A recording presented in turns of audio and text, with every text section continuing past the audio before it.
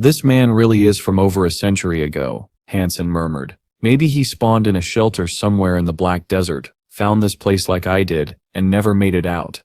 He flipped through the cards. Most were indecipherable, the print faded or tied to long-defunct companies. A few bore logos of interstellar banks that hadn't existed in decades. Then his eyes narrowed.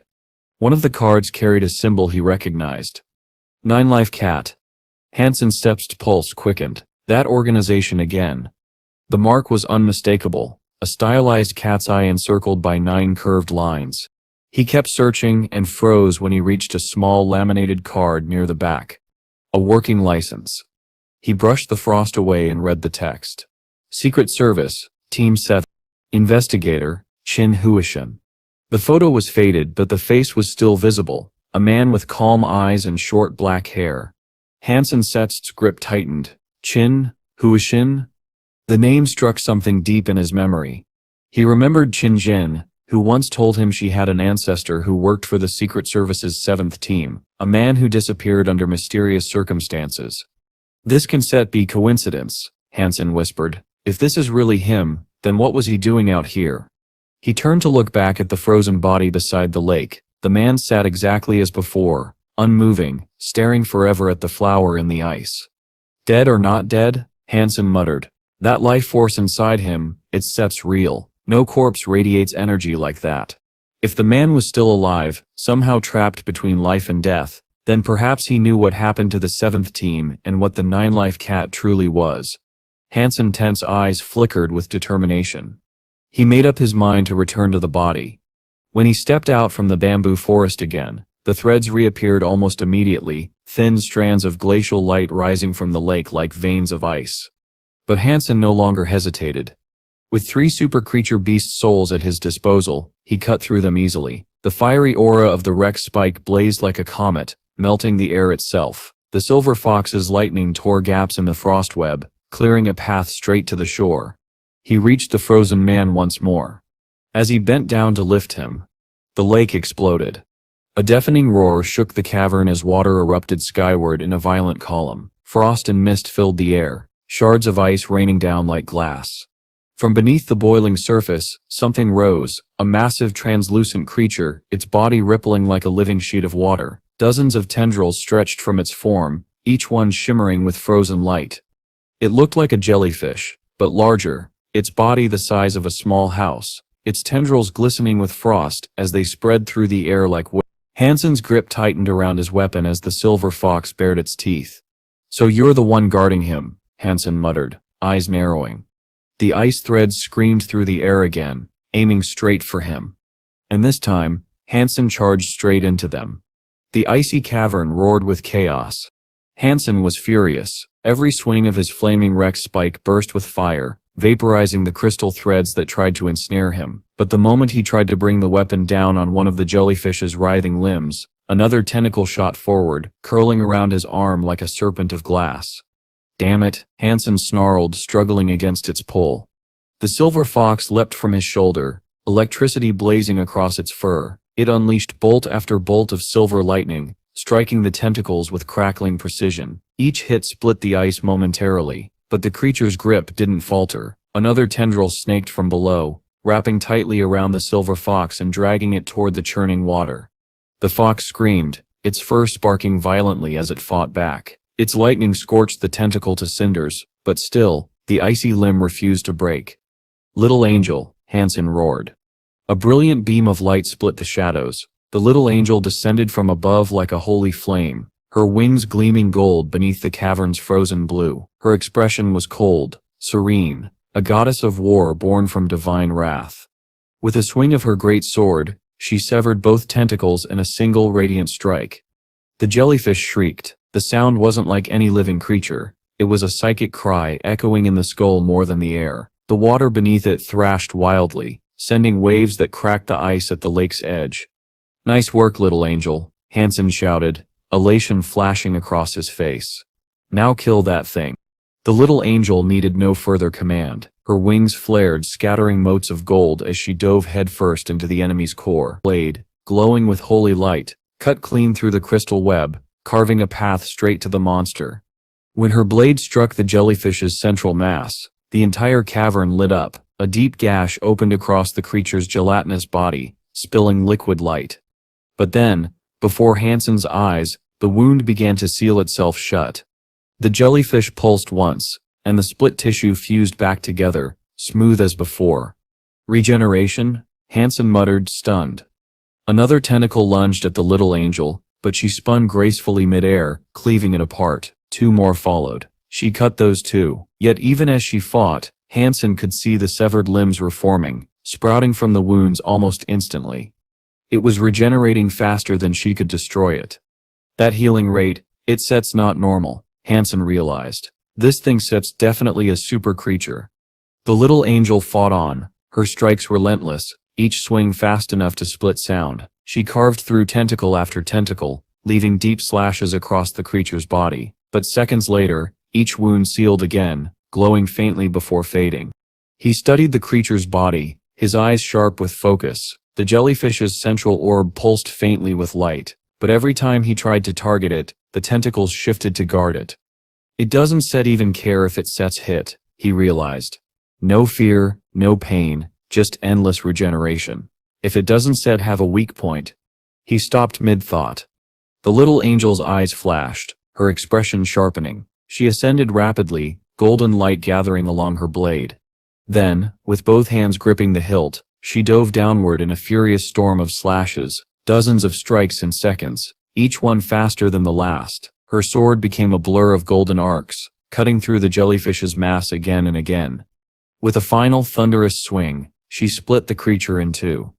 The upper half of the jellyfish fell, splashing back into the icy water. The rest collapsed moments later, its massive form sinking beneath the waves. Hansen exhaled in relief, his weapon lowering slightly. Little angel, nice work. But before his words had even finished echoing through the cavern, the water began to stir again. The two halves of the jellyfish shuddered, then fused together, knitting into a single complete form once more. It rose again, unscathed. Tentacles lashed out, catching the little angel mid-flight. Holy, this thing's invincible, he shouted, disbelief flashing across his face. The little angel's sword flared again, her divine light piercing the creature's core, but the wound healed even faster this time. Her attacks, as mighty as they were, seemed meaningless. Hansen Sest's mind raced. How can it have no weakness, no regenerative limit? His gaze flicked instinctively to the lake's center, and then he saw. The narcissus flower, pure and white, still swayed gently above the water's surface. Even amidst the explosions of ice, the torrents of flame and the divine fury of battle, it hadn't moved. Not a single petal had fallen, not a ripple touched it. It was untouched by the chaos around it. Hansen Sest's breath caught. Wait, he whispered. The flower, it hasn't been affected at all, not even once. He stared at it, realization beginning to dawn in his eyes. The lake isn't that big. If this creature controls everything in it, why hasn't it harmed the flower? The icy threads still raged around him, but Hansen wasn't watching them anymore. His focus locked on the serene bloom in the middle of the destruction. Strange, he murmured. That flower? It might not be what it seems. Hansen carefully studied the strange scene before him. The narcissus stood quietly by the icy lake, while a jellyfish hovered protectively above it, its tentacles waving like ghostly ribbons. After observing for a while, Hansen realized something curious. The jellyfish wasn't just attacking at random, it was shielding the narcissus.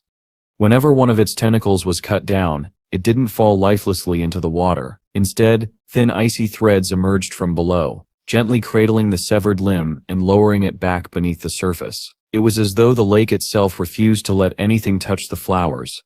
Hansen gripped his flaming wreck spike tightly, its fire coiling like a tornado, and charged straight toward the narcissus. The little angel joined him, her great sword shining like divine light. Together, they struck. The sword tore through the jellyfish, splitting it apart once again. For the first time, the narcissus stirred. It turned toward Hansen. Suddenly the calm lake erupted. From its depths, countless icy threads shot upward like an exploding volcano. They coiled around Hansen, encasing him completely. In seconds, he was sealed within a massive iceberg. Get out of my way, Hansen roared. A surge of black smoke burst from his body. Deep within him, a mysterious bell pulsed, Its resonance made the icy threads quiver and fracture. The flaming wreck's spike spun forward like a blazing drill, boring through the ice until it burst free. Wind and fire fused together as the weapon plunged toward the narcissus. The strike landed. The flowers screamed, an eerie, almost human wail, as the fiery weapon tore through them. Petals scattered, roots burned, and white mist spilled from the dying plant. Hansen's jade-like skin shielded him from most of the frost, yet he still felt as though he had been submerged in freezing water. The lake's surface froze solid again, layers of ice expanding outward. Then from the shattered flower, a small figure fell, a naked woman with pale skin and delicate butterfly wings. Her long white hair shimmered like frost, and her crystal blue eyes gleamed with chilling power. Snowflakes drifted around her tiny form, no larger than the palm of Hansen's hand. She was beautiful, ethereal, and terrifying. Hansen understood immediately. There was no victory announcement. This was the true body of the super creature born from the narcissus. Without hesitation, he raised the flaming wreck spike and swung. The blow struck, but instead of shattering her, the fairy raised a tiny fist and countered. The impact sent a shockwave rippling outward. The wreck spike was thrown aside, its flames instantly snuffed out by a freezing gust. Frost spread up the weapon, turning it to solid ice. Hansen winced, clutching his injured hand. "So this is the real form of the creature," he muttered. The fairy hovered in the air, surrounded by swirling snow. Hansen quickly summoned his peacock crossbow and fired 3 bolts. The fairy fluttered her wings gracefully, evading them all as though she were dancing. Then she darted forward. The little angel intercepted her, swinging her great sword in a blazing arc. The fairy met the attack head-on, blocking it with her bare fists. The clash rang like a bell. Both fighters were thrown back, the angel stumbling mid-air, the fairy spinning before regaining her balance. They clashed again. The fairy circled the angel like a snowstorm, fists shimmering with frost, striking the great sword in rapid succession. Ice shards flew with each impact, filling the air with glittering cold. Meanwhile, Hansen backed away. He knew he couldn't match the speed or strength of a super creature in its adult form. His power was far too limited. All he could do was watch. The silver fox, seeing the battle's intensity, turned its attention elsewhere. It trotted to the edge of the lake and sniffed the remains of the destroyed flower. Then, satisfied, it began to eat. "Hey, silver fox," Hansen shouted. "If you get anything good from that, at least share it." The fox looked up at him briefly, then stuffed the rest of the flower into its mouth, chewing faster. By the time Hansen reached it, there wasn't even a root left. "You selfish little beast," Hansen yelled, glaring at his companion. The silver fox only tilted its head, pretending to be innocent, and then leapt onto Hansen's shoulder, curling up comfortably. Together, they turned their attention back to the battle raging in the air between the radiant little angel and the icy fairy. Hansen sighed. He couldn't help there, but there was still one thing he could do. His eyes drifted toward the frozen man sitting motionless beside the lake. Now was the time to deal with him. Hansen hurried toward the frozen man, his boots crunching across the brittle ice. The battle between the little angel and the fairy raged behind him, echoing through the bamboo forest. He needed to move the man somewhere safe. If the little angel lost, at least they could retreat with him. When Hansen reached the body, something unexpected caught his eye. The ice around the man's frame was melting, fast. "What's going on?" Hansen murmured, staring in disbelief. "Is it because the narcissus was destroyed?" Without wasting time, he grabbed the man beneath the arms and dragged him toward the shelter of the bamboo grove. By the time they reached cover, the ice had completely vanished. Hansen frowned. Humans who were frozen solid could not simply thaw out and live. Defrosting was a delicate process, one that required specialized equipment and medical precision. Without it, the body should collapse from the trauma. Yet, as Hansen watched, the man's skin began to regain color. His chest moved faintly. His muscles tightened, as if life was quietly returning. Hansen's eyes widened. "He's recovering?" He crouched beside the man, uncertainty gnawing at him. The frost that had coated his body moments ago was gone, leaving behind nothing but damp cloth and pale skin. Then Hansen noticed subtle movement beneath the man's eyelids. A spark of life. Could this really be Ken Huijin? If he woke up, perhaps all the mysteries surrounding the narcissus and the lake would finally make sense. Then, without warning, the man's eyes opened. Black, empty, wide. He stared blankly up at the canopy of bamboo leaves, unblinking. Hansen leaned closer. "Can you hear me? Are you awake?" For a moment, there was no response. Then the man's eyes shifted, slowly, until they fixed on Hansen. Recognition, or perhaps terror, flashed across his face. His body tensed. With trembling effort, he reached out and clutched Hansen's arm. His lips moved. A hoarse voice forced its way through the cold air. "Be wary of Han Jing." Before Hansen could respond, the man convulsed violently. Blood spilled from his mouth in dark, bubbling streaks. His entire body began to shake uncontrollably, and his eyes rolled back until only white remained. "Hey, hold on," Hansen shouted, trying to keep him still. He lifted a small vial and pressed it to the man's lips, pouring a recovery potion down, but it only mixed with the blood and spilled uselessly from his mouth. The man's grip tightened painfully on Hansen's arm. Even as he choked and gurgled, his eyes, empty and white, remained locked on Hansen's face, as if trying to speak again. "Easy, easy. Just stay with me," Hansen said, though his voice faltered. With one last burst of strength, the dying man raised a trembling hand and pointed toward his chest pocket. Then, coughing violently, he spat a final mouthful of blood. It splattered across Hansen's face and armor. His body went still. The forest fell silent. Hansen froze in place, staring at the lifeless man. His eyes were still open, frozen in that final desperate stare. He was dead. The words echoed in Hansen's mind. "Be wary of Han Jing." Why? What did that mean? Was it a warning meant for him, or someone else? Slowly, Hansen reached into it. The man's battlesuit was crafted from a special material, one designed to endure even the harshest environments. Unless deliberately torn, it would not deteriorate. As Hansen's fingers searched through the pocket, he hoped to find anything that could explain the man's cryptic final words. Hansen's fingers brushed against something soft inside the dead man's pocket. It felt like leather, thin, supple, and oddly delicate, unlike any material he had touched before. He couldn't tell which creature it might have come from, but it was certainly crafted with care. He pulled it out and found himself holding a small sheet of tanned leather, roughly 2 square feet in size, covered in dark red writing. The ink, if it could be called that, looked disturbingly like blood. On the left side of the parchment was a distinct emblem, the sigil of the 9-life cat. On the right, 2 large words stood out in bold, ceremonial script. Blood pulse. Hansen's brow furrowed. The blood pulse of the Blood Legion. He had heard of this before. It was said to contain the doctrines and mythology of the Blood Legion, an organization that had in time turned into a forbidden cult. In the early days, their teachings were still permitted to circulate, but later, the blood pulse became a banned text, its possession punishable by death. Most cultists only knew fragments, as complete versions were exceedingly rare. Hansen exhaled slowly. At first glance, it was just another relic of fanatical belief, a faith he had no interest in. "So, that's Sep's what you wanted me to find," he muttered, looking down at the dead man Sep's body. "You were just another zealot?" He almost tossed it aside, but something about the script caught his eye. The lines on the parchment weren't just religious verses. They followed a pattern, a rhythm. His instincts told him this wasn't simply scripture. He studied it more carefully. Hidden within the archaic text were coded instructions. His experience with Qigong techniques made it clear this was no ordinary prayer. It was a genuine cultivation art. The energy circulation diagram was faint, embedded in the lettering like a secret map. A rare Qigong, one nearly as refined as his own jade skin. Realizing its value, Hansen carefully folded the parchment and tucked it away. This was not the time or place to study it.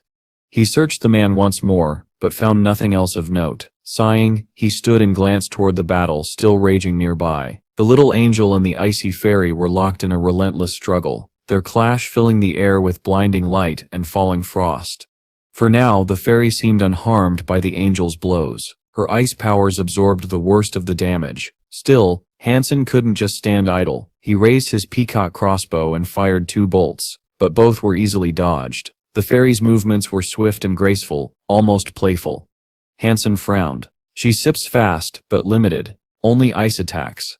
That observation gave him an opening. He dismissed the crossbow and summoned his flaming Rex spike once more. The weapon ignited, and Hansen's eyes glowed faintly as he activated his Dongshuan Sutra, reading the flow of energy within the fairy. Her internal power was clear and stable, unlike the chaotic energy of first-generation creatures. "She's a second-generation super creature," he realized. That revelation both thrilled and troubled him. If he could kill her, the life Jano essence she carried would be priceless. But the thought of destroying such a beautiful, delicate being gave him pause. She looked too perfect, too human-like, something no one would want to harm. The little angel, however, had no such hesitation. Her sword carved through the air again and again, sending shards of frost flying. Han Sen studied every move, memorizing the fairy's energy flow and mimicking it within his own body. Slowly, he began to feel the rhythm of her icy power. When he practiced internally, his own energy turned cold, pure ice essence. At last, an opening appeared. The little angel struck the fairy squarely with her great sword, sending her tumbling. Han Sen seized the moment. His flaming Rex spike blazed to life as he unleashed the elephant Rex strike. The roaring phantom of the beast echoed through the cavern as his weapon collided with the fairy, sending her spinning through the air like a doll.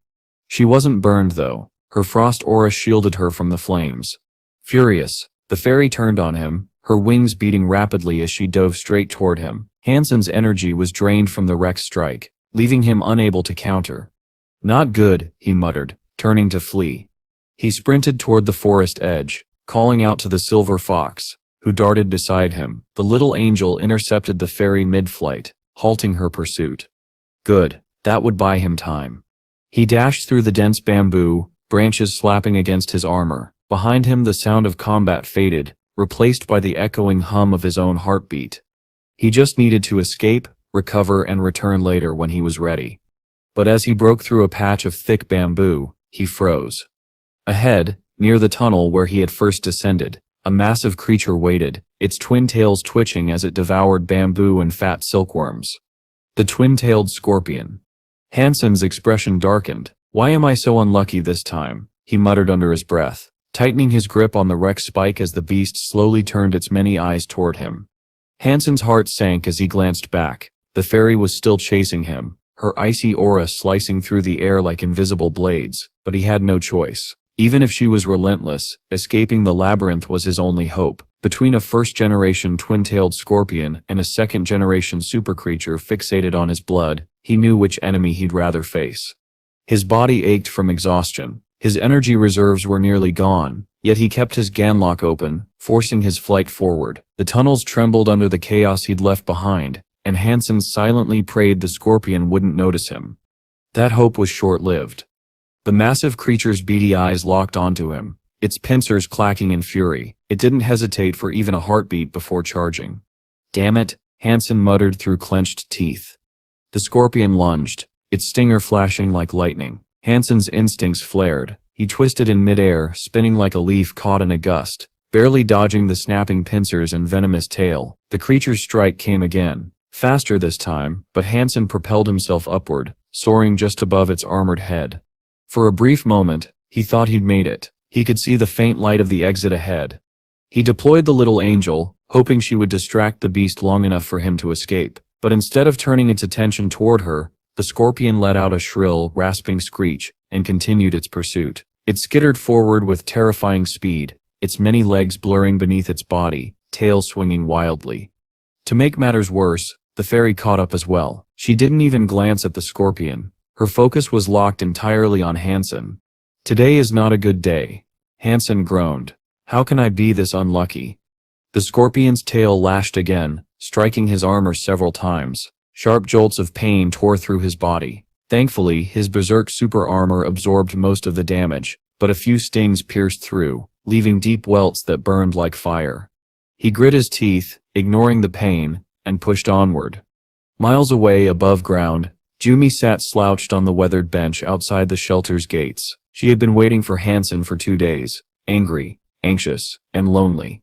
"That horny bastard," she muttered bitterly. "That scumbag, he just left me hanging like that." Her voice trembled between frustration and sadness. For over a year, she had endured isolation in the harsh desert. Meeting Han Sen had been a stroke of fate, though she didn't particularly like his arrogance. His presence had broken the monotony of solitude. Even arguing with him had felt better than being utterly alone. But then, she saw him. Charging out of the bamboo thicket, armor glinting under the sun, Han Sen was sprinting straight toward her. Her heart leapt. She jumped to her feet and called out, "Mr. Han Sen, I thought you were gone for good. What brought you back? Hansen didn't respond. He sprinted toward her, unfastening his armor as he ran. Without a word, he wrapped an arm around her waist, hoisting her up like she weighed nothing, and dashed straight through the gates of the shelter. Yo, you sick pervert! Put me down! Jumi shrieked, blushing furiously and wriggling in protest. Take a look behind me, Hansen said sharply. Do you really want me to leave you as their lunchtime snack? What? She twisted around and froze. The enormous twin-tailed scorpion was barreling toward them, its tails whipping the air as it closed the distance. Behind it, faint and distant, the little angel clashed with something unseen. Jumi's expression changed instantly. Her anger vanished, replaced by pure terror. Big brother, run faster, she shouted, clutching his shoulders tightly. The scorpion's stingers lashed forward, each strike barely missing them by inches. Jumi gasped with every swing, her tears spilling freely. Hansen didn't look back. He simply ran, racing through the city's stone streets toward the plaza. At the gate, the ferry stopped. She hovered in midair, wings glittering with frost. She didn't cross into the city. Some unseen boundary kept her from entering. Hansen noticed this, and allowed himself a brief, exhausted smile. Good, he muttered, one nightmare at a time. He set Jumi down and turned toward the approaching scorpion. I said'll handle this one. Jumi didn't answer. Her wide eyes were fixed on the chaos ahead. A low growl echoed from nearby. Meow. Little Orange, her loyal feline companion, had seen the scorpion charge. Its fur bristled, and with an enraged hiss, it leapt forward. Little Orange. No, Jumi cried. But it was too late. The cat darted under the creature's shadow, slashing and clawing with fearless fury. The scorpion responded instantly, its twin tails whipping downward. 2 sharp strikes. 1-2. Both stingers pierced through the cat's small body. Little Orange, Jumi screamed, tears streaming down her face as the cat let out a pained cry.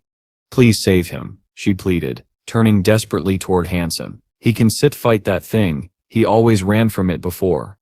Hansen clenched his jaw, eyes narrowing at the wounded cat writhing beneath the scorpion's claws. The time for running was over. Hansen didn't need to give the order. His silver fox moved first. A flash of silver lightning erupted from its mouth, striking the twin-tailed scorpion squarely on the head. The creature convulsed violently as the current surged through its armored body, its legs trembling and scraping against the stone floor. That momentary shock was enough.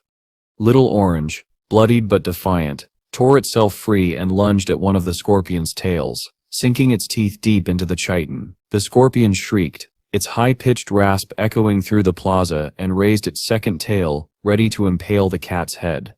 But the little angel arrived just in time. Under Hansen's command, she brought her great sword down in a sweeping arc. The blade cleaved through the air, striking the scorpion's skull with a resounding crack. The thick carapace split apart, and a gush of foul green ichor sprayed across the ground.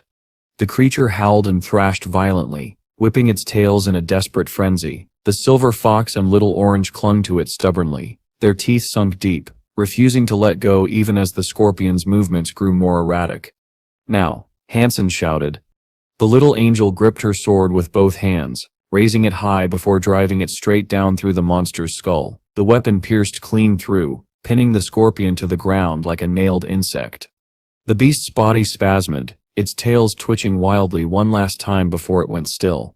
Super creature hunted. Twin-tailed purple scorpion. Beast soul not acquired. Flesh inedible. Life geno essence obtainable. Consumed to gain 0 DSA random super geno points.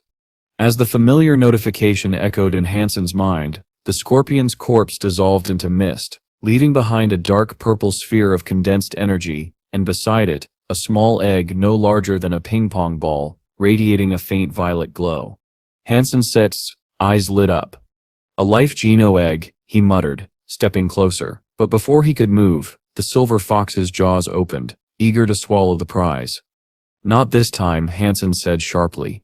He signaled the little angel. In an instant she swooped down, snatched the egg away, and handed it to Hansen before fading back into the sea of souls. The silver fox whined indignantly, its ears drooping as it rubbed against Hansen's leg. Its large eyes stared up at him, wide and pitiful, pretending to beg, as though saying, he already had the Narcissus. This one sip's mine. Hansen folded his arms and smirked. Nice try, but I know you too well. He slipped the egg safely into his pocket. The fox gave a soft growl of protest, then sighed and curled its tail around his boot, still feigning innocence. Han Sen wasn't fooled. Ever since he'd accepted the creature as his pet. Nearby, Jumi was kneeling over Little Orange. The cat's orange fur had turned pale, its breathing shallow. 2 dark purple puncture marks marred its side, already spreading veins of poison through its body. Little Orange, she whispered, her voice trembling, her eyes welled with tears, as she watched her loyal companion's labored breaths. The scorpion's venom was fast-acting. Jumi's heart pounded in terror. I beg you, she cried, rushing to Han Sen's side. Please go back to the Alliance. Bring me antidotes. I said I'll do anything you ask. Han Sen tilted his head, watching her closely. Anything? Jumi Sep's expression tightened. She clenched her fists, hesitating only for a moment before nodding. Yes, anything. Good, Han Sen said calmly. He reached into his inventory and pulled out a small notepad and pen. Within a minute he'd scribbled out a formal contract, folded it neatly and handed it to her. If you mean it, he said, then sign this. Jumi took the paper, and her eyes widened in disbelief. Is this a slavery contract? She asked, scanning the text. Han Sen shrugged nonchalantly. Not slavery, just a binding service agreement. If you sign, you shall become my servant. She stared at him, horrified. Servant? And Han Sen added with a casual tone, you will also train Little Orange to follow my commands. Consider it a buy one get one free offer. Jumi Sep's jaw dropped. He continued, completely unfazed. It's your choice. I won't force you, but if you want me to fetch the antidote, you know what to do. Jumi looked back at Little Orange. The poor creature mewed weakly, its body trembling, its eyes, usually bright with mischief, were now dim with pain. Her throat tightened. She didn't know that, as a second-generation super creature, Little Orange's body could naturally resist and heal from most poisons in time. Han Sen smiled faintly as he took the document back and tucked it away.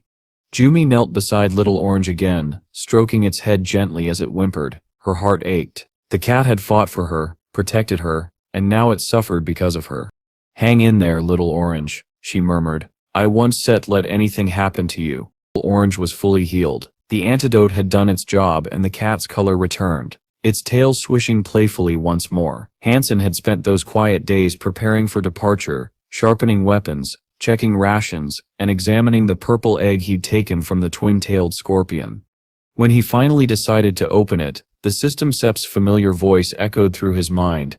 Super creature hunted, uncompleted breed, beast soul not acquired, consume its flesh to gain 0. 5 random super geno points. Only 5 points? Han Sen frowned. That sip's barely worth the effort. Still, 1 point was better than none. He cracked the egg open, cooked the contents over an open flame, seasoned it with a handful of herbs, and ate. 4 chimes followed in succession.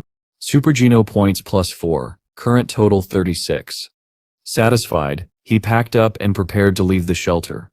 The following days were quiet, too quiet. There had been no sign of the fairy since their last encounter. Han Sen assumed she had returned underground, and that gave him confidence to finally attempt the trek out of the Black Desert. But fate, as always, had other plans. Just as they left the shelter, the air around them shimmered, a flurry of frost filled the sky, and from it emerged the fairy, small, pale, and furious. Her butterfly wings gleamed like shards of ice as she darted toward Han Sen. You have gotta be kidding me, Han Sen muttered, still holding a grudge. He had only struck her once, yet she pursued him with murderous obsession. The temperature plummeted as snow began to swirl across the desert sands. Realizing they couldn't fight and travel at once, Han Sen made a quick decision. Back to the shelter, he shouted. He returned to the Alliance's library, the blood pulse parchment securely tucked under his arm. For hours, after a long pause of consideration, Han Sen opened a comlink. The screen flickered to life, and her image appeared, calm, composed, and slightly curious. Team Chin, Han Sen began, hesitating briefly. I remember you once mentioned you had an elder who served in the Secret Service. She nodded. Yes, why? I recently heard the name Chin Hu Jian. Does that mean anything to you? At that, her expression softened with faint nostalgia. Chin Hu Jian? Yes, there was someone by that name in our family. An elder. Why are you asking about him? Han Sen chose his words carefully. I met someone in the Black Desert who claimed to have known him, said they traveled together during the Second God Sanctuary era. He mentioned that Qin Hu Jian disappeared there, and, well, I thought I should tell you. King Xuan blinked, then laughed softly. You must have been told a tall tale. Han Sen frowned slightly. What do you mean? Qin Hu Jian was indeed our family's elder, but he was part of the Secret Service's 7th team, she explained. He lived during the earliest days of sanctuary exploration, before people even understood there were different tiers. He died not long after returning from his first mission. There's no possible way he could have been in the Second God Sanctuary. It didn't even exist to them back then. The old man's face flashed through his mind. The one frozen in ice, clutching that strange parchment. He had carried Qin Hu Jian's license. But if he wasn't set Qin Hu Jian, then who was he? And why had he been carrying something as rare as blood pulse? I must have been deceived, Han Sen said at last, forcing a cough to mask his unease. Sorry for the confusion. King Xuan smiled faintly. No harm done. But, where are you, Han Sen? You sound troubled. Han Sen looked out the window of his temporary quarters, where the distant sands of the Black Desert glimmered faintly under starlight. I sat still out here, he said quietly, and it seems my troubles are only just beginning.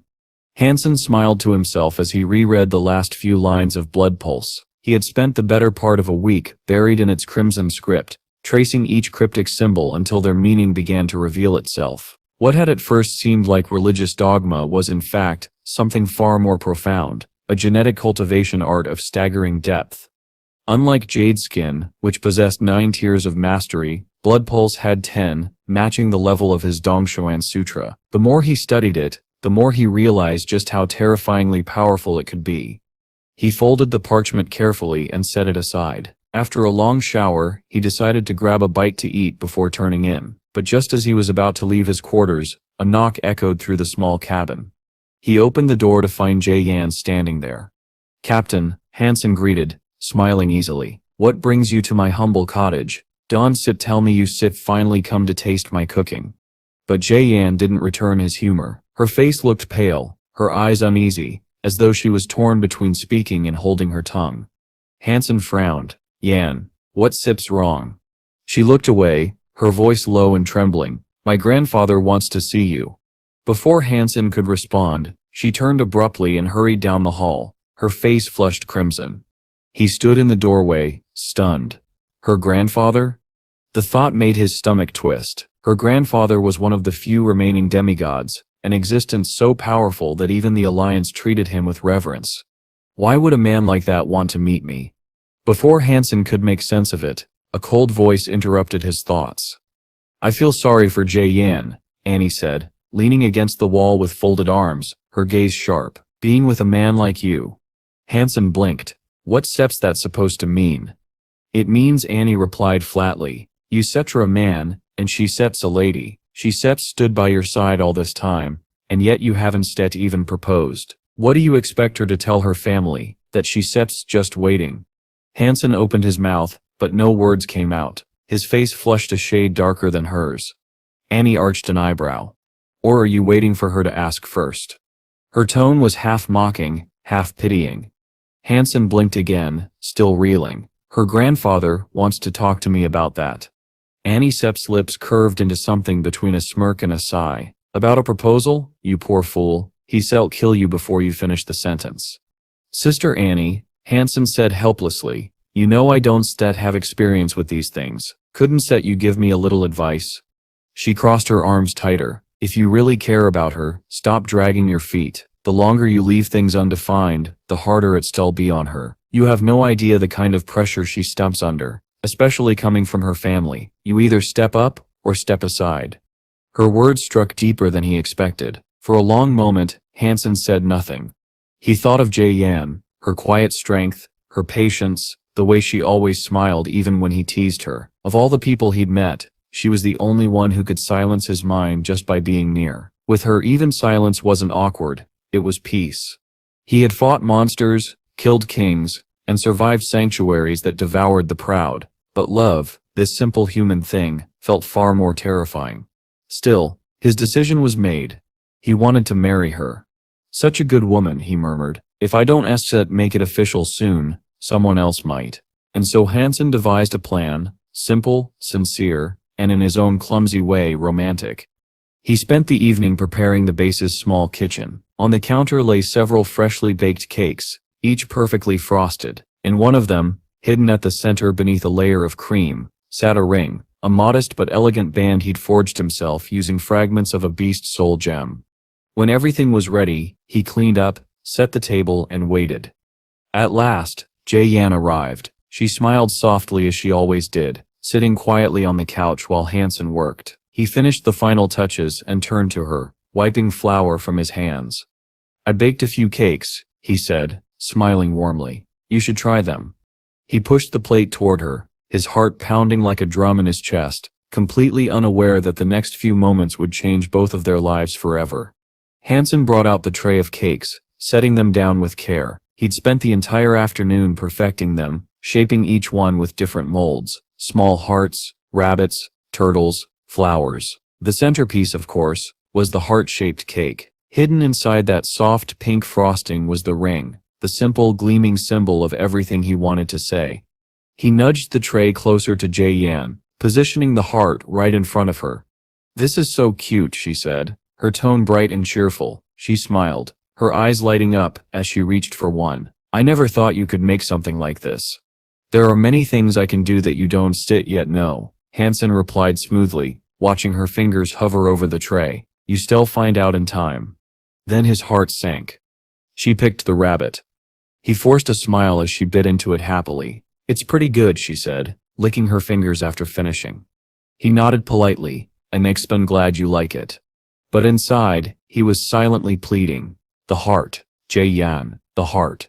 She reached for another one. The turtle looks cute too, she said, smiling as she picked it up. He turned away with a sigh, retreating to the kitchen, disappointment weighing on him. I really am inexperienced. He thought bitterly, why did I make so many? I should only bakes too. A few minutes later he heard her reaching for another. His heart raced. Come on, just this once. Pick the heart. Sweat began to form on his forehead as he peeked through the doorway. Jae-yan, now reading a book with one hand, reached toward the tray absent-mindedly. Heart. Hansen whispered under his breath. Heart. Heart. Her hand hovered and then chose the flower. He bit his lip. She ate it in 2 bites, humming to herself. Then her hand drifted toward the tray again. Hansen clenched his fist. Now, please, just... She picked another turtle. The sound of Hansen punching the sink echoed through the kitchen. What are you doing in there? Jae-yan called out, startled. Nothing, he shouted back quickly. Continue eating, my love. But time was running out. She'd already eaten half the tray, and he could see her slowing down. If she didn't reach the heart soon, she'd be too full to continue. Desperate, Hansen grabbed the heart-shaped cake himself and rushed out. Please, he said, placing it in front of her. Try this one. Jae-yan held up her hand, laughing weakly. I stim so full. If I eat any more, I won't be able to fit dinner. Hansen froze. His pulse skipped. Just one more, he begged, his voice almost trembling. Please. Her brows lifted. His pleading expression was too much to resist. With a sigh, she accepted the cake and took a small bite. Eat it all, Hansen thought desperately, his eyes fixed on her lips. His heartbeat thundered in his chest. Jae-yan looked up at him and froze. His gaze wasn't on the cake, it was on her mouth. His pupils dilated, his breathing quickened. Her cheeks turned scarlet. Oh, she thought, misunderstanding completely, that's what this is about. It had been weeks since they'd been together, both too caught up with work. Now seeing the hunger in his eyes, or what she thought was hunger, she smiled faintly, setting the half-eaten cake aside. Before Hansen could react, she grabbed him by the collar and kissed him.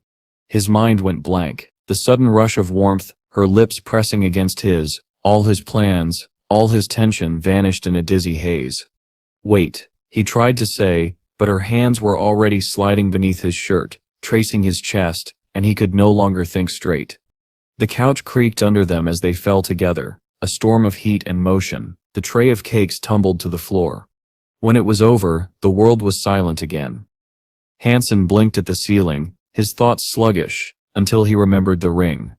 Right, he muttered, Sitting up slightly, he reached for the heart cake, now smashed on the floor, and dug the ring out from its sugary remains. Jie-Yan turned her head and saw it glinting in his fingers. Her eyes widened in disbelief. Han Sen smiled sheepishly. Jayan-ren, he said, his voice earnest, marry me. I want to be with you for the rest of my life.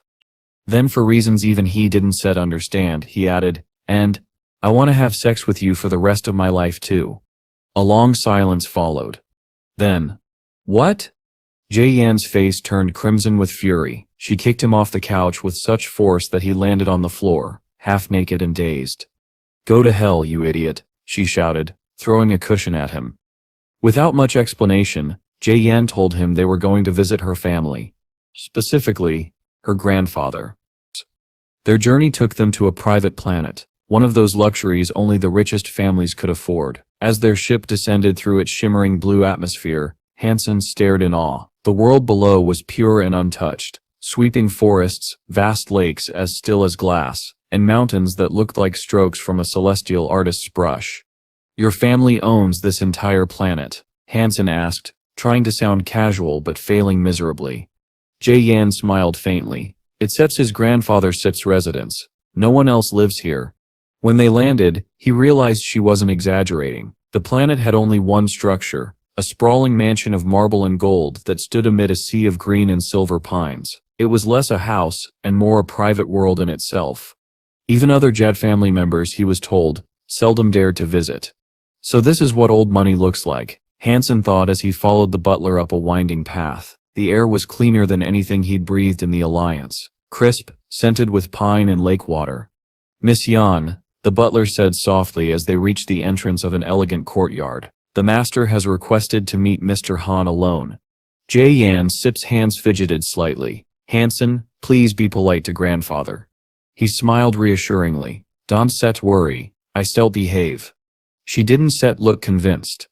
The butler led him across a long bridge suspended over a lake, so clear it reflected the sky like a mirror. In the center stood a small pavilion, simple yet exquisite, surrounded by flowering willows. As Han Sen crossed, he couldn't help but feel as though he were stepping into a painting. So this is where a demigod lives. Inside the pavilion sat an old man in a plain gray robe. His white beard was neatly trimmed, and his posture was straight, despite his age. There was no sign of arrogance or indulgence, only calm authority. Sir, the butler said respectfully, Mr. Han is here. Han Sen stepped forward and bowed deeply. Greetings, grandfather. The old man, Grandfather Jie-Yan, lifted his gaze. His eyes were sharp and unsettlingly clear, like twin blades that could cut through lies and secrets alike. For a brief moment, Han Sen felt as if his entire being was being dissected, every flaw, every ambition laid bare. Then, unexpectedly, the old man spoke. Are you ready to marry Yan? The directness of the question caught Han Sen completely off guard. He had expected polite formalities, perhaps a long interrogation, not this. Still, he didn't hesitate.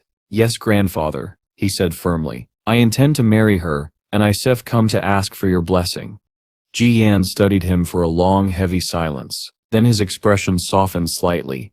That is good, he said simply. You are both still serving in the army. There is no rush. Choose a date. Bring your mother to Rujin, and we still discuss the ceremony. And that was it. Han Sen blinked. That's Sep's all. The old man nodded once, signaling to the butler that the conversation was over. Han Sen followed the servant out, still half in disbelief. All the mental rehearsing, all the worries about what he might say, completely unnecessary. I guess not every demigod needs a speech, he thought. As soon as he left, two figures emerged from the shadows behind the pavilion, a man and a woman, both elegant and dignified. Father, the man said. It was Ji-Yuhan, Jie-Yan Sep's father. His wife, Mrs. Ji Saden, stood beside him. What do you think of the boy? Ji-Yan remained silent for a moment, gazing at the rippling lake. He is strong, the old man said finally, composed. He will become something in time. Mrs. Ji Saden nodded slightly. It's a pity he doesn't come from a stronger background. Her husband shrugged. Perhaps, but Sep's capable. He survived and rose within the second god's sanctuary. That alone says enough. Ji-Yan turned to them. A remarkable background can be given, he said. If he lacks one, the Ji family will provide it. Once he marries Yan, he will have one. Both parents exchanged a glance, surprised, but pleased. The old patriarch's approval meant everything. Moments earlier, the discussion had been sharp, polite on the surface but heavy with accusation. The kind of conversation where every word was a veiled threat, every smile concealing a dagger. The Jai family matriarchs had taken turns pressing Lu Sulin, each speaking in the careful tones of civility that barely hid their disdain.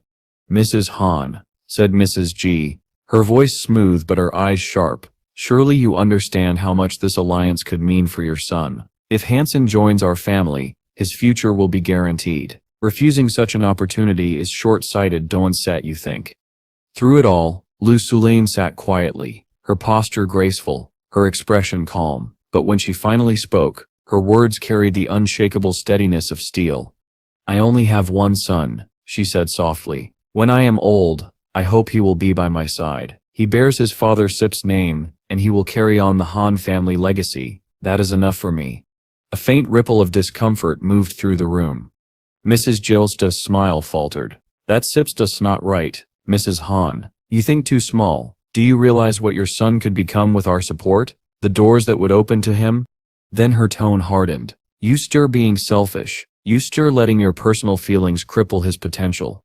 That was when Han Sen's restraint finally cracked. His jaw tightened, his hands clenched into fists. He could take being belittled himself, but not his mother. Just as he took a step forward, his mother's hand shot out, gently but firmly stopping him. Her fingers gripped his wrist, a silent message, "Don't." She didn't even look at him as she spoke again, her voice still calm. "You speak of futures and power as though they are gifts you can grant," she said. "But what can your family truly give my son?" That question froze the air. And then came a voice unlike the others, deep, commanding, unmistakably authoritative. A reputation within the alliance, came Grandfather Jai Sep's tone from the screen above the hall, and a legacy that will earn him the world.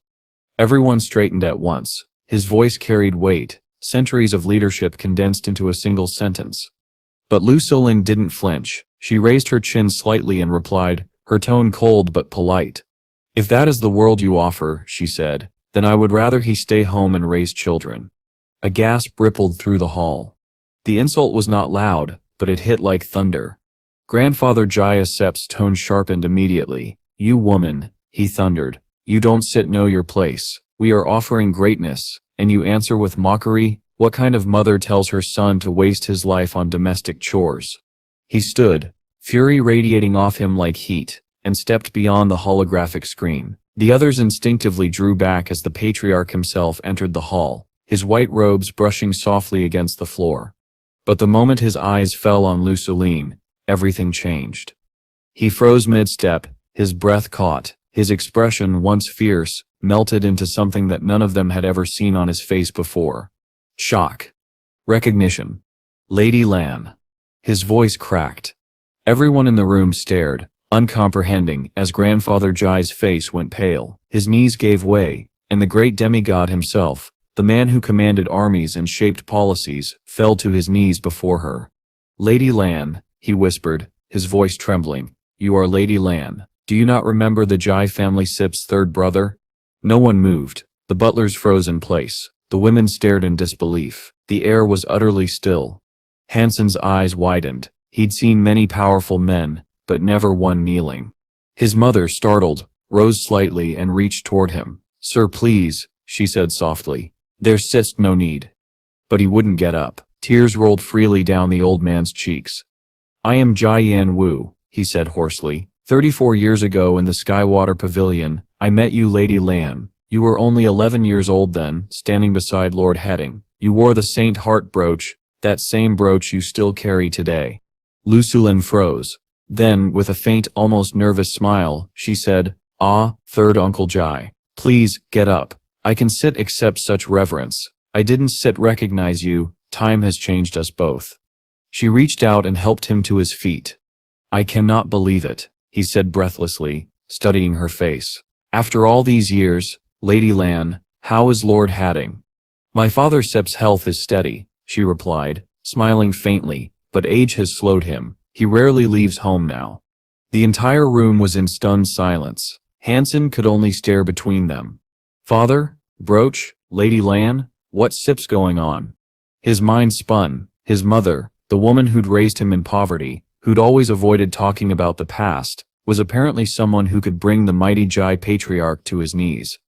Everyone else seemed equally bewildered. The Jai elders whispered among themselves, eyes wide, unable to believe what they'd just witnessed. Grandfather Jai turned toward his family, his voice now filled with emotion. "We are blessed," he said. "The Hans and the Jais will be joined, and with Lady Lansep's family no less. You will all treat them with the respect they are due." His tone softened as he looked at Lu Sulin again. "It is an honor to see you after so long, Lady Lan. Please forgive us. We didn't know who we were addressing." Lu Sulin only smiled gently, though her eyes glimmered with the faintest trace of unease. Grandfather Ji's eyes shimmered with a strange light, lost somewhere between awe and memory. His voice, when it came, was soft and distant, as though he were speaking to ghosts from decades ago. "Her name might not strike the imagination of the young," he murmured, "but you know who her father is. You stiff all heard the stories." He straightened slightly, his expression growing solemn. "He has long protected this family. Alone he reached the fourth shelter, and claimed it for himself in a realm of demigods." The name struck like thunder. Godslayer Luo. The words fell from his lips like a revelation. In that instant, the great hall erupted, shocked gasps of the man. He had fought for 4 days and 4 nights, alone against gods and beasts alike. When the dust settled, he stood victorious. That man's name had been erased by time, replaced by a title whispered with both reverence and dread, Godslayer Luo. "Back then," he said, "we went hunting in the third god's sanctuary. My brothers and I, we sought to conquer a royal-class shelter. We fought for 10 days and finally seized it, but our victory was short-lived." He looked out over his stunned family. "A creature descended from the heavens, a monster unlike any I've seen since. It tore through our armies, destroyed our shelter, and left us with no hope. 2,000 of us were doomed to die that day." He paused, his gaze drifting upward as if seeing that long-ago sky once more. "And then he came." The words were reverent, almost prayerful. Mr. Luo hadn't appeared alone. He faced that monster, and with a single strike, cleaved its head clean off. He saved every one of us. Without him, there would be no Jai family left. Without him, I would not be standing here. The hall was utterly silent now. From that day forth, Grandfather Ji said firmly, "I swore that the Jai family would forever honor the house of Luo, and if anyone here dares to show disrespect toward Lady Lan or her son, they will answer to me." The command was absolute. Heads bowed in immediate submission.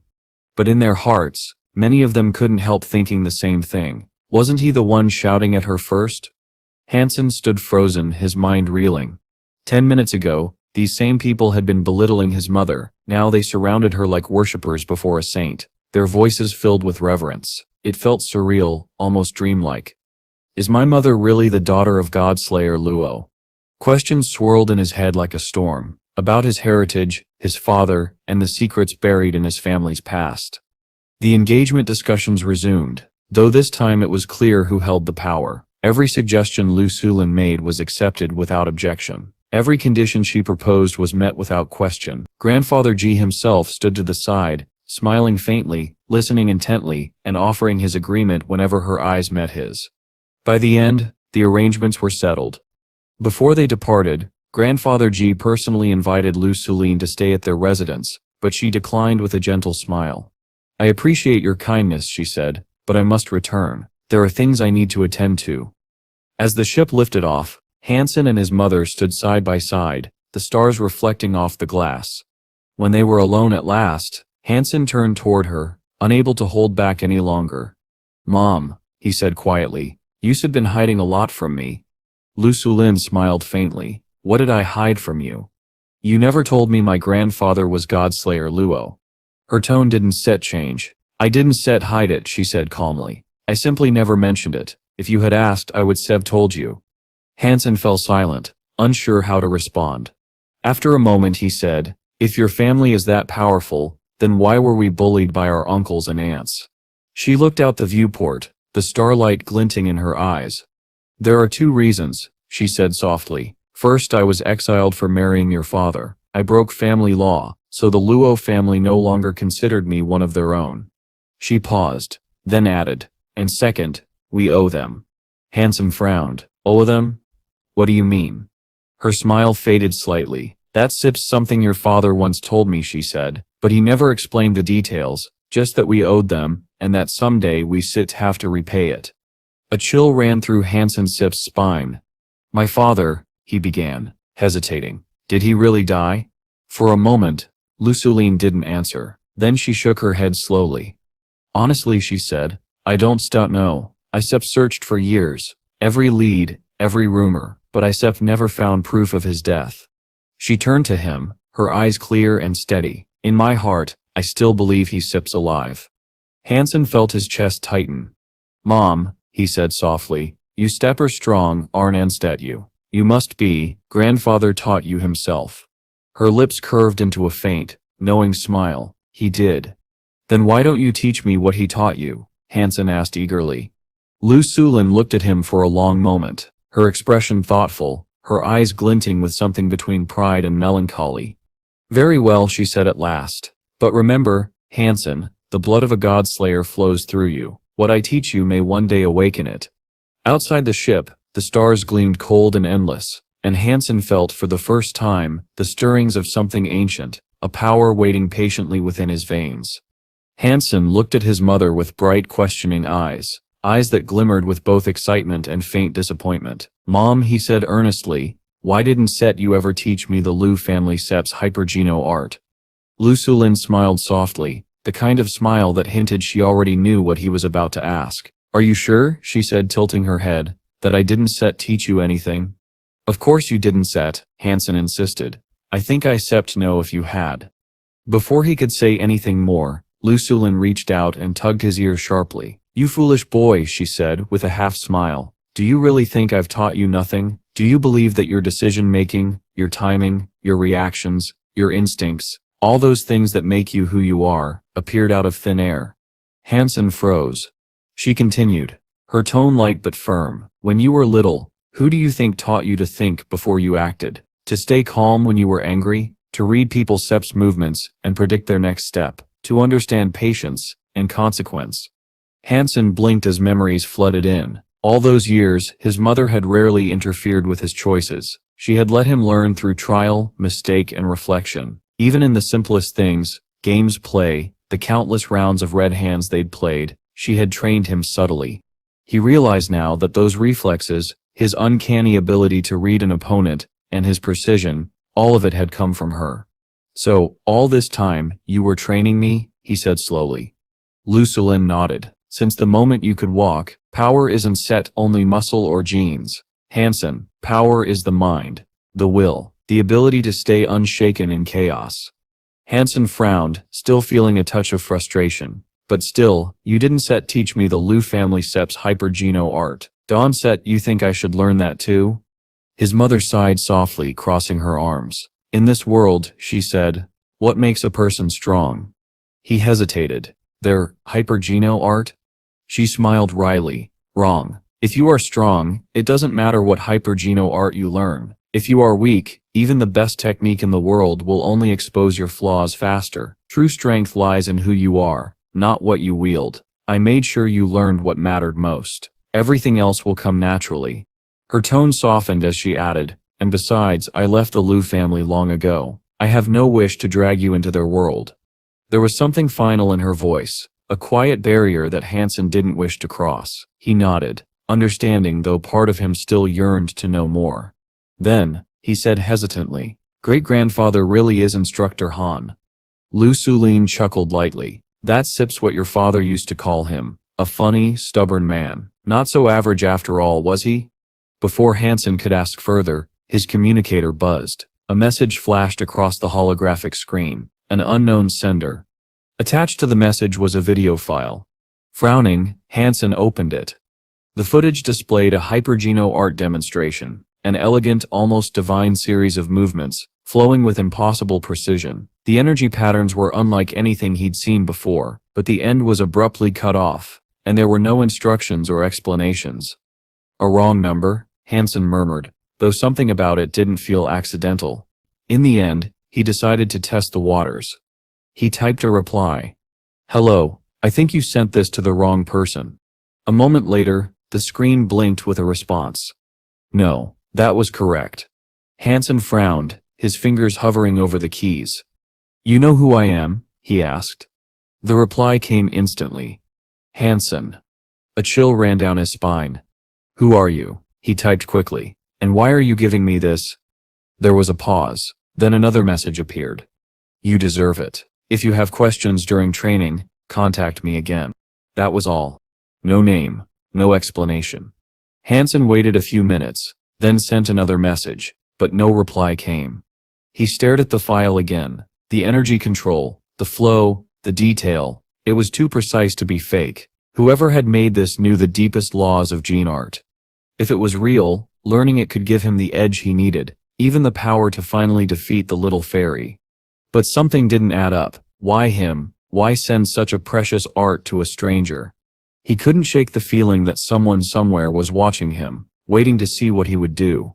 And he was right. Far away, on another planet shrouded in evening mist, a middle-aged man sat in a quiet pavilion overlooking a pond. His posture was composed, his hands folded around a cup of tea. Beside him stood a beautiful woman, her dark hair cascading over her shoulders, her eyes sharp and amused. "Do you think he'll learn it?" she asked softly. The man didn't look up. "He will." Her lips curved slightly. "And if he doesn't stet?" "He has no choice," the man said calmly, his gaze fixed on the koi fish drifting below the surface of the pond. "He may not bear the Lu name, but he carries our blood. It will call to him. He will learn it." The woman narrowed her eyes. "But his blood is dead, purely ours." Lady Lan did everything she could to break away from the Lu's family. She even hid her son from us for years. Why stir the past now? The man's expression hardened, though his tone remained eerily calm, because the fate of the Lu family is not something one can escape, not even Lady Lan. She tilted her head, studying him. "I was only saying, what if he refuses?" This time he turned to face her. His eyes were cold, ancient, and cruel, the kind that carried the weight of generations. "If he refuses," the man said softly, "then he'll simply learn the hard way, what it means to carry the blood of the Godslayer." The man in the pavilion stared at the woman for a long moment before finally speaking, his voice carrying the weight of finality. "He will learn it," he said. "No ifs, no buts. If he doesn't stet, then he is not one of us." The woman's lips parted, but no sound came out. There was no arguing with him, no softening the edge of that conviction, so she stayed silent, letting the wind fill the stillness between them. The faint scent of tea leaves and lake water drifted through the open pavilion, and the matter was closed. By noon, the air around him shimmered with static. His veins hummed like wires under strain. Each swing of his fist cracked with tiny arcs of light. The sonic thunder punch, a fusion technique combining sound and lightning, wasn't easy to master. For 3 days he drilled it ceaselessly, building the resonance in his muscles until every strike echoed like rolling thunder, but its raw power still felt limited. It was strong, yes, on par with his elephant disc punch, but not nearly enough to kill the fairy. That wasn't good enough. He needed something sharper, faster, deadlier. When he tried combining sonic vibration and lightning discharge, his control faltered. The two forces resisted each other, one fluid, one volatile. Every attempt ended with the energy scattering or recoiling painfully through his body. Still, he persisted. On the 8th day, as rain clouds gathered above the city, he clenched his fists one last time. The storm responded to him, faint bolts crawling along his skin. "All right," he muttered to himself. "One more try." He stepped forward, drew in a breath, and struck. The world exploded. A sound like a collapsing mountain tore through the plaza, followed by a blinding flash of silver. The pillar in front of him, 1 meter thick, was obliterated. Its remains turned to dust before they even hit the ground. A shock wave rolled outward, cracking tiles, rattling windows, and sending a terrified Ju Yume tumbling off her bench. She dropped her snacks, coughing up blood as her internal energy spasmed out of rhythm. When she finally looked up, Han Sen was still standing there, staring at his trembling hand in astonishment. He smiled faintly. "Sonic Thunder Punch, Grade A," he whispered. The punch was not only raw power, it disrupted the energy flow of anything it struck. Against enemies who relied on energy manipulation like the fairy, that effect was lethal. It was nearly as strong as the Elephant Rex strike, though it drained far more energy. Even his Jade Sun Force struggled to replenish him fast enough. "Hey," she shouted, as she approached, half exasperated, half breathless. "What kind of skill is that supposed to be? It looks lame. What, do you just scare your enemies with noise? How about I teach you a real technique?" Han Sen glanced at her, a small smirk tugging at his lips. She was fiery, impulsive, and far too talkative, still more like a stubborn child than a woman in her 20s. He sighed. "I stem good, thanks," he said dryly. "I don't still have time to practice your real skills." She pouted, folding her arms. "You stars so boring." Han Sen only chuckled and went back to steadying his breathing. His energy was still recovering. Once it did, he would be ready. The next time he struck, it wouldn't be at a pillar. It would be at her, the little fairy in the black desert. The following morning, under a burnt orange sky, Han Sen and the little angel departed from the shelter. The dunes stretched endlessly before them, black and silent. He walked until the horizon blurred, keeping a good distance from the settlement. He didn't want Ju Yumi to see what he was about to do, or what he was about to summon.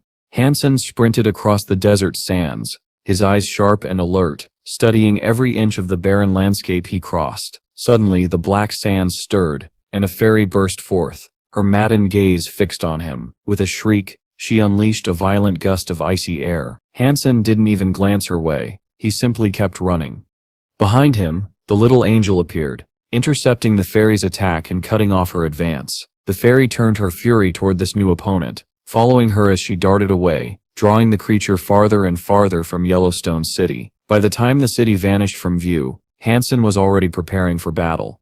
He summoned his beast souls and encased himself in their power. The Ant King's armor coated his body, and the Devil Unicorn's elemental shroud surrounded him like a storm. With those defenses, even the fairy's deadly assaults couldn't kill him in a single strike. Beneath the armor, his jade skin technique was already active, its inner light humming to resist any ice powers that managed to pierce his layers of protection. Still, Han Sen knew he was not the key to victory. The little angel was. His own attacks barely scratched the fairy, but together their combined might be enough to turn the tide. He wasn't ready to use his sonic thunder punch yet. It was too risky, too draining, but he had already provoked the fairy's rage enough without it. The fairy saw her chance. She dodged one of the little angel's swings and darted past her, streaking through the air like an icy phantom. She closed in fast, her killing intent so sharp it chilled the air itself. Han Sen, instead of panicking, smiled faintly. His eyes gleamed. He activated the Dongshon Sutra. Silver lightning coursed down one side of his body, while the other side resonated with deep, ancient chimes, like a sacred bell tolling in the heavens. As the fairy appeared before him, he struck. His fist blurred forward, a silver sun roaring through the storm. The fairy's face twisted in hatred as she countered with her own fist. When their blows met, the world erupted. Silver lightning flashed, ice exploded, and a deafening boom rolled across the dunes. The fairy was unhurt by the lightning, but the bell's resonance disoriented her. She staggered, spinning in midair, as if trapped inside her own seizure. The shockwave hurled Han Sen backward. He tumbled across the dunes, carving a long scar into the sand as blood splattered from his mouth. Gasping, he steadied himself just in time to see the little angel rush forward. She struck while the fairy was still dazed, her massive sword cleaving through the air and landing a solid blow. For the first time, the fairy bled. The impact hurled the creature into the black sand. It screamed in agony. "Finish her," Han Sen shouted hoarsely, retreating as quickly as his battered body allowed. His limbs trembled. He had poured everything into that strike. If the fairy recovered now, he wouldn't stand a chance. But the little angel didn't need his command. Her glowing eyes locked onto the crater where the fairy had fallen. Raising her great sword, she brought it down with all her might. The ground erupted as ice geysers shot from the pit. Inside, the fairy knelt weakly. She struggled to raise one trembling hand to block the next strike. The little angel's eyes flashed, and she swung again. This time, the sword pierced through the fairy's hand, drawing another cry of pain. The scream echoed across the desert, and with it came a surge of power. The fairy's body blazed with renewed frost. Her icy aura flared so violently that it froze the little angel's blade solid in seconds. The little angel recoiled, releasing her grip before the frost could reach her own hands. The fairy broke free, rising from her icy tomb with staggering, desperate energy. Blood trailed from her wounds, but her eyes burned with vengeance. She turned toward Han Sen. Her icy wind swirled around her like a storm ready to explode. Han Sen froze. Holy smokes! It was the little angel who hurt you. Why are you coming after me? Panic clawed at his chest as the fairy charged, faster and deadlier than before. The air itself trembled. He knew there was no escaping this one. Desperately, he summoned his flaming Rex spike and held it before his chest. As the fairy's fist descended, an icy tornado formed around her, smothering his flames in an instant. Her punch struck with the force of a hammer from the heavens. The impact drove the spike through Han Sen's chest. His armor shattered. Black smoke burst from him, only to be instantly quenched by the frost. The next moment, he was flung high into the air. The tornado swallowed him whole. By the time his body hit the ground again, Han Sen and his weapon were both encased in solid ice, an unbroken crystal tomb lying motionless in the sands.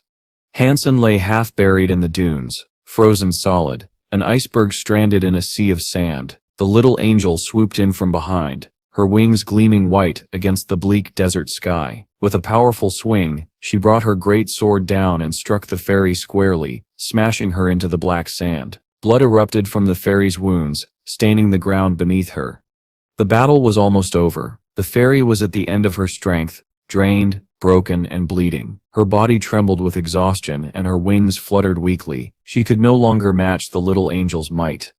The angel's eyes flashed with divine resolve as she spread her wings and flew forward to finish the job. But before her sword could land, a brilliant explosion of frost and ice lit up the sky. A firework of freezing light burst open, scattering glittering snowflakes across the desert. Han Sen's body, encased in ice, shuddered. Cracks spread through his frozen shell, and with a roar, he broke free. His chest was torn open, ribs visible beneath the shredded flesh, but he ignored the agony. His fury burned hotter than the pain. "Kill her," he growled. The command wasn't just for the little angel. It was a vow to himself. Wings of light burst from his back as he took to the air. The fairy had hurt him, humiliated him, and nearly killed him. Now he would hunt her to the ends of the world if he had to. The fairy fled, a streak of ice gliding across the horizon. Even the little angel, swift as she was, struggled to keep up. Yet the fairy's speed faltered after a short while. Her strength was gone, her wings beat slower, weaker, until she was merely drifting forward, desperate to escape. Han Sen followed her trail until the dunes gave way to the black mountains. There, the fairy vanished into the mouth of a cave once dug by a giant scorpion. Without hesitation, Han Sen and the little angel plunged inside. They raced through a forest of petrified bamboo, chasing the faint shimmer of frost that marked the fairy's path. Han Sen couldn't understand why she would flee here, to the same icy domain where he had first found her, but he knew this was where the chase would end. "Go on ahead," he commanded. The little angel surged forward, closing what little distance remained, but even at their top speed, the fairy managed to reach the frozen lake first. She struck the surface with her tiny fist. The 1-foot-thick ice shattered like glass, and she dove straight into the frigid water. The little angel followed immediately, wings folding as she plunged after her. To her surprise, the lake wasn't deep, only a few meters at most. Han Sen arrived seconds later and stopped at the edge. The water was so clear he could see straight to the bottom. Below, the little angel swung her great sword, sending ripples of power through the lake, but her strikes didn't connect. It was as if something unseen was repelling her blows. Han Sen squinted and soon noticed the truth. The fairy was hiding inside a small scallop shell, no bigger than a man's fist, nestled at the lake's bottom. The shell gleamed like carved ice, nearly invisible in the water. Inside it, the fairy lay naked and bleeding, her wings limp and translucent. Fear and exhaustion filled her eyes as she trembled before her relentless pursuer. Han Sen watched for a moment, then gave his order, "Bring it up." The little angel lifted the shell from the water and placed it in Han Sen's hands. The surface was smooth and cold, unlike any shell he'd ever felt. It shimmered faintly, like jade carved from pure frost. Yet the shape was so natural it seemed impossible. It had been made by any craftsman. Did the fairy create this? Han Sen wondered aloud. He studied the creature within. The fairy's breathing was shallow, her expression frozen in shock, but Han Sen quickly dismissed the idea. "No," he muttered. "She's born of a narcissist. She hasn't lived long enough or gained enough power to forge her own gear. And even if she could, why would she choose a scallop shell?" He set it down and motioned to the little angel. Break it." The angel obeyed, bringing her sword down again and again. Sparks flew, but the shell didn't crack. Only faint white streaks marred its flawless surface. Han Sen frowned and tried again. This time, using his toxic dragon drill, the attack left nothing but a tiny white dot. He unleashed everything he had, testing every weapon and technique in his arsenal, yet the shell remained unbroken. Frustration welled inside him. Could all this effort, all this pain end in failure because of this cursed shell? But then he paused. Something was wrong. If the fairy had truly found safety inside, she should have looked smug, defiant, even. Instead, her expression was one of pure horror. Her body twitched. Her eyes widened. Han Sen lifted the shell again and noticed something odd. A liquid filled the interior, a clear viscous substance. At first he thought it was just lake water, but as he looked closer, his eyes narrowed. The liquid wasn't harmless. It was corrosive. The fairy's wounds weren't healing, they were dissolving. Her flesh was melting slowly within her icy refuge. A slow smile spread across Han Sen's face. "So that sips it," he murmured. "This isn't Set her creation at all." The scallop shell, he realized, must have belonged to another creature, one that had long since perished, leaving its deadly remains behind at the bottom of the lake. In her desperation, the fairy had mistaken it for shelter. But her hiding place had become her tomb. She likely had no idea that the viscous mucus inside the shell would only worsen her wounds. Perhaps she had hidden within it before when her body was uninjured and found it harmless. That memory, mistaken as safety, must have driven her to seek refuge there again, believing it would shield her from Han Sen's wrath. But this time, her damaged flesh reacted differently. What was once harmless now burned her alive. The liquid began to eat away at her open wounds, eroding her body slowly from the inside out. "Let's see you get out of this one," Han Sen said coldly, his voice steady and calm. Yet he doubted she would quietly accept such a grisly death. She would surely struggle for escape until the very end. Still, there was no real danger left. He handed the shell to the little angel, who carried it carefully as they left the bamboo forest and returned toward Yellowstone City. The fairy's death was inevitable now. No matter what tricks she attempted, the corrosion would finish her before long. Judging from her face, even she knew it. Her eyes were hollow with pain, her movements sluggish. The longer she remained inside that shell, the quicker her end would come. Once the entire ordeal was settled, Han Sen no longer wished to remain in that desolate sanctuary. He had not discovered why a super spirit had been chained within the spirit hall, but he decided it was not his concern. Some mysteries were better left buried. After gathering his supplies, Han Sen prepared to move on. He summoned Ju Yume and Little Orange to accompany him across the endless desert sands, away from Yellowstone City and all the chaos it had held. "Do you even know the way out of here?" Ju Yume asked, squinting against the blazing sun as she rode atop Little Orange. "No," Han Sen replied plainly. He had chosen a direction at random and intended to stick with it. Whether it led them out or deeper in was a question for the desert to decide. Ju Yume looked ready to argue. Her lips parted, but before a word could leave her mouth, a piercing cry echoed across the dunes. A bird's shriek, sharp enough to rattle the air itself. They both looked up. Far across the black desert, a phoenix-like creature soared through the sky, its feathers blazing with black fire. It was magnificent, fierce, and terrifying all at once. Han Sen's eyes widened in disbelief. A black flame phoenix. It cut through the heavens like a comet, vanishing in a blink. The heat that followed washed over them in a wave so intense it nearly singed Han Sen's hair. The air shimmered as if the desert itself were melting. Luckily, the creature showed no interest in them. It passed swiftly, heading in the same direction Han Sen had chosen. Ju Yume Sep's voice trembled slightly. "Why don't we change course? A creature like that, crossing its path could only mean bad luck." Little Orange, too, was uneasy. Its ears twitched, its body tense. Han Sen shook his head. "We steer going this way." There was no other choice. If he wanted to escape the Black Desert, he had to press forward, and besides, the phoenix hadn't attacked. It was simply passing through. 2 days later, they still hadn't seen it again. Ju Yume eventually forgot about the sighting altogether. When night fell, Han Sen stopped to make camp. He pitched a single tent under the starless sky. Ju Yume frowned as she watched. "Why do you always set up just one tent? Where exactly do you expect me to sleep?" "If you don't fancy the open sand, then come inside," Han Sen said, already crawling in. "Sleep with me." Yume's eyes narrowed. What a gentleman, she muttered sarcastically. Still, the desert wind was cold and full of whispers, and after a brief hesitation, she climbed in after him.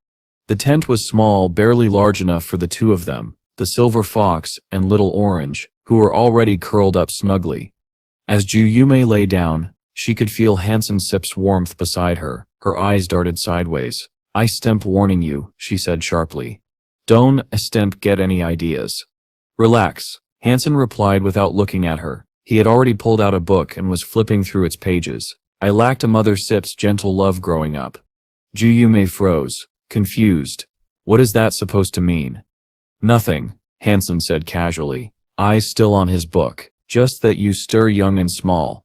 Her face turned red instantly. You have good taste, she said, voice trembling with a mix of embarrassment and defiance. But no matter how pretty I am, you can set.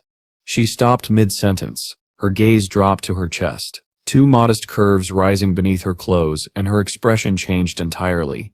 You're the one who's small, she blurted, cheeks burning as she turned away. Han Sen quietly closed his book, set it aside, and pulled off his shirt. The sudden motion startled Yume. She gasped and scrambled backward, clutching at her clothes in alarm. What are you doing? She cried, covering herself with both arms. Han Sen simply smiled, patting the muscles across his bare chest. Relax, he said dryly. They sips are not huge, but they sips are still bigger than yours. Yume blinked.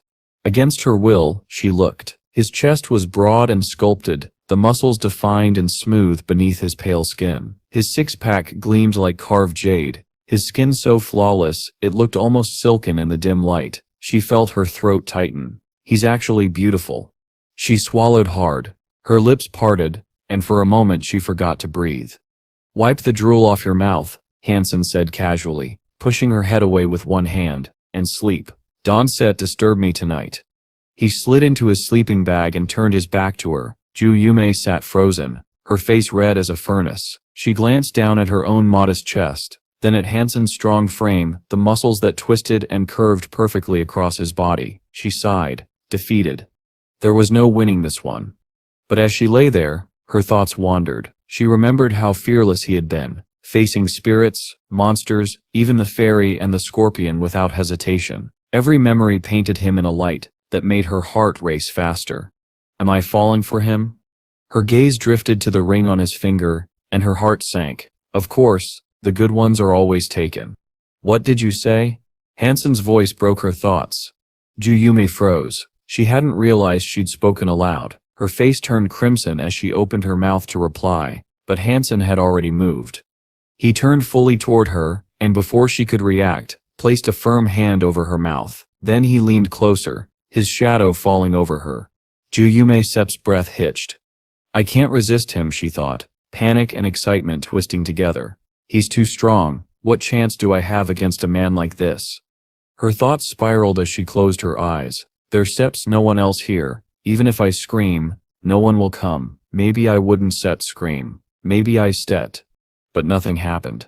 Seconds passed, then more. Confused, she peeked through her lashes. Han Sen's hand still covered her mouth, but his attention wasn't on her. He had unzipped the tent and was staring outside. Yume's face burned even hotter. Embarrassment hit her like a wave. She wanted to disappear. Outside, the desert shimmered with light. A faint halo glowed across the black dunes, and a single luminescent dandelion drifted past their tent, carried by the night breeze. Han Sen frowned, watching closely. At first he thought it might be some strange creature, but as more lights appeared, he realized they were flowers. Thousands of glowing dandelions blanketing the desert. They swayed in the wind, glowing softly like stars scattered across the sand. When the breeze shifted, the field of light rippled like a galaxy in motion. It was breathtaking. Yume, her earlier embarrassment fading, crawled closer to see. Her eyes widened in awe. It's beautiful, she whispered. But before she could pull Han Sen's hand from her mouth, a low sound echoed through the night. Heavy, deliberate footsteps, deep enough to make the ground tremble. Han Sen's eyes sharpened. He looked toward the horizon. Through the haze of light, a massive figure appeared, shining white beneath the moonless sky. It moved with slow, majestic grace, every step shaking the sand. As it approached, the glowing dandelions seemed to part for it, swirling like constellations around its feet. Ju Yume's sip's breath caught. Its sip's a white rhino. The creature's body gleamed like polished marble, and each of its steps landed with the weight of thunder. It was enormous, its back rising like a small hill, its presence both divine and terrifying.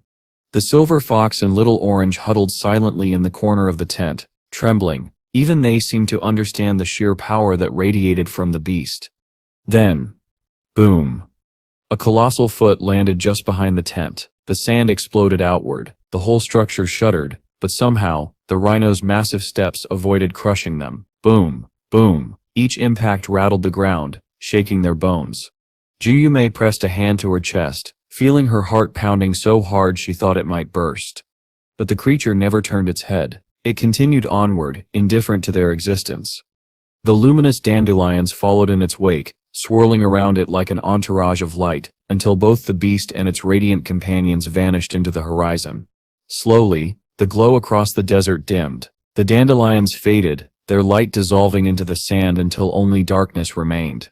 Juyume exhaled shakily, still staring into the distance. First a black flame phoenix, now this, she whispered. Han Sen didn't answer. His gaze was still fixed on the path ahead, the same direction both creatures had gone. He wondered silently if something awaited them at the end of that path, something powerful enough to draw even the mightiest beings toward it. Han Sen heard a sharp slap and turned around. Juyume was hitting herself across the cheeks, her face puffed red from the effort. He raised an eyebrow, half amused. "Why are you hitting yourself?" "There's a mosquito," she cried, swatting wildly at the air. Sure enough, a tiny black mosquito darted around her face, buzzing like an irritating specter. It was fast, unnaturally so. Juyume's frantic strikes missed every time, her hands slicing through empty air. Han Sen stepped closer, studying it. The mosquito's movements were sharp, its flight pattern erratic and precise. It seemed to dodge every attack as if it could read their intent. "Hold still," he said, and in a flash, clap. The mosquito was gone, crushed between his palms.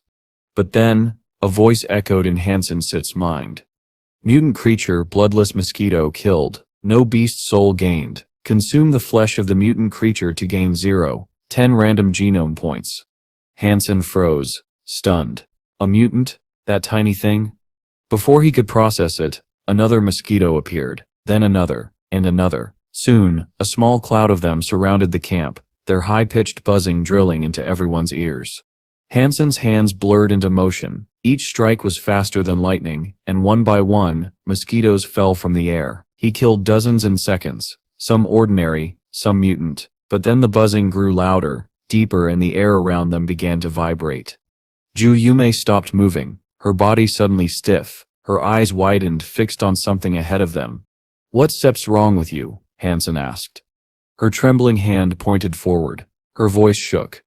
"Mea more mosquitoes." Han Sen frowned. "It's fine, they such are just insects. I still clap them all to death." But when he turned to look, his blood ran cold. A massive crack had opened in the black desert ahead, stretching wide like a wound in the earth, and from it poured an endless black swarm, rising into the sky like a geyser. "What are you waiting for? Run," Han Sen shouted. The air filled with a deafening hum as the bloodless mosquitoes flooded out of the fissure. They blanketed the sky, blotting out the stars, their dark bodies writhing in the moonlight like a living storm. The silver fox's fur sparked to life, releasing bursts of lightning that tore through the swarm, burning mosquitoes midair. Little Orange bounced and kicked, smashing and crushing dozens at a time, but for every one they killed, 10 more replaced it. Within moments, the swarm was upon them.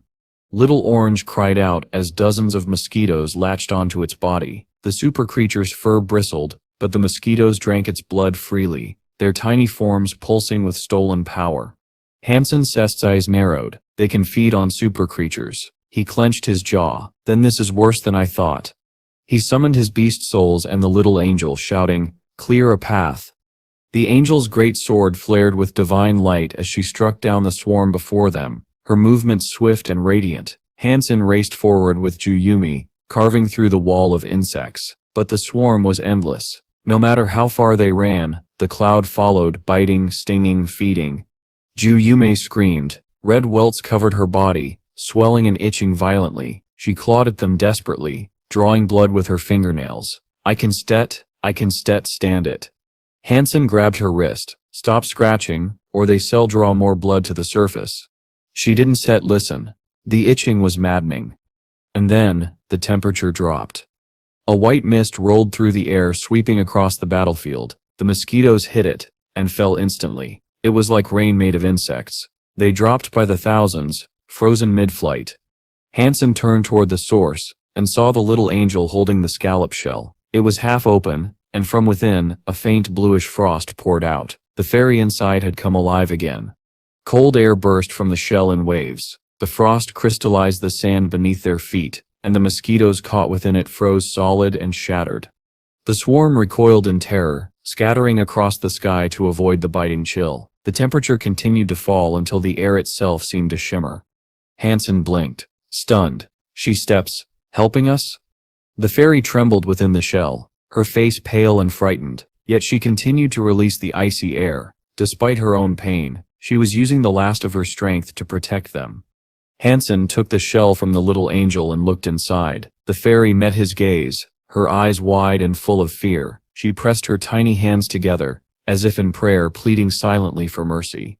She opened the shell just enough to let out another breath of cold, keeping her distance but never attacking. Are you begging me? Han Sen asked softly. Han Sen studied her a moment longer, then let out a quiet sigh. All right then, come on out. Let's forget about what happened before, but don't even think about crossing me again. The fairy hesitated, as if gauging his sincerity, then with cautious grace, she lifted the scallop shell's lid and fluttered out. The air rippled faintly as she landed on Han Sen's open palm, light as a snowflake. He looked down at her, small, beautiful, trembling, and a smile curled his lips. Inside, his heart was dark with intent. The fairy pressed her tiny hands around his finger and looked up with wide, pleading eyes. Her expression was heartbreakingly human, soft, frightened, trusting. Han Sen hesitated. The murderous intent flickered and broke apart. He sighed through his nose and loosened his grip. Are you going to listen to me from now on? The fairy nodded quickly, her silvery hair trembling with emotion. Then, to his surprise, she leaned forward and kissed his finger just once, gently. When she looked up again, her eyes were full of hope. Han Sen's voice softened. All right, I still believe you once. Don't disappoint me. This is your only chance. You're quite something, he muttered. Far away, in the pristine white halls of Angel Gene Corporation, a conversation was unfolding. Inside a glass-walled office, Zhao 7 looked up from his desk at Zhao Lian. Are you certain? He asked. Yes, Zhao Lian replied, her voice firm. It's been confirmed. Han Sen's mother Luolin is the sole granddaughter of Lu Haidong. Zhao 7's eyes narrowed. Then the Jia family has Lu Haidong's backing. They do, Zhao Lian said. According to old Kai Sip's intelligence, several of their demigods are already en route to the god Sip's shelter. Zhao 7 scowled. They Sip're lucky. I'll give them that. A connection with Lu Haidong, it changes everything. If this alliance strengthens, they won't need our support anymore. He leaned back in his chair, his tone turning cold.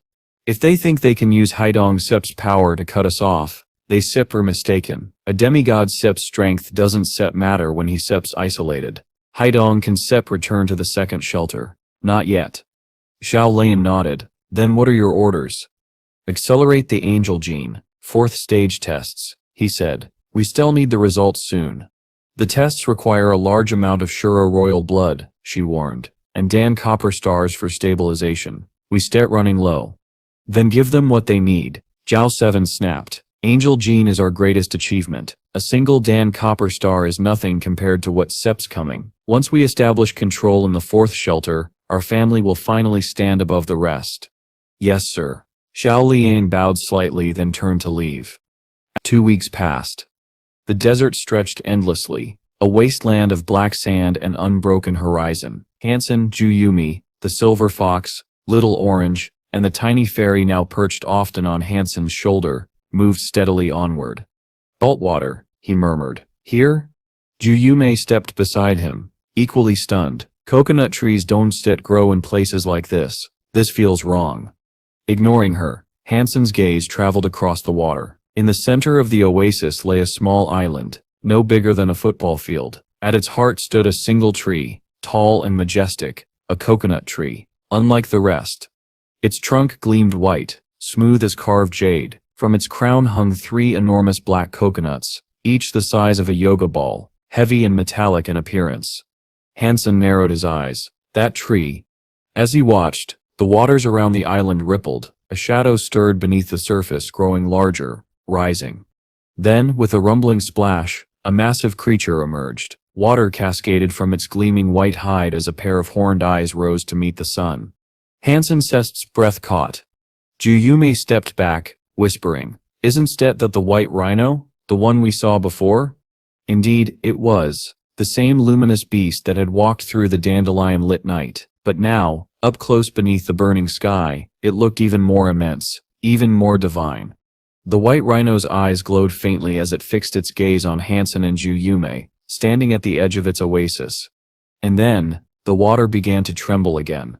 Han Sen was momentarily frozen in awe. The white rhino, the same majestic creature they had once glimpsed beneath the night sky, had emerged from the oasis lake, but it showed no aggression toward them. Instead, it moved with slow, deliberate grace, its every step radiating calm strength. It waded to the small island at the lake's center and bent its head toward one of the enormous black coconuts hanging from the jade-white tree. With a single effortless bite, it cracked the shell open and began chewing. The sound was deep and resonant, and soon a sweet, milky fragrance drifted across the oasis, filling the air with a refreshing scent. Han Sen inhaled sharply. What is that smell? The aroma was so rich and tempting that even the silver fox and little orange began salivating, their eyes fixed on the rhino. Before Han Sen could stop her, the fairy darted from his shoulder like a silver spark. She zipped through the air and drilled straight into another of the massive coconuts, her tiny body boring a neat hole in its shell. Han Sen tensed immediately. "Wait, don't," he started, fearing she might provoke the rhino. But the giant beast didn't seem to care. It simply continued chewing, unbothered by her intrusion, its vast body as still as a mountain. The silver fox and little orange exchanged glances. Then, as if deciding it was safe, they both leapt into the salty lake and swam toward the island. The fox reached the tree first, climbed up, and began lapping at the milk dripping from the fairy's coconut. Little orange meowed from below, jumping repeatedly to reach another, but its teeth couldn't pierce the hardened shell. Han Sen watched the scene unfold in amazement. Even little orange can break it. That shell must be stronger than steel.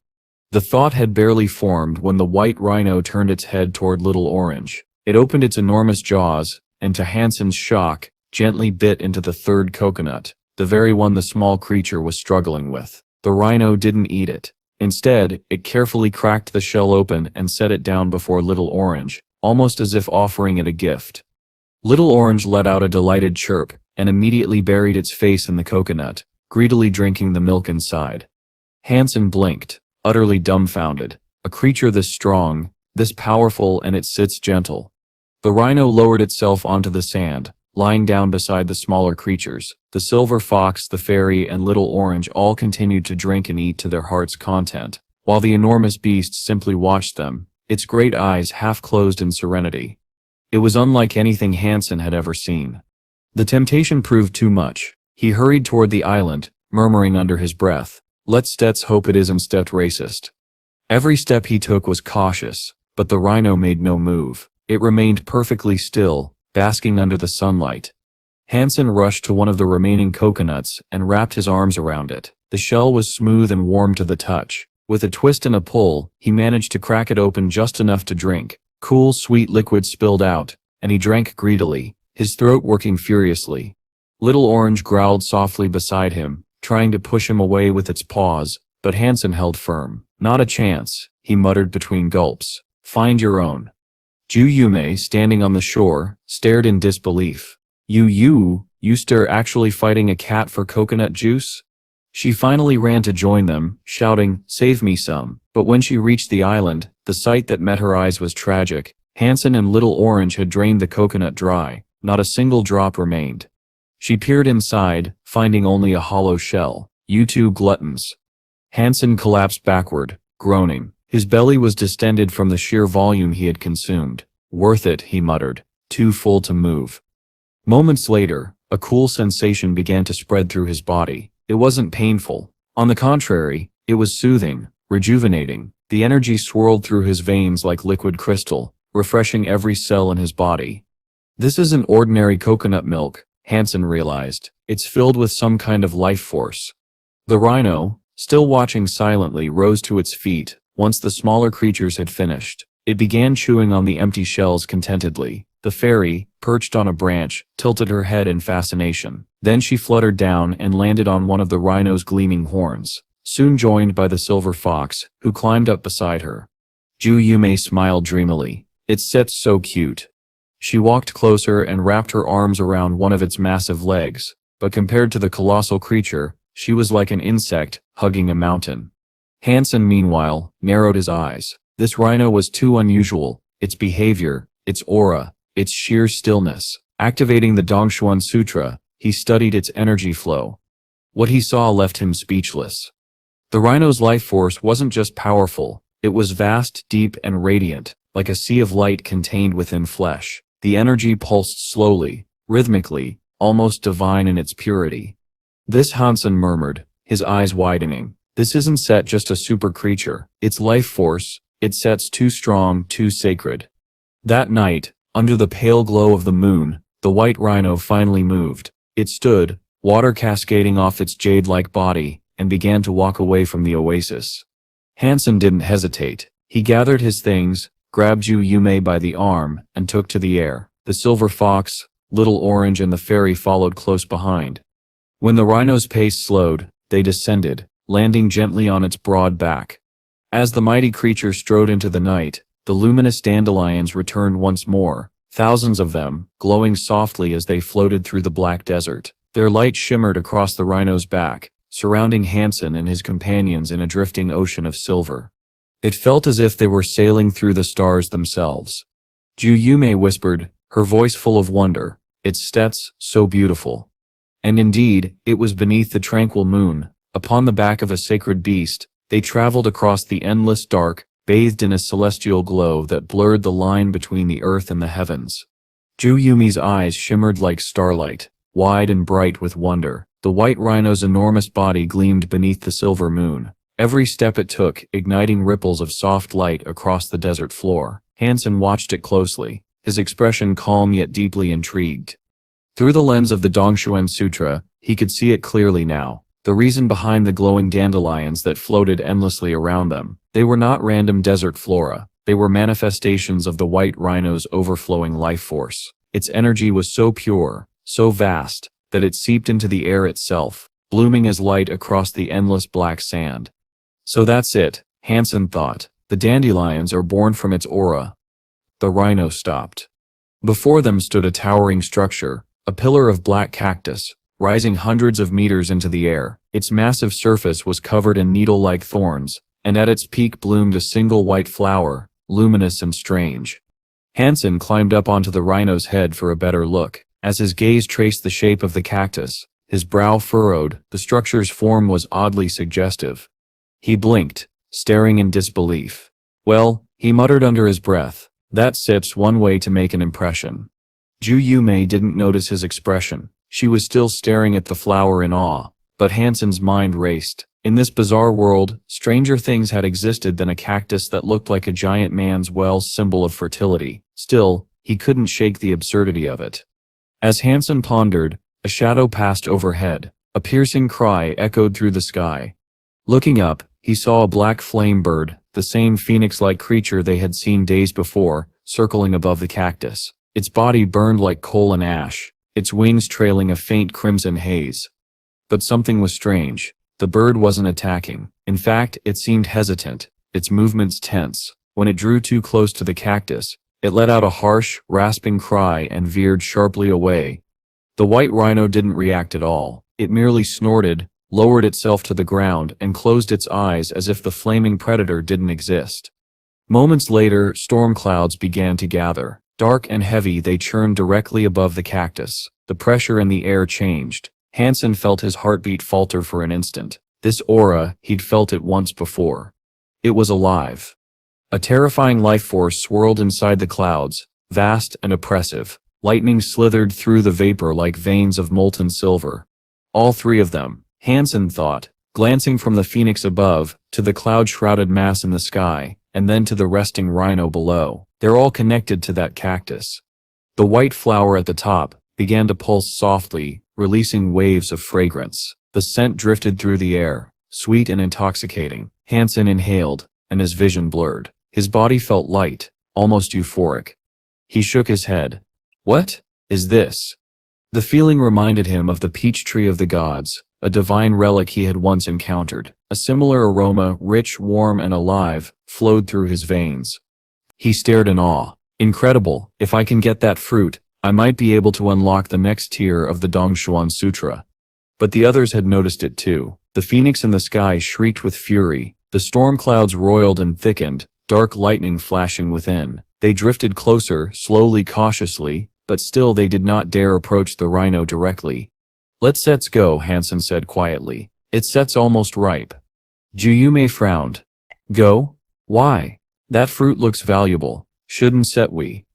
Do you want to die under a stampede of demigod beasts? He cut her off. Stay back. He led her away, leaving her at a safe distance, with the silver fox and little orange. Don't move until I return, he said firmly, and keep your eyes open. Then he returned to the cactus with only the fairy by his side, the one creature under his command strong enough to stand against these monsters. 2 more days passed. The air grew thick with power. The fruit swelled, glowing faintly. A single crack appeared on its surface, and from it seeped a purple mist, ethereal, dreamlike, wrapping the cactus in an otherworldly haze. The white rhino stirred.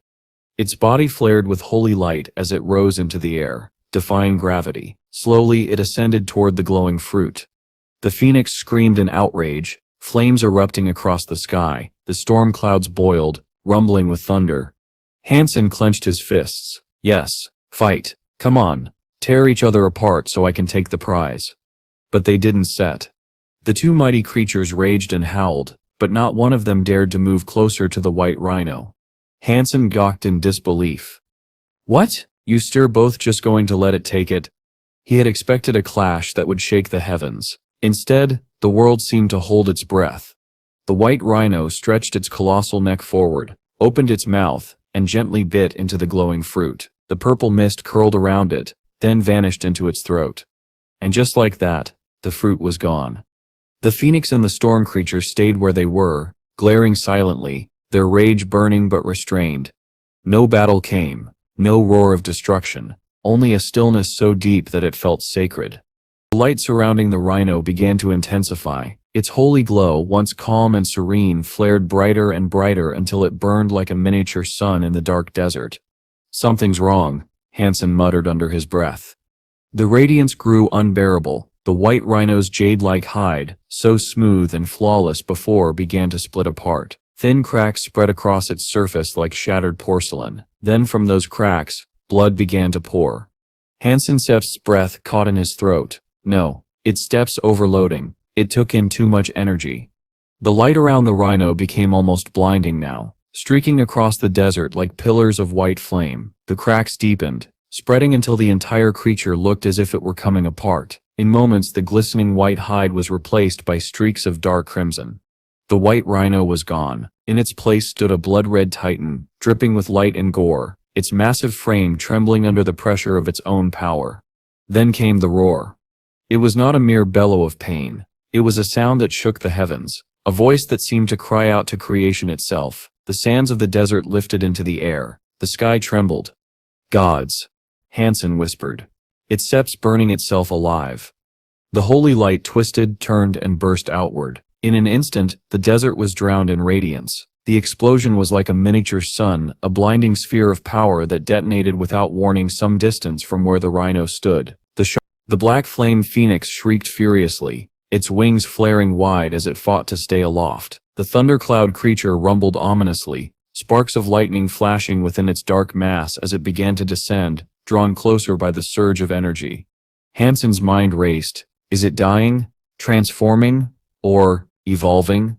He squinted through the brilliance, watching as the rhino's massive body convulsed. Its flesh split further, blood soaking into the sand, and every drop shimmered faintly with the same divine light. The phoenix and the storm creature hovered at the edge of the chaos, unwilling to move in but too fascinated to leave.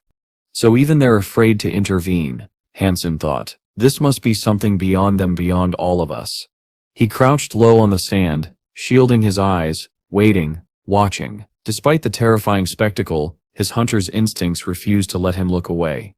If the rhino dies, he thought grimly, its blood alone could be worth more than any artifact in the world, the life essence inside it. Han Sen sighed softly. To him, death seemed the only merciful conclusion to the white rhino's agony. As he frowned at the creature's suffering, a strange noise began to echo in the distance, a blend of countless sounds like an army's advance. Turning sharply, Han Sen looked across the barren land and saw something astonishing. From the ground and even from the skies above, countless living beings were charging in his direction. Insects, birds, beasts, creatures of every kind were racing toward him. The land itself seemed to quake beneath their numbers, a living tide roaring forward like a tsunami. Han Sen's instincts sharpened. He quickly summoned his little angel, bracing himself for what he believed would be a brutal and exhausting fight.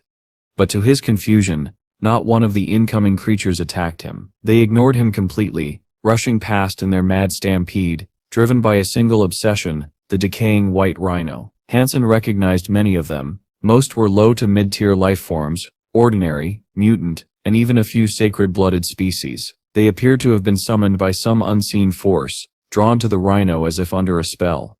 As Han Sen observed, the sky suddenly split with a deafening cry. A monstrous bird screeched from above, and a storm of black hellfire rained down, consuming hundreds of the approaching beasts. Then came thunder, rolling deep within the clouds, as green lightning branched across the heavens, striking down anything that dared approach. Yet the creatures didn't flee. They threw themselves into the flames and lightning willingly, as though compelled by a force greater than fear. Their death seemed meaningless, except that they were all trying to reach the dying rhino. The white rhino, now little more than skin stretched over bone, suddenly let out a roar. It was weak and ragged, stripped of the majesty it once held. Its cry no longer inspired awe or fear, only sorrow. A tear rolled from its dim, lifeless eye. Then, a faint light shimmered upon its horn, as small as a distant star. The light grew stronger, swelling with divine brilliance. Soon the entire horn was ablaze with holy fire. The rhino roared once more, its voice filled with defiance, a final declaration against fate itself. The sacred flame erupted like a volcano, flooding the desert in radiant light. Yet the brightness was gentle, not blinding. It felt warm, pure, and deeply comforting. Han Sen watched in silent awe as the rhino's bones began to crumble like falling petals. Piece by piece the massive creature shrank, while the divine glow intensified. The remaining bones gleamed like polished jade. When the light subsided, the rhino's body had transformed, its size now no greater than an ordinary earth rhino, but its aura, its presence was unimaginably stronger. Its bones had turned to crystal, transparent, and filled with flowing holy light. Han Sen gasped as he realized what he was witnessing. The creature was being reborn. Flesh and skin reformed over the luminous skeleton, restoring its body anew.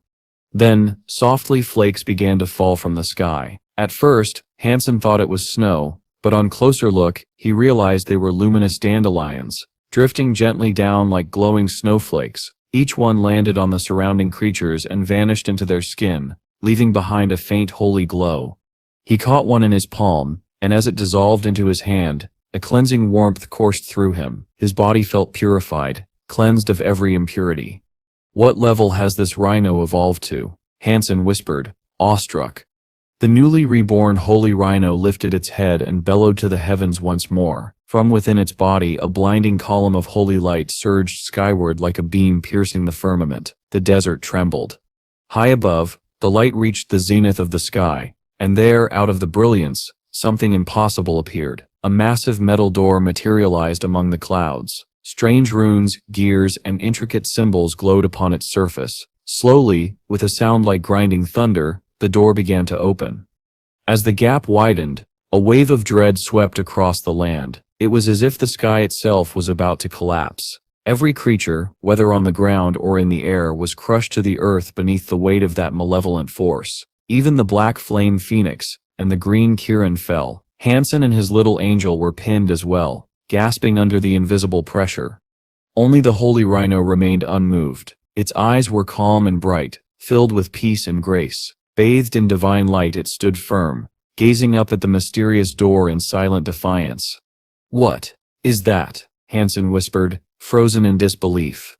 The metal door continued to open, revealing only a blurred void beyond. Hansen strained his vision, but the mist would not part. He thought he saw movement, something faint within the haze, and then for just a moment, a silhouette emerged.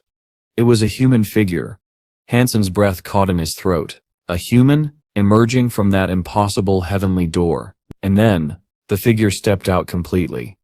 It was a man, tall, cold, and magnificent. Black armor covered his body from head to toe, gleaming faintly with an otherworldly sheen. His face was calm yet severe, his beauty sharp and unapproachable. Everything in his gaze suggested that the world itself was beneath his notice. A horrifying aura flowed from him, one that made every living thing tremble. Even the reborn holy rhino, which had stood unflinching through storms and divine fire, lowered its head in submission before this being.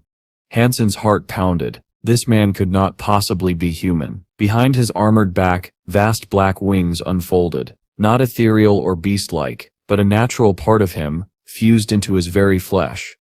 "Will you follow me along the path of evolution?" the man asked, his voice as cold as distant thunder. The words were not a question, but a command. The holy rhino responded with a low, resonant cry. Slowly, its body rose from the desert floor, floating beside the armored man. It turned once, gazing over the wasteland with what almost seemed like longing. The man smiled faintly. Then, guiding the rhino, he prepared to return through the door, but before stepping inside, his eyes swept across the desert below. In that instant, Hansen felt the weight of that gaze pierce through him. It was unmistakable. The man was looking directly at him. Panic seized Hansen's chest. Why? Why is he looking at me? He thought frantically. Even super creatures wouldn't dare meet his eyes. What have I done? He cursed himself silently. Everything had been fine. He should have just kept his head down. But now the man had noticed him. Hansen's pulse raced. If he could have run, he would have. But the crushing pressure that held the world still had not lifted. Like the phoenix, the Kirin, and even his fairy companion, he was pinned helplessly to the ground. The man's gaze lingered. Then, with a slight movement, he raised his finger and pointed straight at Hansen. A beam of black light shot down from the heavens, striking directly upon Hansen's forehead. His heart froze. Oh no, is this the end? He thought desperately. He tried to move, to roll away, to dodge, but his body refused to obey. He could only watch as the beam descended. Boom. The black light hit him. For a moment coldness swept through his entire being. Karma, he thought grimly. I've spent my life smacking others in the head. Now it's my turn. Maybe I deserve this. I won't even get to say goodbye to my family. But then, nothing. No pain, no blood, no death. Hansen blinked. The light faded, leaving no mark behind. He was still alive. "You are my man," the black-armored figure said suddenly, his voice echoing like divine decree. He turned without another glance, and stepped back through the great metal door. The holy rhino followed obediently, and as they vanished, the door slowly shut behind them. The air trembled, and then, silence. The door dissolved into the sky, leaving no trace it had ever been there. The invisible pressure lifted. Hansen gasped, finally able to move. Instinctively, he reached up and touched his head. It was whole, warm, and very much still attached. Relief washed through him like a wave. "My headset's still here," he muttered. "I sept am not dead." But he had no time to celebrate. Almost immediately, he summoned his golden roar and, with the fairy beside him, rushed toward the crater of sand where the rhino's body had once lain. He wasn't alone. All the surviving creatures, the black flame phoenix, the green Kirin, and countless others were racing there too. Scattered across the ground were remnants of flesh and bone left behind by the holy rhino. It was the meat of a top-tier super creature, radiating power and vitality. Every being that had witnessed the miracle now craved it.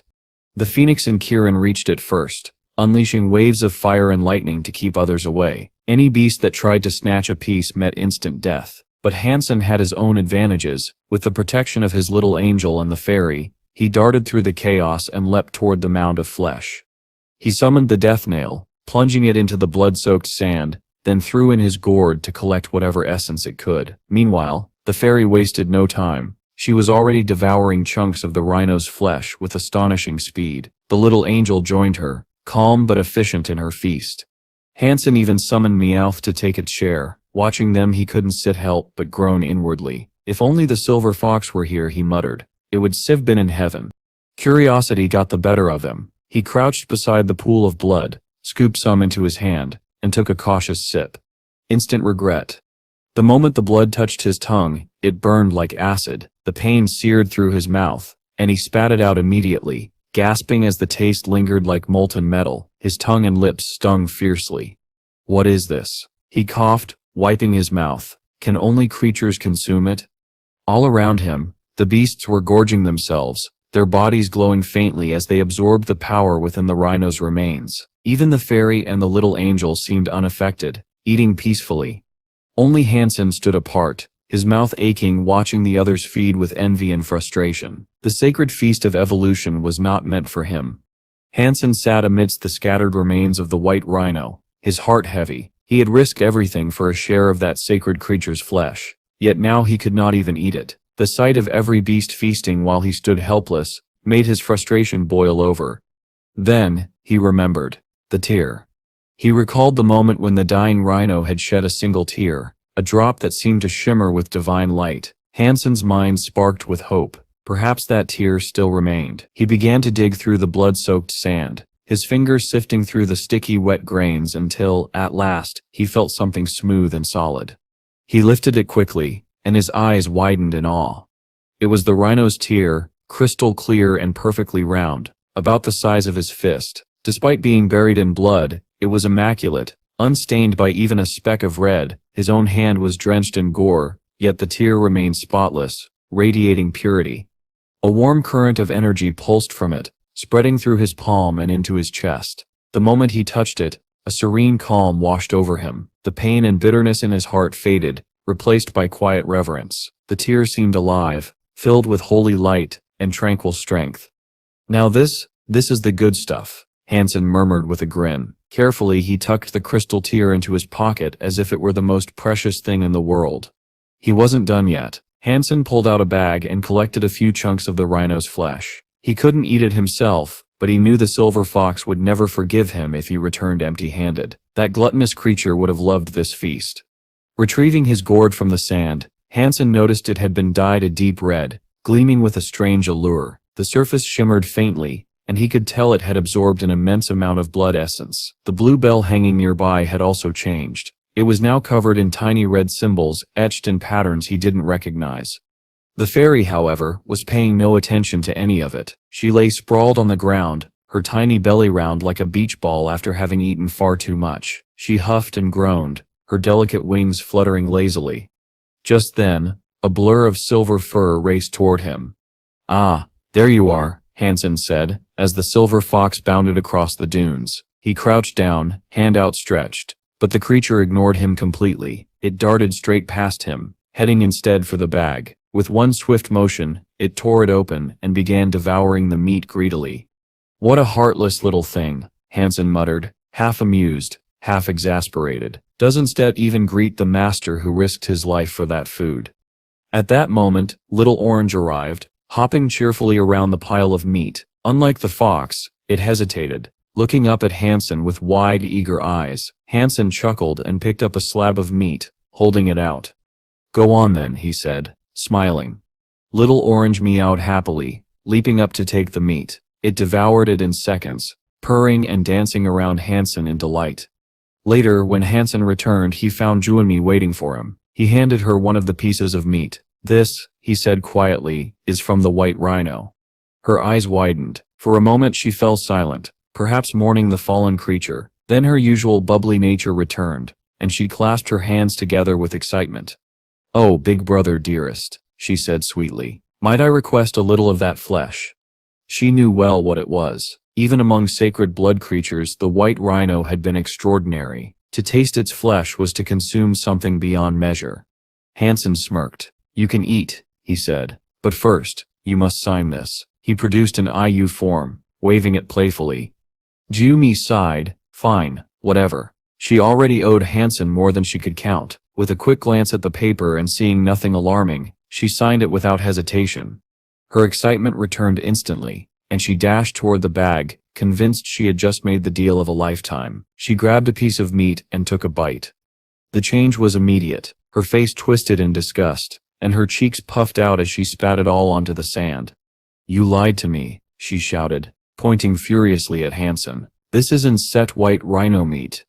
"I didn't set lie," Han Sen said calmly. "If you don't set believe me, ask Little Orange. Look, he's eating it just fine. If it wasn't set from the white rhino, why else would he be enjoying it like that?"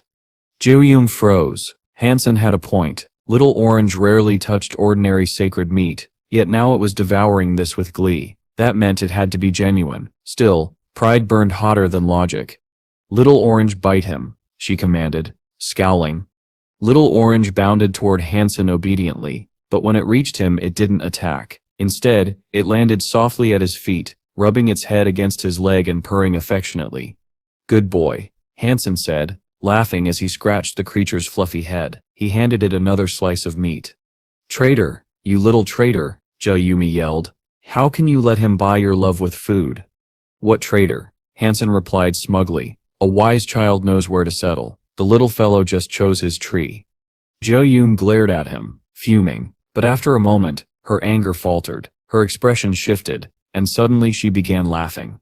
"I'm not going to argue with you," she said between giggles. "I don't fight with men, especially not with one who steps half man half woman. Tell me, how old are you anyway, and why are you wearing rouge on your forehead?" "What?" Han Sen froze. His hand flew to his brow. "Rouge?" He pulled a small mirror from his pack, the same one he had used during the Beetle Night incident, and looked, his face drained of color. Right between his eyebrows was a small, vivid red mark. He rubbed it furiously, but it didn't fade. The mark was no stain. It was embedded in his skin, glowing faintly like a brand. No matter how hard he scrubbed, it stayed. His reflection stared back at him, confused, anxious, and marked by something far beyond his understanding. And deep down, Han Sen knew, this was no ordinary mark. When Han Sen thought back to the being that had stepped from beyond that colossal metal door, the one who called him my man, a deep unease began to churn in his chest. The words, the presence, that mark now glowing faintly on his forehead, none of it made sense.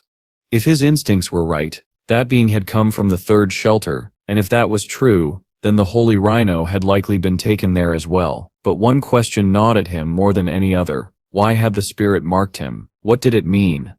Han Sen frowned, his brow furrowing beneath the crimson mark. No matter how he turned the thought in his mind, he found no answer. All he knew was that he wanted to leave this cursed black desert behind as soon as possible.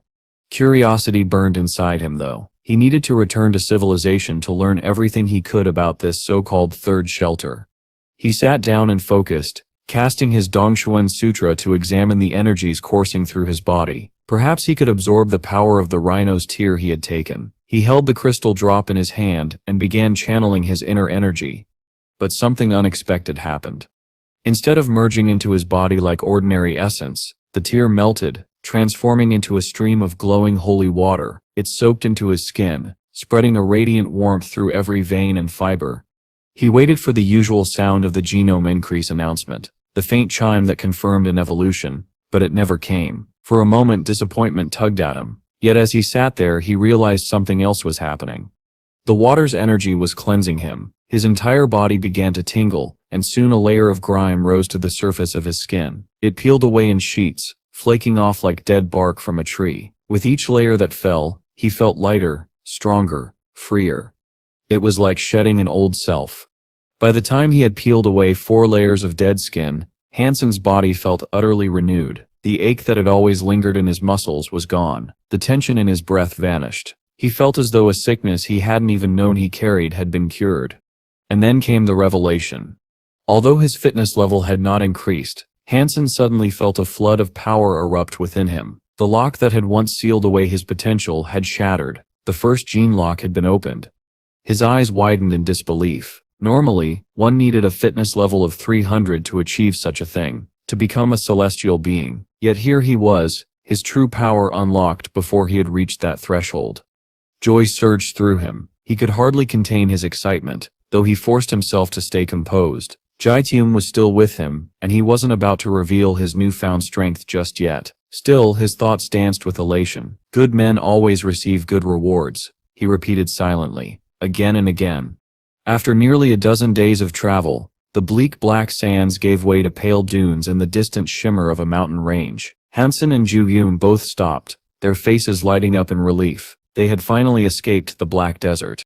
Bad guy, Ju-yoon said playfully, her tone smug. You can set threaten me anymore. She hopped up and down like a child, grinning. Once we reach the shelter, I expect the money you owe me. I still got every IOU right here, signed and sealed, so don't set even think about running away. Han Sen rolled his eyes, his expression cold. We'll see, he muttered. Ji-yume stuck her tongue out and turned away, marching ahead toward the shelter.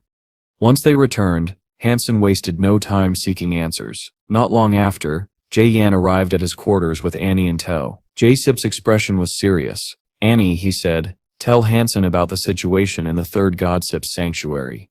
Annie met Han Sen's gaze. Her face was conflicted, as though she was about to share a secret she'd rather not. The reason the Alliance forbids us from discussing the third sanctuary, she began, is because humans are not its rulers. We as not even equals there. We are the lowest tier of existence. Han Sen's eyes narrowed. Lowest tier? What do you mean? The true masters of the third god's sanctuary are the spirits, Annie said quietly. Han Sen was taken aback. That's impossible. Aren't there a million human surpassers living there? There are, Annie confirmed, but they sit scattered, lost across the sanctuary. Sit's vast lands. The place is so enormous that meeting another human can take the distance of 10 shelters. Most of us never even see another human again once we arrive. That sounds grim, Han Sen said, forcing a weak smile. Annie returned a mirthless one of her own. Grim? You think that Sep's grim? That Sep's only the beginning. Her tone darkened. When humans enter the third sanctuary, they are each sent to a shelter, but not all are lucky enough to arrive at human ones. Many are sent directly into spirit shelters. Han Sen blinked, stunned. How is that possible? Wouldn't that be a death sentence? In most cases, yes, Annie said, only the strongest survive, and even then survival comes in only 3 forms. She held up 3 fingers. First, she said, you can be sent to a low-tier spirit shelter. If you're strong or lucky, you might escape with your life. Second, you can arrive at a human shelter. That's the safest, but human shelters are exceedingly rare. The majority of them have already been destroyed or taken over by rival spirits. When that happens, they aren't claimed, they're obliterated.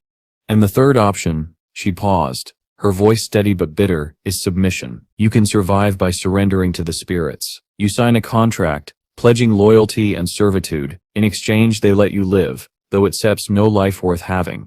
Han Sen stared at her, aghast. You mean humans there willingly serve spirits? Annie nodded gravely. Yes. And that's why the Alliance keeps this truth hidden. If the public knew what the third sanctuary truly was, a world ruled by spirits, they might never step forward again. The room fell silent. Han Sen sat frozen, the red mark on his forehead faintly glowing. The words of the spirit echoed in his mind. You are my man. And for the first time, Han Sen wondered if that mark was not a gift, but a claim. In the third god's sanctuary, humans lived on the edge of ruin. More often than not, they were slaves, servants to the spirits who ruled that strange and terrible realm. Annie's expression had been grim as she spoke, but her words still echoed in Han Sen's mind like an unwanted prophecy. All I can say for certain, Jae-yan had added afterward, his tone equally serious, is that if you ever find yourself in a bottom-tier spirit shelter, then you might just survive. Those lower spirits are different. Interracial, cooperative. If you sign a contract with them, you'll be treated fairly like one of their own. But the higher the rank of the shelter, the worse your fate. The powerful ones offer contracts only to bind humans into slavery. Han Sen sat in silence, the weight of those words pressing against his heart. Jay continued, that spirit who took the holy rhino, it must have seen something in you, Han Sen. Perhaps it sensed your potential. That would explain the mark it left. It wasn't set a contract, not yet, but it could serve as a claim. Maybe it plans to bring you to the third sanctuary one day. Han Sen frowned, the red dot on his forehead seeming to pulse faintly as Jay spoke. Still, Jay said, folding his hands behind his back, a contract with a spirit isn't set always a curse. It might come with benefits. Benefits? Han Sen looked up, surprised.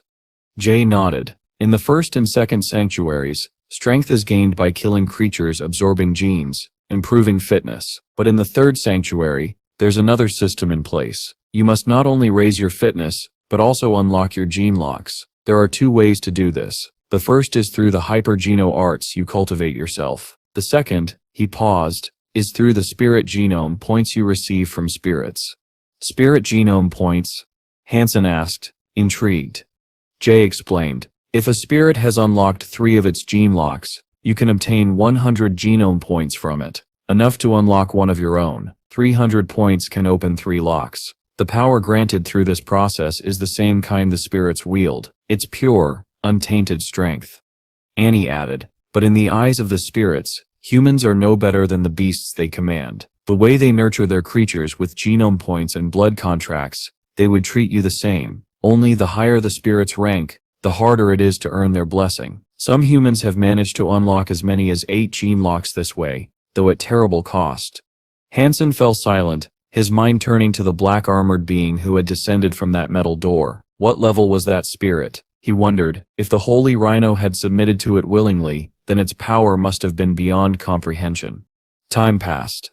Back in the Alliance, word of Han Sen's return spread quickly. When he arrived, a woman was waiting for him. She turned as he entered and broke into a warm, almost too bright smile. You must be little Sen, she said cheerfully. I've been waiting a long time to see you. Han Sen stopped short. Anson, he said, frowning slightly. And who exactly are you? The woman blinked, feigning surprise. You don't recognize me? I your aunt. Han Sen's expression darkened. My aunt? He'd never heard of such a person. Did Sister Lan never tell you? The woman asked, her tone softening. She and I were as close as sisters. I can believe she never mentioned me. How heartbreaking. Han Sen stared at her carefully. Something about her words didn't set straight. My mother never spoke of any family. She wanted nothing to do with the Liu clan. She didn't even teach me their skills. The woman sighed, her expression suddenly sad. You're just like her, so cold. It's no wonder you're her son. Then, just as suddenly, the sadness vanished, her eyes sharpened, and a smile crept across her lips. If you have nothing else to say, Han Sen said coolly, I'll be going. He turned to leave. But in the space of a heartbeat, her demeanor shifted again. Her hand flashed upward faster than lightning. A surge of killing intent swept through the air. Before Han Sen could react fully, her finger snapped forward, releasing a beam of power as thin as a needle and sharper than any blade. It cut through the air toward his chest. Han Sen's instincts roared to life. He hadn't expected an attack, not here, in the heart of the Alliance base, but there was no time for thought. His muscles tensed. His right arm shot forward. Elephant disc punch. The two forces collided in midair with a blinding spark, the impact echoing like thunder through the corridor. Han Sen stumbled backward from the impact, slamming hard into the reception hall wall. A sharp sting tore through his hand. His finger had been sliced so deep that the white of bone gleamed through the wound. Across from him, the woman, his so-called aunt, watched with genuine surprise. You didn't learn falsified Sky Sutra? She asked, her brows arching. If you had, you would have been able to deflect that attack. Her tone wasn't mocking, just bewildered. Han Sen clenched his jaw, trying to keep his composure through the pain. Falsified Sky Sutra, he repeated. The name tugged faintly at his memory. Then it struck him. Wait, he said slowly, his eyes narrowing. Are you the one who sent me that unknown hypergeno art? The woman nodded. I was the one who sent it, she said calmly. But it wasn't sent from me. It was a gift. Your great-grandfather Sep's gift. I only delivered it. Tell me, why didn't you learn it? Because I don't learn anything that comes from an unknown source, Han Sen replied coolly. Well, it's not unknown anymore, she countered, her tone sharpening. Now that you know where it came from, I suggest you start learning it, soon. Her visit had been meant as a test, a way to see how far Han Sen had come with the family's sacred technique. Instead, she discovered he hadn't even opened the first page. The realization made her face twitch with irritation. If it came from the Luo family, Han Sen said coldly, then I'll never learn it. Her expression hardened. Why? Because my mother wanted nothing to do with your family, he said. She made that perfectly clear. You have your answer. Now you can leave. The woman Sip's eyes glinted dangerously. Do you even know what you stare at turning down? She said in disbelief. There are only 5 hypergeno arts in existence capable of unlocking 10 gene locks. Falsified Sky Sutra is one of them. So what? Han Sen said flatly. She gave a short, disbelieving laugh. You truly have no idea. Without it, you still never qualified to enter Godslayer shelter. You still be disowned by right. You still not one of us, if you refuse to learn it. Oh, I'm sorry, Han Sen said, his voice dripping with sarcasm. You must be mistaken. My surname is Han. The Godslayer shelter has nothing to do with me. And as for your family Sep's technique, his eyes hardened. It doesn't sound very impressive. The woman's faint smile vanished. Her gaze turned cold, like ice about to crack. You stare just like Sister Lan, she hissed. Selfish, conceited. You care for no one but yourself. As your aunt, I should teach you some respect. A ripple of invisible power burst from her body. The air around Han Sen warped, humming with lethal intent. He saw it coming. Channeling his energy, Han Sen summoned the flow of the bone elephant within him. The trumpeting of phantom elephants echoed through his veins as his skin took on a jade-like sheen, his muscles tightened. When the invisible strike came, he met it with a single solid punch. The impact shattered the air. It sounded like glass breaking under pressure. The woman, Louis, staggered back a step, her expression twisting into shock. She hadn't expected that. Not only had Han Sen withstood her strike, he'd broken through it entirely. Impossible, she thought. He hasn't learned the sutra. How can he counter it so cleanly? To her, the falsified Sky Sutra was unrivaled. It was a technique of divine precision, one that even she hadn't yet fully mastered. Only her elder sister, Lan, had ever rivaled her skill, and now Lan's son, who hadn't even practiced it, had just broken her power apart. Unacceptable. Louis's eyes burned with fury. I will not lose to you, she cried. An invisible wave of energy surged from her body, sending her hair whipping wildly around her face. Her hands curved into blades, slicing the air with invisible force. The pressure in the hall thickened until the glass walls began to tremble. Han Sen didn't move. His right arm crackled with lightning, the left resonating with sound like a temple bell. Energy flooded through his body, power that he had forged through struggle, not inheritance. As Louis's invisible blade storm rushed toward him, Han Sen threw his fist forward. The sonic and electric forces intertwined, spiraling together into a radiant sphere of light. The silver orb flared in his palm, expanding into a blinding sun before detonating outward with a thunderous roar. The invisible blades shattered instantly, breaking apart like crystal under a hammer. The shockwave hit Louis before she could react. The distortion in her energy flow broke her concentration, leaving her wide open. In a desperate attempt to defend herself, she summoned her beast soul armor, but the lightning tore through it effortlessly. A crackling burst split the air. The armor disintegrated, her clothes ignited and burned away as she was hurled backward, slamming into the wall hard enough to make the floor quake. She coughed blood, her body trembling, her garments hung in tattered, smoking strips, and her hair fell around her face in disarray. The power had left her completely. She could only stare at Han Sen, her expression frozen in disbelief. I lost? To him? Han Sen walked forward slowly, the electric hum fading from his skin. He looked down at her without anger, only quiet contempt. Then he removed his coat and tossed it onto her shoulders. Is that all you got? He said calmly. Without another word, he turned and walked toward the door. Leave, he said over his shoulder. Neither my mother nor I have any interest in the Liu family. Not now, not ever. Louis's body trembled where she sat. His words, "Is that all you've got?" echoed painfully in her ears, just as they had once before. For a brief, dizzy moment, her mind drifted back to the past, to a battle long ago, to the one woman she could never surpass. And as Han Sen's footsteps faded into the hall, Louis sat motionless, her pride shattered, her sister's shadow looming over her once again. Lei sat slumped against the wall, the smell of burnt ozone still thick in the air. Her body trembled, not from pain but from disbelief. Those words, "Is that all you got?" She had heard them before, too many times to count. Every time she lost, that same calm, cutting voice would echo in her ears. It had belonged to her elder sister Lu Sulan, the woman she had spent her whole life resenting, the woman who was always one step ahead, always stronger, always praised. Lei had despised her, her power, her beauty, her grace, and she had hated those words most of all. Now in a cruel twist of fate, she had heard them again, but this time not from her sister, from her sister's son. Her breath came out uneven, turning to a hysterical scream. Impossible, impossible. He didn't set even learn the falsified Sky Sutra. How could he possess such power? How could I lose to someone like him? Her voice cracked as it filled the empty hall, but Han Sen was already gone. By the time her words faded, Lei was alone, her rage echoing uselessly against the walls. Finally, he reached for his communicator and opened a direct channel to his mother Lu Sulan. When she appeared on the holoscreen, her expression remained calm and unsurprised. "Little Lei really did seek you out," she said simply. "You knew?"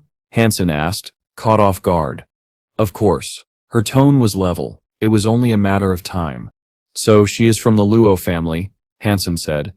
"Yes," Lu Sulan replied. "Your great-grandfather thought I would be lonely growing up alone, so he adopted her. I haven't yet seen her since I left the Luo family." Her voice softened slightly. "I warned you before, nothing good comes from that lineage." "I can't learn the falsified Sky Sutra then?" Han Sen asked.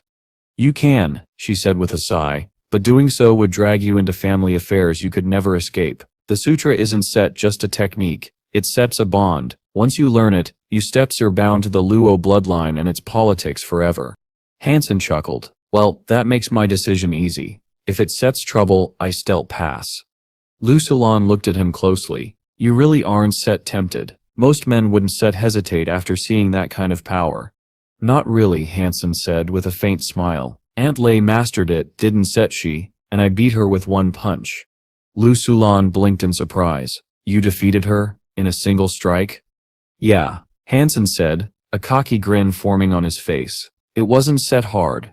For a moment, his mother said nothing. Then a small knowing smile appeared. "It seems you've grown more than I realized, but don't underestimate the falsified Sky Sutra. What your aunt practices isn't its pure form. She isn't Luo by blood. She was adopted. That means she can never learn it completely." She paused. "If you ever face someone who has mastered the true sutra, remember this: never defend. Against that art, hesitation is death. You strike first, or you die. Be quick, or be dead." Her warning lingered in Han Sen's mind. "Mother," he said quietly, "what really happened with the Luo family?" Her expression changed, softened, but also hardened at the same time. "You are not part of that world anymore," she said. "Knowing would only burden you. The day you step into the Luso family, you will understand, but I hope that day never comes." The call ended, and Han Sen sat alone for a long while, staring at the silent communicator.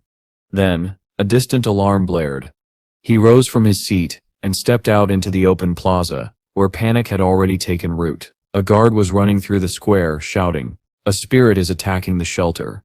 Murmurs spread through the crowd. Fear, disbelief, confusion.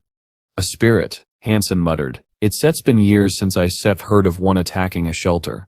Curiosity drove him forward. He climbed the nearest stairway leading to the city wall to see the threat for himself. If the shelter's owner couldn't hold the line, he could lend his strength.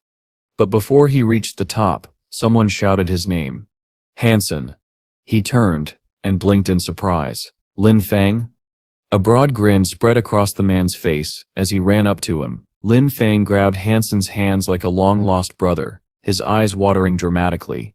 "I can believe it's really you," he said, his voice thick with mock emotion. "I've been trapped in this dusty hole for so long. Even if my wallet bursts with money, I can buy anything decent. I thought I'd die of boredom before I saw a friendly face again." Han Sen sighed. It's been a while, but let's not make a scene. People are watching." Lin Fang wiped his fake tears and leaned closer. "Brother, listen, I can finally spend money on something worthwhile. Sell me 2 sacred blood beast souls." Han Sen immediately pulled his hands free. "Ah," he said dryly. "There it is. I was wondering what brought on this touching reunion." Lin Fang grinned sheepishly but didn't deny it. Nearby, a gruff middle-aged man snorted. "Stop wasting your time, Lin Fang. You think he actually got sacred blood beast souls for sale? Don't insult me. I already made you an offer. Either pay up or stop wasting my breath." Lin Fang scowled. Your so-called sea beast souls cyst are garbage. Why would I buy trash when Han Sen here has the real thing? The man sneered. You think some kid can offer better than me? The tension between the two men grew, but Han Sen wasn't paying attention. His gaze drifted past them to the horizon beyond the wall. Lin Fang's tone hardened, the warmth from earlier gone in an instant. He was tired of being taken advantage of. Everyone in the shelter knew he was rich, and that made him a target. Scammers constantly tried to squeeze coin out of him, selling worthless beast souls at outrageous prices. With no connections to any major family and no real strength to his name, Lin Fang had always been forced to pay. But now that Han Sen was here, things were different. "I'm done letting these people bleed me dry," Lin Fang said coldly. Let's go, brother. Lunch is on me, and maybe we can actually enjoy a proper meal for once." Han Sen smiled faintly. "Lunch sounds nice, but aren't you forgetting something? There's a spirit attacking the shelter right now. Shouldn't we take a look first?" Lin Fang blinked, startled by Han Sen's casual tone. Then he grinned nervously. "You really mean to go there? You haven't changed a bit. Alright then, let's go see what we are up against."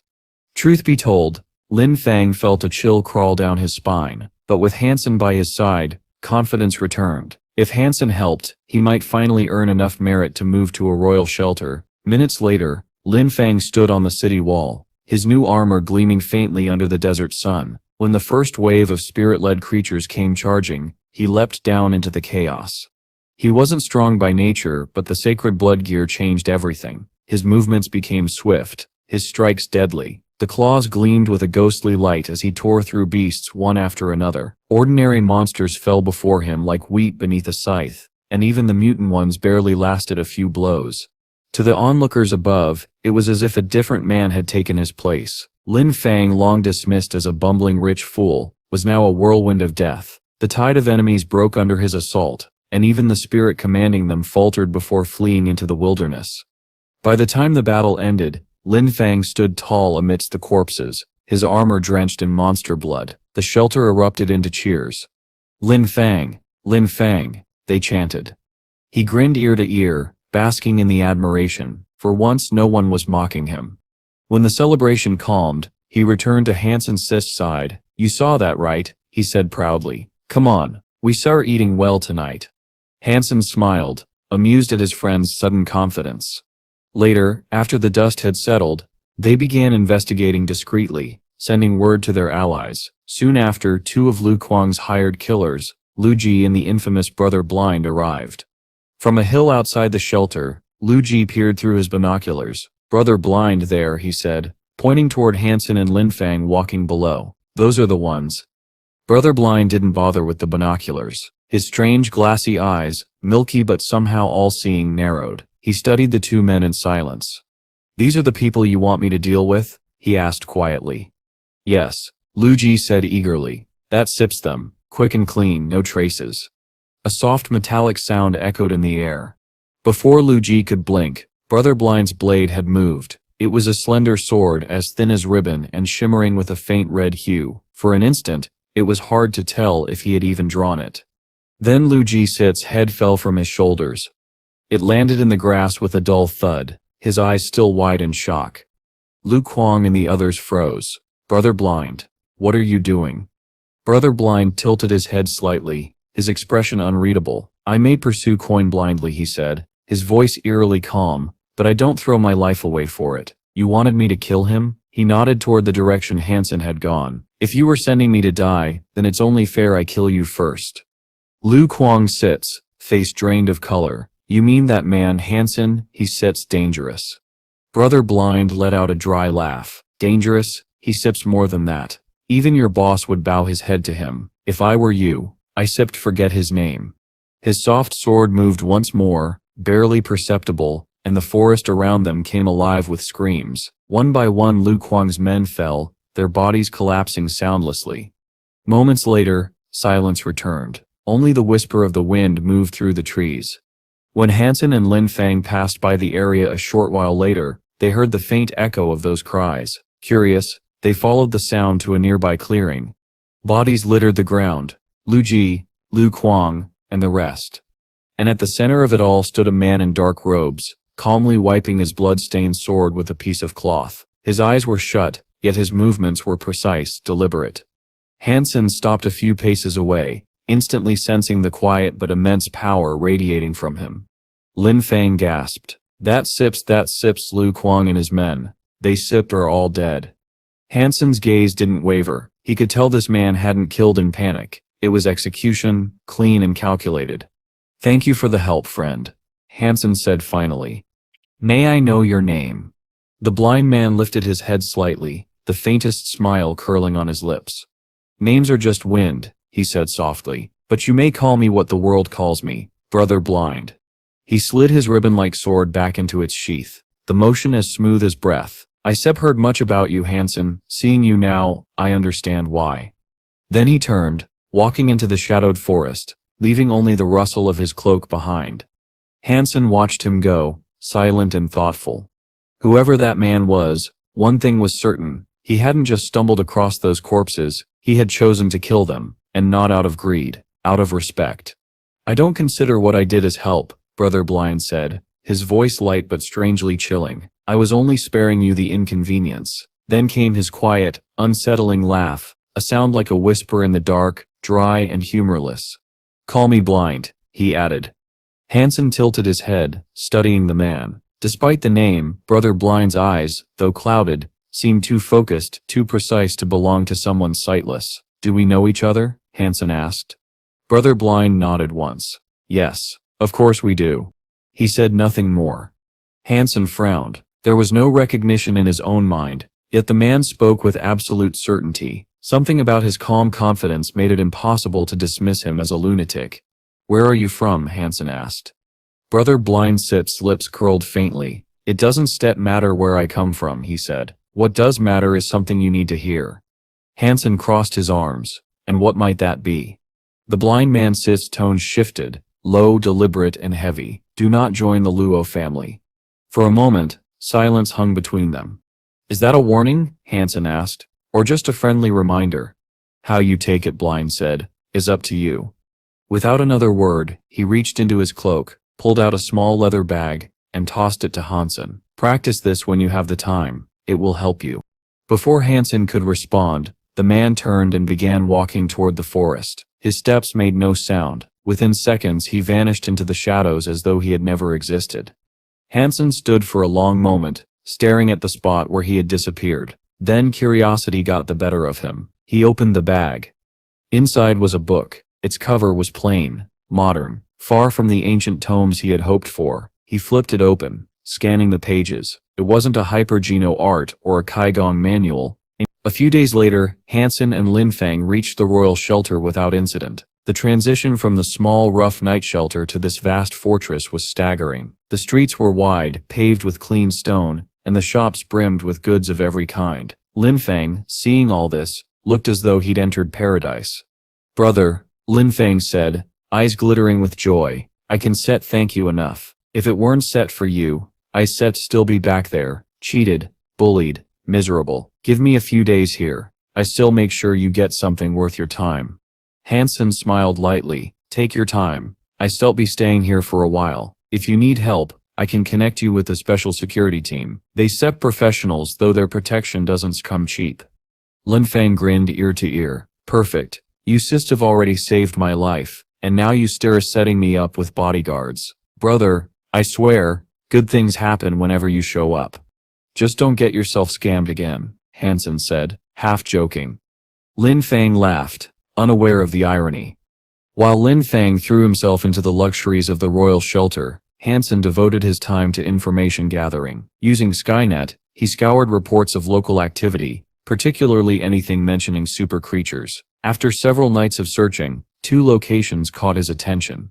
The first was a vast meadow region covered in endless fields of flowers. Locals called it the Floral Sea. It was breathtaking to behold, but few dared to travel far into it. Rumors spoke of something within, something that drained the will of any who ventured too close. That, of course, only made Han Sen more curious. He set out the next morning, trekking across the undulating grasslands until he reached the heart of the Floral Sea. The scent of wild blooms filled the air, and the soft hum of bees, butterflies and other insects surrounded him. Every color imaginable swayed in the wind, blending into a living ocean of petals. It was serene, beautiful, even, but Hansen's instincts kept him alert. Places like this were rarely as peaceful as they appeared. After an hour of walking, he spotted movement in the distance. A figure stood in the middle of the field, surrounded by a swirling storm of insects. The man's sword flashed once, then again, and with each motion, hundreds of butterflies fell to the ground in pieces. Hansen's eyes widened as recognition struck. Jingju.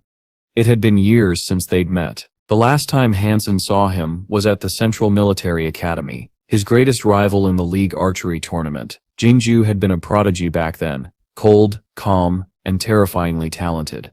Now, seeing him again, Hansen realized the man's power had only grown. Jingju finished cutting down the last of the insects, and turned, sheathing his blade. His movements were fluid, precise, almost mechanical in their grace. "Hansen," he said with a faint smile as he approached. "I never thought we cross paths here of all places." "Neither did I," Hansen replied, returning the smile. Despite their history as opponents, there was a strange respect between them. "You seem to be doing well." "I've heard much the same about you," Jingju said evenly. "Rumor has it you stare in possession of a super pet." Hansen's eyes narrowed slightly. "I see word travels fast."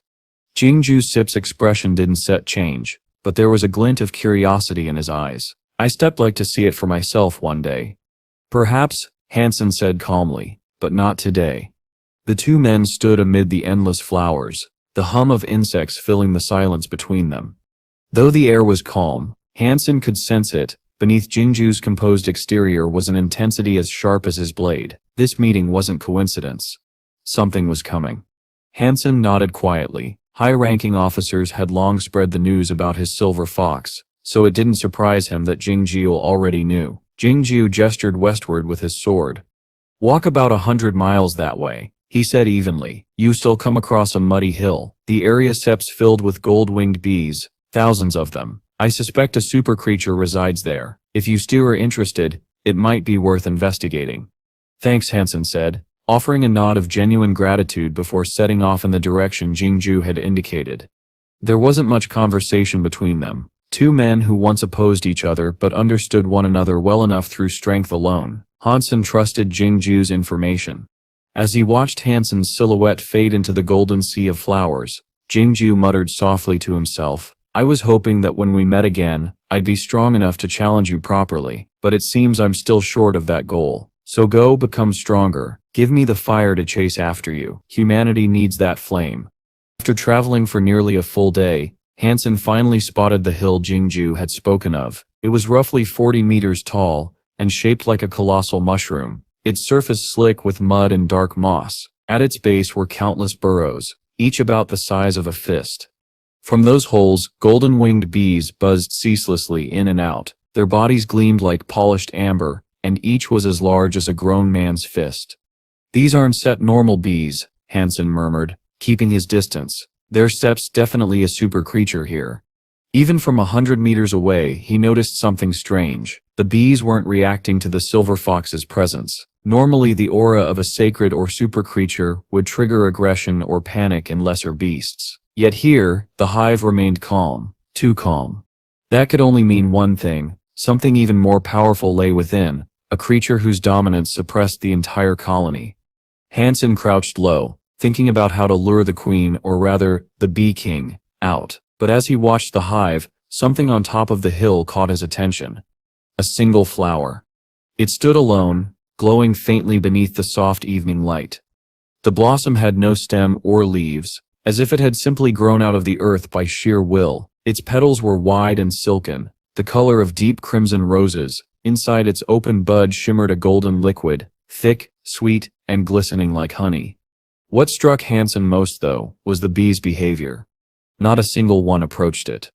They flew around the hill, some even veering away mid-flight to avoid passing directly above the flower. The entire hive revered or feared it, he couldn't tell which. Intrigued, Hansen activated his Dongjuan aura, scanning the blossom from afar. The details were faint due to the distance. But even so, he sensed something alive within it, a pulse of energy unlike anything he'd ever encountered. The flower radiated a powerful life force, vibrant and ancient. Is it feeding creatures, or creating them? He wondered aloud. Or perhaps, something that enhances one sip's body. He stayed perfectly still, cautious. Han Sen had seen things like this before. Beautiful, tempting treasures that acted as bait for monstrous guardians. Where there was such a lure, danger was always near. As he observed, the petals began to move. Slowly, gracefully, the flower unfurled. Its bloom expanded under the fading sunlight, and by the time the sky darkened and the moon rose, the blossom had opened fully. A sweet, intoxicating fragrance rolled through the air. Even from 300 meters away, Han Sen could smell it clearly. It was divine, so alluring that, for a fleeting moment, he wanted nothing more than to run up and drink from its core. His heart thumped faster, his body inching forward before his willpower snapped him back. "No," he muttered, shaking his head. "That smell, it seeps too strong. It seeps not natural." Just then, a sharp buzz broke the night's stillness. Movement stirred near the hive. The golden-winged bees suddenly erupted into a frenzy, swarming around the hill like a living storm. Then, from one of the larger tunnels, a massive shape emerged. It was the Bee King. Its body was nearly a meter long, its golden carapace gleaming like crystal. Two translucent wings hummed with violent energy, and its stinger was sharp enough to pierce steel. Han Sen's Dongzhuan aura flared, scanning it. The results made him narrow his eyes. A first-generation super creature. The life force was strong, but not overwhelming. Blurred, unstable, as though it had only recently ascended to this level. Han Sen exhaled softly, mildly disappointed, but still intrigued. The Bee King hovered above the flower for a moment, then landed delicately upon the pistil. Lowering its head, it began to drink. A faint glimmer of honey clung to its mouth as it drew in the nectar, its abdomen swelling with the golden liquid. The sight was strangely mesmerizing. Even Han Sen's throat went dry, his instincts screaming to join in and taste the forbidden sweetness. But he stayed still.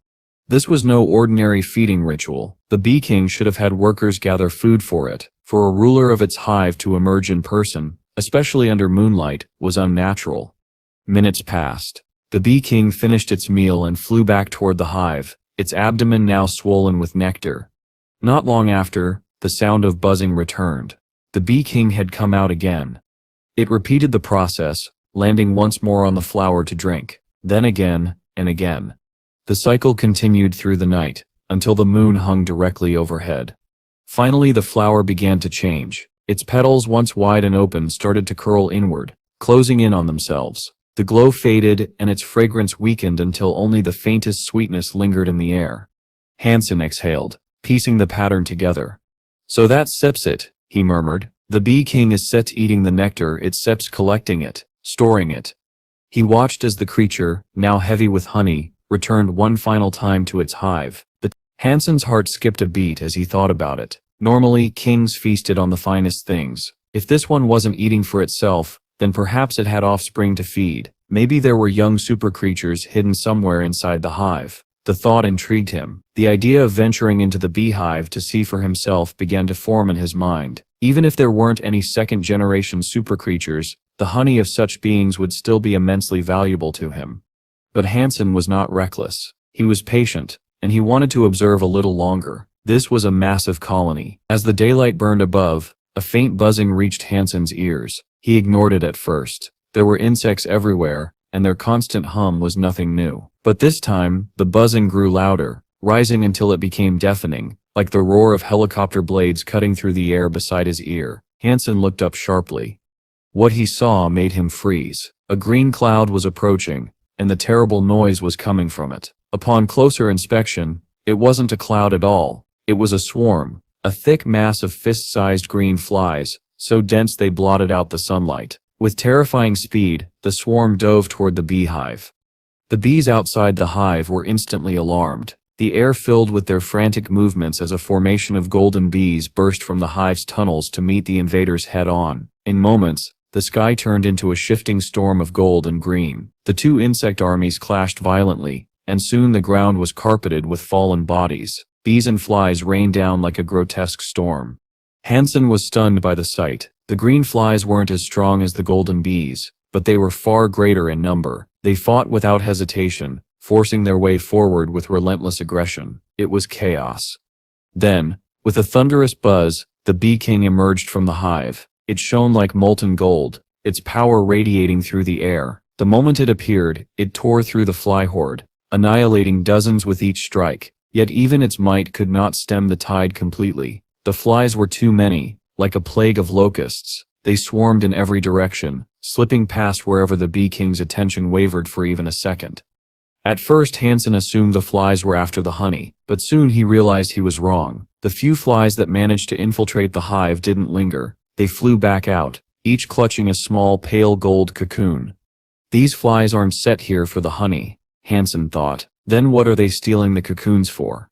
The bees reacted with fury, diving upon any fly carrying a cocoon. The air turned into a frenzy of death and desperation. Each time a fly fell, its stolen cocoon tumbled to the ground, only for another fly to snatch it up and continue the escape. The Bee King's rage intensified. It shot through the sky like a beam of gold light, slicing apart the enemy swarms. But even with its overwhelming strength, it lacked a wide-range attack. The flies kept coming, unafraid, sacrificing themselves in waves. Slowly, cocoon after cocoon was carried away.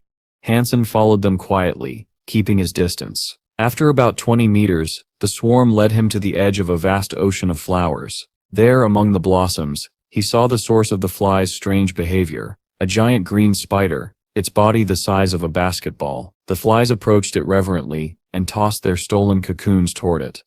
The spider snatched the cocoons up and devoured them hungrily. The sight was disturbing. Flies normally inhabited swamps, not flower fields, and never served another creature. Their allegiance to this spider made no sense, unless they were being controlled. Han Sen's expression hardened. So they've been hypnotized, he muttered. The spider had somehow bent the flies to its will, sending them into suicidal battle just to feed it. He focused his Dongshuan aura on the creature to examine it more closely. The spider's power pulsed like a dark heartbeat. It was indeed a super creature, but only a first-generation one. Han Sen's brow furrowed as he watched it devour another cocoon. A first-generation super creature, producing offspring, he wondered. Is that why it ceps eating? The realization sent a chill down his spine. Something deeper was happening here, something that went beyond a mere territorial fight between beasts. Han Sen felt a strange sense of realization as he observed the scene before him. The super creatures in the second god's sanctuary seemed to breed far more frequently than those in the first. It was as though every creature here was desperately striving to evolve, to climb higher in the endless hierarchy of power. He couldn't help but wonder, just how strong would one have to become to transcend this place, like the holy rhino had done, and ascend into the third god's sanctuary? As he pondered this, movement caught his eye. From a dark cave nearby, another spider crawled out. It looked much like the large green spider he'd seen earlier, but smaller, about the size of a baseball. Its body shimmered like polished jade, smooth and elegant. It was a beautiful creature, far more refined in appearance than its massive parent. He ordered his little angel to attack the larger spider, then summoned his peacock crossbow, loading it with sea steel bolts. He took aim from a distance, ready to strike when the opportunity arose. The big spider gently nudged its offspring forward, encouraging it to feed, but the moment it noticed the little angel streaking toward it like a flash of light, it reacted. The spider spat out a web of glistening white silk, trying to ensnare her greatsword. The little angel swung with divine precision, cutting through the web with a flash of steel, but her downward force weakened. The mother spider continued spitting webs relentlessly. Each strand grew thicker and stickier than the last. Though the little angel's blade could cut through them, fragments clung stubbornly to her armor and weapon, slowing her movements. The battle turned into a struggle of agility versus entrapment. Meanwhile, Han Sen steadied his crossbow and whispered to himself with a sly grin, "It's Set's survival of the fittest, baby. There's Set's always a bigger fish. You eat the cocoons, I eat you. Simple." He focused his Dongshuan aura once again, this time memorizing the little spider's energy flow. As the smaller spider gleefully spat webs beside its mother, Han Sen squeezed the trigger. Several bolts flew in rapid succession, slicing through the air like silver streaks. The spider turned its head at the last moment, but it was too late. The bolts pierced clean through its body. Its legs stiffened, then it collapsed, lifeless. The familiar voice echoed in Han Sen's mind. Super creature devil-eyed spider baby killed. Beast soul gained. Consume its flesh to gain 0. 10 super geno points randomly. Life geno essence available. Han Sen's heart leapt. He hadn't expected such an easy victory nor to gain a beast soul so effortlessly. But his triumph was short-lived. The mother spider, upon seeing its child slain, let out a piercing screech of fury. Its many eyes glowed with a murderous blue light, as it charged straight toward Han Sen, trembling with rage. Han Sen stood his ground. He could sense its power, dangerous, but weaker than most super creatures he had fought before. He clenched his fists, and began charging his sonic thunder punch, merging the forces of thunder and bell energy within his body. The power built up, roaring inside him like a storm waiting to be unleashed. But when the spider came close enough, its glowing blue eyes met his. In that instant, Han Sen's mind clouded. A heavy, murky fog enveloped his thoughts, paralyzing him. His concentration broke. The thunder energy dispersed before he could release it. A second later, clarity returned, but the spider was already upon him, its sharp legs raised to tear into his face. Instinct kicked in. Han Sen twisted to the side, barely dodging the deadly strike. Cold sweat ran down his back. That was close, he thought. He can control the mind, hypnotize its prey. He realized then that the spider's devil eyes weren't just for show. They could invade a creature's mind, even a human's. Fortunately, Han Sen's will had been strengthened since his time at the crystallizer ruins. His mental fortitude was now far beyond ordinary. If it hadn't been, that brief hesitation might have cost him his life. The little angel dove in, intercepting the spider's pursuit. Han Sen quickly shut his eyes, avoiding any chance of meeting its gaze again. Retreating to gain distance, he readied another bolt and focused his aura on the spider's movements. As he suspected, so long as he avoided its eyes, his mind remained unaffected. He raised the crossbow and unleashed a flurry of bolts. Each one found its mark, embedding deep into the spider's body. Seizing the moment, the little angel swung her sword with divine force, driving it clean through the creature's thorax. A gush of green blood sprayed across the flowers. The spider twitched violently, then went still. Super creature devil-eyed spider killed. No beast soul gained. Life geno essence available. Han Sen exhaled heavily. What a shame, he muttered. No beast soul this time. The spider's body dissolved rapidly, leaving behind a gleaming crystal, the life geno essence. Before Han Sen could retrieve it, the silver fox darted forward and devoured the corpse remnants in a single gulp. "You little thief!" Han Sen shouted, pretending to be angry. I was going to feed that to a pet beast soul. But he didn't mean it. He wanted the silver fox to grow stronger, and this meal might speed up its painfully slow evolution. Compared to the stubborn fairy, the silver fox was obedient and reliable. He appreciated that. He turned his attention to the smaller spider's life geno essence still in his hand. Closing his eyes, Han Sen simulated its energy flow through his body, refining it carefully. The crystal dissolved into light, merging with his cells. Devil-eyed spider baby consumed. 1 super geno point gained. A refreshing chill spread through him, his eyes tingling as if cleansed from within. The familiar voice in his mind continued its report as his total super geno points rose to 44, nearly halfway to the limit. Han Sen smiled faintly. Progress was progress. In this cruel world, every victory, no matter how small, moved him one step closer to survival, strength, and the power to ascend. Han Sen was exhilarated. His body still thrummed with energy from the battle, and now he felt sharper, clearer than ever before. When he looked into the distance, his vision seemed to stretch farther, his perception keener than before. The sensation thrilled him. The large devil-eyed spider still lay dead before him, its lifeless body glistening faintly under the light. A thought sparked in Han Sen's mind. If I could absorb the life geno essence of the parent, by simulating the energy flow of its offspring, would that work too? It seemed reasonable enough. The smaller spider's essence had already proven compatible with his energy patterns. As he pondered the mystery, the fairy emerged from her scallop shell, stretching lazily as though she had just awakened from a long nap. Han Sen's patience with her had long since worn thin. She did nothing but eat valuable resources, look cute, and sleep. When battles raged, she vanished. When the danger passed, she reappeared. She didn't listen to him, didn't respect him, and certainly didn't act like a contracted companion. He sighed in irritation. If I ever want to get rid of her, it won't be easy, he thought grimly. But maybe I don't have to fight her directly. A new idea began to form. Han Sen's eyes narrowed as he remembered the devil-eyed spider's hypnotic power. He focused, simulating the creature's energy flow once again. Immediately, a chill filled his eyes, a cold, strange power that seemed to seep from his very gaze. He smiled faintly and held out a hand. "Come here, little one," he said softly. The fairy fluttered over carelessly, landing where he beckoned, but as soon as she looked into his eyes, her expression changed. She blinked several times, rubbing her eyes as though something were wrong. Her gaze grew vacant, glassy. Han Sen's grin widened. "It's working," he thought. "Now let's see how I'll get rid of you." He raised his hand slowly, ready to strike. But before he could bring it down, a blast of icy wind hit him square in the face. Frost gathered on his eyebrows and lashes, numbing his skin. Han Sen stumbled back, teeth chattering. The fairy stuck out her tongue with a mischievous laugh. "How dare you try to trick me?"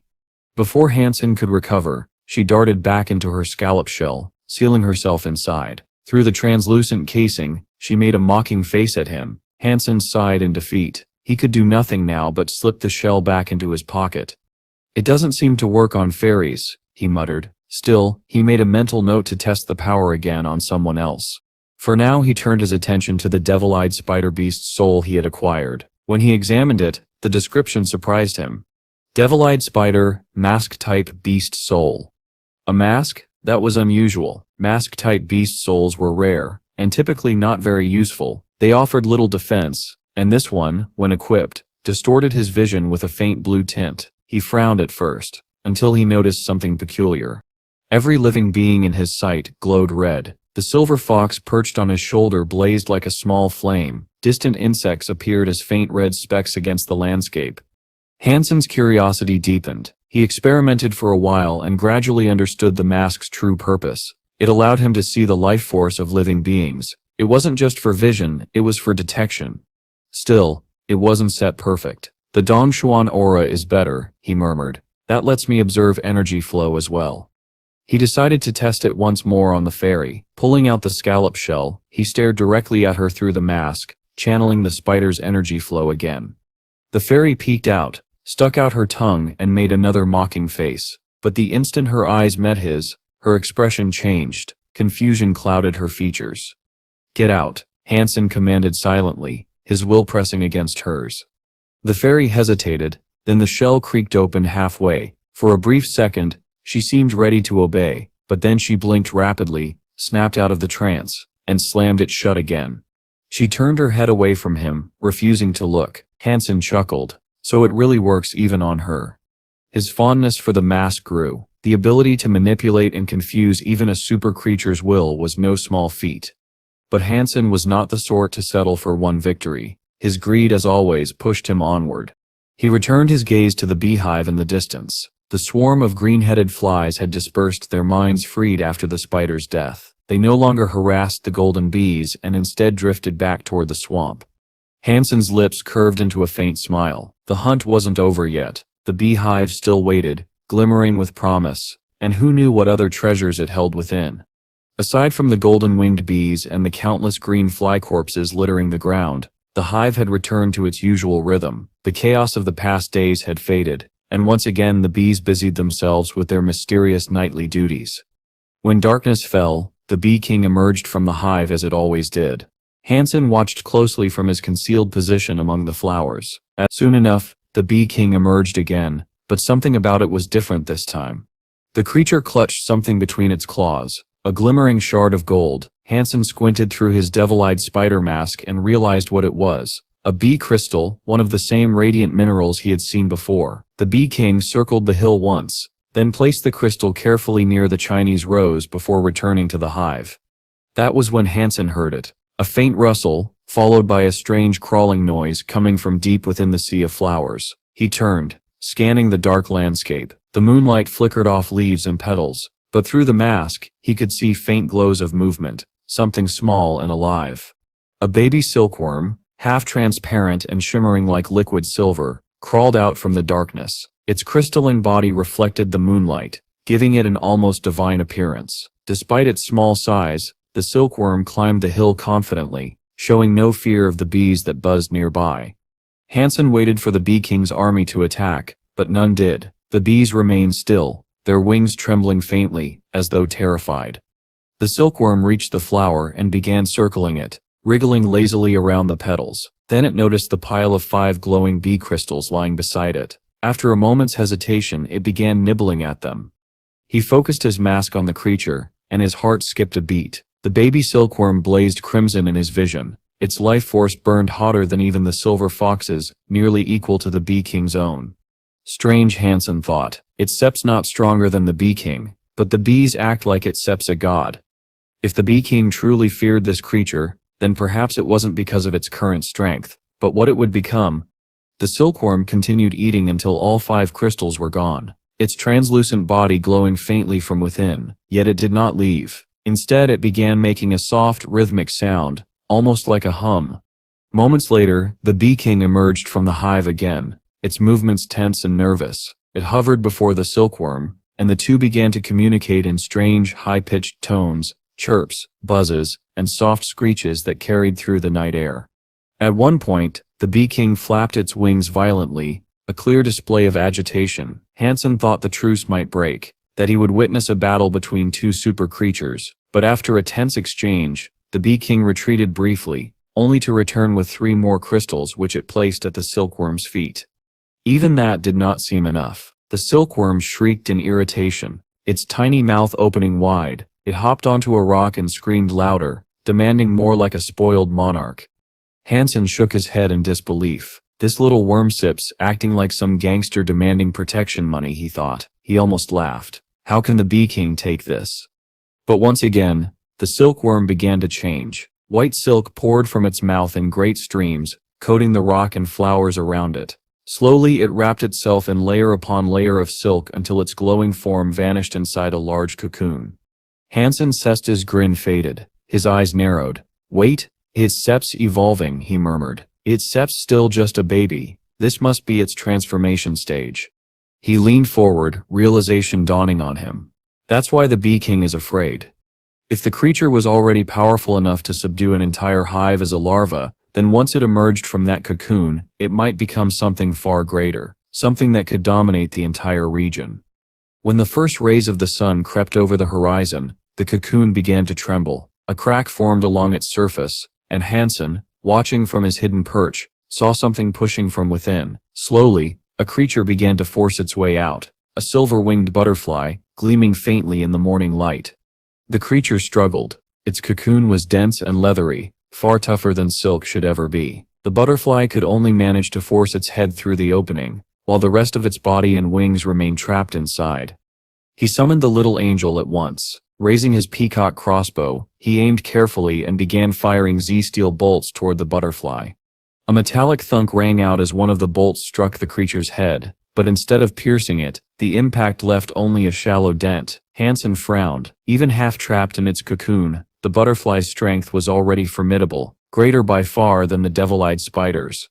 The little angel descended from above, her great sword flashing like lightning. She brought the blade down squarely on the butterfly's head. The butterfly twisted desperately, rolling the cocoon with its body to dodge the blows, but the little angel struck again, 3 times in the same spot, each blow deeper than the last. A crack formed across the butterfly's silvery skull, and its blood, thick and luminous, began to seep out. Still, it refused to die. Han Sen charged forward, gathering energy inside his body. The forces of sonic power and thunder power fused together, surging through his arms like molten lightning. With a roar, he brought his fist crashing down on the butterfly's head. The explosion of energy was blinding. Lightning flared, silver and white, bursting across the cocoon. The butterfly's body convulsed, its internal energy flow disrupted and chaotic. The little angel seized the moment, slashing again and again into the wounded area. Each cut drew more glowing blood until half the creature's head had been carved open. And yet, even with its skull split and its body trembling, the butterfly still fought to live. It screeched in defiance and pushed harder, trying to break free from its cocoon. Then its eyes flashed with fury, locking onto Han Sen. Han Sen's own eyes gleamed blue as he activated his devil-eye mask. The mystical energy surged forth. In an instant, the butterfly froze mid-motion, its body locked in place, stunned. The little angel took advantage of the opening. With one final swing, her blade cleaved through the remaining half of the butterfly's skull. The creature went still. Super creature, silver-winged holy butterfly killed. No beast soul gained. Consume its flesh to gain 0. 10 super geno points randomly. Han Sen exhaled sharply, sweat glistening on his forehead. Finally, without wasting a moment, he summoned the little blue bell, commanding it to absorb every drop of the butterfly's precious blood. The bell's runes shimmered brighter and clearer as it drank in the essence, pulsing with imminent evolution. Han Sen waited expectantly, but when no transformation came, he sighed and dismissed it for now. From the butterfly's corpse, he carefully extracted a gleaming life geno essence, a small silver crystal that radiated with quiet power. He pocketed it, and then lifted the butterfly's entire body. He couldn't consume it himself. Super creature flesh was deadly to humans, and none of his current pets could handle it either. So for the time being he would bring it back to his shelter. He had just turned to leave when he froze. A low buzzing filled the air. From every direction, bees poured forth hundreds then thousands, encircling him in a golden storm. At their head was the bee king, its massive form glowing like amber in the morning sun. Han Sen's expression darkened. "You've gotta be kidding me," he muttered. "That butterfly enslaved you for who knows how long, and now that I freed you, you want to pick a fight with me." He readied his crossbow, signaling the little angel to prepare. But before the battle could begin, the bee king descended slowly. In its claws, it carried several glittering bee crystals. To Han Sen's surprise, the bee king placed 5 of them before him, then circled him once, buzzing softly. It wasn't an attack, it was gratitude. Han Sen blinked, then chuckled. "Ah, I see, repayment." The bee king must have recognized him as the one who had slain their oppressor. "Smart move," Han Sen said aloud, smiling faintly. "I was just about to burn your hive to the ground, but since you are clever enough to show appreciation, I let you live. Next time I visit, have more bee crystals ready." "Understood." He collected the crystals and tucked them away. Fighting the bees would gain him little now. First-generation super creatures rarely granted beast souls, and the cost of such a battle wasn't worth the risk. Besides, he had already earned a generous reward. There were too many bees to deal with anyway, and the bee king's strength was considerable. Better to leave well enough alone. Back at the shelter, Han Sen placed the butterfly's body aside, deep in thought about how best to use it. Before he could decide, Lin Bifang approached, wearing a satisfied grin and holding a rectangular box. "Here you are," Len said, handing it to him. "Something special." Han Sen took it, the weight of the box immediately catching his attention. It was made of platinum, nothing extraordinary in itself, but when he opened it his eyes widened in disbelief. Inside lay a long, dark gray metal ingot, dense and gleaming faintly. "Z-steel raw stone," Han Sen breathed. Lin nodded. Han Sen stared in awe. Raw Z-steel of this size was almost unheard of. A 2-foot-long piece 3 fingers thick. It was enough to forge dozens of his prized Z-steel bolts. He couldn't help but smile. After everything he'd endured, it seemed fortune was finally on his side.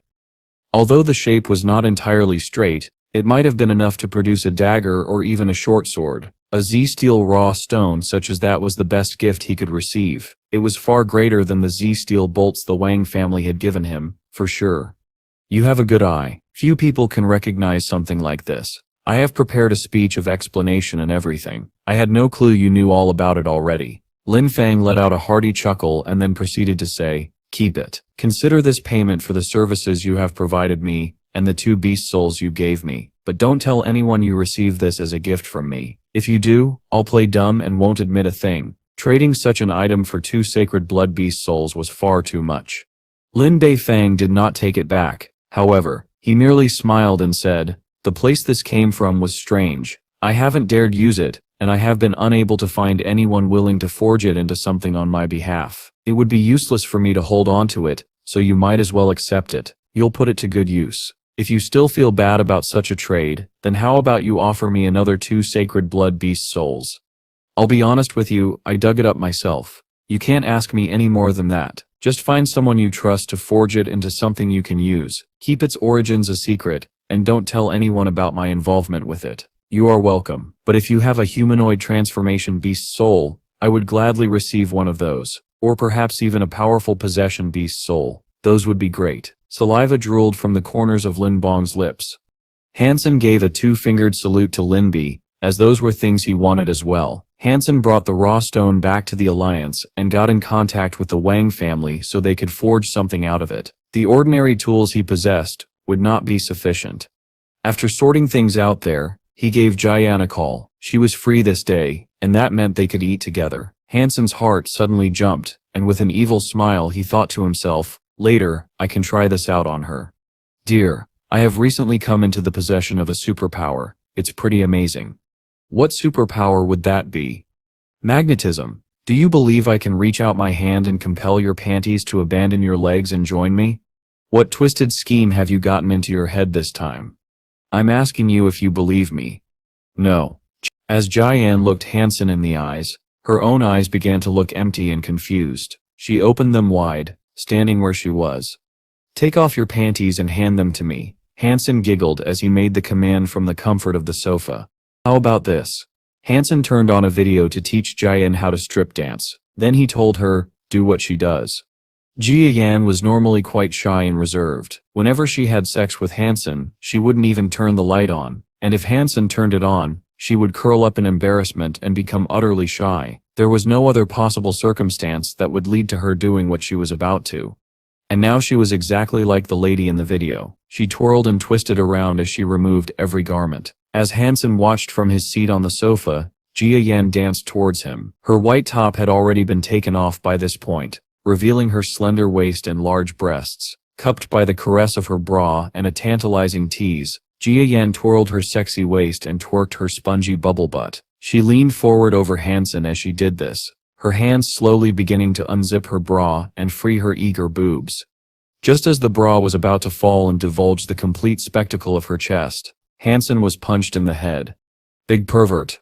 I knew you weren't nice. How dare you hypnotize me? When Jian said that, she squeezed Han Sen's cheeks as hard as she could. This devil eye spider ability is useless. Han Sen felt fairly bad, but when he looked at Jian's face, she looked extremely cocky at having bested him. Behaving more rudely and forthwith, he pulled her directly into his arms. He grabbed her bra and tore it away. Let me go, you pervert. Jian's eyes were ones of absolute confusion. Her face was red with a swelling blush, but it added to her charm. I will teach you the Han family discipline. Han Sen could no longer hold his restraint, and so he leapt on top of her. Inside the room, a pleasurable few hours unfolded. The walls vibrated as the springs of the sofa were worked hard. At midnight, Han Sen finally leaned back in exhaustion. His curiosity still lingering, he turned to Jian and asked why his attempt at hypnotizing her had failed. Her response was calm and matter-of-fact. She told him she had undergone training since childhood to resist mental manipulation and hypnotic influence. Moreover, she had absorbed a crystal from the crystallizers, one that strengthened the mind.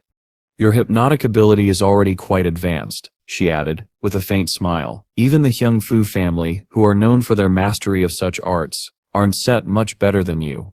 Han Sen frowned slightly. Hyung-Fu? Which Hyung-Fu family? Jian looked at him with a hint of surprise. What do you mean which? The Hyung-Fu family from the Ares Martial Hall, of course. They stare famous for their hypnosis techniques. Han Sen blinked. I thought they were only skilled in combat, particularly with their heavenly go techniques. Jian shook her head. That's what most people think. But how else do you suppose they attract so many students? It's not their raw strength alone. Heavenly go doesn't even belong to them. Only 2 people in history have ever truly mastered it. The rest rely on subtler skills, control, persuasion, and mental influence. Han Sen leaned back thoughtfully, intrigued by this revelation. If I have time, he said casually, maybe I should visit and talk to Sister Hyung-Fu myself. Jian's sis' demeanor changed instantly. She grabbed Han Sen's sis' ear and snapped, You are not allowed to see her. Why not? Han Sen winced under the sudden pain.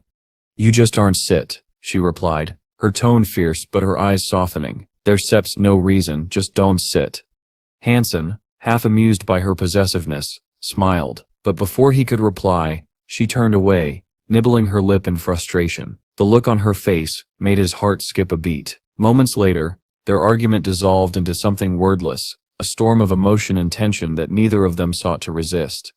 Days later, Han Sen set out once again, the silver fox trotting faithfully at his side. He journeyed deep into the forests until he reached the Sandow River region, a sprawling wilderness of rivers and lakes interwoven like silver veins. The air was cool and rich with the scent of water. Countless creatures thrived here, some familiar, others entirely unknown. His goal lay ahead, Emerald Lake, where rumor spoke of a dinosaur-like creature that had been seen roaming with a youngling at its side. As Hansen approached the area, he spotted movement in the distance. A group of armed men locked in combat. At first he assumed they were hunters battling local beasts, but as he drew closer, he realized with a frown that they were not fighting creatures at all. They were killing another human being. The leader Sit's voice rang out sharply across the clearing. Whoever dares oppose Angel Jean will be skinned alive. Hansen froze. Angel Jean. The name stirred something dark in him. Ever since the attack by the Bloodhorn Shura, he had suspected Angel Jean of orchestrating it. His investigations had led nowhere, but the more he learned, the more the pieces seemed to fit. Whether or not these men were directly connected to that past incident didn't matter. Hansen's dislike for Angel Jean was already deeply rooted. Still, he needed to be cautious. If he acted openly, it could expose his identity, so he summoned his armor and took on his masked persona, Golden Coin. He stepped out from the shadows, walking directly toward the scene. "This is official Angel Jean business," one of the men barked. "Get lost." Hansen didn't respond. Instead, he raised his fist and unleashed his elephant disc punch. The impact was explosive. The man flew backward, crashing through the underbrush in a spray of blood. Hansen wasn't there to slaughter them all. He only wanted to save the victim and find out what crime could warrant such brutality. But as he advanced, the others hesitated. The name Golden Coin carried weight, even among them. "Golden Coin," one of the men shouted, his tone suddenly respectful. "Angel Jean has no conflict with you. Why interfere?" Hansen ignored the question. His heavy steps, cutting through the ring of onlookers. The men instinctively stepped aside, parting like water before a prowling beast.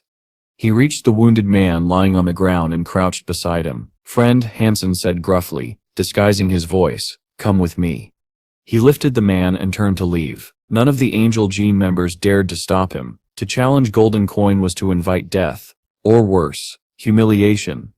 Once Hansen was certain they were clear of pursuit, he laid the man gently down beneath the shade of a willow. The man's wounds were severe, deep cuts, bruises and burns, but he was still conscious, though barely. Hansen admired his endurance. It was a miracle he'd survived that long. A few moments later, the man stirred and opened his eyes. There was no fear in them, no panic. His gaze was calm, clear and bright, like a lake after rain. He had a youthful face, almost delicate, adorned with a faint mustache that gave him an oddly mature air. Hansen studied him, curious. Something about him felt unforgettable. Then the man spoke, his voice even and soft. "Who do you want to kill?" Hansen blinked. "What?" The man looked him straight in the eye. "I owe you a life," he said simply, "and my talent lies in taking them. If you want someone dead, I shall do it for the debt I now owe." He paused for a moment, then added quietly, "That offer includes creatures too. Just name your target." Hansen stared at him, intrigued by both his composure and his choice of words. Finally, Hansen asked, "What is your name?" The man smiled faintly, though the corners of his mouth were streaked with blood. His answer would mark the beginning of a strange alliance, one Hansen would not soon forget. Hansen studied the baby-faced man carefully. His gaze was sharp but not hostile, curious. "Lu Yin." The man introduced himself quickly, his tone calm despite his injuries. "Lu Yin," Hansen repeated, nodding once. "Tell me then, why were you fighting with the people from Angel Jean?" Lu Yin shrugged lightly, as though the answer were trivial. "Because I despise trouble." That made Hansen laugh. "If you really hate trouble," he said with amusement, "then you might want to learn what it takes to avoid it. Hunting down members of Angel Jean isn't the best way to stay out of trouble." "I'm not a clever man," Lu Yin replied with a sigh. "Studying doesn't come easy to me." Hansen couldn't help but smile. This man was strange, humorous, perhaps even careless on the surface, but beneath that easy manner, Hansen sensed something else. A depth, a quiet strength, and an unsettling stillness. Lu Yin wasn't simple. "You really are Golden Coin, aren't you?" Lu Yin asked suddenly. "I suppose," Hansen said after a pause. "It's a pity," Lu Yin murmured. "If I weren't this badly injured, I still enjoy testing myself against you. Han Sen stood up, ready to leave, but as he turned, Lu Yin struggled to his feet and followed. Why are you following me? Han Sen asked, his tone half curious, half wary. Lu Yin's answer was steady. Because I can leave a debt unpaid. You saved my life. Until I repaid that favor, I won't leave your side. Han Sen smirked faintly. That could take a while. There's no one here who can threaten me. You stare proud, Lu Yin said quietly. I have reason to be, Han Sen replied coldly. Lu Yin said nothing more. He raised his trembling hand, and then with startling precision, unleashed a strike. An invisible wave of power shot from his palm, rippling through the air. Han Sen's eyes widened. The falsified sky power. He recognized it instantly. Without hesitation, Han Sen threw his fist forward, summoning the strength of his elephant Rex strike. The very air swirled into a violent vortex as the two forces converged. But just before contact, the invisible power vanished. And in the next instant, Han Sen felt a sharp impact across his chest. His armor rang out with a metallic clang. He staggered a step back, shocked. He hadn't seen the strike. He hadn't even felt it coming. Across from him, Lu Yin stood still, equally surprised. He had hit Han Sen with all his might, yet the attack left only a faint mark on the armor. Lu Yin's eyes flickered. He wanted to say, I could have beheaded you, but I didn't consider your debt repaid. But the words never came. He knew the truth. He hadn't been able to kill Golden Coin even if he'd tried. Try again, Han Sen said calmly. Lu Yin looked at him, startled. If you truly understand the falsified Sky Sutra, Han Sen continued, then you know what it claims, a strike that cannot be dodged or missed, no matter what the target does. Lu Yin's lips tightened. That may be true, he admitted, but your armor makes it useless. Even if I hit you, I can harm you. You're right. No one can threaten you. Not here. Not in the second God Sep's sanctuary. I may never be able to repay you. I don't believe that, Han Sen said flatly. Lu Yin said nothing more. Instead, he gathered his power again and attacked. Han Sen focused completely this time, tracking every twitch of Lu Yin's movements, every fluctuation in his aura. He was determined to dodge the strike, to prove the falsified Sky Sutra wasn't truly inescapable. But it didn't matter. The invisible power struck him square in the neck. And again. And again. 13 times in total, Lu Yin attacked. 13 times Han Sen tried to dodge, counter, or block, and every single time the blow found its mark. When it was over, Lu Yin collapsed to the ground, blood seeping through his reopened wounds. He sat panting, exhausted. Han Sen stood over him, silent. His Devil Ant King armor bore light scratches across it, but nothing more. Without that armor, he knew he'd have been torn apart. Lu Yin looked up at him, smiling weakly. No wonder my mother warned me, he said quietly. When you face one who has mastered the true falsified Sky Sutra, do not dodge, do not defend, strike to kill before they strike you. But I can't kill you. You should go. If you ever need me to kill someone for you, call me. This debt is getting frustrating. Han Sen regarded him for a long moment, then simply turned and walked away. Though he knew Lu Yin couldn't defeat him, the fight had shaken him. The falsified Sky Sutra was unlike anything he had faced before. Its attacks always landed. Today, his armor had protected him. But what if he met someone stronger, someone who could break through that defense? No power is perfect, Han Sen thought grimly. Everything has a weakness. I just have to find it. He had used his Dongxuan aura to scan Lu Yin's movements during their duel, but the technique was so refined that he couldn't trace how the energy moved. Still, he noticed something curious, something faint but telling. Later, studying the records and fragments of the sutra, Han Sen came across an obscure passage. The power is of the sky, but not divine. Its strength is drawn from blackened hearts. Reading that, Han Sen began to understand. The falsified Sky Sutra wasn't truly supernatural. It was karmic in design. Its attacks were bound by cause and consequence. Once unleashed, the strike must hit, because it was tied to the user's will, their very intent to destroy. If it was truly karma, then no one could escape it. But Han Sen smiled faintly to himself. Karma or not, he thought, it was still made by human hands, and if it's made by humans, it can be broken. After studying the nature of the falsified Sky Sutra, Han Sen's thoughts slowly settled. He began to smile. If that's the case, he mused, Then the Dongshuan Sutra should be the perfect counter. The Dongshuan Sutra was all about clarity, seeing opportunities, reading the world, and perceiving what others could not. It taught the practitioner to observe people, the heavens and the earth, to pierce through all illusions and falsehoods.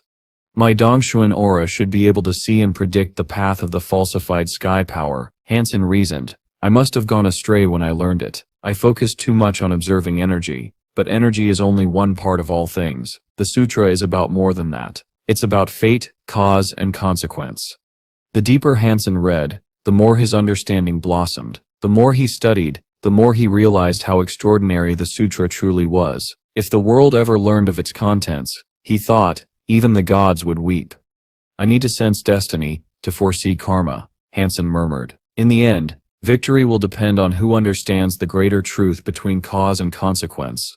He closed the Dongshuan Sutra with a look of quiet determination. His comprehension had reached new depths, but rather than rush to alter his aura, he chose to strengthen his foundation. He reviewed Jadeskin, the technique that had opened his first gene lock. Han Sen decided to enter the virtual training camp, a simulated world where he could fight against real opponents without risk of death. At that same time, Qin Xuan, known in the virtual realm as Miss Perfume, was logging in. She often visited the training camp, still hoping to run into her mysterious mentor, the little soldier on the battleship. But he had been gone for a long while, and each time she failed to find him, her disappointment deepened. That night, however, when she checked her friends list, her heart leapt. The little soldier was online.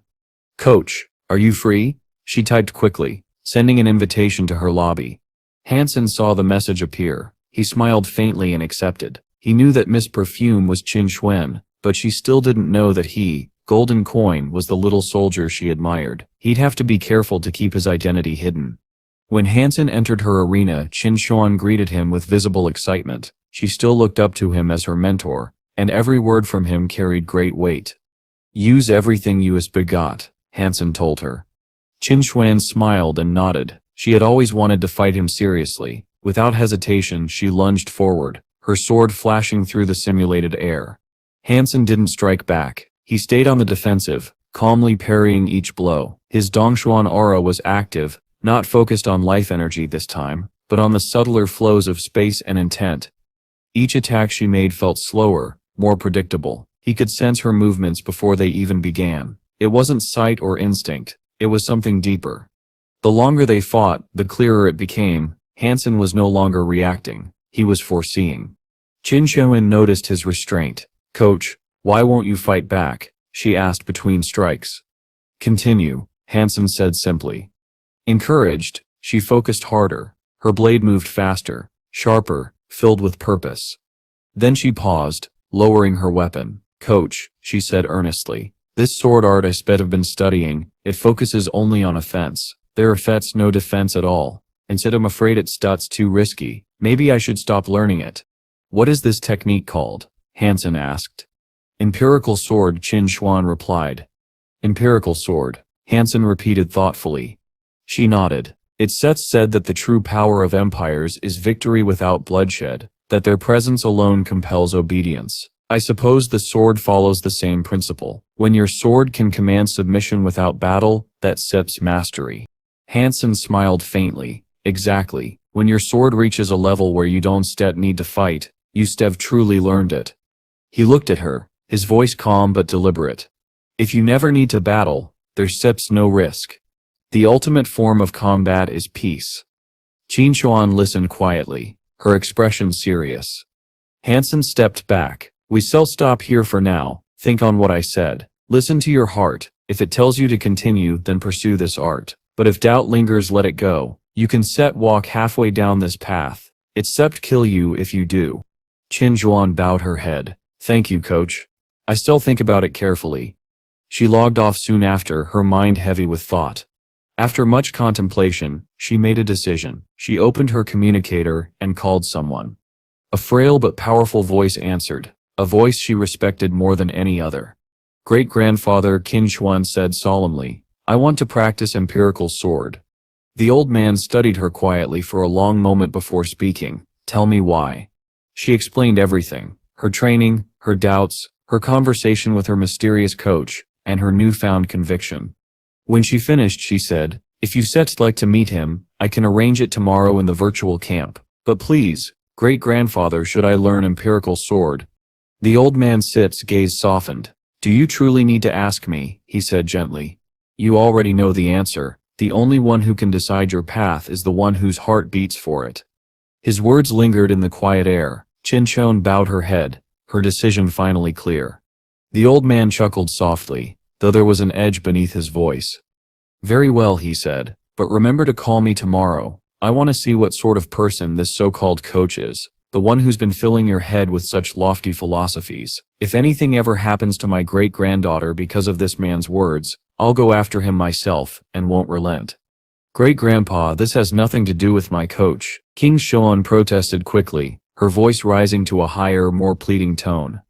"Of course it does," the old man replied sharply. "If he hadn't told you that not fighting is the zenith of the sword, never have become so obsessed with this empirical sword nonsense. Those words are the reason you want to learn it in the first place." King Shen pouted, but said nothing more.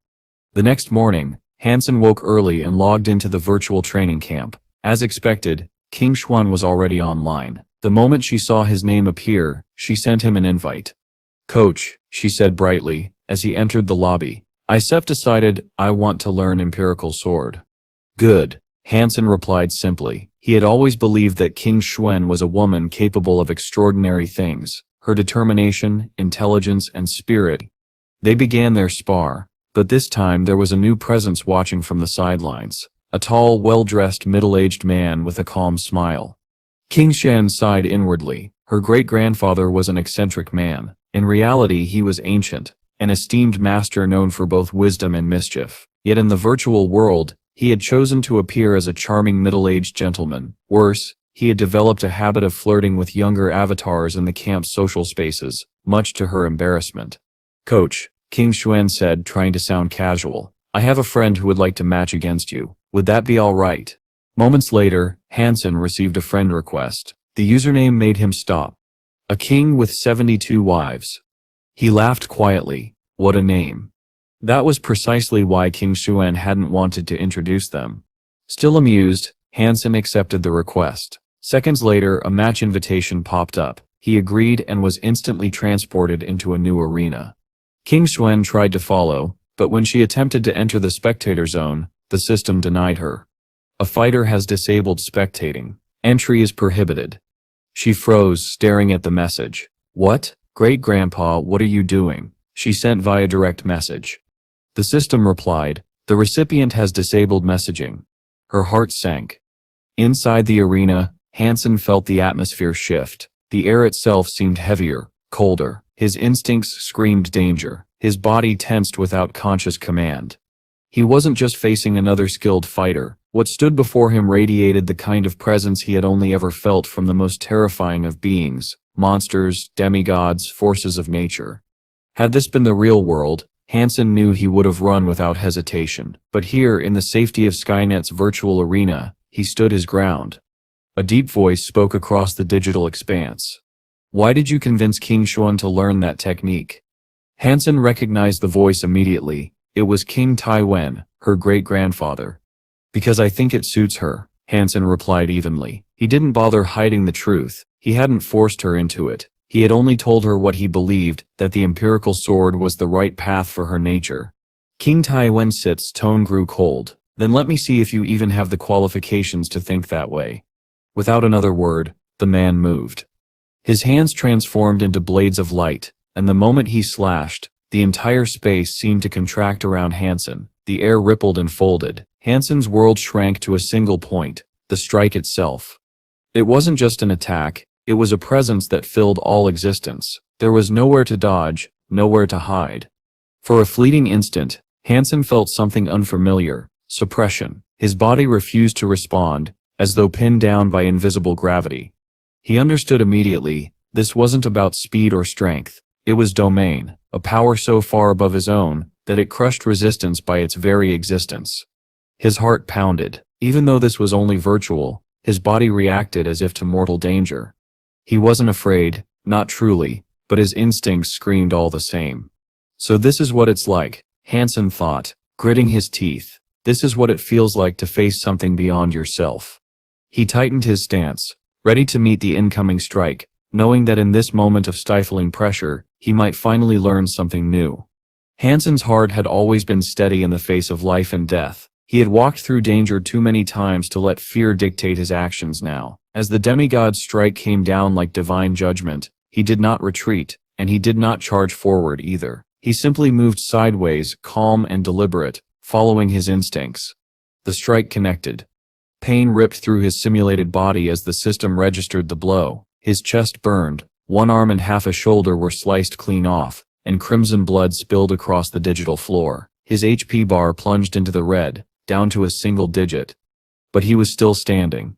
King Taiwen, his opponent and King Xuan's great-grandfather, paused. His sharp eyes narrowed. He could tell immediately that the one before him wasn't a veteran warrior or an old general. He was a young man. Yet this young man had reacted in a way few even among masters could. Backing away under pressure would have meant panic and loss of will. Rushing forward would have meant recklessness and death.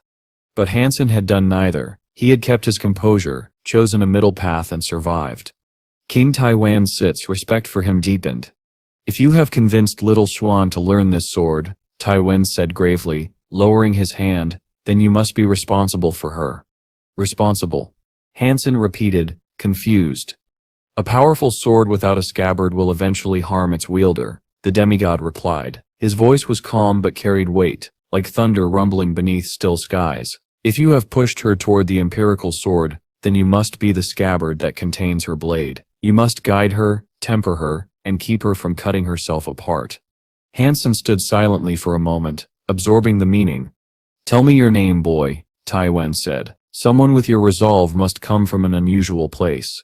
Han Sen, he replied. I Sepsim, a subordinate of Team Chin, now captain of a special squad. If there's Seps any way I can help Team Chin, I said'll do it. King Taiwensist's expression shifted. Han Sen. He studied the young man carefully. He had heard that name before, not through reputation or rank, but through association. Han Sen was the son-in-law of Ji Yanran's family and bloodkin to the Liu family. Taiwan Sepst's voice softened, though a hint of curiosity remained. Very well, I still be counting on you.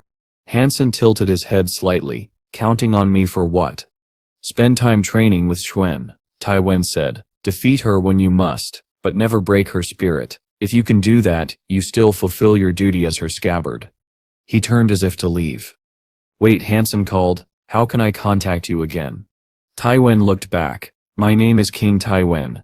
The name struck Han Sen like a bolt of lightning. His eyes widened. The demigod King Taiwan. Trying to hide his surprise, Han Sen managed a faint, nervous smile. King Xuan doesn't set know who I really am. I stead appreciate it if you didn't set tell her. If she finds out, I suspect she stead be upset. Taiwan gave a faint nod. Very well. Thank you, old king, Han Sen said respectfully. When Taiwan returned, King Xuan was already waiting for him in the lobby. Great-grandpa, what were you doing with my coach? Nothing, Taiwan said, smiling faintly. I was just testing him, to see if he sits qualified to teach my precious granddaughter. He sits adequate. She blinked, suspicious. That sips all? That sips all. But privately, Taiwan was thinking, if that boy ever joins the Liu family, it will either be the greatest fortune for the alliance, or its greatest calamity. From then on, Han Sen trained regularly, sometimes with King Xuan, sometimes alone, and whenever he wasn't practicing, he honed his perception skills by playing Hand of God, the neural coordination game known for its brutal difficulty. For Han Sen, the game wasn't just a pastime, it was training. The precise focus required to track light points and predict their next appearance sharpened his Dong Xuan aura, especially when fighting against AI opponents, whose reaction times far exceeded human limits. The artificial intelligences knew every possible sequence, every microsecond delay. To beat them, Han Sen had to sense where the next light point would appear, not merely see it. A triumphant system announcement filled the virtual world. Congratulations, you have completed Hand of God, Super Mode. A global broadcast followed immediately. Player winner girlfriend Evolver class has become the first to complete Super Mode. Title earned Hand of God. The message echoed 3 times across the community. The reaction was immediate. No way. An Evolver beat Super Mode? Impossible. They must sip hacked the system. How could someone with an ordinary body pull that off? He must sep been single for 50 years to have that kind of focus. The chat exploded with speculation, disbelief, and admiration. Friend requests poured in faster than he could reject them. Overwhelmed, Han Sen sighed and turned his status to busy. But just as he did, one final message appeared on his screen. Player Godstis. Third hand has sent you a match request. Accept? Han Sen Sisten's eyes narrowed slightly. God's third hand was a legend in the Hand of God community, a professional player who had dominated the leaderboard for 5 years straight, holding 4 championship titles. Everyone knew his name, but even he had never beaten Super Mode. Han Sen grinned faintly. So even gods want to see what the new mortal can do, he murmured, clicking accept. Han Sen had spent countless hours dueling against the AI of Hand of God, pushing himself to the limit, until he finally conquered the game's hardest difficulty, Super Mode. There was no higher level to challenge, no greater opponent to face. Continuing any further seemed meaningless. That was, until a real player sent him an invitation. Again, the system counted down, and an enormous audience flooded in to spectate. Every professional, every enthusiast, everyone wanted to see what would happen when the mysterious winner girlfriend, who had achieved the impossible, faced the greatest veteran the game had ever known. The air was thick with tension. Spectators leaned forward in their seats, eyes fixed on the player's hands. The rules were simple. The first to hit 100 light spots would be declared the victor. Then the first light spot appeared. All eyes turned to Han Sen, and what they saw stunned them. His hand moved slowly. Not sluggishly, but with deliberate, unhurried precision. Too slow for anyone who had supposedly beaten Super Mode. Gasps echoed across the audience. That sips the speed of the player who beat the hardest level in existence? God's third hand smirked, confident in his superiority. The second light spot appeared, and yet, somehow, Han Sen hit it first. The third. The fourth. The fifth. Every single one fell to Han Sen's hand, even though his movements never seemed fast enough. Confusion rippled through the crowd. What sips happening? His reactions are slower, so how is he winning? By the halfway point, frustration set in. It wasn't that Han Sen was faster. It was as if he was controlling the flow of fate itself. This is impossible, God's third hand muttered under his breath. To the audience, it was mesmerizing. It's that's like the light spots themselves are obeying him, someone whispered. He's that's not reacting, he's that's anticipating. Another player added, it's Sep's not speed, it's Sep's prediction. He sees everything before it happens. As the last few light spots appeared, Han Sen calmly tapped each one. The final counter struck 100. The match was over. The system blared, winner girlfriend, victory. The chat erupted into chaos. He beat Godstet's third hand. This guy Sip's not human. It sets like he can read the system Sep's mind. No, he Sep's reading reality. Professional analysts immediately downloaded the replay, dissecting every frame. What they found changed how the entire community understood the game. For years, Hand of God had been seen as a pure test of speed and reflex, but Han Sen's match revealed something else entirely. It was also a game of foresight. He wasn't faster, he was predicting the path of possibility itself. The match became a legendary case study. It was shared, analyzed, and referenced in training programs everywhere. The community even began referring to it as the moment speed died.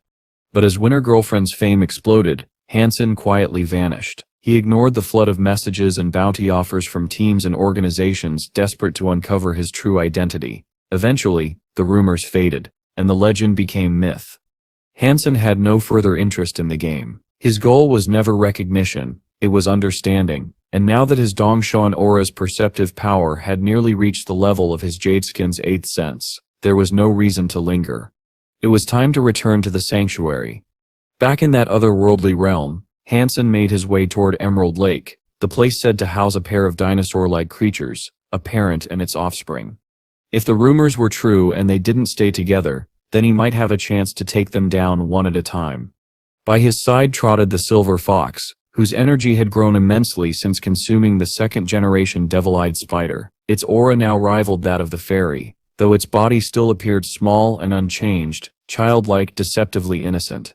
Han Sen pulled out the corpse of the silver-winged butterfly. The fox's eyes immediately lit up, silver pupils gleaming with hunger. It leapt toward the body eagerly. But Hansen pulled his hand back. He looked the fox straight in the eye. "Little Silver," he said sternly, "I treat you better than I treat my own son. I given you everything, food, power, protection. But if you ever think of betraying me—" He narrowed his gaze. "I once forgive you." The silver fox tilted its head innocently, then rubbed itself against Hansen's arm, drooling onto his sleeve in a show of affection. "Good," Hansen muttered. He set the butterfly sit's body down. In an instant, the silver fox pounced, devouring it whole. A second later, its body began to tremble violently. Bolts of silver lightning erupted from its fur, crackling and weaving through the air like living threads. They spiraled around the creature, forming a cocoon of shifting light. Hansen watched through his Dongjuan aura. Inside the cocoon, the energy was wild, chaotic, boiling like magma beneath a mountain's crust. "Is it finally evolving?" Hansen whispered, a wave of relief washing over him. He had worried that the butterfly's energy might not be enough to trigger the transformation.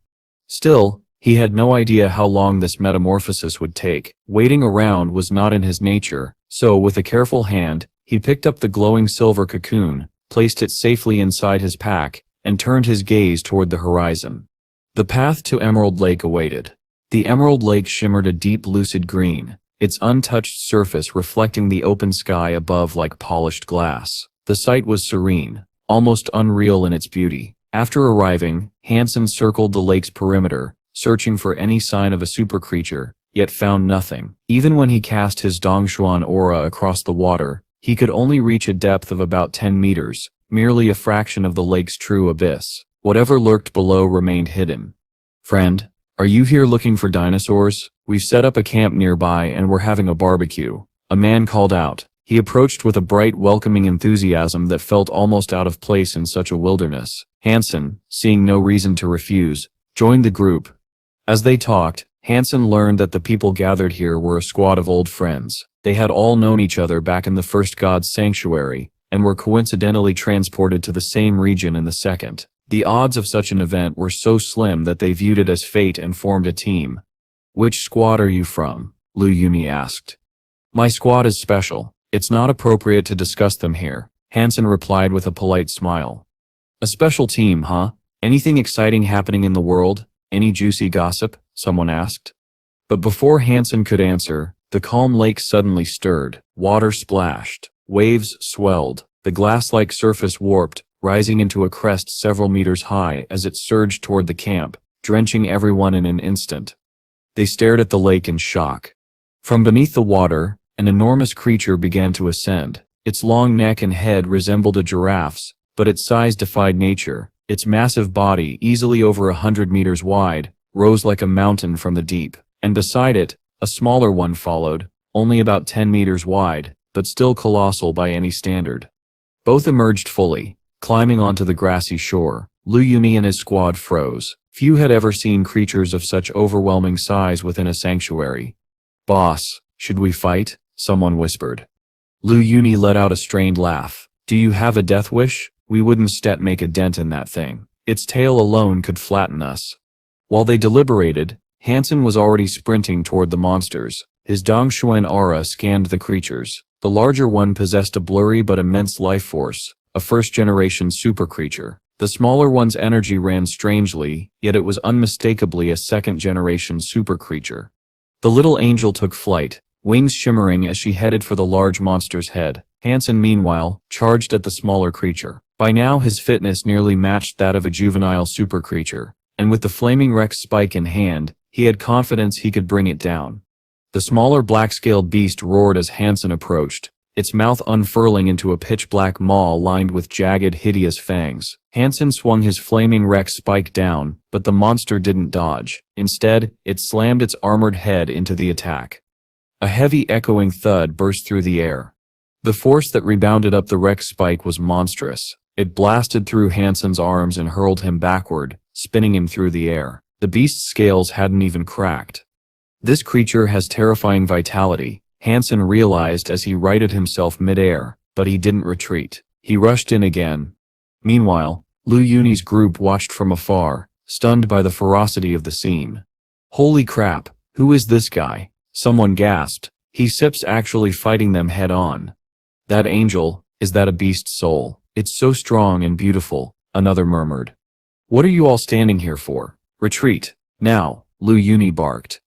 Up above, the little angel pressed her assault. She struck repeatedly, aiming for the creature's vulnerable eyes, but its vitality was too high. Even her greatsword barely scratched the surface of its thick scaled skull. Her strikes left only shallow marks, and the beast's movements forced her to dodge more than she could attack.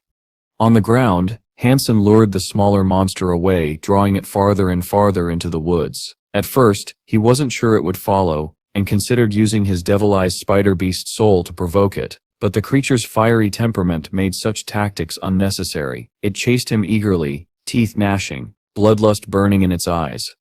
Despite its strength, Han Sen soon realized the smaller one was inexperienced. It had not lived long, and it understood very little of the world. When Han Sen finally stopped, the creature lunged, jaws yawning open to tear him apart. As its massive maw closed in, Han Sen drove the flaming wreck spike straight into its mouth. The flaming wreck spike spun like a blazing drill, fire swirling in tight coils around its shaft. Han Sen's sudden strike drove the weapon deep into the monster's throat. Blood burst from the gouged flesh like mud flung from a spinning auger. The little monster squealed in agony, but its cry was muffled by the weapon lodged in its gullet. Han Sen's heart thundered. He pushed the wreck spike with relentless force, channeling all his power into the weapon as he worked it deeper. Inch by inch, he drove it down toward the creature's stomach. The little monster finally heaved him away in a desperate flail, crying out in pain. That cry carried through the forest, and the massive parent heard it. At once, the giant monster barreled through the trees. Each step shook the ground, the tremors rolling through soil and roots, as it left the lake behind in chaos. The little angel tried to intercept it, but she couldn't pierce its armor or find a weakness. Her sword bounced off its scales, unable to deal a decisive blow. Nothing she did could force the monster to stop or even notice her. Han Sen saw the titan closing in. 2 more steps, and it would tower over him. Acting fast, he yanked the wreck spike free and sprinted toward the injured young creature. Without hesitation, he rammed the weapon into the monster's lower body, driving it straight upward with brutal force. Blood exploded from the wound in a violent burst. Already grievously wounded from the attack to its throat, the creature collapsed, squealing in torment as it struggled to rise. No matter how hard it tried, its legs couldn't support it. Han Sen intended to finish the kill, but the looming shadow of the giant monster forced him to retreat. He tore the weapon free and leaped back just as another colossal foot slammed down. The impact shattered trees like brittle twigs. Each footprint was a 10-meter crater. The smaller monster managed to stand and stagger to its parent's side. When the giant creature saw its child's wounds, a deep wrath ignited within it. Flames of fury figuratively burned in its eyes, and it roared, stomping toward Han Sen with murderous intent. This vitality-type creature was far beyond anything he could handle head-on. Han Sen withdrew at once, using spiky arrow to maneuver and evade the crushing steps. Above them, the little angel continued attacking the giant monster's head, but its surprisingly agile neck twisted and dipped to avoid her strikes. Han Sen searched desperately for an opening to finish the smaller monster, but that opportunity refused to appear. Then a new sound split the sky. A black metallic tiger with wings descended at incredible speed. In an instant, it landed behind the giant monster, slashed the smaller creature apart with its forepaws, seized the dying body, and launched itself westward. Trying to steal my kill? Han Sen's fury ignited. He shot into the air after the tiger. Only he was allowed to steal kills, never the reverse. The insult was intolerable. The giant monster, seeing its young one snatched away, abandoned Han Sen entirely and charged after the tiger as well. Despite the dead weight of the child's massive body, the winged tiger carried it with shocking ease, maintaining blistering speed. Han Sen strained to keep up. The little angel and the giant monster were faster than he was, and the gap widened with every second. Gritting his teeth, Han Sen simulated the light sun of God's energy flow, pushing his speed to its limit. Only then could he keep from falling irretrievably behind. The chase continued for 4 days without pause. None of them slowed. Han Sen's anger burned as fiercely as the day it began. He swore he would catch the tiger and settle the score. Ahead, the baby monster cried again and again from the tiger's claws. Han Sen pushed onward, until something strange appeared on the horizon. Among the chain of mountains, One stood out starkly, a purple peak rising like a solitary fang. The black tiger dipped downward, landed on its slope, and dragged the small monster's body up the mountainside. Han Sen stayed hidden in the area for 2 days.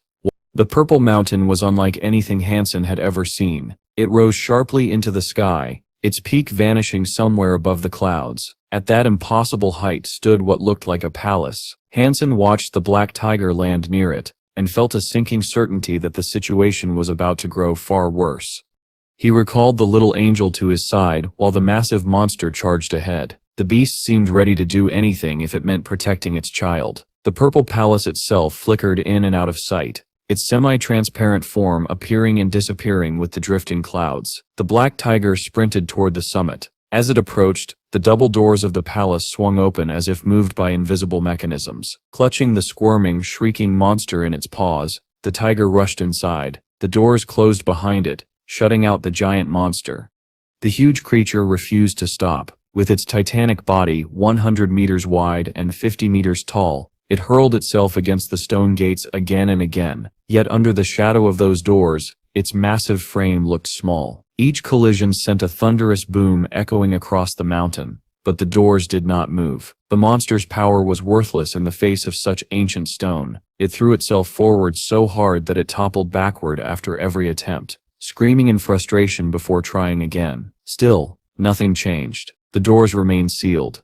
Han Sen frowned and rose into the air, hoping he could see what lived inside the shelter. But from above, everything was swallowed by thick mist. Even with his sharp vision and heightened perception, he could not pierce the cloud cover. The fog itself seemed unnatural. He summoned his devil eye mask and circulated the deified spider's energy, letting its perception wash over him. Although he could not see the creatures clearly, he detected faint flames, life forces glowing inside the shelter. 1, 2, 3, 4, 5. At least 5 super creatures were within, possibly more. It was painfully clear he had no chance of handling that many, but walking away now felt unbearable. Finding a second-generation super creature was incredibly difficult. Losing it like this stung more than he was willing to accept. Forget it. He would take the risk. Even if he was too weak to win, they wouldn't be able to kill him. If he couldn't reclaim the prey he had fought to capture, then he would make sure this shelter paid for it. Grinding his teeth, he sprinted toward the purple doors. For now, he and the big monster shared a common goal. If they could break inside together, perhaps the giant creature could handle 2 super creatures on its own. If Han Sen picked off the others, he could turn misfortune into opportunity. Slim odds were better than none.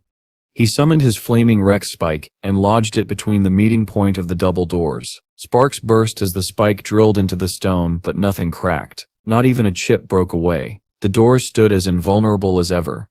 Realizing Han Sen had also failed, the big monster rammed the doors again. Blood spilled from its mouth as it roared in pain. Han Sen looked at the trembling gates and knew the truth. Forcing their way through would only leave them half dead, ensuring death once they made it inside. He made his decision. He shot upward and dove into the shelter from above. The fog thickened around him until he could see nothing at all, but he kept going. He summoned every useful beast soul he had before entering the cloud bank. As he pierced through, a chill ran down his spine, a warning of something dangerous. A fiery red shadow rushed at him from the side. Without the devil eye mask, he would never have noticed it in time. The little angel darted forward to protect him. Her greatsword slammed into the unseen attacker and sent her sliding backward, but the phantom retreated deeper into the mist before they could engage further. Before Han Sen could continue forward, the shadow reappeared from another angle. This time he anticipated it, guiding the little angel to block the incoming strike. Using the opening, Han Sen accelerated, trying to reach the shelter's inner wall. It was supposed to be only 100 meters away, yet he flew for far longer without touching solid ground. His chest tightened with dread. This fog was not natural. When he tried to retreat, he flew the same distance back, yet he did not escape the mist. He was trapped. Still, he sensed only one super creature nearby. If the others remained deeper inside, he might be able to kill this one alone. Even without his devil eye mask, his Dongshuan aura could track its movements. The only issue was time. If he didn't finish quickly, the giant monster would batter itself to death outside. He focused on the fiery shadow. Its life force flickered like flames, but its true form remained hidden. Quietly, Han Sen drew his peacock crossbow and loaded a Z-steel bolt. aiming into the fog. The little angel intercepted another attack. Han Sen held steady, observing. After several failed attempts, the flaming shadow grew frustrated and retreated. It sank into the mist, watching them carefully. Han Sen feigned ignorance, turning his head in random directions, acting as though he had completely lost track of the creature. In truth, aside from the shadow, he could see nothing at all. After a while, the concealed creature seemed convinced he was blind to its presence. Slowly it drifted behind him through the fog, inching closer and closer. Han Sen continued glancing left and right, pretending to be confused about where the attack would come from. In truth, the Dongshan aura he had cast earlier allowed him to track every twitch of the flaming shadow hidden in the mist. When the creature slipped within 10 meters of him, its calm facade shattered. Enraged, it lunged straight at the intruder who dared trespass in its fog. The moment it closed in, Han Sen spun around and raised his flaming Rex spike to parry the blow, while his left hand fired the peacock crossbow in rapid succession. 8 Z steel bolts tore through the fog. The impact of the attack knocked Han Sen and the Rex spike backward, spoiling his aim, but the sound in the mist told him enough. 3 bolts had struck flesh. The little angel darted at the shadow's head, her great sword cleaving down with tremendous force. The flaming shadow shrieked, the pain unmistakable, and scrambled frantically to retreat deeper into the murk. But through the devil eye mask, Han Sen could still see its movements clearly. He and the little angel gave chase. The creature had been thoroughly tricked. Now exhausted and panicked, it could no longer flee effectively. The little angel reached it first and swung like a madwoman, cutting off its escape entirely. Han Sen fired the remaining 6 bolts the moment it faltered, perfectly timed with its desperate attempt to evade the little angel's strikes. The little angel streaked forward like a beam of light. As she passed the creature, something flew upward, its severed head trailing a fading arc of blood. Super creature Mirage gas free killed. No beast soul gained. Flesh inedible. Life Geno essence obtainable. Super Geno point gain, 0-10 random. As the mist dissolved, Han Sen's vision snapped back into clarity. The shelter's wall and gate were only 10 meters away. The Mirage gas freak's body, head included, began to dissolve into vapor, leaving only a single orb of condensed mist, its life Geno essence. Han Sen picked it up immediately. Then he flew to the interior side of the purple gate and pulled free the bolt locking it. The instant he backed away, boom. The big monster smashed through the door with a victorious roar and stormed inside without hesitation. The shelter contained a vast ornate palace, but strangely it was empty. All the creatures Han Sen had sensed earlier were nowhere to be seen. Even the small monster the black tiger had taken was completely gone. Not a sound remained. The big monster thundered toward the palace entrance. At the tall main doors it hurled its massive weight forward, desperate to see whether its child was inside. It never reached the doors. A sudden flash, a sword, a deep, bloody gash tore across its scaled hide. From within the palace, a shadowed figure stepped out, wearing a full suit of steel armor and wielding a steel greatsword. Han Sen looked closely and realized no body inhabited the armor. It was hollow, animated by some ghostly green light flickering between its plates. Was this a creature or a spirit? Before Han Sen could intervene, 3 more monsters appeared, emerging from different corners of the plaza, a 30-meter-tall ape, a 4-legged snake, and the winged black tiger. They were surrounded. The tiger roared and charged. Han Sen ordered the little angel to intercept it. Meanwhile, the ape and snake came for him together. The ape slammed its fist down. Han Sen dodged, but the sheer force shook the ground. The snake lashed out its tongue, a blood-red whip that moved so fast it nearly wrapped around him. Han Sen struck at the ape's arm with the flaming Rex spike, but it barely left a mark. The snake was too quick, darting in and out as the ape pressed from the other side. 1-on-1 would have been hard enough. 2 at once was deadly. He dodged the snake, but the ape's punch landed squarely. The blow launched him through the air like a fired projectile. He smashed into the palace wall with bone-jarring force and spat blood. The ape and snake closed in. Gritting through the pain, Han Sen leapt away and retreated to the big monster's side. Desperate, he swung his Rex spike at the armored phantom. The Hollow Knight raised its greatsword to meet him, steel ringing sharply as their blades clashed. Han Sen staggered back from the clash. The ape and the snake were already on him again, but the big monster finally intervened, roaring as it barreled toward the ape. The 2 titans collided with an explosive boom, each strike between them shaking the entire plaza.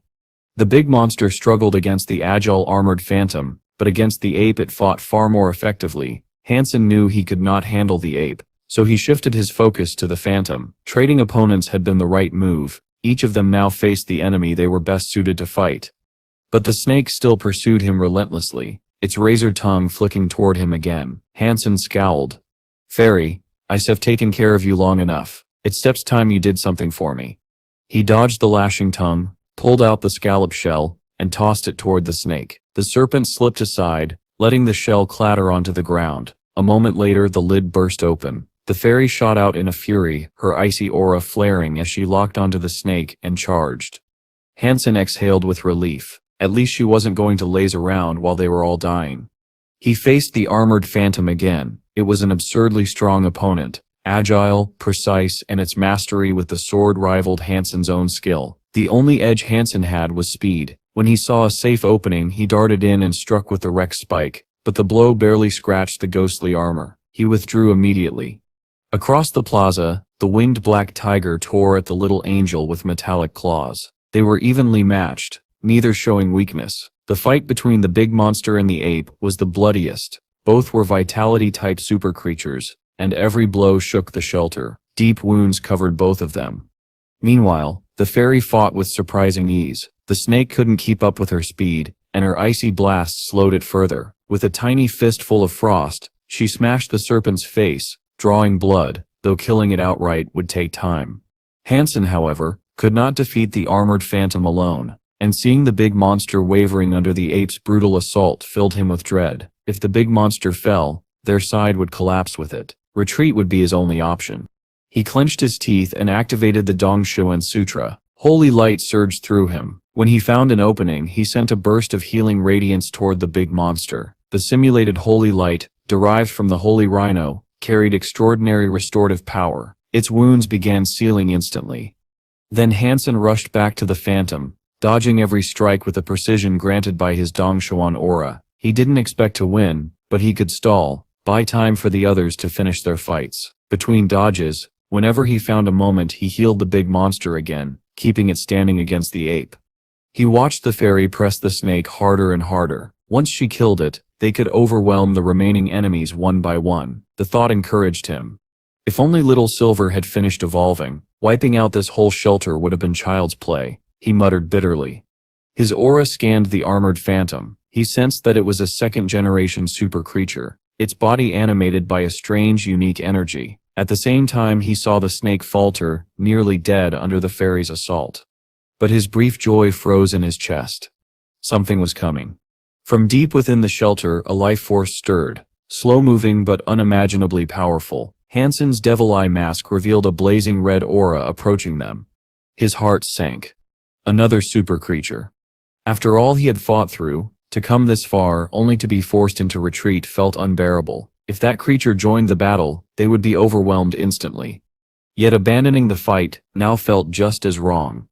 As the fairy prepared to land the killing blow on the snake, Han Sen made his decision. He gritted his teeth and sprinted toward the approaching presence. If he could delay it, just for a moment, the fairy might finish the snake, and they'd have a fighting chance.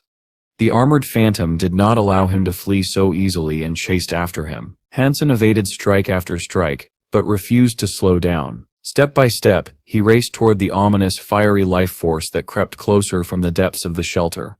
Han Sen sprinted past 15 buildings before reaching a massive staircase stretching upward toward another grander palace. Halfway down those steps, an elegant woman descended with measured grace. She was tall, at least a foot taller than Han Sen, and her figure was sculpted with flawless proportions. Long legs, a narrow waist, and a chest that strained against the black armor she wore. Despite her beauty, the pressure she radiated was terrifying. She was sleek and predatory, like a panther, beautiful, deadly, and cruel. This, Han Sen realized, was the true spirit of the shelter. He had been wrong earlier. The armored phantom was not the spirit. It was merely her guard. The spirit stared down at Han Sen with cold contempt, her expression carved from ice. She wore armor but no helmet. A crown rested on her head, and though she carried no weapon, her pale hands radiated lethal intent. Behind Han Sen, the armored phantom still chased him. now angrier than before. Offended by Hansen's attempt to rush toward the descending spirit, it swung its sword with far greater fury. Hansen had no choice but to push his Dongxuan movement to the limit, evading strike after strike as he closed the distance. The spirit descended several hundred steps, each one taken with disdain. When she finally raised her fist, she struck with almost no visible preparation. Her arm flicked forward, and her fist appeared in front of Hansen as if teleporting. It smashed into his stomach. The impact launched him down the entire staircase like a falling star. He crashed into the roof of a nearby building, smashing through its tiles and cracking the plates of his armor. Blood filled his mouth as he dragged himself free of the rubble. The armored phantom leapt down after him with murderous intent. Its great sword glowed with green light as it slashed, but Hansen barely slipped aside in time. He kept one eye on the phantom, and the other locked on the spirit, whose speed outstripped anything he had ever faced. If she attacked again, dodging her would be nearly impossible without knowing the moment she moved. He steadied his senses, relying on every ounce of perception he had honed through countless battles. The spirit raised her fist again. Her body vanished. The attack exploded toward him, and though Hansen could not physically see her movement, his instincts captured the faintest outlines of her trajectory. He twisted his body aside, narrowly avoiding the kill strike. The spirit froze, shocked that he had dodged her. Hansen took advantage of the moment, and struck at her with a retaliatory punch aimed at her stomach, but her figure dissolved into nothing. The spot she had stood in was suddenly empty. His fist sliced through air. He was being overwhelmed by not one but two near-legendary enemies. The spirit's speed bordered on teleportation, and the armored phantom's blade was indestructible. All Hansen could do was dodge, and dodge again. His Dongxuan movement reached its absolute peak. His Dongxuan aura helped him predict each strike a split second before it landed. He stayed one step ahead, teetering on the edge of disaster. Every tiny misjudgment would mean death. The armored phantom swung again. This time, Hansen wasn't fast enough. The blade tore the back plating of his armor clean off, slicing into his flesh. Blood streamed down his spine. The spirit appeared at his left. Her fist shot toward his heart. Hansen managed only half a dodge. Her blow smashed into his arm, instantly dislocating his shoulder. Pain tore through him, but he forced himself to remain upright. He couldn't stop. If he slowed down for even a heartbeat, he would die. "Come on, fairy. Hurry up. I can't hold out much longer," Hansen cried inwardly, clinging to hope. Another blow struck him. This time from behind. The spirit's punch threw him 50 meters into the air. Mid-flight, Hansen twisted his body to avoid the phantom's follow-up slash that would have cut him in two. Then a sudden, explosive shock ripped through his mind. Something inside his head seemed to detonate. And everything went white. A strange sensation overtook Hansen's mind, as if the very core of his consciousness were expanding outward. His awareness fused seamlessly with the Dongxuan aura, and in that instant, the movements of both the spirit and the armored phantom became completely transparent. He could see them, truly see them, not with his eyes but with some deeper, sharper sense. Their trajectories unfolded for him in advance, like lines of light tracing exactly where they would move and how. Even though the spirit's attacks remained invisible to the naked eye, he could dodge them effortlessly. It was indescribable, like stepping into a realm where instinct and prediction blended into a single perfected state. Hansen understood. He had reached the pinnacle of what was possible with the Dongxuan aura. This was the eighth sense. With this clarity, his body moved as lightly as a feather. Against two near-mythic foes, he dodged perfectly, and even found windows where he could counterattack. But striking back was pointless. It would only waste his energy. His goal was simply to buy time for the fairy to finish the snake and come help. The spirit began to understand what was happening. While she and the phantom were both far stronger than Hansen, they could no longer touch him, and if this continued much longer, the snake would die, the fairy would join the battle, and the outcome would tilt sharply in Hansen's favor. The spirit's expression darkened. She gave the armored phantom a silent command. The phantom immediately turned and sprinted toward the snake, toward the fairy. Hansen's heart tightened. He couldn't allow that. He grit his teeth and bolted up the staircase toward the spirit hall. The spirit's eyes gleamed with sudden urgency, and she accelerated to intercept him, but Hansen's body swayed, twisted, and misled her in every step. Though she was physically faster, she couldn't stop him from ascending. He expected her to call the armored phantom back, to protect her own position. She didn't. Instead, she halted. Darkness rippled across her eyes as they shifted colors, the pupils turning pure white, the whites of her eyes becoming pitch black. A strange dark radiance swirled within them, her armor ignited with black fire, smoke like flames writhing around her form. It reminded Hansen of the devil unicorn's smoke, yet far more dangerous. Her life force surged. It became monstrous. Hansen froze. He felt his muscles involuntarily tighten, as if some deep instinct refused to let him move another step. The spirit had locked onto him. If he progressed even a hair further, she would strike. But if he remained still, she would gather an attack so devastating that he would never survive it. His perfect prediction meant nothing, if her speed surpassed his ability to react. He had to act. He had to risk everything. He summoned all his strength, gathering power for a sonic thunder punch. Lightning crackled along his arm. He prepared to meet whatever was coming. Then reality itself distorted. Between them, space rippled and collapsed inward, like a hole punched into existence. The spirit vanished, not running, not stepping, simply ceasing to occupy the space she had been in. Hansen's pupils shrank. He couldn't trace her movement. All his heightened senses screamed in terror. No time. He struck. Silver lightning erupted from his fist, splitting the air into jagged arcs. Thunder cracked so violently the sound alone could kill a lesser being. Light and sound tore the atmosphere apart. And then she appeared, nose to nose with him. Her cold, imperial face hovered inches away. Her jade-white fist was already buried in his abdomen. Boom. The blow tore through him. His armor shattered, splintering into useless fragments that rained to the ground. Hansen flew backward like a ragdoll, smashed into a stone pillar, and slid down its base, coughing blood. The gargoyle glyph etched into his armor fractured completely, and its beast soul disintegrated into dust. The devil unicorn soul still clung to him, but it barely helped against physical attacks. His armor wasn't completely destroyed, but it was nearly done for. He spat blood and dismissed the Devil Ant King armor. If he took another hit while wearing it, it would be ruined forever, and it was his only super armor. He couldn't lose it.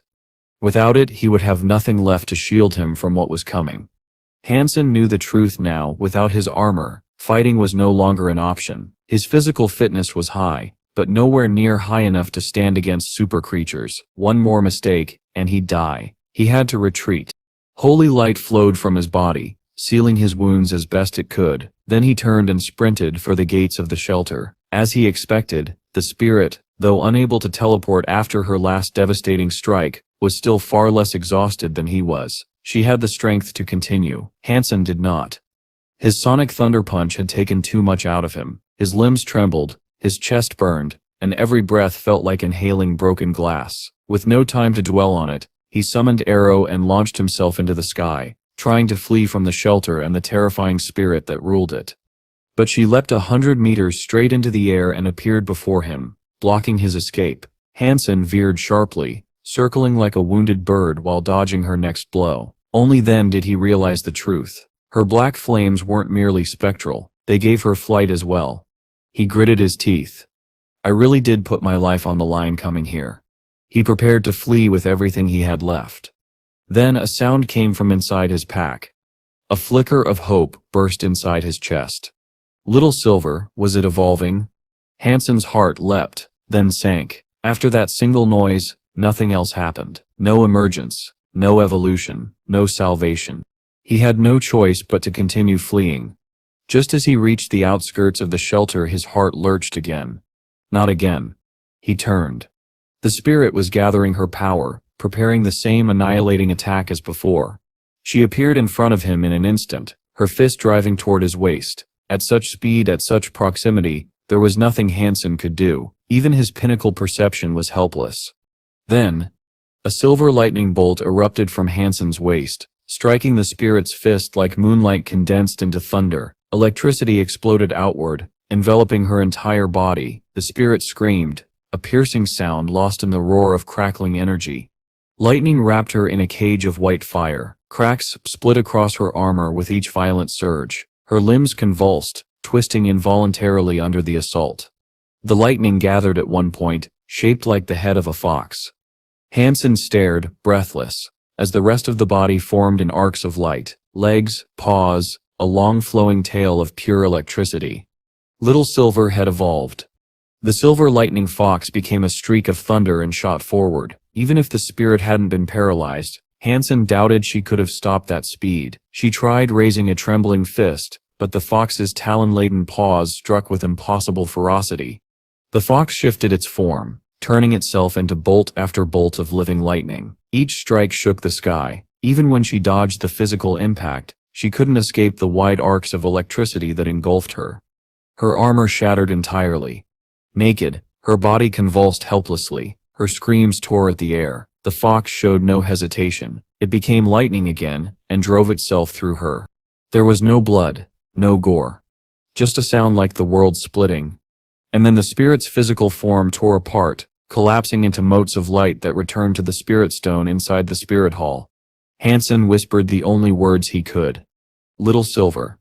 The adult silver fox was far stronger than he ever imagined. Strong enough to kill a super spirit. Even if its first strike had been a surprise attack, the power it displayed afterward was unmistakable, terrifying, astonishing.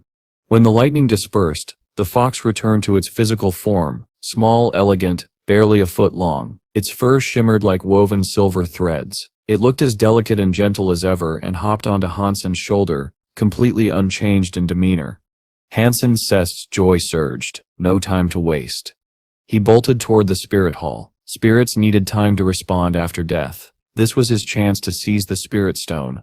Though exhausted, he forced his body to move. After descending from the sky, he ran toward the great hall, every step fueled by desperation and adrenaline. The spirit hall resembled a sacred temple. A colossal statue stood proudly at its center, exuding ancient majesty. Han Sen wondered what kind of power had once been enshrined here.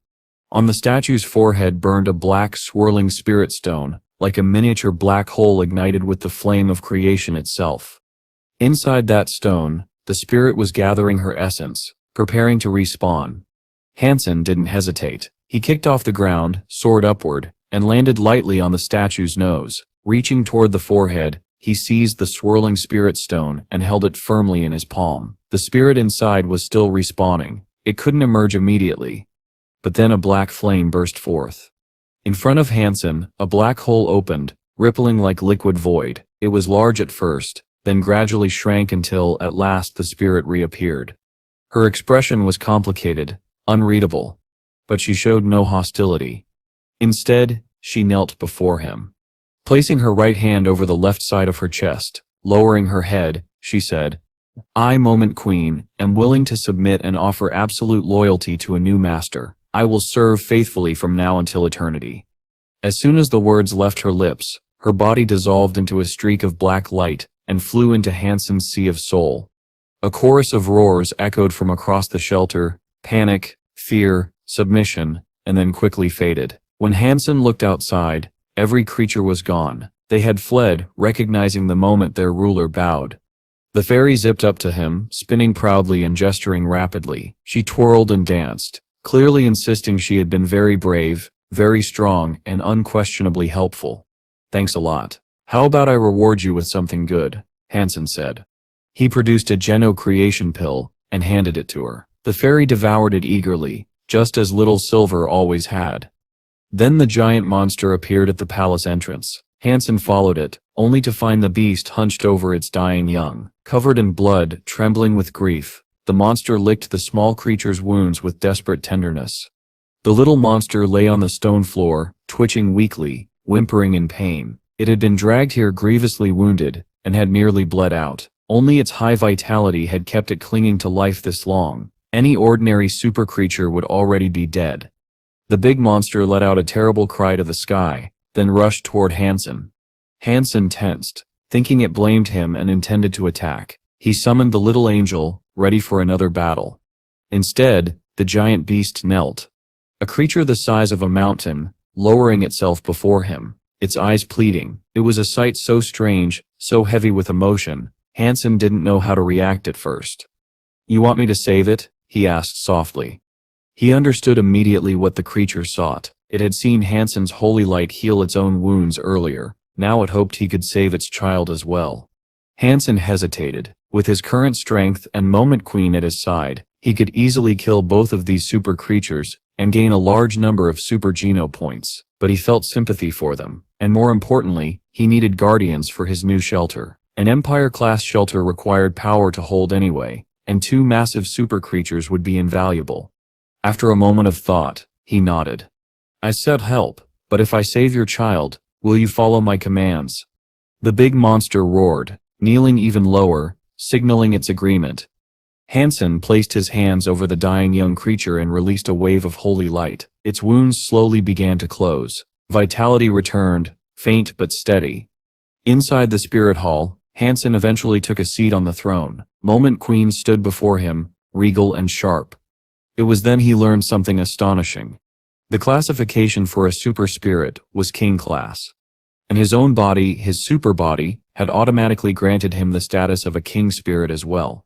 I may obey you, Moment Queen said harshly, but remember, we are both king spirits. If you dare mistreat me, I will self-destruct without hesitation. Han Sen stared at her, stunned. She continued, her voice cold.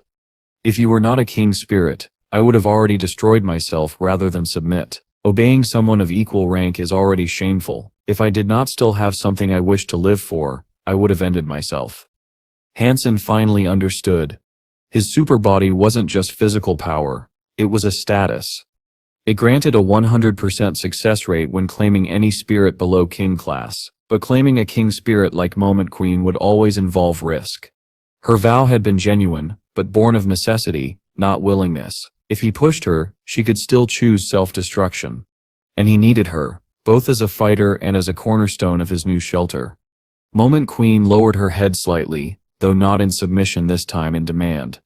I can follow your commands, she said, but first, you must help me complete my evolution. Give me the chance to ascend to the third god Sip's sanctuary once more. Moment Queen spoke with absolute certainty. Again, are you saying you came from the third god's sanctuary? Han Sen asked, stunned by the revelation. I used to be there, she replied, with a complicated expression. But I committed a crime not easily forgiven. For that I was exiled back here. Han Sen leaned forward, deeply intrigued. What did you do? I killed the son of a king, she said flatly. Han Sen blinked. What king? That sounds fairly powerful. Moment, Queen continued, voice cold and steady. The spirits are at war in the third god Sip's sanctuary. If one faction defeats another, the victor becomes ruler. I killed the son of the ruling king. You stir something else, Han Sen said, half impressed. But that means if you return, you still be hunted. Yes, she admitted. If that frightens you, then release me. Free yourself of the burden that is me. Han Sen waved a hand dismissively. That Sip's a bridge we still cross later. But a more important thought occurred to him. If his super body was classified as a king spirit body, then once he ascended to celestial being level, his king spirit talents would awaken. Meaning he wouldn't need the evolution pool. He would qualify to enter the third god's sanctuary, like a true king spirit.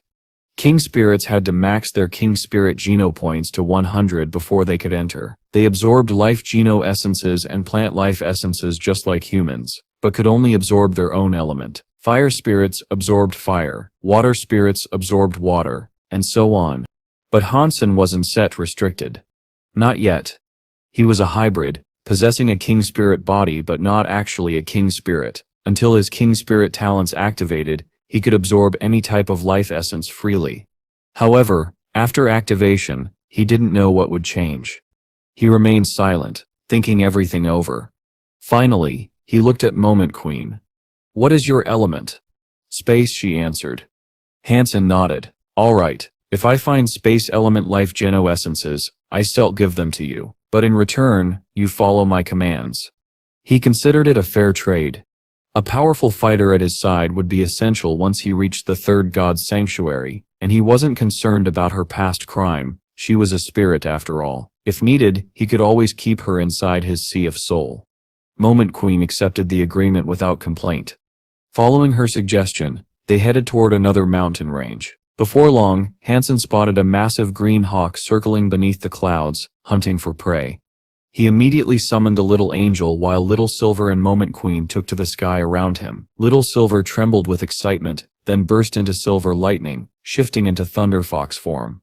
He lunged at the Thunderhawk, while the little angel and Moment Queen attacked from behind.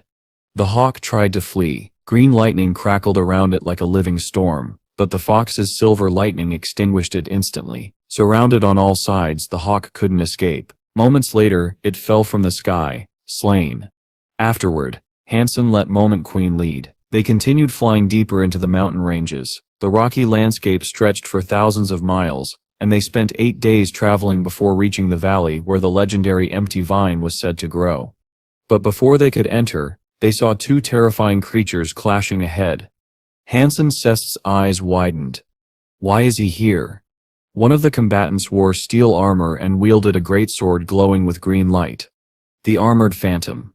Moment Queen's former subordinate.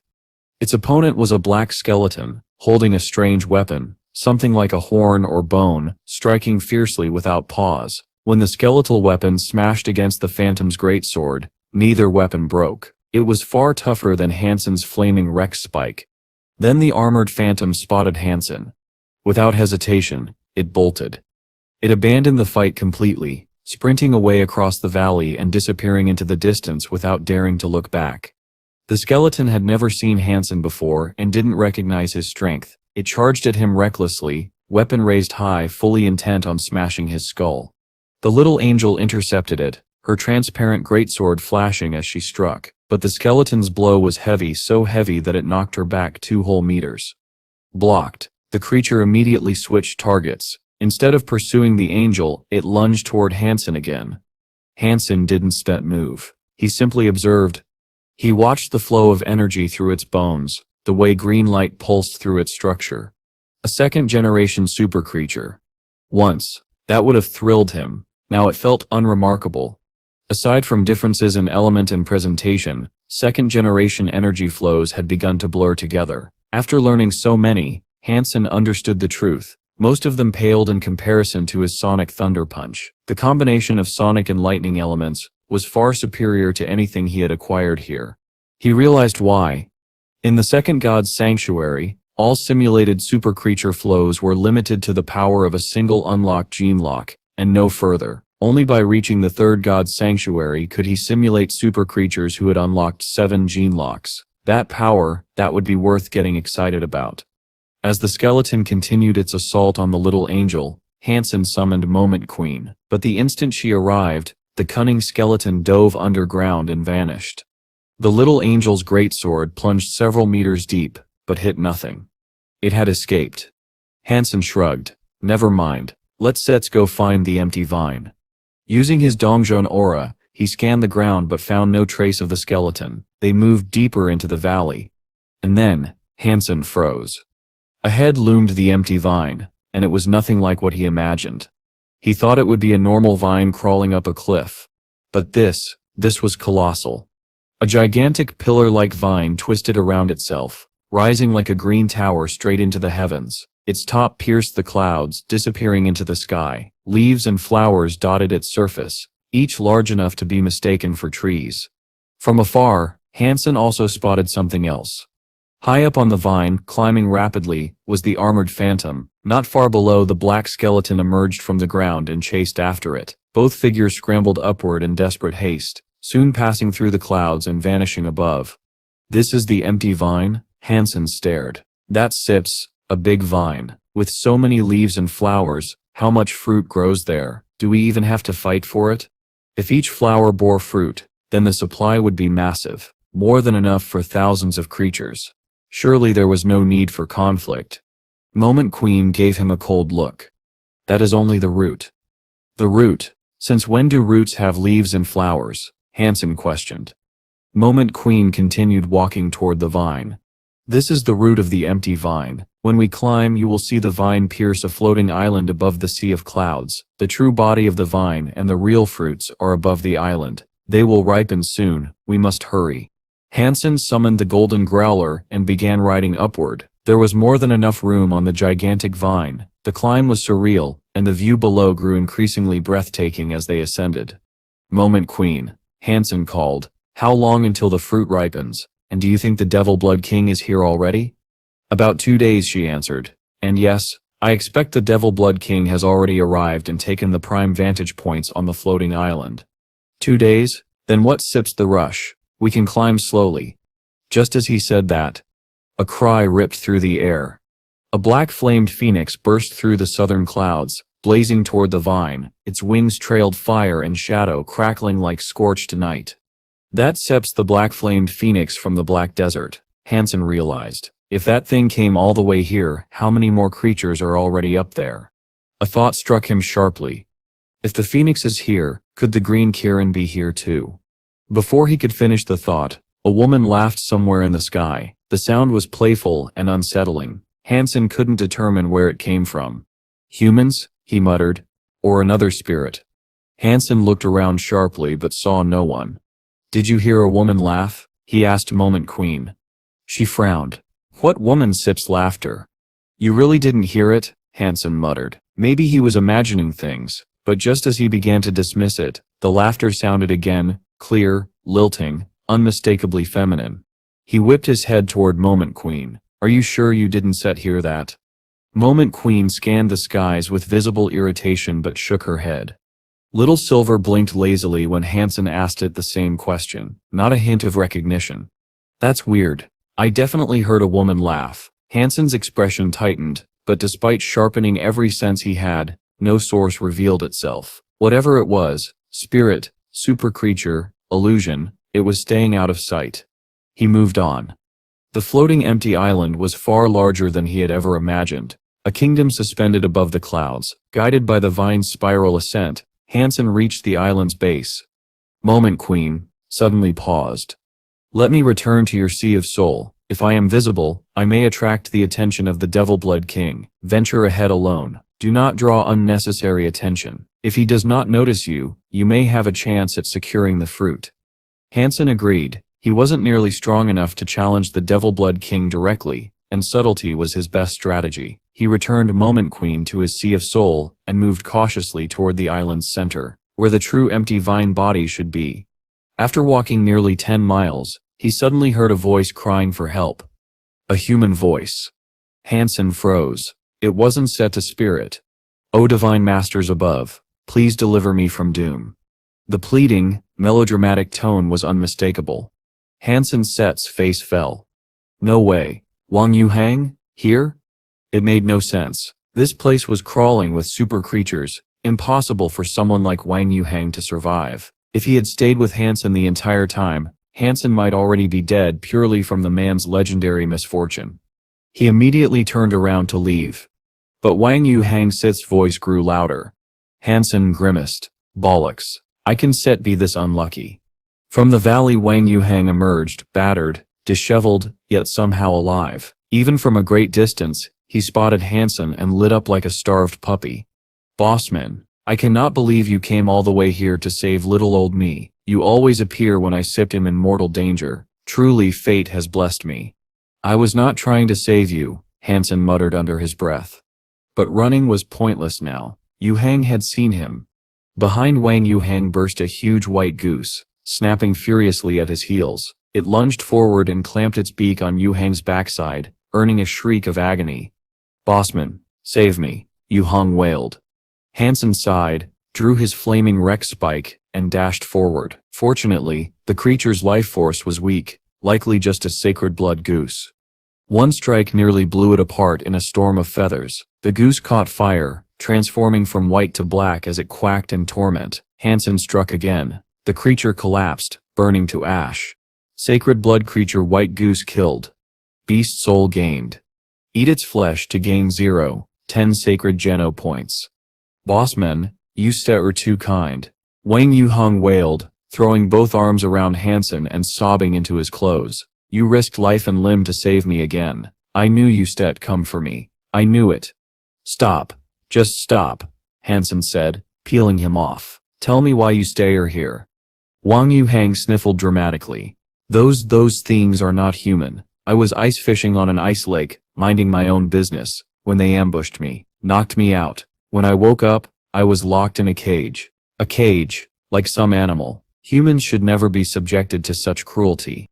Hansen ran a hand down his face. Of all places for Wang Yuhang to appear, it had to be here. The most dangerous location for miles. Eat, Hansen said tiredly. handing him roasted goose. Once you steer full, go home. Immediately. Unlike whoever had brought Wang Yuhang here, Han Sen did not have the courage or the sanity to drag misfortune along on a climb to the empty vine fruit. Yuhang happily stuffed his face. Then, high above them, a strange quacking sound echoed through the sky, loud, sharp, and unsettling. Han Sen stiffened. Something else was coming. The new white goose descended in a blur of feathers and fury, landing directly in front of Wang Yuhang. The gust from its arrival kicked up a violent wind, sending dust swirling as its blood-red eyes darted between the roasted goose meat and the terrified man who had been eating it. "Be big brother," Wang Yuhang stammered, trembling as he held up a slice of roasted goose like a peace offering. I haven't eaten any yet. Do you want your charred brethren back?" The goose let out a shrill cry of rage and lunged for him. "Bossman, I request your assistance once more," Wang Yuhang yelled as he bolted toward Han Sen. Han Sen took off into the sky immediately, not wanting to kill this one. Slaughtering more creatures here risked drawing the attention of even more powerful beings. With Wang Yuhang around, whoever heard the commotion would almost certainly come. "Bossman, don't run, save me," Wang Yuhang screamed. "Little uncle, I cannot save you this time. Run back to whence you came," Han Sen shouted from above. "Whence I came? I don't still even know where I am. How can I run back?" Wang Yuhang cried hysterically. "I was kidnapped. I woke up in a cage. Where am I supposed to run?" "Run back to whoever kidnapped you," Han Sen yelled, already flying higher. "Lead the goose back to their camp. Let it cause trouble for them." Han Sen needed to know who they were. "If I am in absolute danger," Wang Yuhang shouted back, "I still beseech you to save me." Han Sen ignored him. Wang Yuhang sprinted across the mountains, the goose chasing him relentlessly. Incredibly, Yuhang never slipped, never stumbled. His talent for attracting enemies and kite-running them was unmatched. He led the goose perfectly, keeping it just close enough to follow, but far enough not to kill him. Han Sen followed from above, watching with a mix of disbelief and grudging admiration. After many mountain passes, Han Sen finally saw it. A camp in the valley below, with dozens of tents, nearly 200 people. No flags, no emblems, no identification at all. When Wang Yuhang burst into their camp with the goose on his heels, chaos erupted. The goose instantly began tearing through the camp. People screamed, many died, others were thrown aside like rag dolls. Yet despite the carnage, the survivors rallied under the orders of a commanding officer. Trained, disciplined. Not one person ran, despite the slaughter. Who are these people? Han Sen wondered. If they can't defeat a single super creature, why come here at all? Then he saw something stranger still. Some of the soldiers took out vials, injected themselves and transformed. Their muscles swelled. Their eyes turned blood red. A single crimson horn burst from their foreheads. Bloodhorn Shura. Han Sen's breath caught. He had suspected Angel Gene Corporation in the past, but never found proof. Here it was. But these weren't actual Shura, they were humans forcibly mutated. Stronger, yes. Their strength spiked dramatically after injection, but still not strong enough to kill the goose. Then one of the elite soldiers, who had not originally transformed, finally injected himself too. The effect was instant. His muscles ballooned with terrifying force, a horn sprouted, his aura surged. But most shocking of all, his body ignited in flames. He thrust out a fist, and a projectile of fire erupted forward, scorching away half the goose's plumage. Han Sen's eyes widened with horror. Impossible. A human using elemental projectiles? Only celestial beings could accomplish such a feat. This man was nowhere near that level, yet he had done it with drug-enhanced power. "What in the world is that medicine?" Han Sen whispered. The goose shrieked and, finally overwhelmed by the Bloodhorn soldiers' combined attacks, fled into the distance. Wang Yuhang was beaten by the elites and thrown back into a cage. Again. Luckily, despite his catastrophic luck, Wang Yuhang wasn't stupid. He kept quiet this time, hoping not to reveal Han Sen's presence. It worked. The kidnappers remained oblivious to Han Sen watching from above. Inside the main tent, two leaders were having a grim conversation. Manager Wang Yuhang's problems extend beyond bad luck, one said. In the short time he's been with us, he's caused tremendous trouble. We've suffered many losses. If this continues, our entire force will be destroyed before the thing appears. Han Sen leaned forward, listening carefully. They were clearly preparing for something big. And whatever it was coming soon.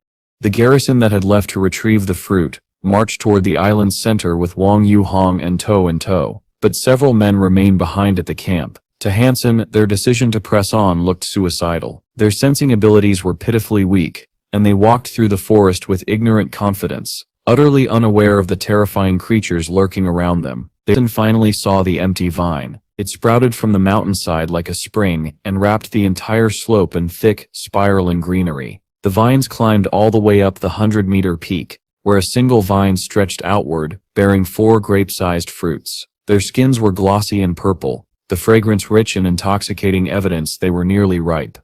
At the top sat a black-feathered bird with a stark white head. It resembled an owl, though far larger and far more imposing. Manager attempted several methods to dislodge it, but nothing worked. Desperate, they dragged Wang Yuhong from his cage and forced him to climb up and provoke the creature.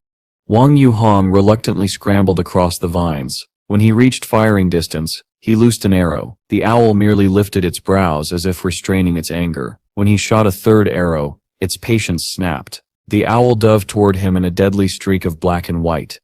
Wang Yuhong screamed and leapt down the vines, racing back toward the garrison, but Manager ordered his men to fire at him, cutting off his escape route. With no other option, Wang Yuhong ran in another direction, the enraged owl hot on his heels. Seeing the owl chase him, the others grew excited. They climbed toward the fruits, eager to pluck them for themselves. "They have no idea what they are doing," Han Sen muttered. "Touching even one of those fruits is a death sentence."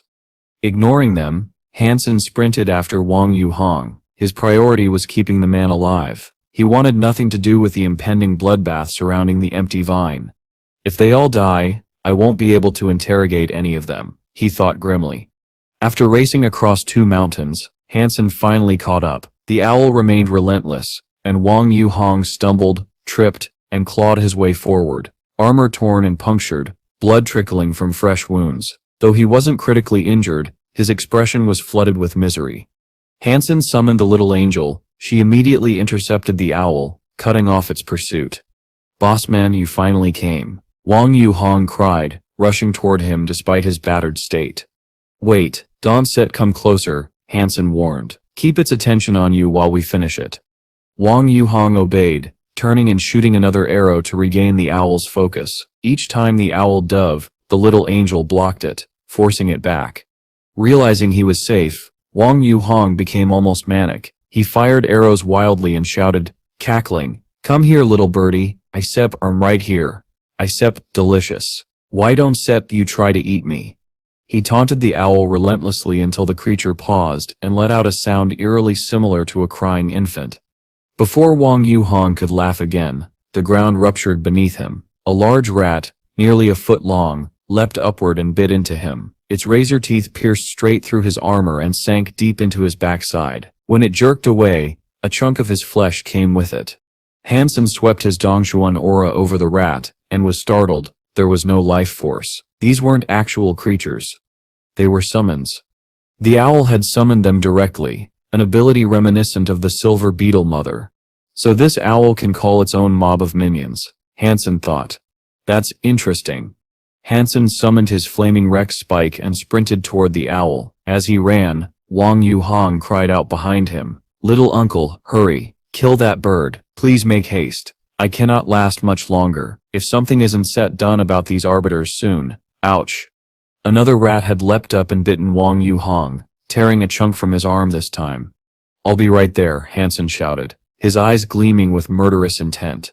He swung the flaming Rex spike upward, coordinating with the little angel's assault. He drove the weapon hard into the owl's body. The impact flung the massive bird across the clearing. The little angel darted after it and slashed again. Han Sen followed up with another fierce strike. Against the pair, the first-generation owl had no chance. Their combined attacks shredded feathers and spilled blood in a brutal flurry. The owl attempted to flee, but Han Sen grabbed it and dragged it back into the onslaught. It had no opportunity to fight back. Within minutes, the little angel's greatsword swept cleanly across its neck, severing its head. Super creature, spirit owl killed. Beast soul gained. Flesh inedible. Life geno essence acquired. Consume for 0. Dasi super geno points. Hansen's heart leapt. It had been a long time since he'd obtained a super creature beast soul, and curiosity stirred as he wondered what form this one might take. With the owl's death, the summoned rats vanished instantly. Wang Yuhong stared at him in awe. Bossman, your strength just keeps growing. You dealt with a super creature in minutes. I was taking my time. Hansen smiled. You should go home. Leave this place. I still have something to take care of. I sit them coming with you, Wang Yuhong declared angrily. That legion of scum deserves to die for what they did to me. Don't worry. They'll all be dead soon enough, Hansen replied. He looked as though he was about to say more when a surge of black flame erupted from the empty vine like a volcanic blast. Bossman? I think I'll just wait for you down there somewhere. You take care, Wang Yuhong stammered, and immediately fled the island. Hansen turned his gaze back to the empty vine. The sound of roaring and clashing weapons echoed from its direction. A fierce battle was underway. I hope the Devil Blood King is already there. If not, this might be troublesome. As he approached, several men emerged from the tree line. Manager and his remaining followers. They looked battered and desperate. The moment they saw Hansen, their expressions shifted. They knew exactly who he was. It seems everyone knows me, yet I don't know any of you. Hardly fair, Hansen said with a placid smile. I can believe we encountered you here, Manager snarled. This is perfect. He signaled his men and they spread out, surrounding Hansen. All 7 had gene locks opened, and their bodies swelled with unnatural strength. The unmistakable effect of the Shura concoction. Their intention to kill him was clear. Hansen, summon your super pet, Manager said coldly. We shall show you how useless super pets really are. Super pets? You stir right about one thing. They stir brilliant, Hansen replied, but I need one to deal with you. He summoned the flaming Rex Spike, eager to test the drug-enhanced fighters. A green light enveloped the weapon, his full simulation of the armored phantom. Though his life force wasn't as strong as the phantom's, the light still radiated an indestructible aura. The green glow shattered every elemental attack hurled at him. When Hansen met Manager's longsword, his swing snapped it effortlessly. Impossible. How can you unleash such power? Manager choked out. They had all taken Shura liquid, boosting their fitness to the point of elemental combat. Hansen hadn't used anything at all. They couldn't comprehend how he had reached this level. Unleashing power isn't that hard, Hansen said calmly. He spun the flaming Rex Spike, and the green light spiraled with it, forming a drilling beam. It tore through a shield of stone without slowing, then drove straight into one of the fighters' bodies. Retreat, Manager shouted. We must report this. Hansen has absorbed life geno essences. He sips practically a celestial being. He turned and bolted. 5 of his elites remained, but not for long. Panic overtook them, and they scattered in all directions. Hansen gave a cold, quiet laugh. Then he lunged after Manager. Manager noticed Hansen chasing after him, yet he felt a wave of relief. Even if Hansen caught him, the others had already run far enough to escape. One way or another, the message would reach their boss. But then Manager saw Hansen summon both a blonde angel and a black-armored queen. I want 2 of them alive. Kill the rest, Hansen ordered coldly. The angel and the queen shot off in different directions with astonishing speed. Manager's face drained of color. That speed. They must both be super pets. You have 2 super pets? His voice trembled with disbelief. The realization shattered what little hope he had. We underestimated him completely. According to the boss's calculations, even doubling their numbers wouldn't have been enough to kill Hansen. His personal strength and everything he had obtained over time far exceeded their expectations. You stare wrong, Hansen said. I only have 1 super pet. The other is a king spirit. Manager froze. A king spirit? Oh, perhaps you haven't heard. Hansen continued calmly. King spirits are what you call super spirits. They are officially classified as king-class spirits. With a blur faster than any normal human could achieve, Hansen appeared behind Manager. It's over, Manager whispered, collapsing under the weight of dread. It's all over. We were so wrong. Answer my questions, and I'll set you free, Hansen said. Save your breath. I won't tell you anything. Manager's body suddenly distended, swelling rapidly like an inflating balloon. Hansen's expression hardened. He leapt back. Boom. Manager exploded like a grotesque firework, scattering bloody fragments across the clearing. The remains began to rot instantly, dissolving into nothing. Han Sen stared at the vanishing gore, unsettled. No one willingly destroyed themselves like that. It suggested something far more sinister. Someone must have done something to them. Otherwise, how could this happen? A while later, the little angel and the queen returned, both empty-handed. Han Sen's expression darkened. The other fugitives had done the same as manager. They had killed themselves rather than be captured. Who are these people? Han Sen muttered. Their gear was standardized, their equipment identical. Whoever commanded them had prepared them thoroughly. Extracting information now seemed hopeless. Still, Han Sen managed to retrieve several unused vials of the Shura liquid. When he returned, he planned to have them properly analyzed. He stored the vials in his pack and headed toward the empty vine. The sounds of roaring and explosive impacts echoed through the wilderness. An enormous battle was underway. Keeping a low profile, Han Sen withdrew the little angel and the queen, then crept toward the peak. There he saw the Black Phoenix unleashing gusts of black fire with each flap of its wings, but the flames were smothered before reaching the vine. A massive green elephant countered them with jets of blue outlined water from its trunk. Around the peak, 8 additional super creatures stood guard, allowing no other beings to approach. On the summit itself, a man with long, sharp ears stood tall beside the 4 empty fruit. His eyes glowed a deep red above a black robe, and he watched the fruits with patient intensity. They were purplish, luminous, and fragrant enough to enchant anyone within miles. The scent invigorated the air itself. It looks like the empty fruit will ripen any second. Han Sen's pulse quickened. The situation was better than he feared. Moment Queen, however, studied the vine with a troubled expression. There is a problem with the empty fruit, she said. Han Sen frowned. Observing the fruits, he saw nothing unusual. What problem? Moment Queen paused, then spoke quietly. I have seen the empty fruit before. There should only be one. Although that was over 100 years ago, it should still be the same. For there to be 4, that is impossible. It would take another 1,000 years for more to grow. I don't understand how 3 additional fruits appeared. You're saying 3 of them might be fake? Han Sen asked, startled. I cannot say for certain, Moment Queen replied after a long examination. They feel real, but something is wrong. Han Sen was about to ask more when the strange laugh echoed again, thin, eerie, coming from nowhere and everywhere. He scanned the surroundings, finding no one except the creatures battling on the mountainside.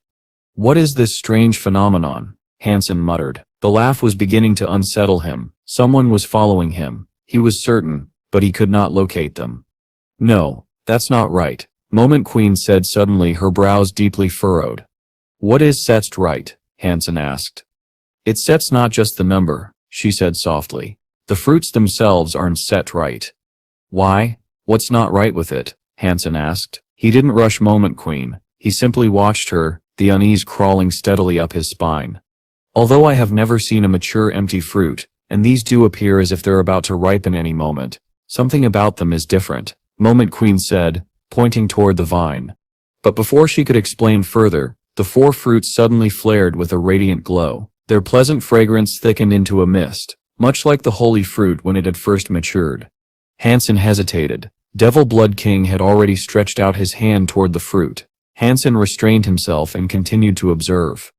Before I entered the 3rd God-Sit's sanctuary, I once glimpsed raw empty fruit, Moment Queen continued. They carried a refreshing, vibrant energy flow, but these 4 contain a dense, overwhelming power. They feel nothing like the ones I knew. They sit too strong.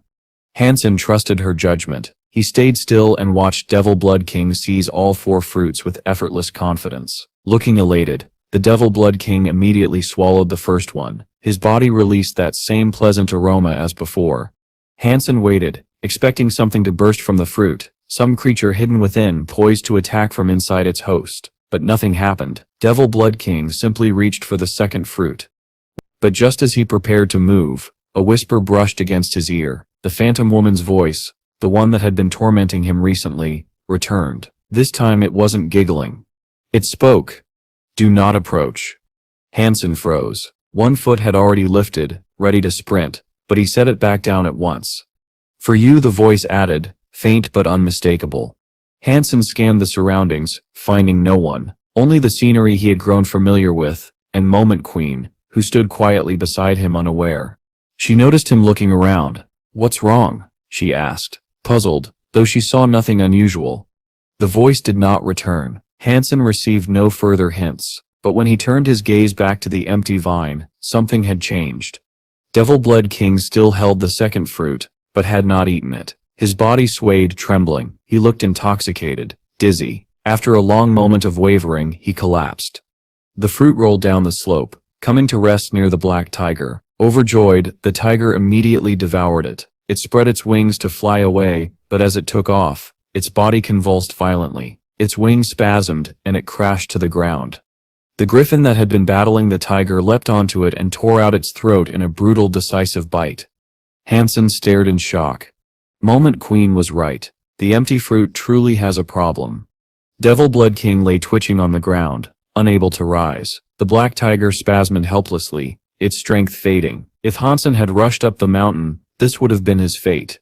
Gradually, the other super creatures realized something was amiss. They backed away, no longer fighting, all watching Devil Blood King and the black tiger writhe on the earth. Only the griffin continued its savage assault on the helpless tiger. The black tiger's injuries mounted. It was utterly defenseless. As much as it might have wished to fight back, it could not even stand. Just when Han Sen thought the black-winged tiger was about to die, it roared. A sudden surge of power erupted from its body, blasting the griffin away. It was as if the creature had just been injected with raw energy. Its strength multiplied instantly. It roared again toward the sky. Before Han Sen's eyes, the tiger's sleek metallic black body blossomed with a glowing purple symbol. Two intertwined seedling-like shapes appeared on its belly, pulsing with power. A strange diagram spread like living ink across the tiger's belly, stretching upward and outward. The pattern resembled an intricate vine, mystic, twisting and alive. It grew across the tiger's back, then wound around its entire body. As the purple markings expanded, the creature's life force surged. Han Sen summoned his devil eye mask and examined the tiger. Its life force blazed like a volcanic eruption. The beast's energy signature had tripled and showed no sign of stabilizing. Is this fruit good or bad? Han Sen wondered, unable to make sense of what he was seeing. He turned his attention back to Devil Blood King. Though the tiger had reacted violently, Devil Blood King appeared to be holding out better, but that changed quickly. A purple pattern crept across his face as well, spreading like an infection. Devil Blood King twitched occasionally. The purple pattern spread farther across his features. It seemed only a matter of time before he lost all control. Then the black flame phoenix screeched with delight. In a flash of dark fire, it lunged forward and swallowed one of the fruits. The green Kirin raced behind it trying to take the last fruit, but another creature intercepted it. The black skeleton surged up the mountainside and snatched the final fruit with its bony fingers. All movement stopped. The fruits were gone. Immediately the phoenix and skeleton collapsed, their bodies racked by spasms like the tiger before them. As the other super creatures attempted to flee, screams shattered the air. Devil Blood King stood.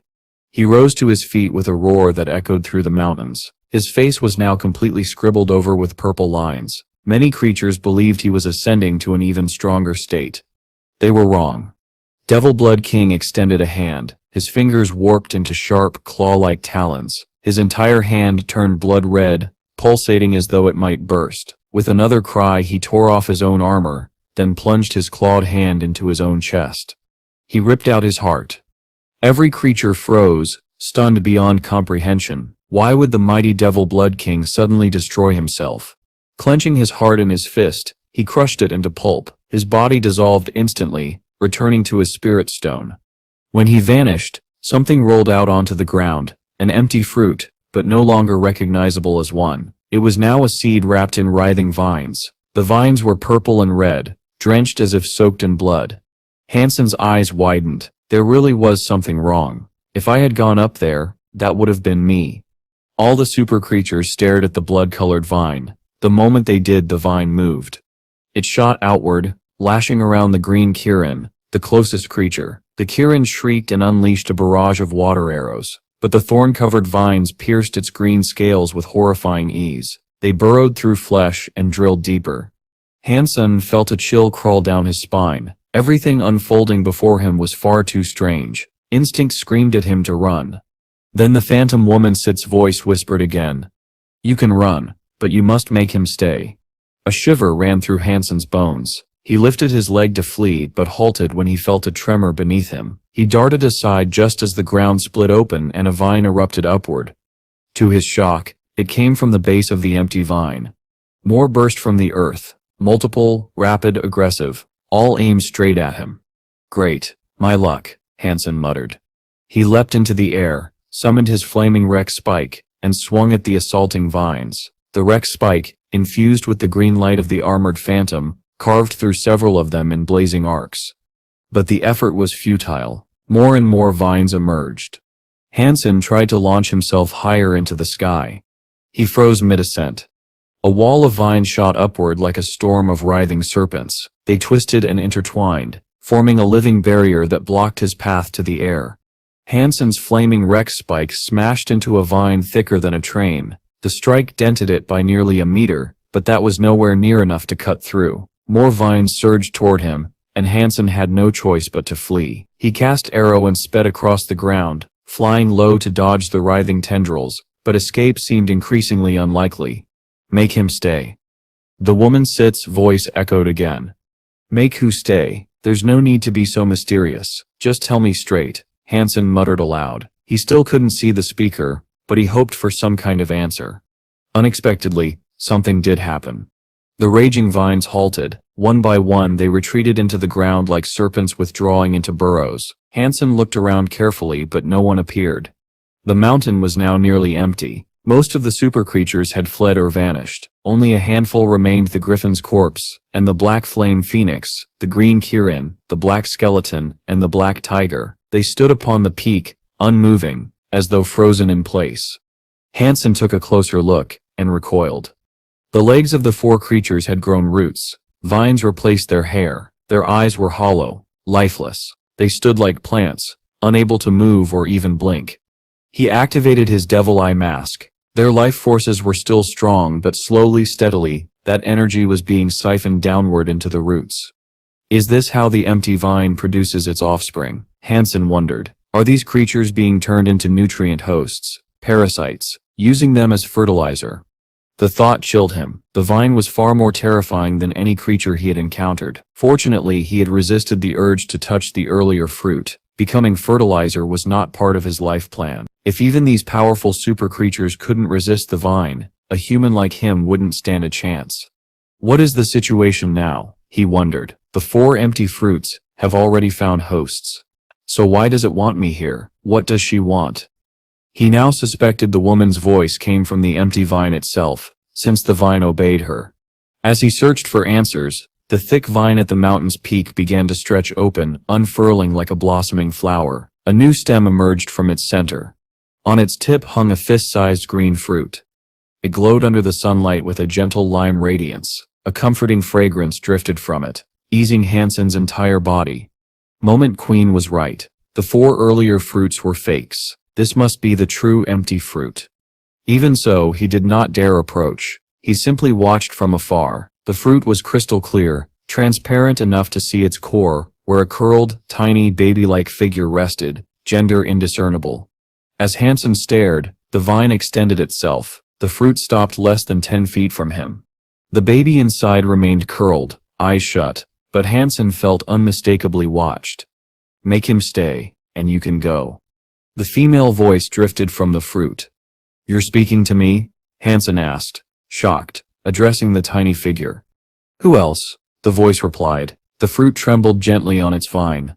Are you the super creature created by the empty vine? Hansen asked, then winced at how obvious the answer seemed. Sort of yes, but sort of no, the baby said. Whatever it wanted, Hansen wasn't planning on surrendering anything easily. With Little Silver, the little angel, Moment Queen, and even the unreliable fairy, I should be able to escape, he thought. But then he glanced at the four parasitized super creatures rooted to the earth, and felt his earlier confidence evaporate.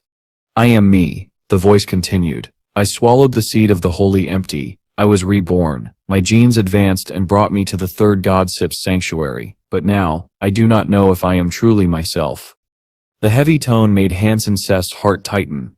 Are you the same as these creatures? Hansen asked, gesturing at the phoenix, tiger, Kirin, and skeleton. The fruit pulsed, and the voice replied, "After thousands of years the empty vine bears fruit. Those who consume them are reborn, their genes enhanced, but who knows if they remain themselves." "What were you before?" Han Sen asked, unable to resist. A super creature like this surely had a long history. "I was an empty spirit witch," she said, "and I am still an empty spirit witch." Her voice grew firmer. "I have answered your questions. Now give him to me." "I honestly don't know what you want," Han Sen said carefully. "If you told me clearly earlier, I might have given it already." The empty spirit witch responded without hesitation. "I want your plant of a holy spirit. There is nothing else you possess that I need." The word struck Han Sen like a bolt of lightning. Plant of a holy spirit. Han Sen's heart jumped. He quickly presented the gourd and asked, "Is this it? Is this what you want?" "Yes," the empty spirit witch replied at once. The vine moved toward the gourd, ready to take it. "Hold on." Han Sen drew his hand back. "At least tell me why you want it." The empty spirit witch sounded irritated. For some reason it did not grow as it should have. "I am going to help it grow again, this time to its fullest." Han Sen froze. He hadn't expected her to speak about the gourd with such certainty. "Are you saying the gourd is like you? There's a super creature inside." "It is a pure plant of a holy spirit," she said. "It is special. It cannot be compared to me." "Where is it from?" "I don't know," she admitted. "But I can sense its holy presence. I cannot tell where it originated." "If it's not the same as you, then why do you want it?" Han Sen asked. His questions clearly irritated her. "That is none of your business. Just give it to me." The vine lunged for the gourd again. Han Sen took several steps back, avoiding it. This infuriated her. Vines erupted from the ground like dragons ready to strike. "Didn't you say you'd enter the third god's sanctuary once you were born? How can you help this grow?" Han Sen challenged. He was not ready to surrender the gourd. "What you say makes sense," she admitted. "When I am born, it will be difficult for me to stay here. I cannot take care of it." "Then let me," Han Sen replied quickly. "I've already been taking care of it. I treat this gourd as if it were my own child. I keep it fed. It has even absorbed countless gallons of super creature blood."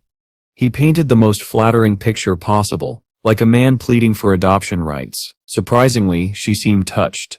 The curled baby inside the fruit opened her eyes, brilliant emerald eyes that stared straight at him. She looked at Han Sen, at the silver fox resting on his shoulder, then at the fairy hiding in his pocket. After silently studying everything about him, she said, "Very well, you will take care of him, but he will be born with an incomplete gene. No matter how much super creature blood he drinks, he will struggle to be born. Wait here. When I am born, I will provide him with empty spirit blood. With that I can repair his flaws."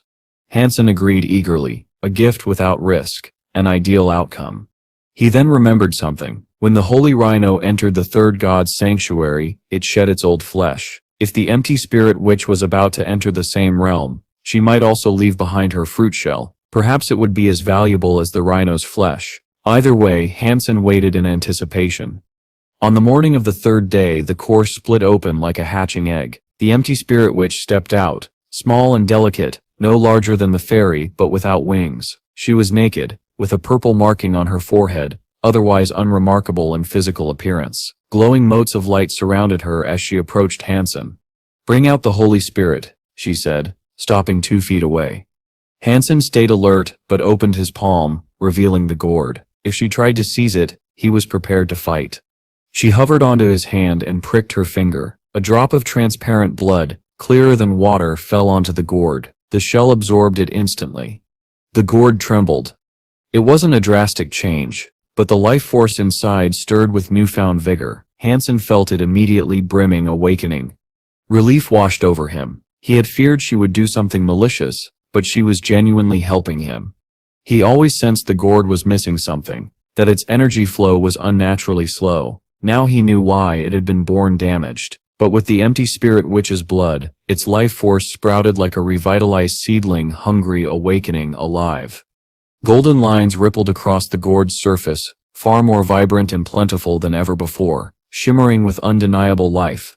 Han Sen knew the empty spirit witch was hiding something. Her eagerness to help him, after first trying to take the gourd for herself, revealed an ulterior motive he had yet to uncover.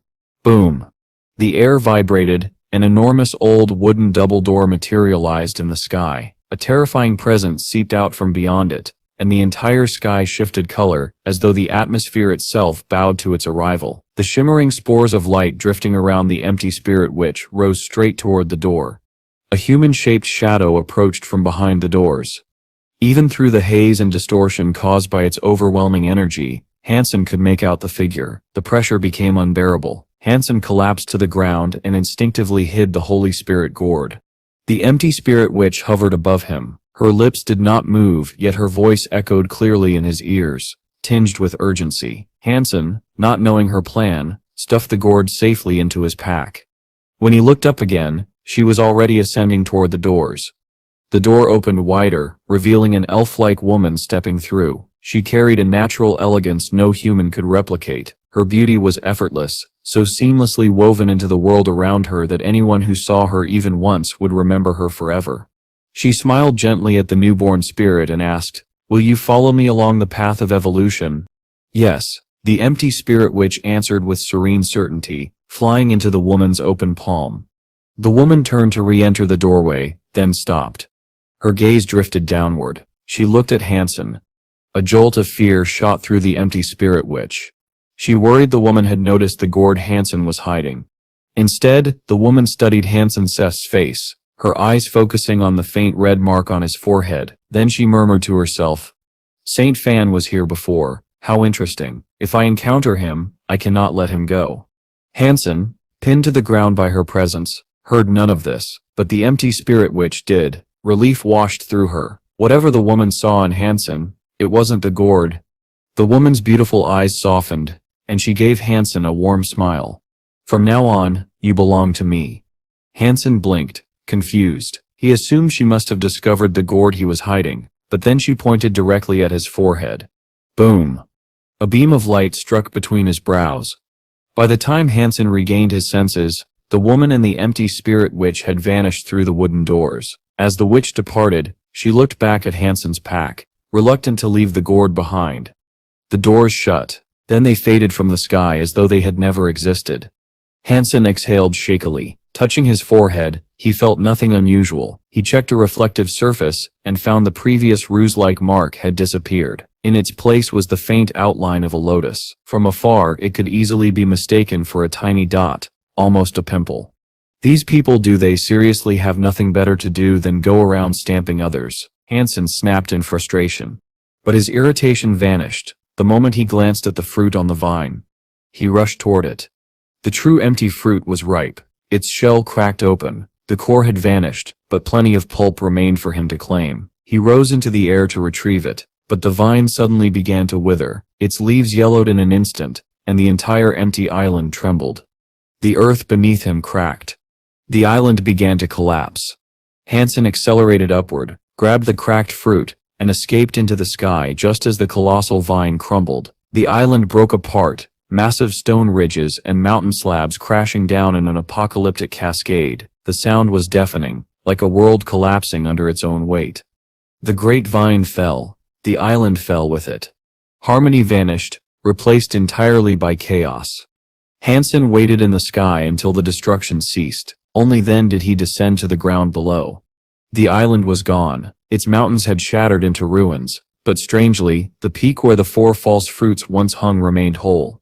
And atop that peak stood the 4 super creatures, now fully rooted, transformed into statuesque plant beings. The seedlings growing from their heads thrived, their roots delving deep into the untouched mountain stone.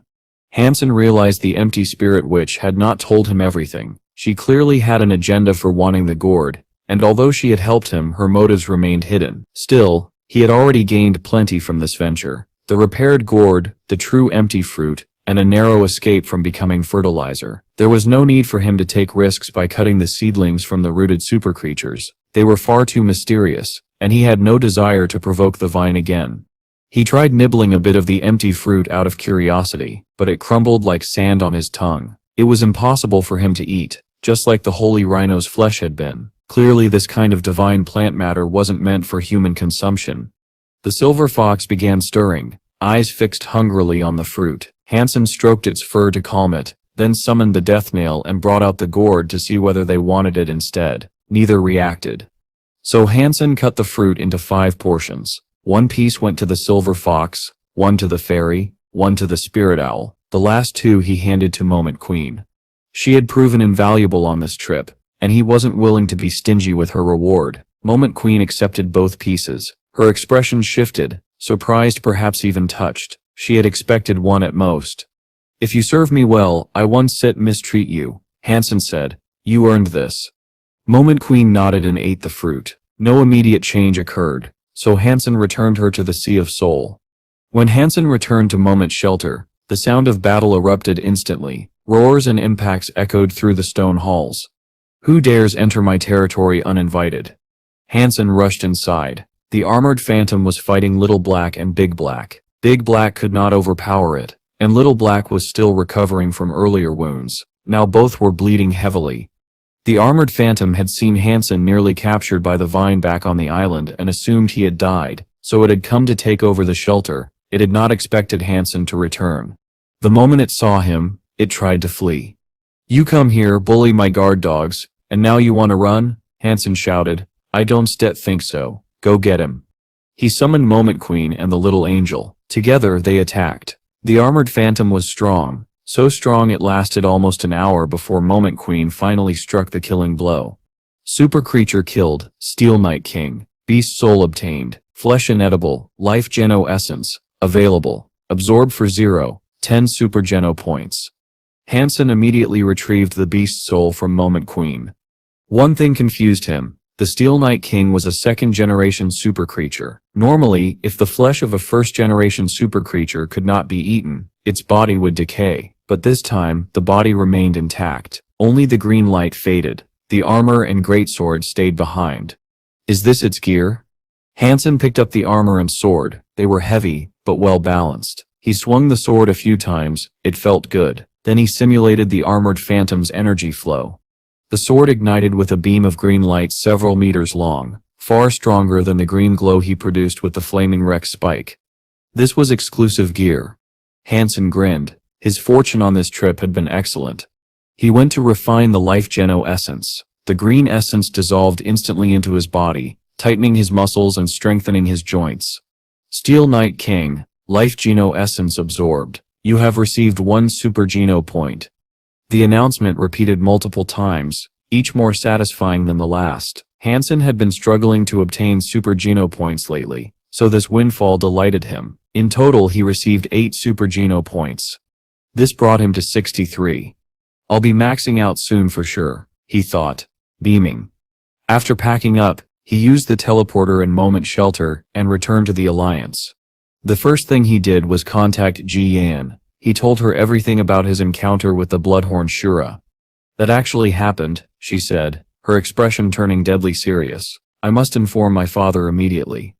If a medicine existed that could dramatically increase human fitness and allow evolvers to cast elemental powers freely, it would be terrifying."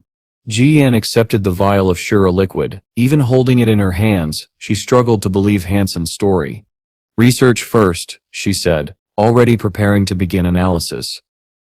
Han Sen understood that he had stumbled onto something significant, but he also knew that making bold claims was pointless until they had more information. If they could reverse engineer the serum and learn its composition, then they could begin to imagine its possibilities. But if they failed to replicate it, and if its connection to the Zhao family became public, Han Sen believed the family's influence would grow beyond measure.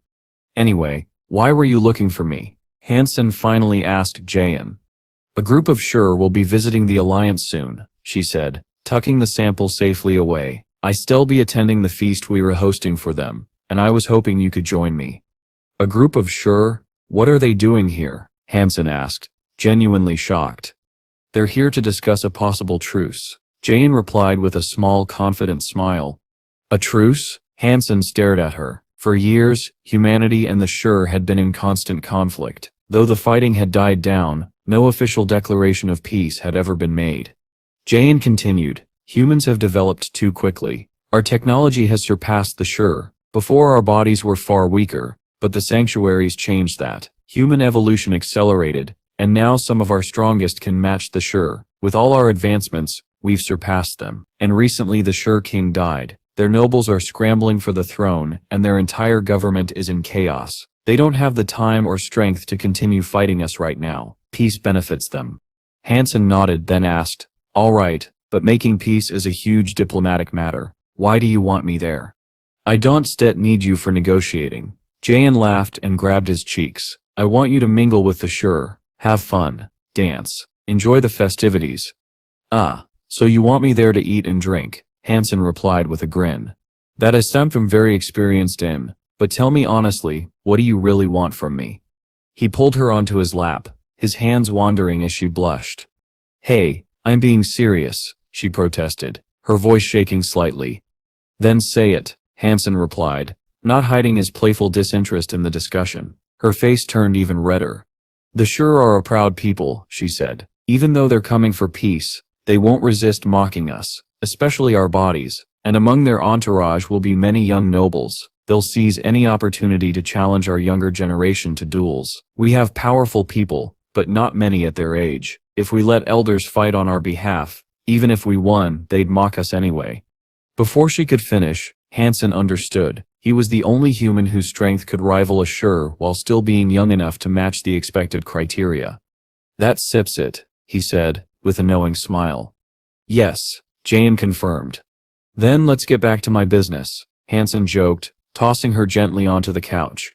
Jayan quickly shifted back to seriousness. "Two royal Shur families are coming. One member, Yu Qilan, is a 4th-ranked Shur fighter. He's leading the group. In the middle of the feast, the Shur finally made their move. They proposed a duel, an expected gesture, one the alliance had quietly prepared for. At once the gathering emptied into the plaza outside. Jayan felt her nerves tightening. If Yu Qilan challenged her, Han Sen would have no choice but to fight, and that was the last thing she wanted.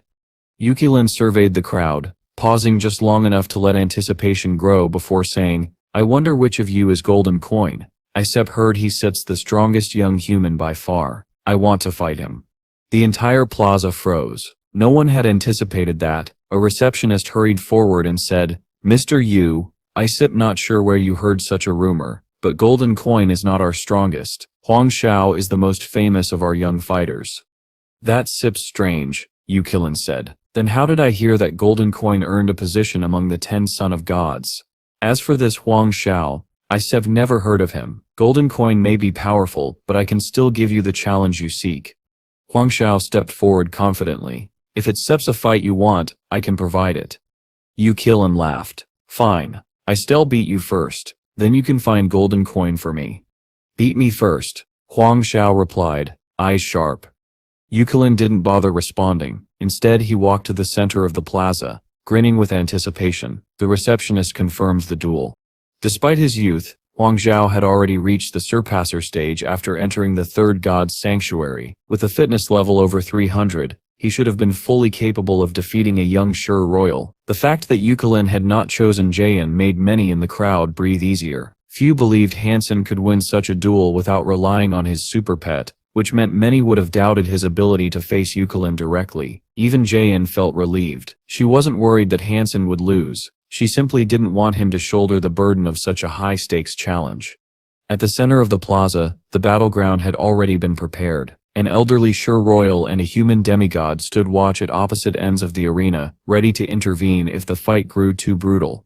"You strike first," Yu Qilan said coldly. "If I do, this will end too quickly." Huang Shao bristled at the arrogance. The duel wasn't being broadcast publicly, but every high-ranking figure in the alliance had access to a private viewing channel. Under normal circumstances, they wouldn't pay attention to a simple spar, but this one was different. Both combatants represented the youth of their powerful species. Every influential figure was watching closely.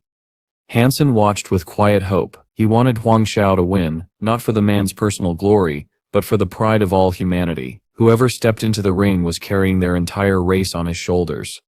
A voice suddenly broke through the tension. "Shall we establish a wager?"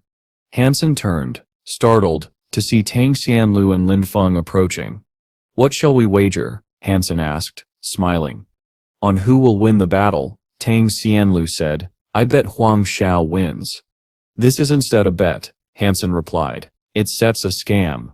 Tang Xianlu laughed. "Then let's talk about something else." Han Sen, I've been meaning to ask if you would sell me a life geno essence. If not, perhaps lend me your super pet so I can hunt one myself. Let's watch the match first, Han Sen said, turning back. We still talk afterward.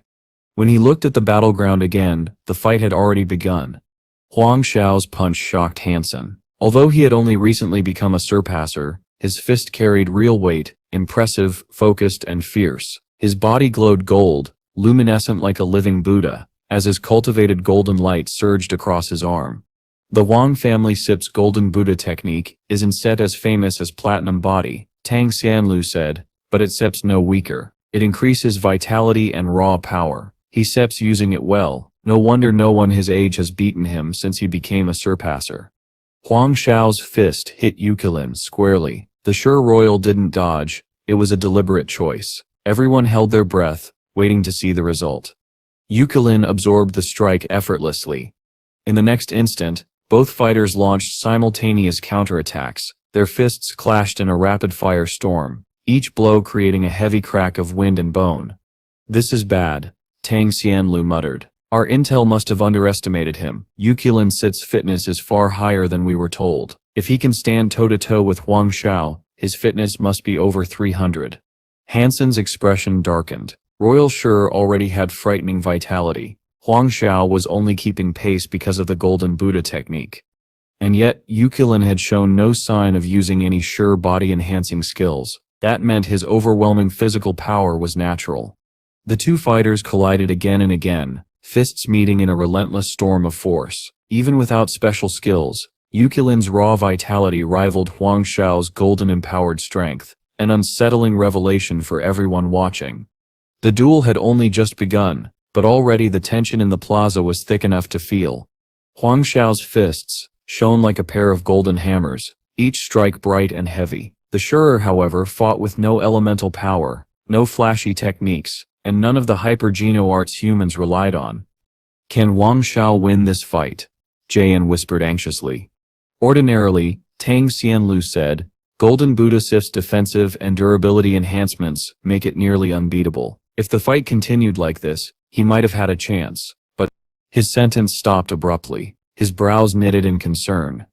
I'm afraid Huang Xiao is at a disadvantage. As though confirming his words, Yukilin looked at Huang Xiao and said, Your fitness is impressive, perhaps the best young humans can offer, but I must regretfully inform you that you are still inferior to us. I don't think so, Huang Xiao replied coldly. Really? Then allow me to show you what the Sure are truly capable of. A purple light flashed in Yukilin's eyes. His body expanded, muscles bulging to twice their size. The slender, refined frame he'd fought with moments ago transformed into the hulking form of a monster. He radiated the kind of raw power that looked capable of breaking stone with a casual tap of his finger. Sure a change, Huang Xiao muttered, his expression falling. Everyone else reacted at the same time, voices rising in collective shock. Sure a change. The visiting Sure nobles stood tall and proud, pleased with the awe their royal fighter had inspired. They looked smug, even arrogant, savoring the moment. What is Sure a change? Han Sen frowned. The transformation looked disturbingly familiar, though he couldn't yet place why. Tang Xianlu now looked genuinely troubled. Sure a change is their version of a hyper-geno art, but it's nothing like the techniques humans use. The Sure don't cultivate energy, they train the raw nature of their bodies. When they activate Sure change, their physical power multiplies. Honestly, I thought he'd been using it already. I never imagined he had been fighting in his normal state. Now that he's changed, Huang Xiao is doomed. As if to demonstrate, Yukilin stepped forward. His enhanced muscles propelled him across the arena in a blur. He slammed his fist against Huang Xiao's guard. A sharp crack rang out. Huang Xiao blocked, but the force sent him skidding back 4 meters. His heels carved deep trenches into the marble plaza. Do you believe I'm stronger now? Yukilin asked coldly. He didn't attack again. He simply stood there, disdain dripping from his voice.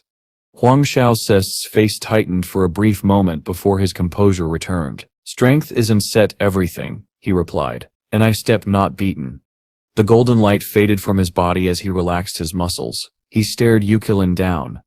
Yukilin immediately launched another attack, but this time Huang Xiao switched to evasion. He slipped aside like a willow bending in storm winds, trying to land a strike on Yukilin's abdomen. Yukilin countered with brutal force, but Huang Xiao swayed away, always just out of reach. His timing was immaculate. He seemed to sense the rhythm of each incoming strike, weaving through danger with fluid precision. Huang Xiao is good, Tang Sanlu said proudly. There's a reason he was chosen as our champion. He's both tough and flexible. His mind and strength are in perfect balance. Han Sen agreed. Huang Xiao read the battle well. He knew when to strike, when to dodge, and how to position himself through ever-shifting conditions. Even though he was losing on paper, his confidence remained unbroken. In the plaza, Tang Xianlu cheered loudly. Huang Xiao, you stare doing great. But Lin Feng shook his head. He's losing. How? Tang Xianlu asked, stunned. Han Sen frowned. He could see it as well. Huang Xiao's dodges were coming faster and closer. Yukilin was slowly cornering him, and as if confirming it, Yukilin paused and said, "Are you going to keep dodging like this?" "This is a strategy," Huang Xiao answered calmly. "One that requires skill." "Skill?" Yukilin snorted. "These cheap tricks are useless before true power. You're just comforting yourself before defeat." His eyes flared bright purple again. Blood vessels bulged across his massive muscles, crawling over his skin like living roots. He no longer looked like a proud Shura royal. He looked like a monstrous Shura warrior, every inch of him radiating destruction. The air itself seemed to shatter. In a flash he moved. To the human eye, it was almost as if he had teleported. His massive hand closed in on Huang Xiao's head. This time, Huang Xiao couldn't dodge. Yukilin's speed had multiplied beyond anything seen earlier. Huang Xiao gritted his teeth, golden light bursting around him. His fist glowed like molten metal as he thrust it forward, not to intercept Yukilin's fist, but to strike at his chest. With his life on the line, he gambled everything on landing one decisive blow. This Huang Xiao is good, Han Sen thought, his respect growing. All around the plaza, the crowd held its breath, united in the same hope. Huang Xiao's speed and power were clearly inferior to Yukilin's, but that didn't make him helpless. What he lacked in strength, he compensated for with adaptability. If he stayed on the defensive, he would only prolong an inevitable defeat. He would never find a chance to strike back. He understood this perfectly, and that was why he chose not to dodge or deflect Yukilin's final blow. He knew he couldn't compete in strength or speed. His only option was to risk everything on one decisive attack. The moment their fists flew forward, a sharp cry pierced the air. Huang Xiao collapsed, blood covering his face, grievously wounded. Yukilin had been hit as well, but he remained standing tall, staring down at his fallen opponent with cold contempt. The demigod immediately stepped forward, calling for medical aid. Everyone's eyes remained fixed on the arena, praying that Huang Xiao would survive. Honor and pride mattered, but none of that was worth a young man's life. "Oh, sorry," Yukilin said. "Perhaps I hit you a little too hard." His words might have sounded apologetic, but the arrogant expression on his face betrayed the truth. He felt no remorse. "You have great skill. We lost," the human demigod said, staring coldly at the Shur delegation. Beside Han Sen, Lin Feng's expression twisted with fury. "He must die. If I ever meet him again, I still kill him." "Why?" Han Sen asked. He knew Lin Feng well. This kind of murderous declaration was unlike him. The fight had been regulated, and Yukilin hadn't broken any rules. Han Sen couldn't understand why the others were so enraged. "That thing should die," Tang Xianlu growled, eyes burning with a killing intent he could barely contain. Han Sen frowned. Let's check on Huang Xiao first. Tell me on the way." When they reached the medical bay, doctors were already in surgery on Huang Xiao. Many of his friends were gathered outside, pacing anxiously. Lin Feng spotted a doctor he knew and pulled him aside. "Dr. Chan, how is Huang Xiao?"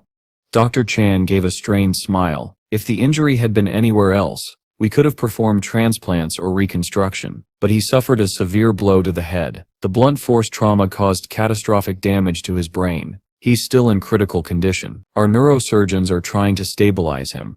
He lowered his voice. The punch was too powerful. His skull split. It couldn't absorb the impact. Even if he survives, the nerve damage may be permanent. We still have to assess the full extent later, but the outlook is grim. Tang Xianlu swallowed hard. "How bad?" "Paralysis is very likely," the doctor said. "If the hit had been a little lighter, he might only suffer partial disabilities, occasional loss of hand control for example. But with the force he endured, there is a high chance of lasting intellectual impairment. Their faces went pale. For a warrior like Huang Xiao, the diagnosis was worse than death. Even if he lived, his fighting days would be over. He would never again explore the sanctuaries. His future had been shattered by one blow. Somber and silent, they returned to the plaza. Just as they stepped back into the square, they heard Yukilin's voice addressing the receptionist. "Now, fulfill your obligation and bring me golden coin. He is your strongest young one, is he not?" Tang Xianlu clenched his fists. "If I were a surpasser, I stet break every bone in his body." With Shura change combined with blood injection, Yukilin had reached a level capable of overpowering a celestial surpasser. The hidden strength he displayed was something even Huang Xiao could not overcome. Lin Feng remained unusually quiet, but those who knew him could sense the fierce hatred simmering beneath the surface. And then, without warning, Han Sen stood up. He walked toward the stage, fury radiating from him. He didn't personally know Huang Xiao, but what Yukilin had done, and the arrogant demand that followed, was enough to ignite every ember of anger inside him. And besides, Yukilin had been asking for golden coin again and again. Han Sen knew exactly what he needed to do. Han Sen laughed inwardly. "You want golden coin? Fine, I'll give you golden coin. But you won't like what you get." As he stepped toward the stage, Jayan sprang up in alarm. "Han Sen, what are you doing?" Tang Xianlu grabbed his arm. "Old Han, don't sit, be reckless. When we become surpassers, we kill him together." "It sets only a royal sure," Han Sen said calmly. "I once said wait that long." He brushed his fingers gently across Jayan Sip's cheek. "Sit here and watch. I Sips am going to kill this bastard." Jayan Sip's face paled. Tang Xianlu tried again to stop him, but Lin Feng held out a hand. If he Sips determined, then he must be confident. Let him go. Han Sen reached the stage just as Yukilin was once again demanding that someone find golden coin. "Yukilin, right?" Han Sen said, stepping onto the platform. "Is golden coin the only one you can fight to feel proud of yourself?" Yukilin looked him up and down with undisguised contempt. "Fine, you can fight him," Han Sen continued, "but first, you still fight me." Yukilin snorted. "Who are you supposed to be? I sep tired of you humans stalling me. How many weaklings do I have to defeat before I get to golden coin?" Han Sen smiled faintly. "I lost a golden coin once, took me out in 1.5 punches, beat me, and I call him here to whip you like a dog. How about that?" 1.5 punches, Yukilin muttered. He wasn't sure whether to believe him. But Jayan stood up and said clearly, "He is my fiancé. He never lies." The Shur glanced at her, then nodded. "All right. If I win and still don't set meet golden coin, tonight Set's fighting ends. I set him done with noobs." Han Sen Set's expression sharpened. "Humans keep their word, and we return courtesy. You allowed Huang Xiao to strike first, so let me return the gesture." He raised his chin. "Yukilin, you may make the first move." Yukilin didn't hesitate. His fist hurtled forward, Shura change and blood injection both active at once, a blow meant to kill in a single strike. If Han Sen fell before even retaliating, the demigods would be forced to intervene, and humanity would be humiliated for generations. Jayan, her father, her friends, and the noble families watching the private broadcast all tensed with dread. They believed in Han Sen's strength, but Yukilin's power surpassing revolver level made this a terrifying gamble. Yet Han Sen didn't dodge. He counterattacked. His fist shot toward Yukilin's head, just as Huang Xiao had done. The watching crowd erupted in confusion. "Sonic Thunder Punch?" Jayan cried. Liu Yuding nearly leapt from his seat. Why isn't he using the falsified Sky Sutra? Faces turned grim across the entire room. Sonic Thunder Punch was a simple hyper-Geno art. Against Yukilin's monstrous Shura change and blood-injected power, it should have been useless. The moment before they collided, something strange happened. Yukilin froze. Just for an instant. But it was enough. Han Sen's fist suddenly accelerated, blue lightning flashing across his body as his eyes lit with crackling energy. His punch drove straight into Yukilin's forehead. The royal Shur observer shouted in alarm, trying to intervene, but it was too late. Han Sen's fist struck. The impact barely made a sound, but both of Yukilin's eyes burst blood from their sockets. His face split with streaks of silver lightning, and a violent current tore through his skull. The sonic thunder-infused strike turned Yukilin's brain into pulp. His body convulsed wildly, yet remained standing like a twitching puppet of meat.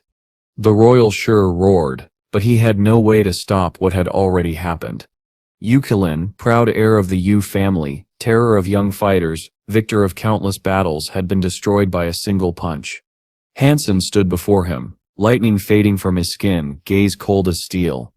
Han Sen had barely finished killing Yukilin when the royal Shur standing nearby suddenly snapped. Rage and humiliation twisted his face, and before anyone could react, he swung his fist toward Han Sen's back. It wasn't just any punch, it carried the full power of a demigod-level strike.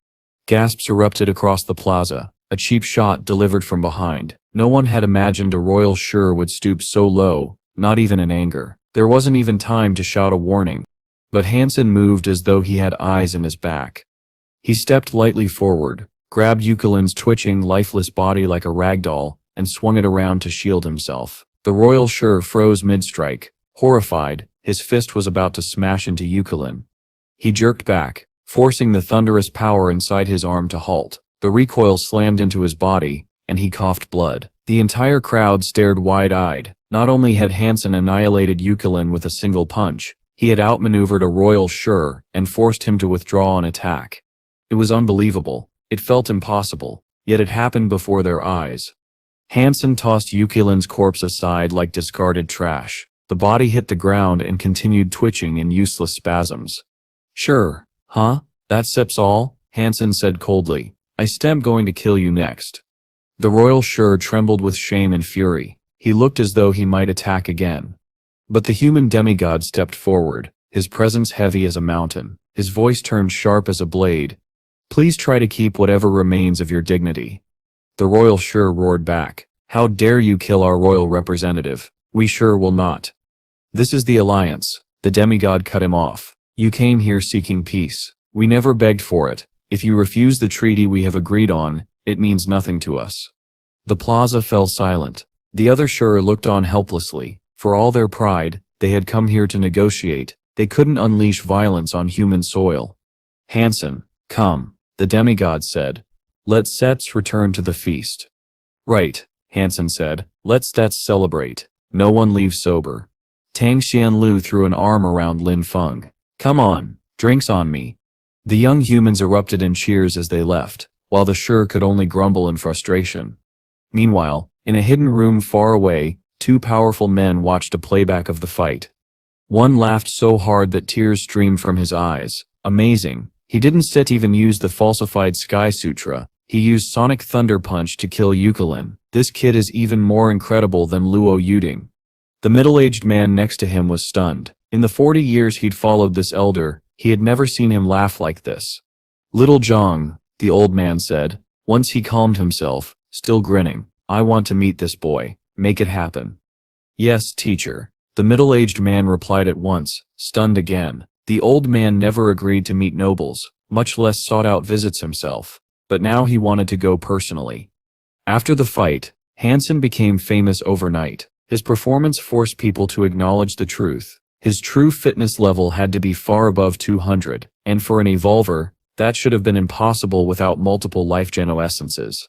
His communicator rang so constantly that he turned it off. But the Jai family wasn't so fortunate. Endless messages poured in from families, factions, and organizations seeking answers. As president, Ji Rojan couldn't refuse them all. He confronted Han Sen directly.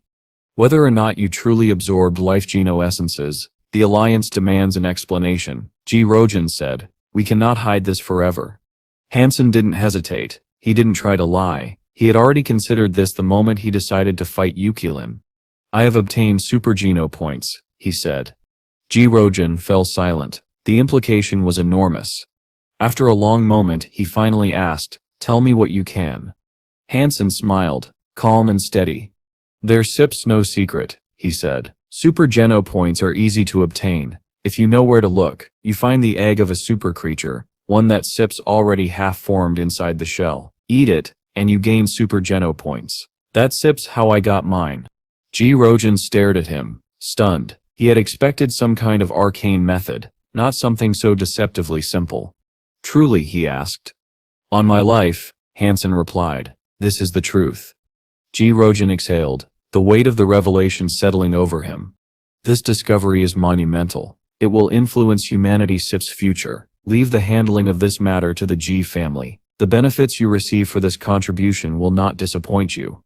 Han Sen soon returned to the wilderness, determined to track down more super creatures. He needed second-generation ones, creatures with young bloodlines. They were rare, narrowing his targets significantly. Just under 40 super geno points left, he thought. If he could max them out, he could finally become a surpasser. Right now he was still too weak, unable to compete with the Alliance's elite. He needed more power, fast. The rugged stone slopes eventually gave way to lush pastures and deep green fields. Though still slanted, the land was bursting with plant life. Ahead, he spotted a lone creature herding a massive flock of lesser beasts, sheep, by the look of them. Its life force told him it was a sacred blood creature. Han Sen didn't care for sacred blood prey, so he flew over them, planning to conserve his strength. But the silver fox jumped from his shoulder. In a flash, it killed the monster, but didn't attack the flock. Instead, the fox simply lay there staring at the sheep with an emotion Han Sen couldn't place. Puzzled, Han Sen walked over and crouched beside it. The sheep grazed calmly. And then something strange caught his eye. Ordinary creatures almost never ate plants. Only young super creatures retained that instinct. Yet this entire herd, ordinary and mutant creatures, was grazing like livestock. "Little Silver, time to go," Han Sen said. The fox didn't budge. It only watched the sheep. Han Sen sighed, helpless. The silver fox almost never behaved like this, unless it had sensed something important, so he sat down beside it and watched the herd as the sun sank lower. When dusk came, the sheep suddenly began moving. One at the front took the lead, guiding the herd up the same mountain Han Sen had just ascended. The silver fox followed. Han Sen followed the fox. They trailed the herd into a sealed valley with only one entrance. This was where the sheep lived. The fox sniffed the ground repeatedly, snout twitching like a pig searching for truffles. The behavior was so unusual for the fox that Han Sen immediately knew it had discovered something. Treasure? He wondered. The silver fox suddenly hurried deeper into the valley. Han Sen snapped out of his thoughts and ran after it. The sheep scattered at their approach, gentle and unthreatening. Little Silver moved straight toward the back wall of the valley, a cliff face, and began clawing at the stone. Han Sen noticed the small crack it was digging into. Moisture seeped from it, nourishing the plants nearby. The fox quickly dug a 2-meter hole downward. At the bottom, the faint opening widened, leading into a massive underground cavern. Han Sen looked inside. Stalactites hung from the ceiling like a gigantic forest of stone. The air was humid, filled with the steady sound of dripping water echoing through the darkness. Whatever Little Silver had sensed, it was inside this cavern. Han Sen watched the cavern's ceiling drip steadily. Water fell from the tips of the stalactites into a dark pool below. That must have been the source of the moisture leaking out of the mountainside, but at first glance, it appeared utterly ordinary. Little Silver clearly didn't agree. The fox circled the pool repeatedly, nose twitching, eyes fixed on something Han Sen couldn't yet see. When Han Sen took a step closer, the fox snapped around, bared its teeth, and growled. "Don't be so selfish," Han Sen said lightly. "If you found something good, I'm not going to steal it." That of course was a lie. He absolutely intended to steal whatever treasure the fox had located. But the fox's unusual behavior made him stop. It wasn't acting greedy, it was warning him. Only after Han Sen paused did he realize why. A moment later, a sheep wandered into the cavern. It didn't seem bothered by Han Sen or the fox. It simply bleated once, saw the pool, and walked straight toward the water. Han Sen expected Little Silver to stop it. The fox didn't move. The sheep lowered its head and drank, calm, casual, unbothered. The fish remained still, making no move to attack or flee. When the sheep finished drinking, it turned to leave. Han Sen's breath caught. The sheep's lips were rotting off. Chunks of flesh slowed from its mouth, sizzling as they hit the stone floor. Blood spattered down its chest. Yet the sheep didn't react, not a single sound of pain. It walked as if nothing were wrong. And then the decay spread. Flesh slid from its face in glistening lumps. Muscle liquefied. Organs dropped out of its torso in sticky splatters. Bones emerged through its skin, gleaming pale and wet. Still the sheep walked. By the time it reached the valley outside, it was nothing but a skeleton clattering along the ground, moving as if unaware that its body had been reduced to bones. Its ruined organs lay behind it like a horrific breadcrumb trail. Hansen felt a chill crawl up his spine. Now he understood why Little Silver hadn't let him get close. This pool sip's water was death. For the fish to survive inside it was impossible, or miraculous. Little Silver, Hansen said, still shaken, if you just wait here, nothing will change. That thing won't crawl out on its own. If you want it, we need a plan to get it out. The fox turned back toward him, as if expecting instructions. Use your lightning, Hansen suggested. Shock the water, scare it out, and I'll grab it. Little Silver shot him a look full of disdain. Still, it tested the idea. Thin arcs of lightning crackled down toward the surface. The moment they touched the water, they vanished, absorbed instantly. The fox gave an unimpressed huff. Hansen Sep's eyes widened. What kind of water absorbs thunder? Fine, if lightning failed. Well then, he said, summoning his peacock crossbow, let's see it absorb this. Little Silver backed up as Hansen loaded a raw Z-steel bolt. The fox clearly believed he was about to ruin everything. Hansen stepped closer to line up the perfect shot. The fish drifted lazily beneath the surface. He fired. The bolt pierced the water and missed. The surface was too reflective. The fish's apparent position was warped, creating a perfect illusion. The real target was nowhere near where its reflection lay. The Z-steel bolt stuck uselessly in the rocky bottom. Damn, Hansen muttered. Retrieving it would be nearly impossible. That water was far too dangerous. But he didn't dwell on it. He drew another bolt and aimed again. This time he accounted for refraction. He predicted the fish's movement. He waited for the perfect moment. He fired. The bolt shot through the water and skewered the tiny creature cleanly. The fish twitched once, feebly, then flipped over and floated motionless. It died instantly, without resistance, without struggle, without sound. Hansen lowered his crossbow, staring at the pool. Whatever that fish was, whatever that water was, he had stepped into something far stranger than he expected. Hansen froze. He had expected a struggle, some violent thrashing, some last-second resistance, but the transparent fish had died with a single bolt, twitching once before going still. Something about it felt wrong. Too easy, Hansen thought. He waited for the system's syskill announcement. None came. His eyes narrowed. Is it faking its death? He squinted at the corpse. The Z-steel bolt was still lodged in its body. It didn't look alive. But if it had survived such a strike, how powerful must its biology be? Hansen crept closer. This time, Little Silver didn't stop him. He summoned the flaming wreck spike, leaned forward and tried to fish the corpse out of the water. At once, the submerged portion of the weapon began to corrode. Hissing, melting, dissolving. Hansen yanked it back, heart skipping. Only 10 centimeters had been dipped in, and that alone had nearly ruined the weapon. Any deeper and the entire beast's soul armament would have been destroyed. What is this? He murmured. The wreck spike is tougher than Z-steel, so why did the bolt survive? But this melted. Is this water reacting to beast souls? It made no sense. But the pool was clearly no ordinary liquid. Hansen tied a rope to another Z-steel bolt. If he could skewer the fish again, he could pull both bolt and corpse to safety. One good pull, before the rope broke, should work. He fired. The dead fish suddenly twisted. With a flick of its tail, it dodged the bolt entirely. The Z-steel bolt already inside its body had corroded badly, weakened beyond repair. As the fish twisted, the metal snapped in two and fell apart, sinking to the bottom to dissolve. Hansen Sest's frustration flared. He tried throwing rocks to collapse the pool and drain it. But when he tossed in a stone, the fish whipped its tail again. Smack! The rock shot across the cave like a baseball. Water splashed upward in a massive arc. Hansen barely dodged. If a single drop had landed on him, he didn't even want to imagine the consequences. I don't believe I can't kill you, Hansen muttered. The treasure in front of him was maddening close, but unreachable. Just then, his pocket vibrated.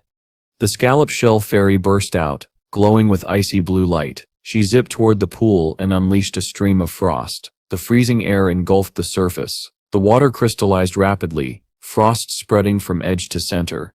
The fish panicked, darting desperately, but unable to escape the freezing prison. Within moments, the entire pool hardened into solid ice. The fish's movements slowed, and finally stopped. The fairy turned back to Han Sen with a proud, smug face. Then, with a little battle cry, she punched the ice.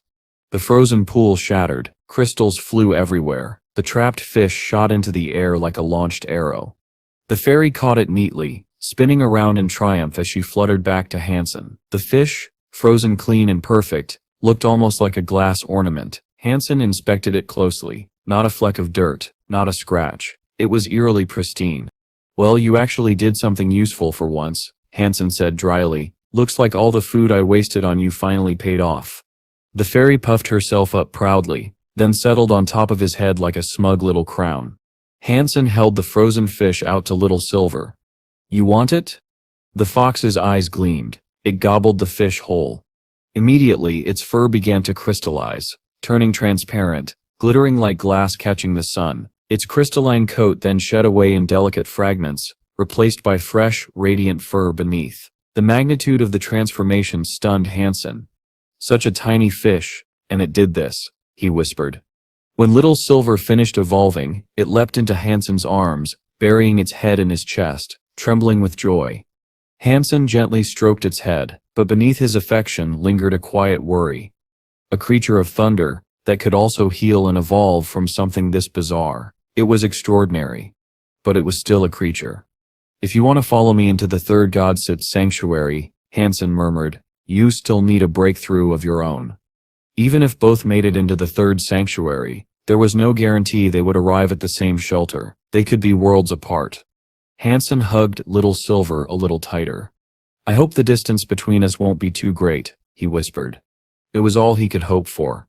Han Sen had barely stepped out from the cave expedition when another challenge arrived, though this one came not from a monster but from a man whose eyes shone with a mixture of reverence and fanatic determination. Lu Yin.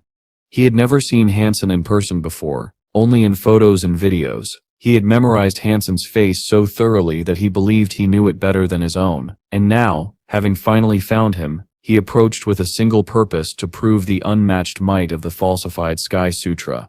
Han Sen recognized him immediately from their previous encounter, back when he had disguised himself as Golden Coin. "What is it?" Han Sen asked calmly.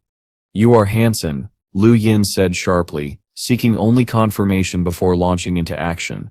The moment Han Sen nodded, Lu Yin attacked. No pleasantries, no build-up, just a sudden slash of invisible force aimed straight at Han Sen's chest. But Han Sen was ready. His Dong Xuan aura activated instantly. Where once he had been blind to invisible energies, now he saw every thread of power clearly. With a surge of thunder, he swept his fist forward. A flash of lightning cracked. The invisible force shattered like breaking glass. Lu Yin-sep's pupils shrank. He couldn't believe, someone could block the falsified Sky Sutra so easily. "No," he whispered. He attacked again. And again. Dozens of times. Invisible blades, slashing currents, silent waves of killing intent. Han Sen broke every single one. He didn't even counterattack. He simply stood there casually brushing aside each invisible strike like they were fallen leaves. Lu Yin's breaths grew ragged, his eyes reddened, his faith began to crumble. The impossible had happened. Someone of the same level had nullified the technique he believed to be unbeatable.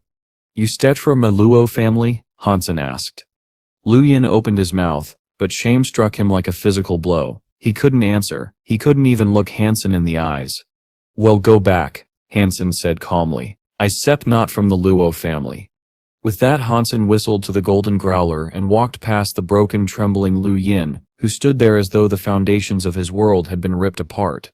Back in the Alliance, Lu Yin stormed into Lu Haidong's presence. "I failed," he muttered. "What do you mean you failed?" Lu Haidong demanded. "Tell me how he blocked the falsified Sky Sutra." He had expected Lu Yin to lose. What he had not expected was that Han Sen would block every attack with ease. In his mind, the only explanation was that Lu Yin had secretly guided Han Sen. He refused to consider any other possibility. Han Sen, meanwhile, felt overjoyed. His hard training had paid off. His mastery had reached a point where even the falsified Sky Sutra couldn't threaten him anymore. That victory alone was satisfying. Returning to civilian life, he planned to scroll through Skynet to search for reports of super creatures he might hunt. But before he finished, a message arrived from Hong Fuxing. Little Junior, you're a big hero now. You're impossible to reach. Han Sen laughed and typed back. Yeah, you still need to book tickets if you want to see me.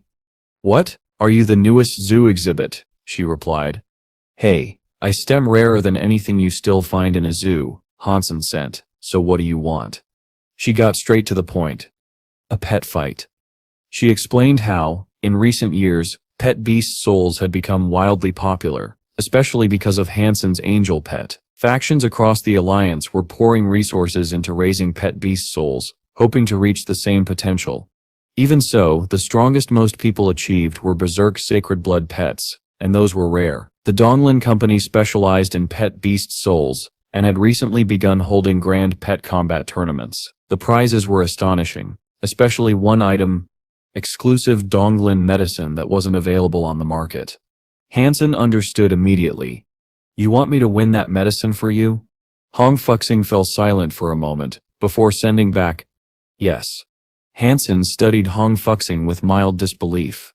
With your angel pet, shouldn't Set you be the one winning this competition? I don't think anything can stop you. Hong Fuxing fluttered her eyelashes mischievously. Of course I could do it myself, she said, voice sweet and sly, but if I'm one asking you for help, then whatever you desire I can satisfy. Han Sen glanced at the prize list, and his eyebrows rose. The first place rewards were unbelievably generous, especially the exclusive Donglin medicine. If it were sold publicly, even for outrageous prices, countless people would fight to get it. Han Sen himself had wanted some before, but the chance had never come. What is that Donglin guy thinking? He steps practically shoving treasure into my hands. After Hong Fuxing left, Han Sen sat in silence for a moment, turning the situation over in his mind. Jan, he asked quietly, do you think there's something more going on here? Some hidden motive? I don't know, she replied, honestly, but the match is being held in the central galaxy, not in Donglin territory, so the Donglin family can plot anything dangerous. If they tried anything in the alliance, they would be wiped out in a day. They stir reckless, but not insane. That eased Han Sen's concern. Are you going then? Jian asked. Of course, Han Sen said with a grin. Why would I turn down free gifts? If it's truly in the central galaxy, there's nothing to worry about. Still, be careful. That Donglin man is not soft. Han Sen nodded casually, but his mind was already elsewhere, planning how he'd split up the prize medicine. The match starts tomorrow, Jian added. This will be your first time in the central galaxy. Jiqing will be there, so let her guide you. Wait, Han Sen said. You mean the Jiqing who killed a super creature? Yes. She wanted to see you for a long time, but you been too busy. Now a good time. But, she's a bit arrogant. If she offends you, don't take it personally. Han Sen chuckled. Don't worry. I once fight with a kid. But when he finally met Jiqing, he realized his assumptions had been wrong. She wasn't a child at all. She was a mature, elegant woman, even more refined than Jian. Brother-in-law, let's go, Jiqing said with a bright smile. Han Sen followed her to a sleek aircraft. She climbed into the pilot's seat effortlessly. You're flying this? Han Sen asked, surprised. He had expected bodyguards or a private chauffeur for someone of her status. Of course. Now where do you want to go? She asked, lifting the craft into the sky. This is my first time here, Han Sen admitted. Why don't you choose someplace, and then bring me back afterward? I can do that, she replied slyly. Uncle told me to treat you well, so I still take you somewhere fun. Her enigmatic smile was all Han Sen needed to know. Trouble was coming, but he didn't mind. He relaxed and watched the city pass beneath them, pointing at unfamiliar sights while Jiqing explained everything with the patience of a local guide. Eventually, the craft landed atop a towering skyscraper. Indoors, people greeted Jiqing warmly. She was clearly well known and well liked. Han Sen noticed a battle stage nearby. Two people were sparring in black and white boxing, a mental discipline sport that tested psychological focus more than physical strength. Jiqing excelled at it, and Han Sen quickly realized her intention. She wanted to test his mind. Before they could begin, someone called out, Chicken, long time no see. And who this man, your new boyfriend? Don't talk nonsense to Ben, she said. This is my brother-in-law Han Sen. You heard of him? Tu Ben nodded. Of course. The hero who defeated the Sure Royal Yukelin, unlike you. Jiking glared at him, but her eyes sparkled playfully. Before Han Sen could respond, a loud commotion erupted from behind a doorway. A crowd surged in, chanting someone's name. Han Sen frowned and activated his Dongshuan aura. What he saw shocked him. The center of attention, the one being cheered on so loudly, was Yen Dongmu. He had come here as well, and by the looks of it, he was extremely popular. Jiking puffed her cheeks. "This is not fair," she muttered. "Why are handsome men everywhere so popular?" Han Sen's heart sank, not in pain, but in mild, almost comedic betrayal.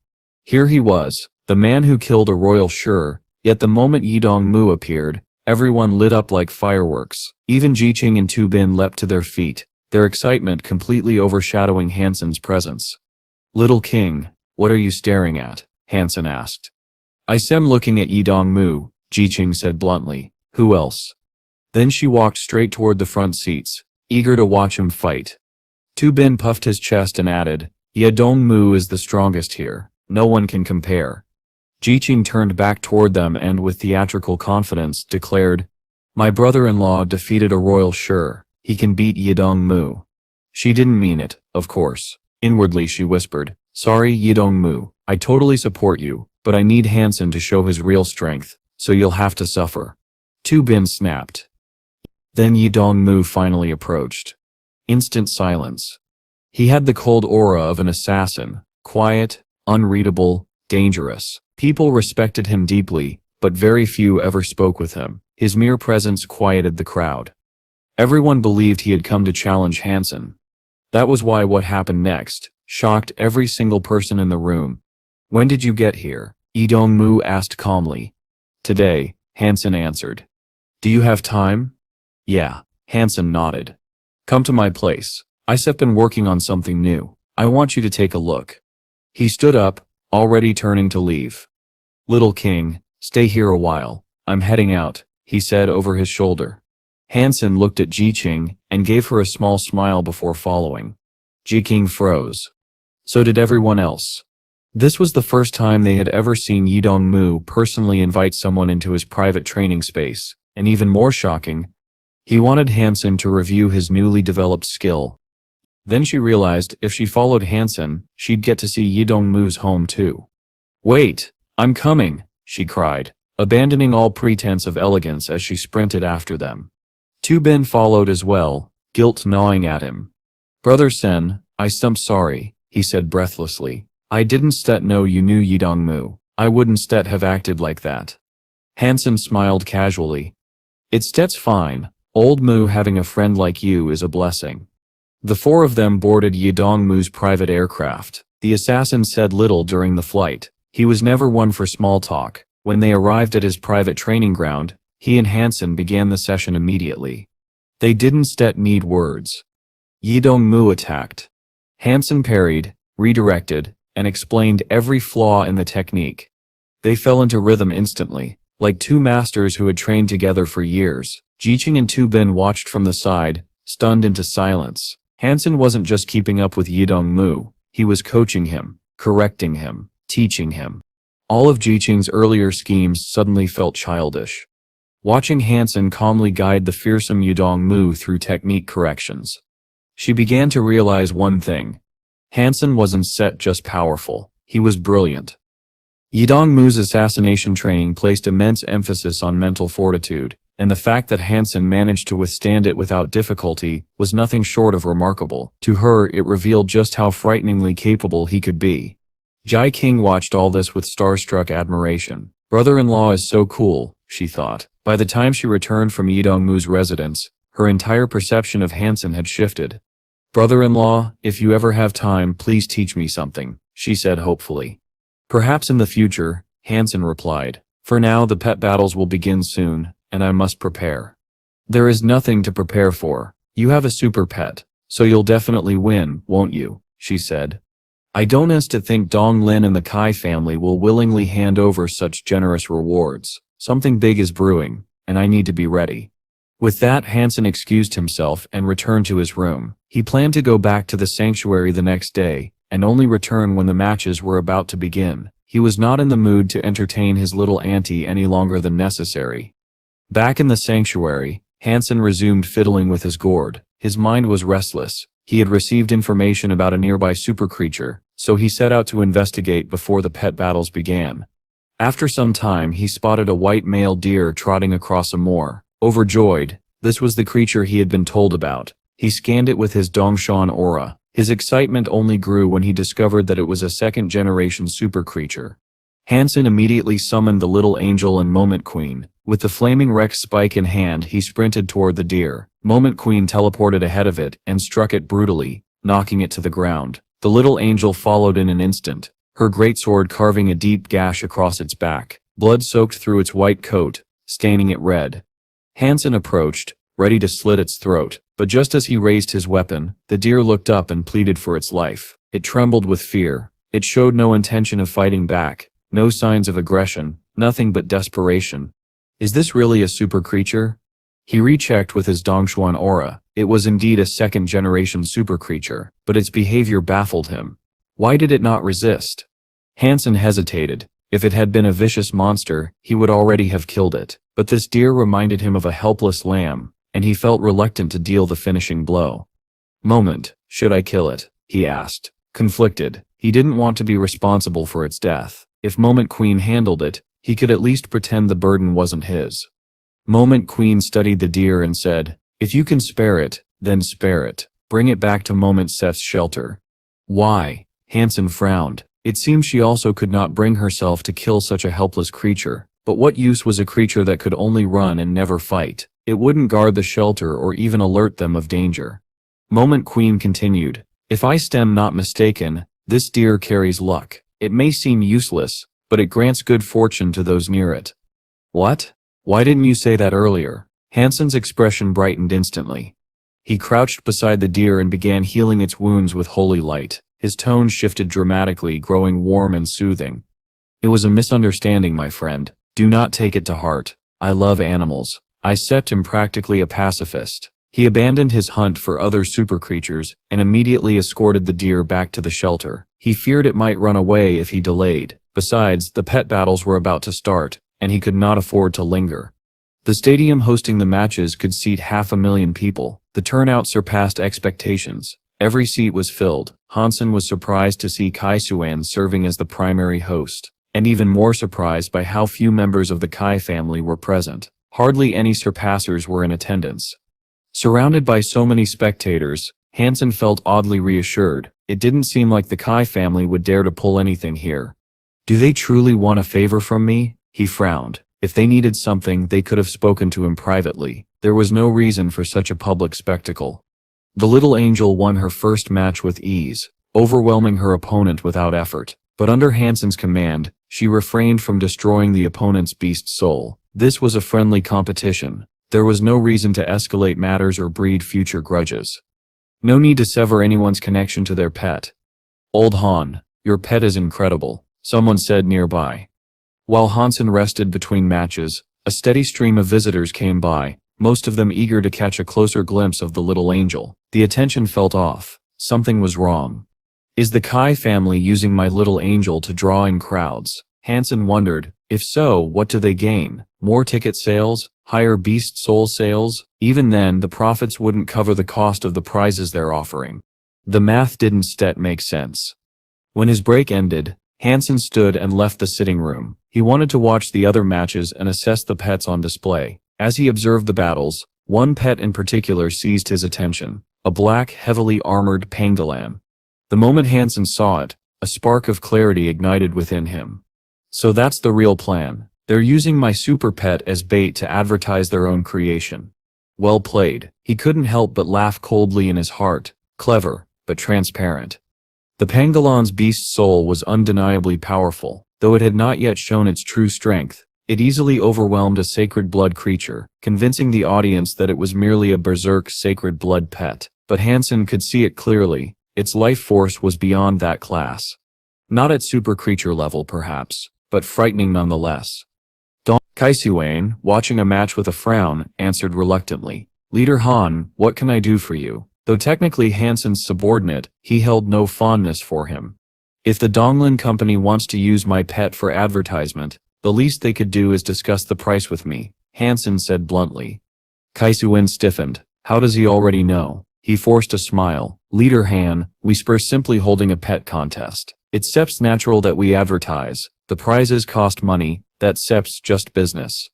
I shall give you one chance, Han Sen said coldly. Pay me a suitable fee. If you don't succeed, do not blame me for any unfortunate accidents that might occur. Kaisuin Sit's smile tightened. Leader Han, if you ever need anything you know you can come to me. I will help you however I can. Han Sen could hear the evasion in his tone. I don't need your help. I am helping you. Think about it, he said, then ended the call. At once, Kaisuen's expression fell. In a panic, he contacted his father. The reply he received was confident, cold, and decisive. We've already begun advertising. If he quits now, people will assume he is afraid of our sacred blood pet, enhanced by the pills. If we win first place, the effect is the same. He is already participating. What happens now depends on him. Nothing will change on our side. Meanwhile, the Pangolins matches were drawing increasing attention. Everyone wanted to see how effective the new Donglin pet pills truly were. When it entered the arena again, all eyes were on it. Its opponent was a sacred blood bear, but the bear never stood a chance. The pangolin tore into it relentlessly, shredding its body with countless gashes. It never let up, never allowed the bear room to fight back. Within half an hour, the bear's owner forfeited, unwilling to risk his pet's destruction. Praise for the pangolin filled the stadium. Inside the waiting area, Han Sen remained calm. Donglin had calculated everything well. Their pangolin was undeniably powerful, but their fatal mistake was choosing the wrong opponent. If they had approached Han Sen privately, he would have been willing to help them put on a show, let their pet shine, boost their new pill's prestige, and earn himself a tidy sum, a mutually beneficial arrangement. But Donglin chose deception. They tried to manipulate him. So Han Sen would respond with equal ruthlessness. He summoned the little angel, but did not send her out yet. Instead, he called forth a beast soul. A green shadow materialized before him, a phantom-type possessive beast soul. It slipped into the little angel Sep's body. Her appearance remained mostly the same, but her eyes now flickered with green flames.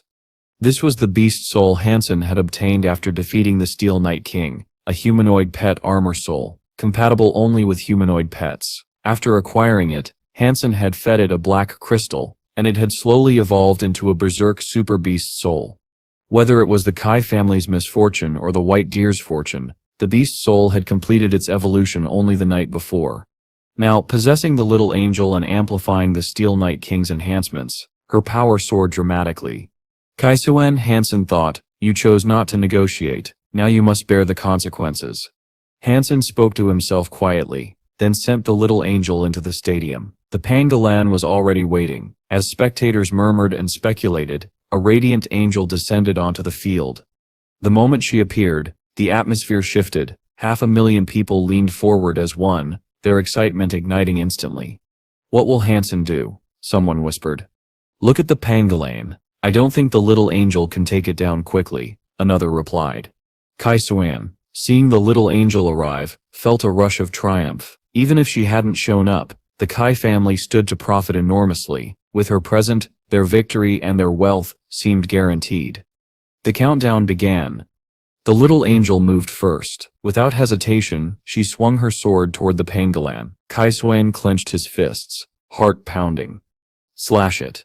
The new era of the Kai family begins here, he thought feverishly.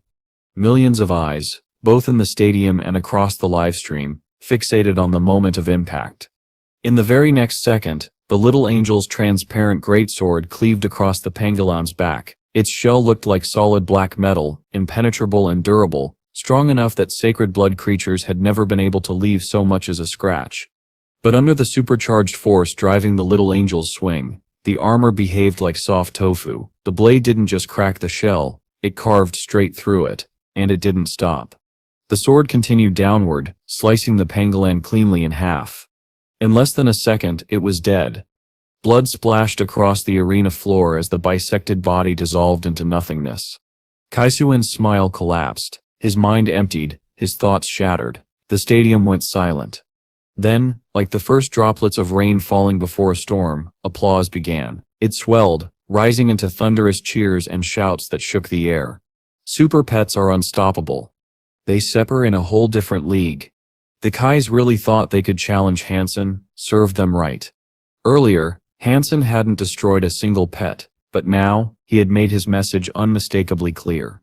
Pale and trembling, Kai Swan handed out the prizes. Shame consumed him. He had lost so thoroughly he could barely remain standing. He had hoped the pet pills would make the Kai family famous. Instead, he had dragged them straight into disgrace.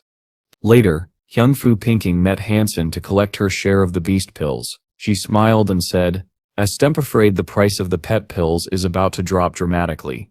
Han Sen shrugged. "Yes, and there is nothing I can do about it. I seem easy to work with. I don't know why they didn't just speak to me. If the Donglin boss heard you say that, he did choke on his anger." "It doesn't matter to me," she said, pocketing her rewards. "I have what I wanted. No need to provoke them further." Han Sen agreed. There was no benefit in escalating matters. After the event, he didn't linger. He said goodbye to his mother and father-in-law, and returned to camp. Along with the pills he'd given to Hyung Fu Pinking, he himself received several rare medicines not available on the market.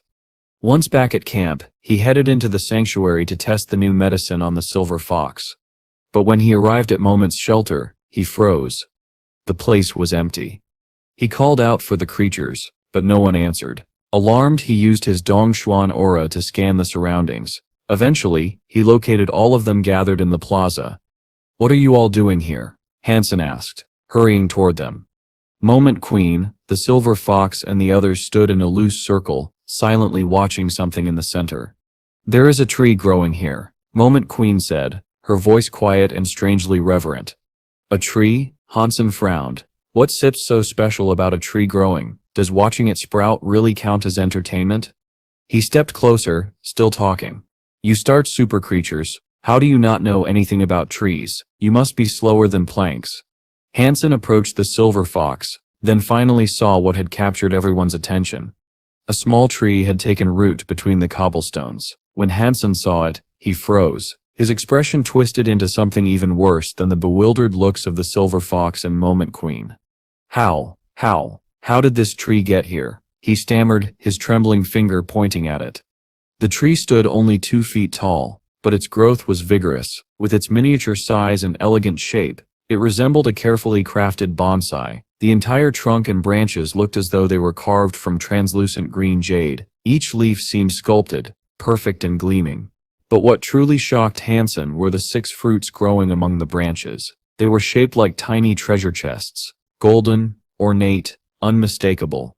Fruit on a tree was normal, but fruit shaped like miniature chests, that was something else. "When we came out here this morning, it was already here," Moment Queen said. "We have no idea when it started growing, but when we found it, Little White was beside it." She pointed at the white deer. Han Sen's eyes lit up. He rushed over to the deer, hugged it and kissed its head. "Little White, you are amazing. Truly a lucky beast. You've only been here a few days and already you're giving me treasure. I love you," he said, with unrestrained joy. The deer stood motionless, indifferent to the praise. The silver fox, however, was furious. It leaped onto the deer's head and ruffled its fur aggressively. It couldn't stand seeing Han Sen be affectionate with other creatures. Han Sen picked up the jealous silver fox and turned back to examine the jade-like tree. Its energy radiated with the intensity of a super creature. Perhaps it was similar to the giant peach tree, or the cactus, rare mystical flora whose fruit granted extraordinary benefits. "Can I eat the gold chest fruits, or do they open? Maybe there's something inside them," Han Sen wondered. After pondering for some time, he abandoned his speculation and addressed Moment Queen. "Do you know anything about this tree?" "Not much. I know. It isn't normal," she replied. Her eyes remained fixed on the golden chest fruits. "If they mature, they should produce something valuable. Even I know that. But that tells me nothing," Han Sen muttered, frustrated. Moment Queen shook her head. "I'm serious. Treasure like this is similar to the empty vine, and like the empty vine it will attract many super creatures. I don't know if we can keep it. We cannot defeat the Devil Blood King, and if he brings his army here, I doubt we can endure the siege." Those words hit Han Sen like a splash of icy water. He had been too caught up in excitement to consider the danger, but Moment Queen was right. A treasure tree like this, especially one bearing 6 golden chest fruits, would absolutely provoke powerful predators. That would be a big problem, Han Sen admitted. But this tree grew in my shelter. That means it belongs to me. I won't let anyone steal what sits mine. With the power we have right now, I think you're mistaken, Moment Queen said bluntly, extinguishing his hopes again. Han Sen waved her off. Don't set worry. I have a plan. Tell me, when do you think the fruits will mature? Judging by their growth, perhaps another 2 to 3 months, Moment Queen replied.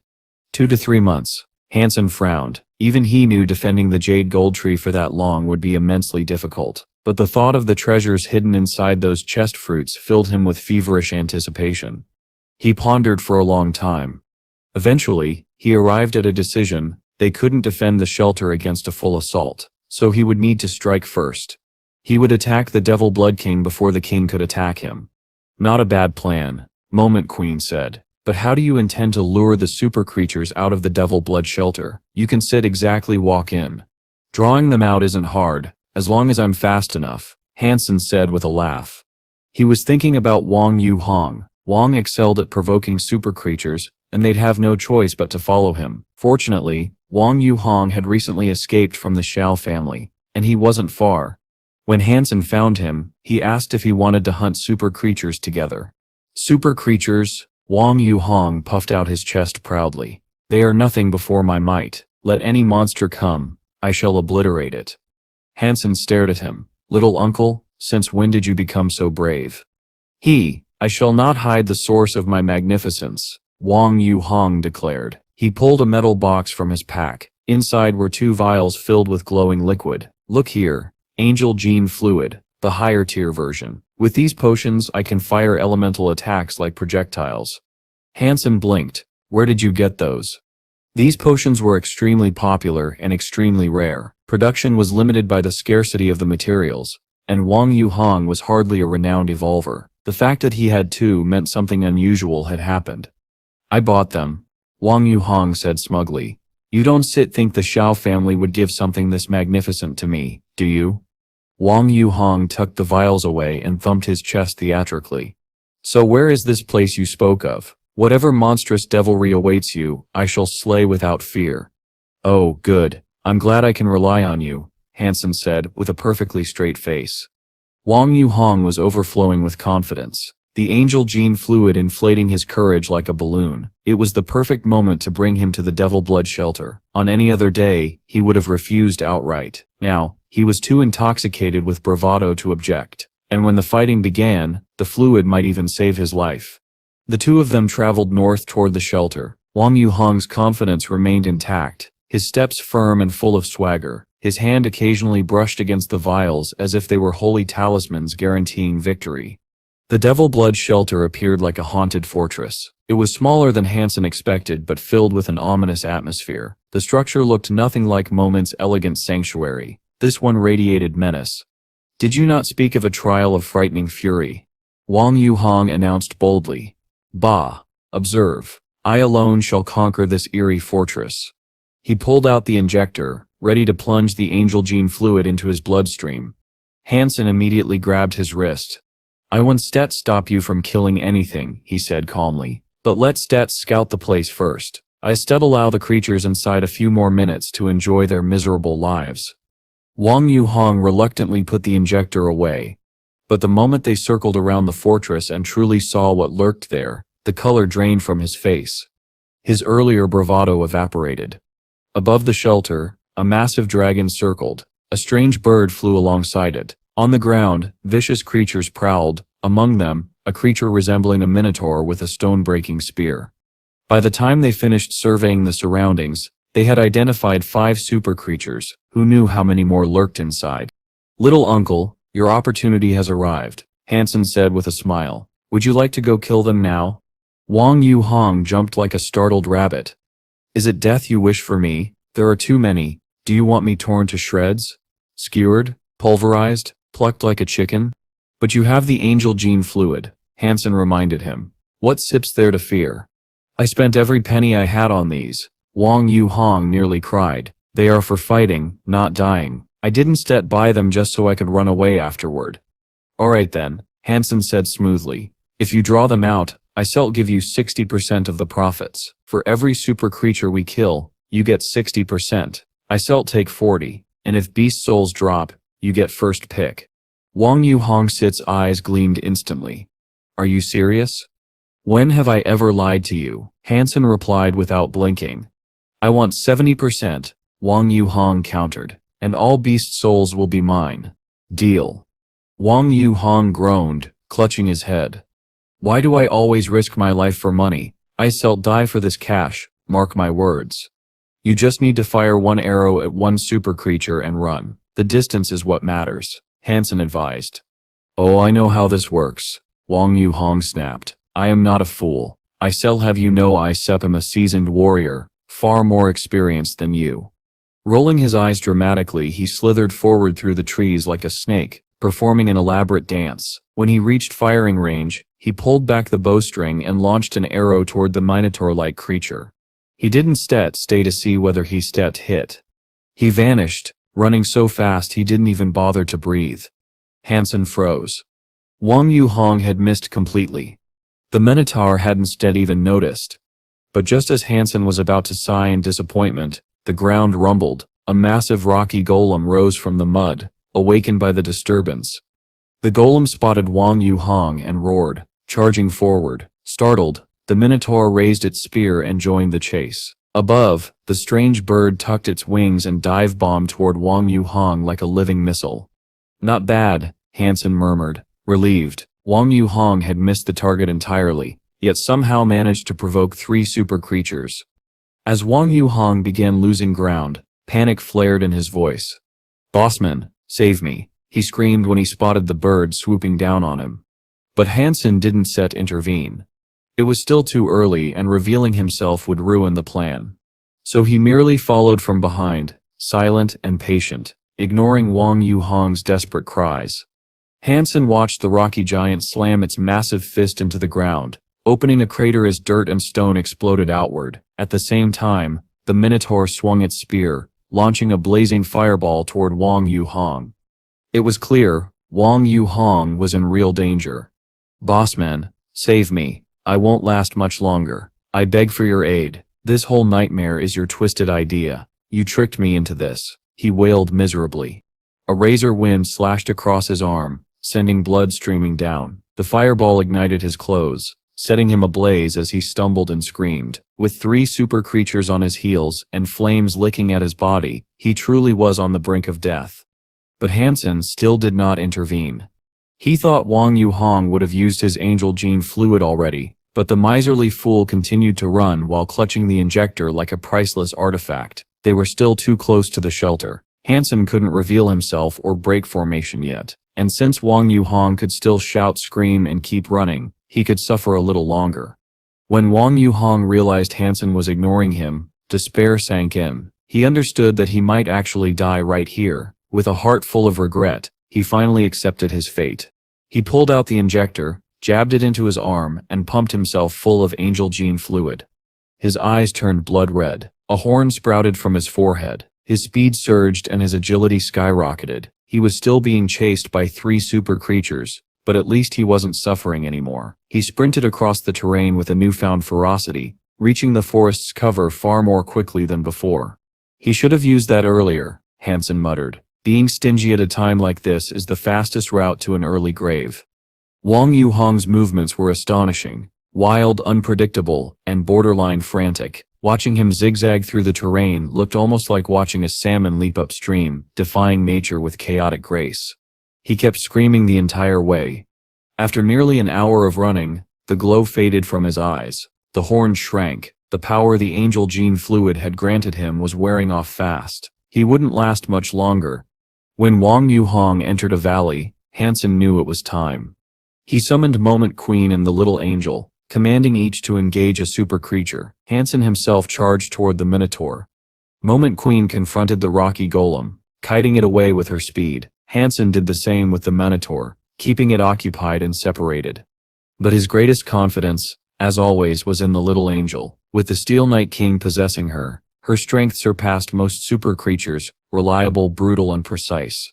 She dove toward the wind elemental bird, and in moments its body was riddled with lacerations. Wounded and panicked, the strange bird cried toward the sky, as if signaling the shelter for help. The instant Han Sen saw that signal, his eyes darkened. He clashed with the Minotaur, flaming wreck spike against burning spear. The impact exploded like colliding jets of fire, and Han Sen staggered back 2 steps. On his shoulder, the silver fox opened its mouth and unleashed a thunderbolt. The sudden strike stunned the Minotaur, erasing the advantage it had gained. Taking no time to breathe, Han Sen slammed the wreck spike into its skull, cracking it open. But new presences were rushing out of the Devil Blood shelter, many and strong. "Little uncle, go," Han Sen barked. "I shall meet you at Black Peak." If the angel gene fluid wore off, Wang Yuhong wouldn't be able to run at all. Without hesitation, Wang Yuhong bolted for the mountains. At the same moment, the little angel cleaved the wind elemental bird cleanly in 2. She landed, swept her sword through the air, and decapitated the Minotaur as well. System notifications echoed. Super creature Windhop killed, no beast soul gained, flesh inedible, life genome essence obtainable, gains 0, 10 super genome points. Super creature Flaming Minotaur killed, no beast soul gained, flesh inedible, life genome essence obtainable, gains 0, 10 super genome points. 2 kills, no beast souls expected, since both were first-generation super creatures. Han Sen swiftly collected their life genome essences and fled. The terrifying presences pouring out of the Devil Blood shelter swept over the battlefield moments later, howling in frustration when they found only corpses. Han Sen reached Black Peak soon after and found Wang Yuhong slumped there, exhausted but alive. Wang Yuhong stared at him with trembling anticipation. "Hey, how fared the battle? Did you acquire any beast souls?" Wang Yuhan ran up to Han Sen with frantic excitement, eyes shining. He was desperate, truly desperate, for a super beast soul. Han Sen handed him the 2 life genome essences he had collected. "I didn't get any beast souls, just these. You can have them." Wang Yuhan's expression twisted into a complicated knot of disappointment and joy. He hadn't gotten what he wanted, but he got something extremely valuable, 2 life genome essences, and both for free. "Don't look so miserable, little uncle," Han Sen said. "Once you recover we still try again. Sooner or later a beast soul will drop. How long do you need to rest?" "At least 6 days," Wang Yuhan muttered. He looked down at his battered, bruised body and managed a crooked smile. He could barely stand. The side effects of angel gene fluid were harsh, but his cheapness made them worse. He had taken too many wounds before finally using it. Han Sen was about to heal him with holy light when the silver fox suddenly discharged a blast of silver lightning straight into Wang Yuhan. The shock sent Wang Yuhan flying through the air, screaming as sparks crawled across his body. Han Sen was stunned. The silver fox had never attacked a human unprovoked. Why now? Had Wang Yuhan's terrible luck evolved into something even darker? But then Han Sen noticed something shocking. Wang Yuhan's wounds were healing. Ever since the silver fox ate the transparent little fish, its lightning had changed. It hurt and healed at the same time. Painful, terrifying, but restorative. Another bolt struck Wang Yuhan, healing his wounds rapidly even as he writhed and screamed on the ground. The sight was grotesque, burning flesh, screaming agony, rapid regeneration. It chilled Han Sen to the bone. When the lightning stopped, Wang Yuhan collapsed like a crumpled rag doll. Then he sprang to his feet and lunged angrily at the silver fox. "You damned animal, you're dead," he shouted, tears streaming down his face. But halfway there, another blast of silver lightning slammed into him. His body smoked, clumps of hair burned away, his skin blackened. This time, the lightning was purely destructive, the kind meant to kill, not heal. Then another bolt hit him, this one healing. Then another bolt, burning. Again, healing. A cycle of pure torture. Han Sen's throat tightened, his hands trembled. He vowed, silently and solemnly, never anger the silver fox. "Foxmaster, I was wrong. Please forgive me," Wang Yuhan cried, collapsing to his knees and kowtowing. The silver fox lifted its head proudly, leapt onto Han Sen's shoulder, and seemed satisfied. Wang Yuhan's condition, amazingly, stabilized. He was no longer in his weakened angel gene fluid state. His energy had returned. They spent the night recovering, and by morning they returned to the Devil Blood shelter, this time approaching from a different direction. Wang Yuhan had only one vial of angel gene fluid left, so they had to be careful. Han Sen wanted to lure out only one or two creatures, ideally the strongest ones, without attracting the entire shelter. Little Uncle was positioned far away, ready to run the moment danger surfaced. Han Sen crouched behind a boulder and pointed toward the ramparts. A super creature stood there, one with a life force stronger than anything Han Sen had sensed yet, possibly a second-generation super creature. It was too far for his Dongzhuan aura to read clearly, but close enough to be intimidating. Wang Yuhan squinted. Why would you pick that beast? Why not the golem? Han Sen adjusted his devil eye mask for a better look. The super creature was a silver-white ape, about 3 meters tall. Its muscles bulged like tempered steel, its silver fur glistened, and its eyes shone with cunning intelligence. Its curled snail-like ears twitched with every movement. It looked simultaneously powerful and clumsy, an odd contradiction. I have a feeling it will drop a beast soul, Han Sen said with a quiet laugh. Wang Yuhan stared at him like he had lost his mind. And how, pray tell, can you deduce that? That thing doesn't look like it would drop a beast soul even if heaven demanded it. Do you have any ideas or not? Han Sen asked. Wang Yuhan sighed dramatically, then nodded. He had an idea, though whether it was genius or suicidal remained to be seen. In that case, Han Sen said, I'll leave it to you. Soon after, Han Sen realized he was standing inside the mouth of a behemoth. The cavernous maw was lined with jagged fangs, and the stench of rotting blood filled the air. It looked like the jaws of a hellhound, and Han Sen instantly understood what he had walked into.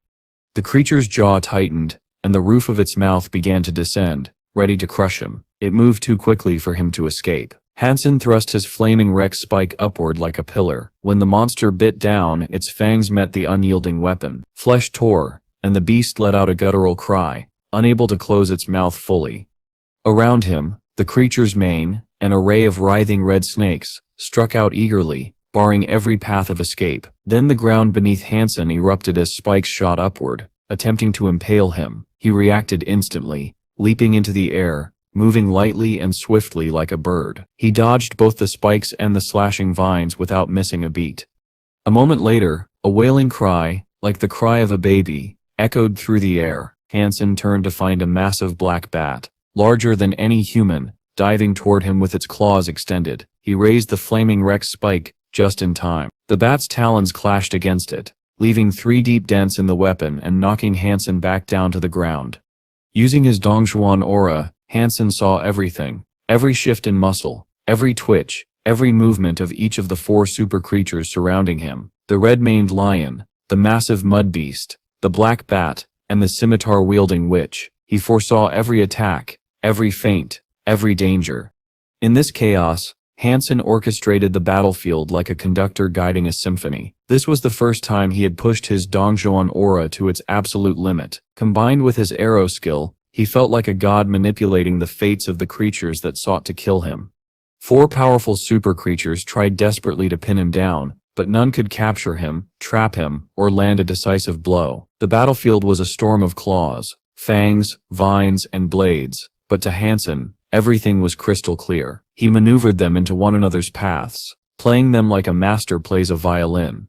He even had the leisure to observe their energy flows. 3 of the creatures were a blur. Only the witch possessed a clear, definable energy flow that meant she was a second-generation super creature. Han Sen's expression remained calm, unstrained. As he slipped between walls, spikes, vines, and blades, he intentionally let the witch graze his chest a few times. But just when she anticipated another opening, Han Sen suddenly dodged. The shift caused a red snake to tangle around her scimitar, while the black bat slammed into a stone wall. With their timing disrupted, the 4 super creatures collided with each other. "This is it, little silver. Kill them," Han Sen shouted, summoning the little angel as well. The silver fox, lounging lazily on his shoulder until now, finally acted. It opened its mouth and fired a bolt of silver lightning straight at the witch. A piercing screech echoed as the electricity struck her, paralyzing her completely. The little angel's green eyes flared. She swung her transparent greatsword at the witch's neck. This was the moment Han Sen had prepared for, his plan executed flawlessly. But a radiant shield of light flashed around the witch's body. The little angel shattered the shield, but half the attack's power had been absorbed. The barrier also broke the witch's paralysis, allowing her to raise both scimitars and deflect the killing blow. Han Sen's eyes narrowed. He looked toward the cathedral and saw a glowing holy light ladybug. Its jade-like shell shimmered with symbols, and its eyes locked onto Han Sen, a support-type super creature. The silver fox unleashed another torrent of lightning, attempting to break through the barrier of intertwined super creatures, but before the bolts landed, the light shield repelled them again. With the holy light insect's protection in play, nothing could harm the creatures inside. The ladybug let out a soft cry. Its aura extended around the others, forming an impenetrable shell. Even though the little angel could break the shield, she could not wound the creatures the instant it appeared. Damn it! How can there be a super creature like that? Han Sen muttered. Without this creature, the witch would already be dead. His entire plan had collapsed. Knowing he couldn't win here, Han Sen turned and sprinted toward the spirit hall. The witch no longer mattered. The spirit stone was what he needed. But just as he neared the hall, a black shadow flashed past him. A cold presence swept over him. A chill ran down his spine. He touched his neck. His hand came away wet with blood. His armor had been sliced open. His neck had been nicked. If he hadn't reacted, he would have been decapitated. A voice echoed behind him. "You dare enter my shelter? You are brave and foolish."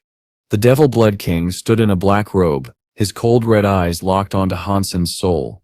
"I am fairly brave, yes," Han Sen replied calmly. Then he resumed his sprint toward the spirit hall. The Devil Blood King blinked once and vanished.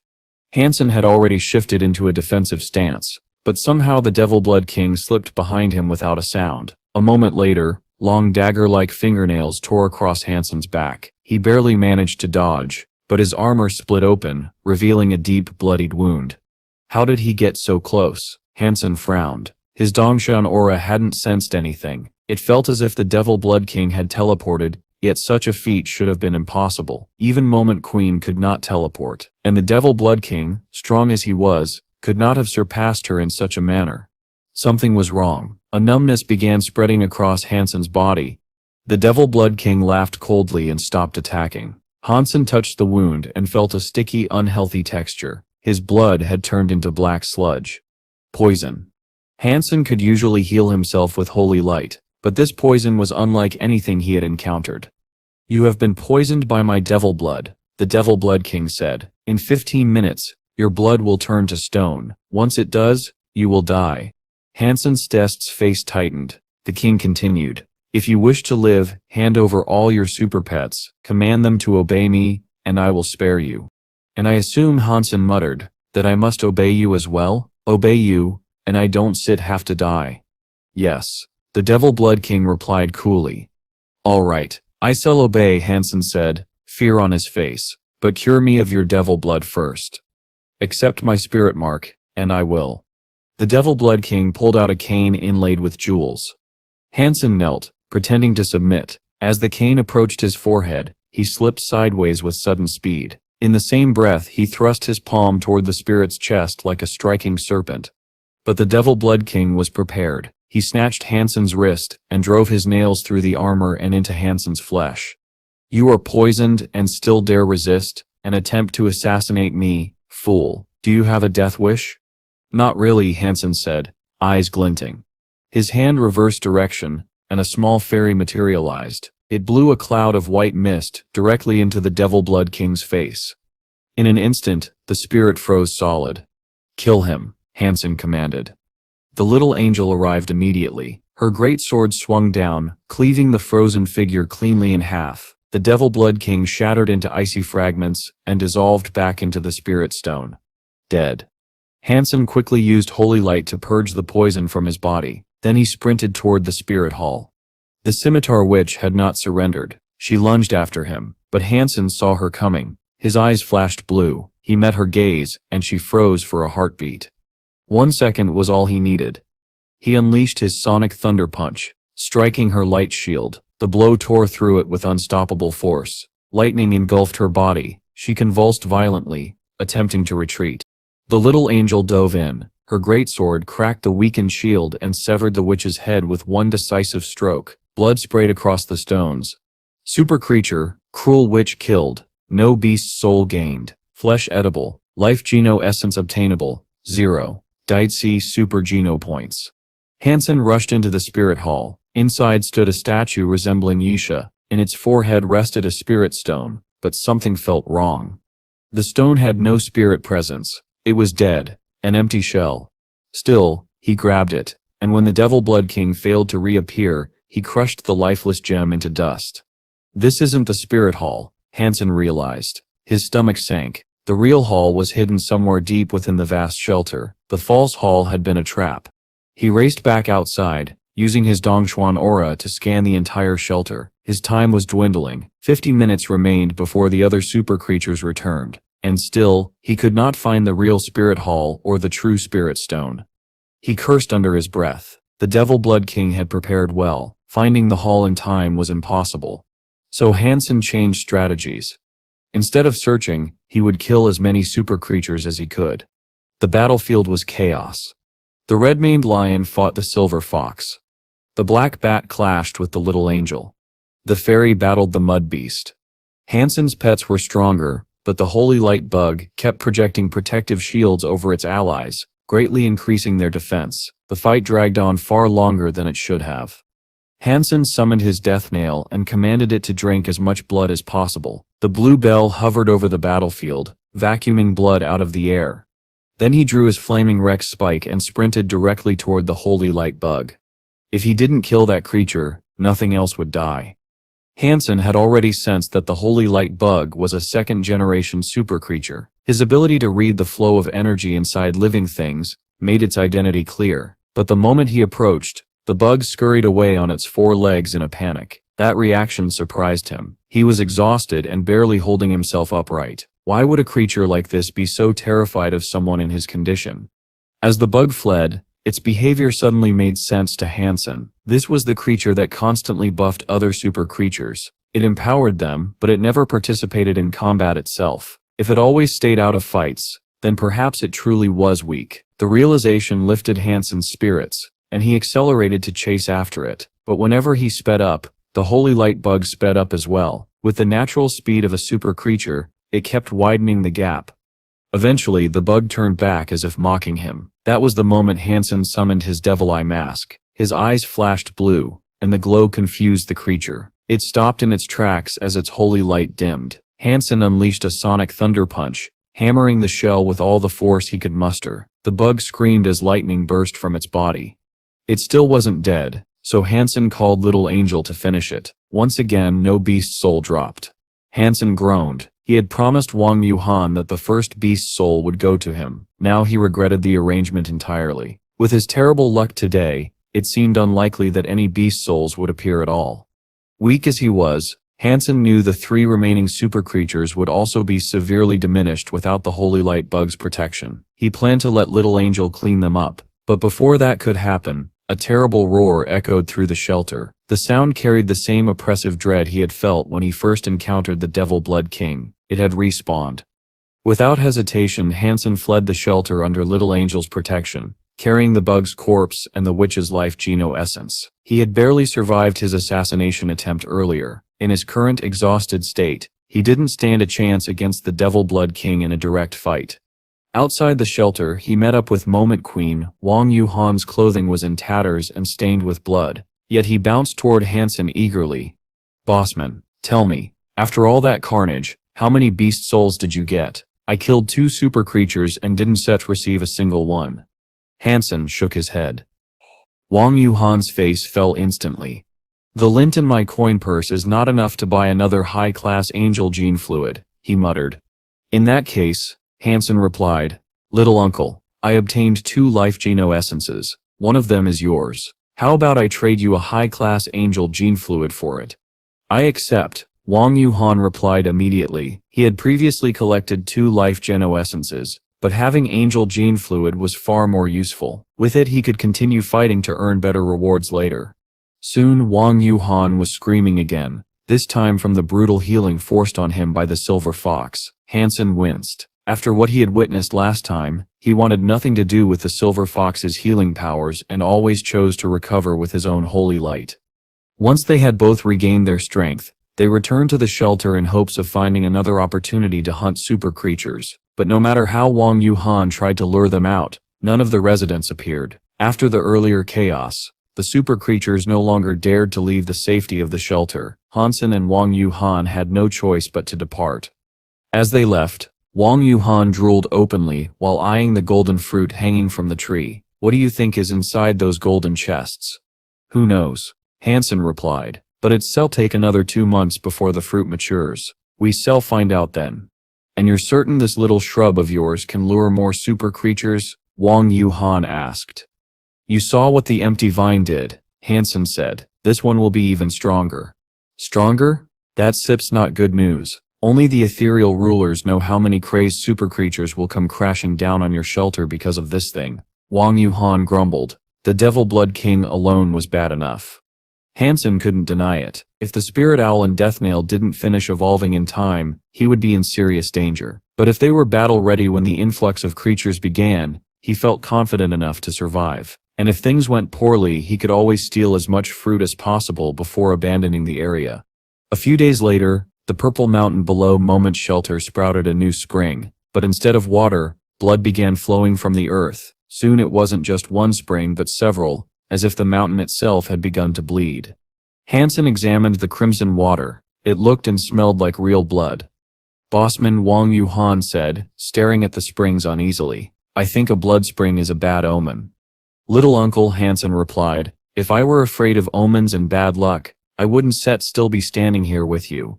He used his Dongzhuan aura to investigate the blood, hoping to learn something. But strangely, there was nothing organic within it. No energy signatures, no life force, nothing at all. Han Sen eventually found 7 blood springs in total. They lasted only 7 days, and then each one dried up completely. The very next day, as if responding to their disappearance, dark and oppressive clouds gathered over the land. For hundreds of miles around, the sky was smothered beneath a single storm system that centered itself over Moment's shelter. A violent thunderstorm tore through the region for an entire day. Lightning struck so fiercely and so often that every plant within that vast radius was scorched to ash. Only the peak of Purple Mountain remained intact, though the air above it was choked with smoke. When the thunder finally ceased, torrential rain began to fall, thick, heavy, and blood red. Rivers of blood seemed to form wherever the water collected. The scene was sinister, almost apocalyptic. Nothing natural could create such devastation. Wang Yuhan stared at the downpour, voice trembling. The jade gold tree must be birthing something most peculiar. Han Sen felt the same dread. This was no ordinary phenomenon. Something foul was stirring. He regretted bringing Wang Yuhan into this mess, though he knew even the man's terrible luck could not cause a calamity of this scale. The jade gold tree had to be the source. When the blood rain ended, Han Sen and Wang Yuhan examined the tree and were stunned to see it had suddenly grown 3 meters taller, as if it had leapt forward in its development overnight. "Moment," Han Sen said, turning to Moment Queen. "Do you really not know anything about this jade gold tree?" Moment Queen shook her head. "If you believe its existence is tied to me, you are wrong. I cannot explain why it is here or why it behaves like this." Han Sen studied her expression for a long time. Meanwhile, Wang Yuhan returned to the Alliance. As the strangeness continued to spread, even Little White began showing signs of an approaching disaster. Its snow-white antlers slowly turned red. A mascot creature turning red was the worst omen of all. Unease settled heavily in Han Sen's chest. He explored the surrounding region and discovered that all wildlife had vanished for hundreds of miles. Even super creatures were nowhere to be found. The emptiness was unnerving. He returned to Moment's shelter and decided he could not stay any longer. Purple Mountain had become too strange, too dangerous. He took Little Black, Big Black, and Little White with him and left, planning to return only when he understood the situation better. They had to travel 400 miles before encountering other living creatures again.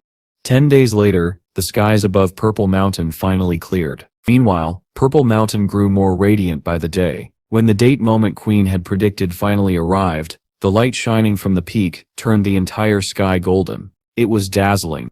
"I think the fruit is maturing," Moment Queen said. "Should we go?" Before Han Sen could answer, he spotted a crane flying toward Moment's shelter. That settled it. If good loot was about to drop, he wasn't about to let anyone claim it first. The silver fox and the fairy would remain at camp, ready to come when called. Moment Queen led the way cautiously. The world around them was blanketed in golden light. Flowers bloomed wildly along their path, each petal glowing gold beneath the radiant sky. It was impossible to distinguish their true colors.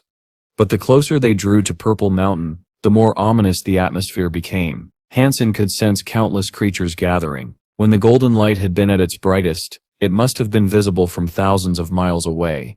As he studied the distant slope, he spotted a group of super creatures approaching. Among them were the Devil Blood King's followers, the Silver Ape, the massive dragon, and the hulking golem, moving alongside the Devil Blood King himself. In total, nearly 20 super creatures had arrived, most unaffiliated, all drawn by the Jade Gold Tree.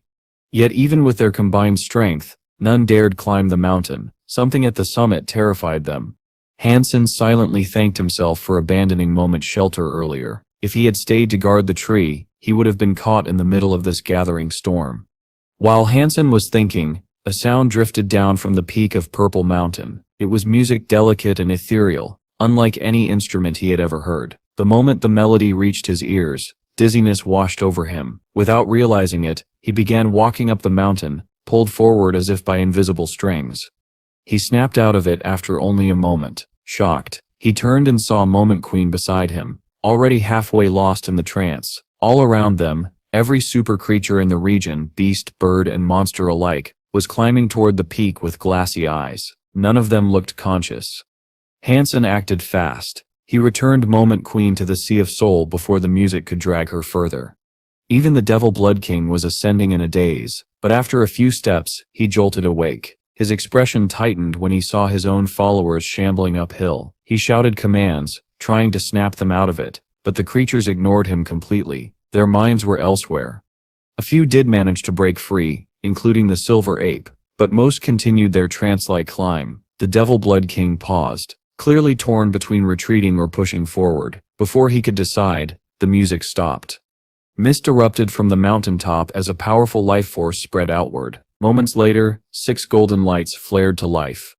The golden chests were maturing. Han Sen hesitated, unsure whether to call Wang Yu Han. The scene was eerie, overwhelming, and far beyond anything he had prepared for. Then, as if triggered by the cessation of music, the hypnotized creatures awoke. A deafening roar shattered the stillness. It didn't matter which creature started it, because instantly all of them charged toward the peak with ravenous desperation. They wanted the golden fruit. The energy pouring from the mountaintop invigorated every creature that stepped foot on its slope. Han Sen hurried through the mist toward Moment's shelter. From afar, everything looked unchanged. But as he drew closer, the truth became clear. The Jade Gold Tree had grown to nearly 100 feet tall. A holy radiance surrounded it. Each of the 6 golden chests glowed so fiercely that he could hardly look at them. Their shapes and sizes were all different now, and the energy they emitted was terrifying.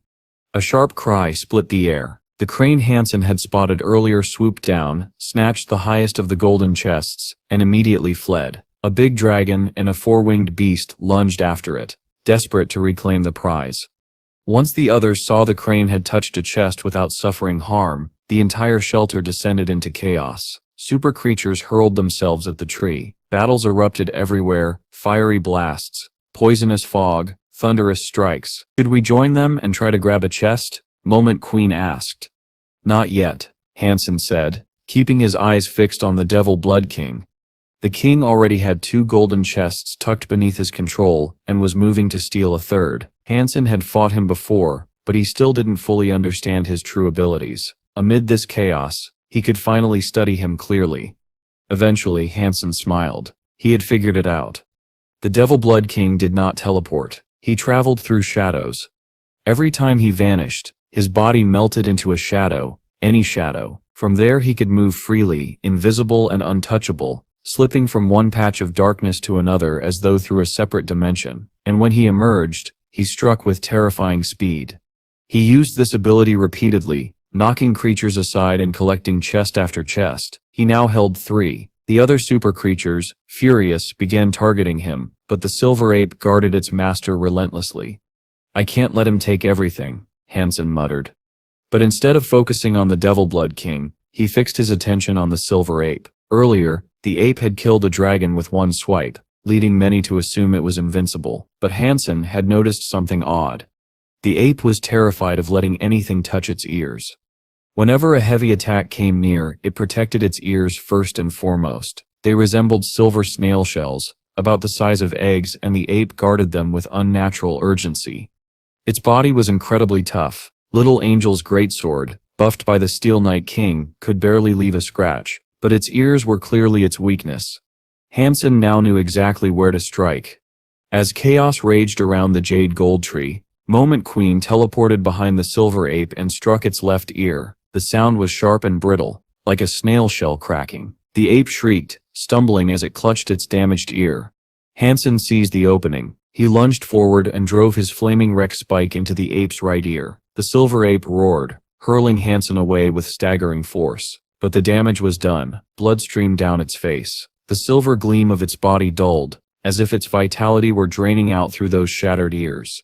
When the Devil Blood King saw Han Sen crippling his guardian beast, fury contorted his face. Forgetting the golden chests entirely, he sprinted toward Han Sen and slipped into the shadows. In an instant he reappeared behind Han Sen, poised to strike, but his attack hit nothing but air.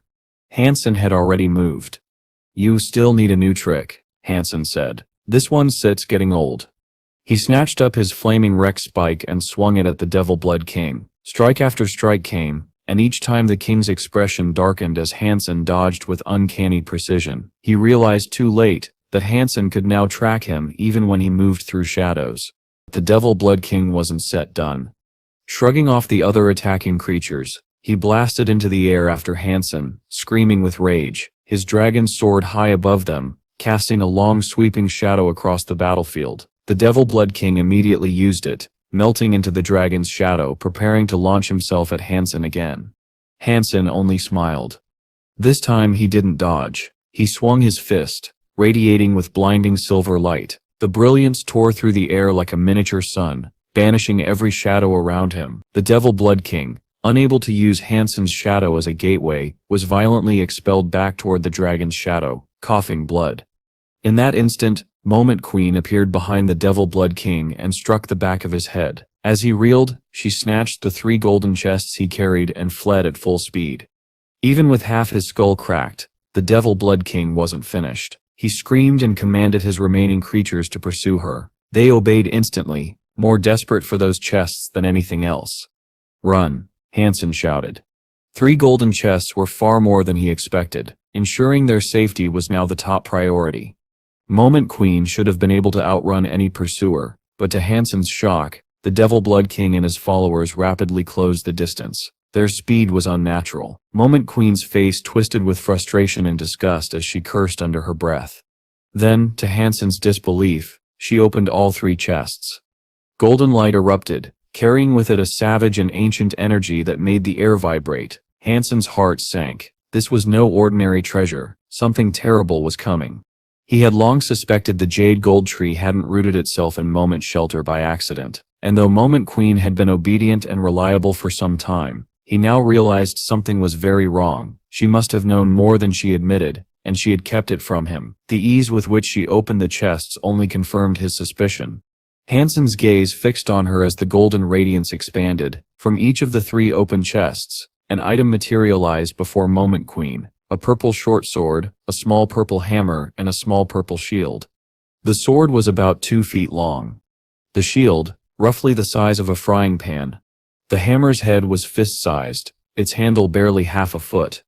The moment the Devil Blood King and the other super creatures saw these purple relics, their hunger intensified. They lunged toward them with reckless greed. The Black Bull was fastest of all, its 10-meter-long metallic body surging forward like a living avalanche. Moment Queen didn't hesitate. She snatched the small purple hammer and slammed it into the Black Bull's massive head. The hammer looked pitifully tiny, like a toy weapon striking a fortress, and the bull didn't even bother to dodge. But the moment metal met flesh, the world seemed to stop. It was as if a high-speed train moving at 300 miles an hour had been frozen in place. Blood seeped from the impact point on the bull's skull. A horrible cracking sound spread through its colossal frame, bone after bone shattering like brittle sticks. Then the 10-meter-long beast collapsed in a heap, lifeless, broken. A second-generation super creature had been killed in a single blow. Everyone, super creatures, spirits, humans, froze in shock. A chilling fear seized their hearts. The hammer wasn't just powerful, it was something beyond comprehension.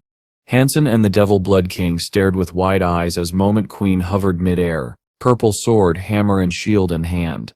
No creature dared move. Moment Queen did.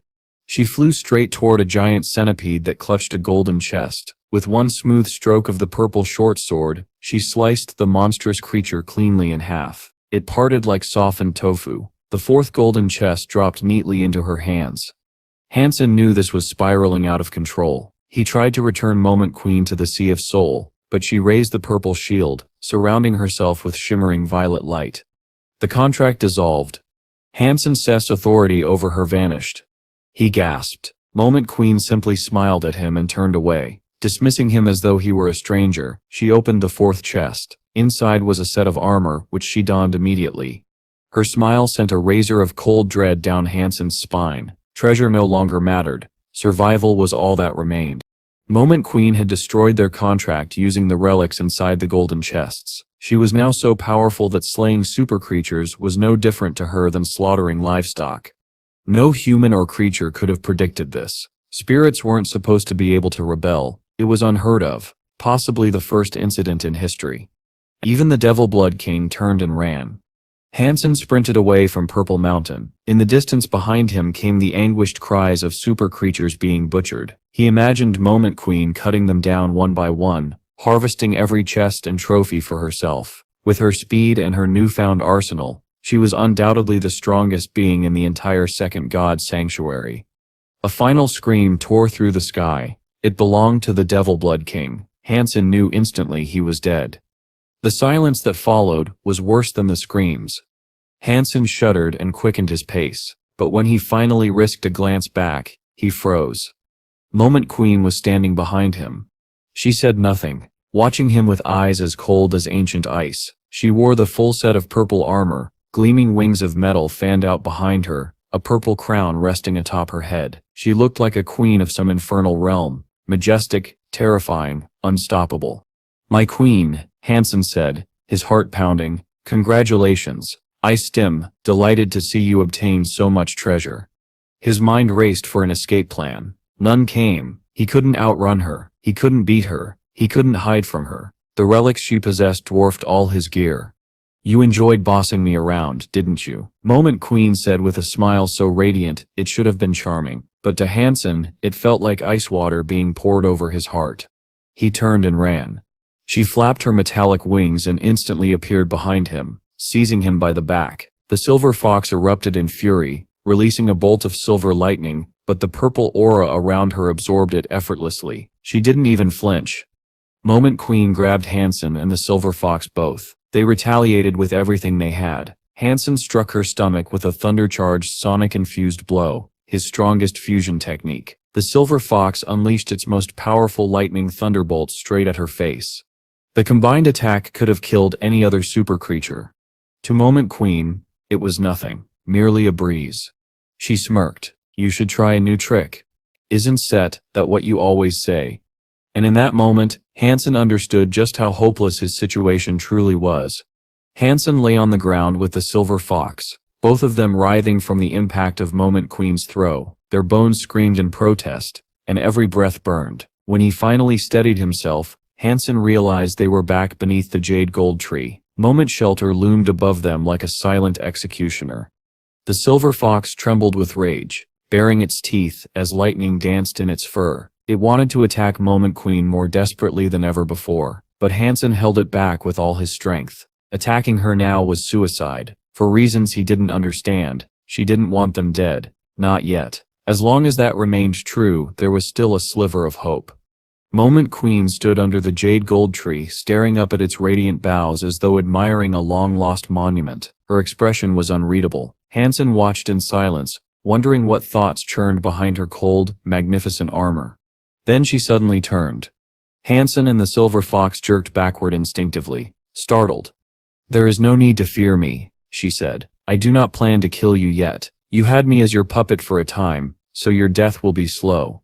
Han Sen forced himself to reply. "You followed my commands because you chose to. Aside from asking favors, I never mistreated you. And now you have treasure, more than anyone has ever seen. The contract is destroyed. Why not simply let me go?" Moment Queen's lips curled with disdain. She shifted her gaze back to the jade gold tree before speaking again. Ignorant fool. They aren't set sacred items, they are genoseeds. I brought them from the third godship's sanctuary. Did you truly believe something of such power could grow in this backwater? Han Sen froze. He had heard of genoseeds, rare and mythical, spoken of only by people like Gina and Annie. They were said to exist only in higher sanctuaries, never here. I want to see, Moment Queen continued, whether you can survive in the third godset's sanctuary.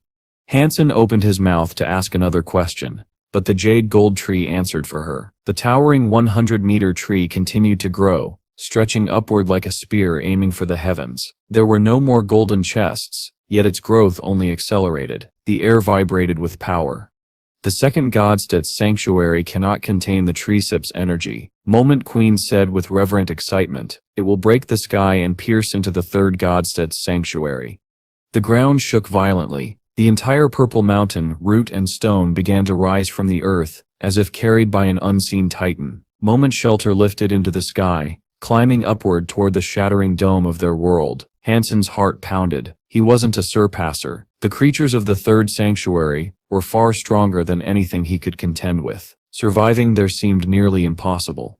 Yet the gourd in his hand throbbed with joy. For the first time Han Sen sensed a genuine emotion from it, happiness. He couldn't understand why. Moment Queen, however, was ecstatic. Finally, she whispered, trembling with anticipation, finally I can return to the third god's sanctuary. Those beings had better tremble, for I return with vengeance. The gourd glowed golden, shuddering in Han Sen's grip. A black light seeped from its tip, swirling and expanding. Han Sen swallowed hard. Not now. Dawn set hatch now. If whatever was inside the gourd emerged, Moment Queen would seize it instantly. Moment Queen Sip's eyes narrowed. She glared at the gourd with suspicion. What are you doing? What is that? Han Sen forced a steady voice. Nothing. He considered putting it away, but the black light suddenly expanded into a beam. It shot toward the jade gold tree, encircling it in a net of shadow that siphoned its energy like a draining river. The stolen power flowed back into the gourd. Moment Queen Sip's eyes widened. Do you want to die? She lunged to kill him. Han Sen braced to dodge, but the gourd reacted again. Another beam of black light shot forth, striking the purple short sword in her hand. The sword tore free of her grip and flew toward the gourd as though dragged by an invisible gravity well. Moment Queen stared, horrified, as one of her 6 genoseed armaments was wrenched away. Her fury was instant and overwhelming, but beneath it flickered true shock. Han Sen, meanwhile, could barely restrain a grin. He whispered to the gourd, trembling with relief. My baby gourd. Good job. Han Sen wasn't even sure the gourd would obey such a command, but he shouted it anyway. To his surprise, the gourd actually responded. A beam of black light shot forward, locking onto Moment Queen. Within its vortex-like suction, the 6 cog armaments were pulled away from her, one after another. Han Sen's heart pounded with exhilaration. Only moments ago he had been certain he was a dead man, but as soon as the gourd awakened, the tide of the battle flipped entirely. Suck it hard, he yelled, raising the gourd as the black light intensified. The purple crown was the next treasure wrenched from Moment Queen, disappearing into the swirling darkness. Moment Queen was shaken. She could not comprehend how anything in Second God's Sanctuary could possess such overwhelming power. The arrogance she had worn so confidently before was gone, stripped away as surely as her equipment. Her final piece, the purple armor, lost its form, dissolved into purple light, and was swallowed by the gourd's suction. In an instant, she stood before Han Sen wearing nothing but her underwear. Little Moment, what were you saying? Han Sen asked slowly, the gourd still in his grip. Moment Queen couldn't answer. Her spirit was crushed. She stared at the gourd in disbelief, unable to accept how effortlessly it had taken everything from her. Without her armaments, she had no ability to resist Han Sen or the contract binding her. Come here, Han Sen commanded. Despite her unwillingness, she was forced to obey. Han Sen pushed her to the ground and slapped her round buttocks. The sharp crack echoed, and she trembled with wide eyes, not from pain but from humiliation. Never in all her time within the sanctuaries had she been degraded like this. Han Sen didn't care. Anger still surged inside him. He had come closer to death than ever before, and if not for the gourd's sudden awakening, he and the silver fox would already be dead. He vented that lingering fury through repeated smacks, tearing her underwear and revealing her reddened skin. Moment Queen, unable to resist under the contract's dominance, could only endure it. Tears welled in her eyes. She hated him for this. She wished she could self-destruct just to escape the shame, but Han Sen had already changed the contract, preventing her from doing so. "Oh, you want to die?" he said. "I'm still not letting you off that easily. What was it you told me earlier that my death would be slow?" Before she could make sense of his words, a deafening boom shook the world. The jade gold tree died, and with it, Purple Mountain and Moment Shelter plummeted back down to their original place. The tree remained standing, but only as a lifeless wooden husk. With nothing left to drain, the gourd's black hole flickered out of existence. Its glow vanished, reverting it to its dull, ordinary appearance. Han Sen finally stopped punishing Moment Queen. He lifted the gourd, kissed it, and stroked its surface. "Oh, baby gourd," he whispered. "Will you let me play with the 6 pieces of gear you just consumed?" The gourd did not respond. Now that it had gone dormant again, Han Sen wasn't even sure it could hear him at all. Han Sen continued pleading with the gourd, but it remained completely silent. His frustration only grew. He glanced at Moment Queen, who was still crying, her face a mess of tears. "Moment, what can you tell me about this gourd?" he asked. She refused to answer. Even if she had known something, she would never willingly explain the nature of the artifact that had just humiliated and defeated her. The insult cut too deep. "It looks like your punishment wasn't sufficient," Han Sen said. Using the contract's control, he forced her to stand and approach him. She grew angrier when she saw the mischievous way he rubbed his hands together, but she knew resistance would only deepen her humiliation. Holding back her fury, she finally spoke. "It does not come from Second God's sanctuary." "Okay, continue. What is it then?" Han Sen asked. "I am not sure. I have never seen anything like it. Also, it has not yet been born. There is something inside, as you surely know, but I cannot guess what it is. If I had to, I would say it is a high-class god." She fought against the shame that urged her to stay silent. Han Sen listened, still feeling the faint heartbeat pulsing from the gourd. Her words seemed honest enough. If she had truly understood its nature, she would not have lost so easily. "It looks like only Third God's sanctuary could produce something like this," he concluded. He put the gourd away and returned Moment Queen to the Sea of Soul. Killing her wouldn't ease any of the emotions churning inside him. Some mysteries, he decided, would only reveal themselves once he reached the Third God's sanctuary. After deleting the confidential information he had taken, he headed back to the shelter. Almost immediately, a new order arrived. He was required to join a training program. He returned to ask Ji Yan about it. She explained that it was a program run by the Alliance, something connected to the crystallizer civilization. Everyone on the Daphne, including her, had to participate. Han Sen had no choice but to go. When he arrived at the training base on Mocha Planet, he was surprised to see not only his own team, but also members of the Crystallizer Ruin Research Unit. More than 10,000 people were gathered in total.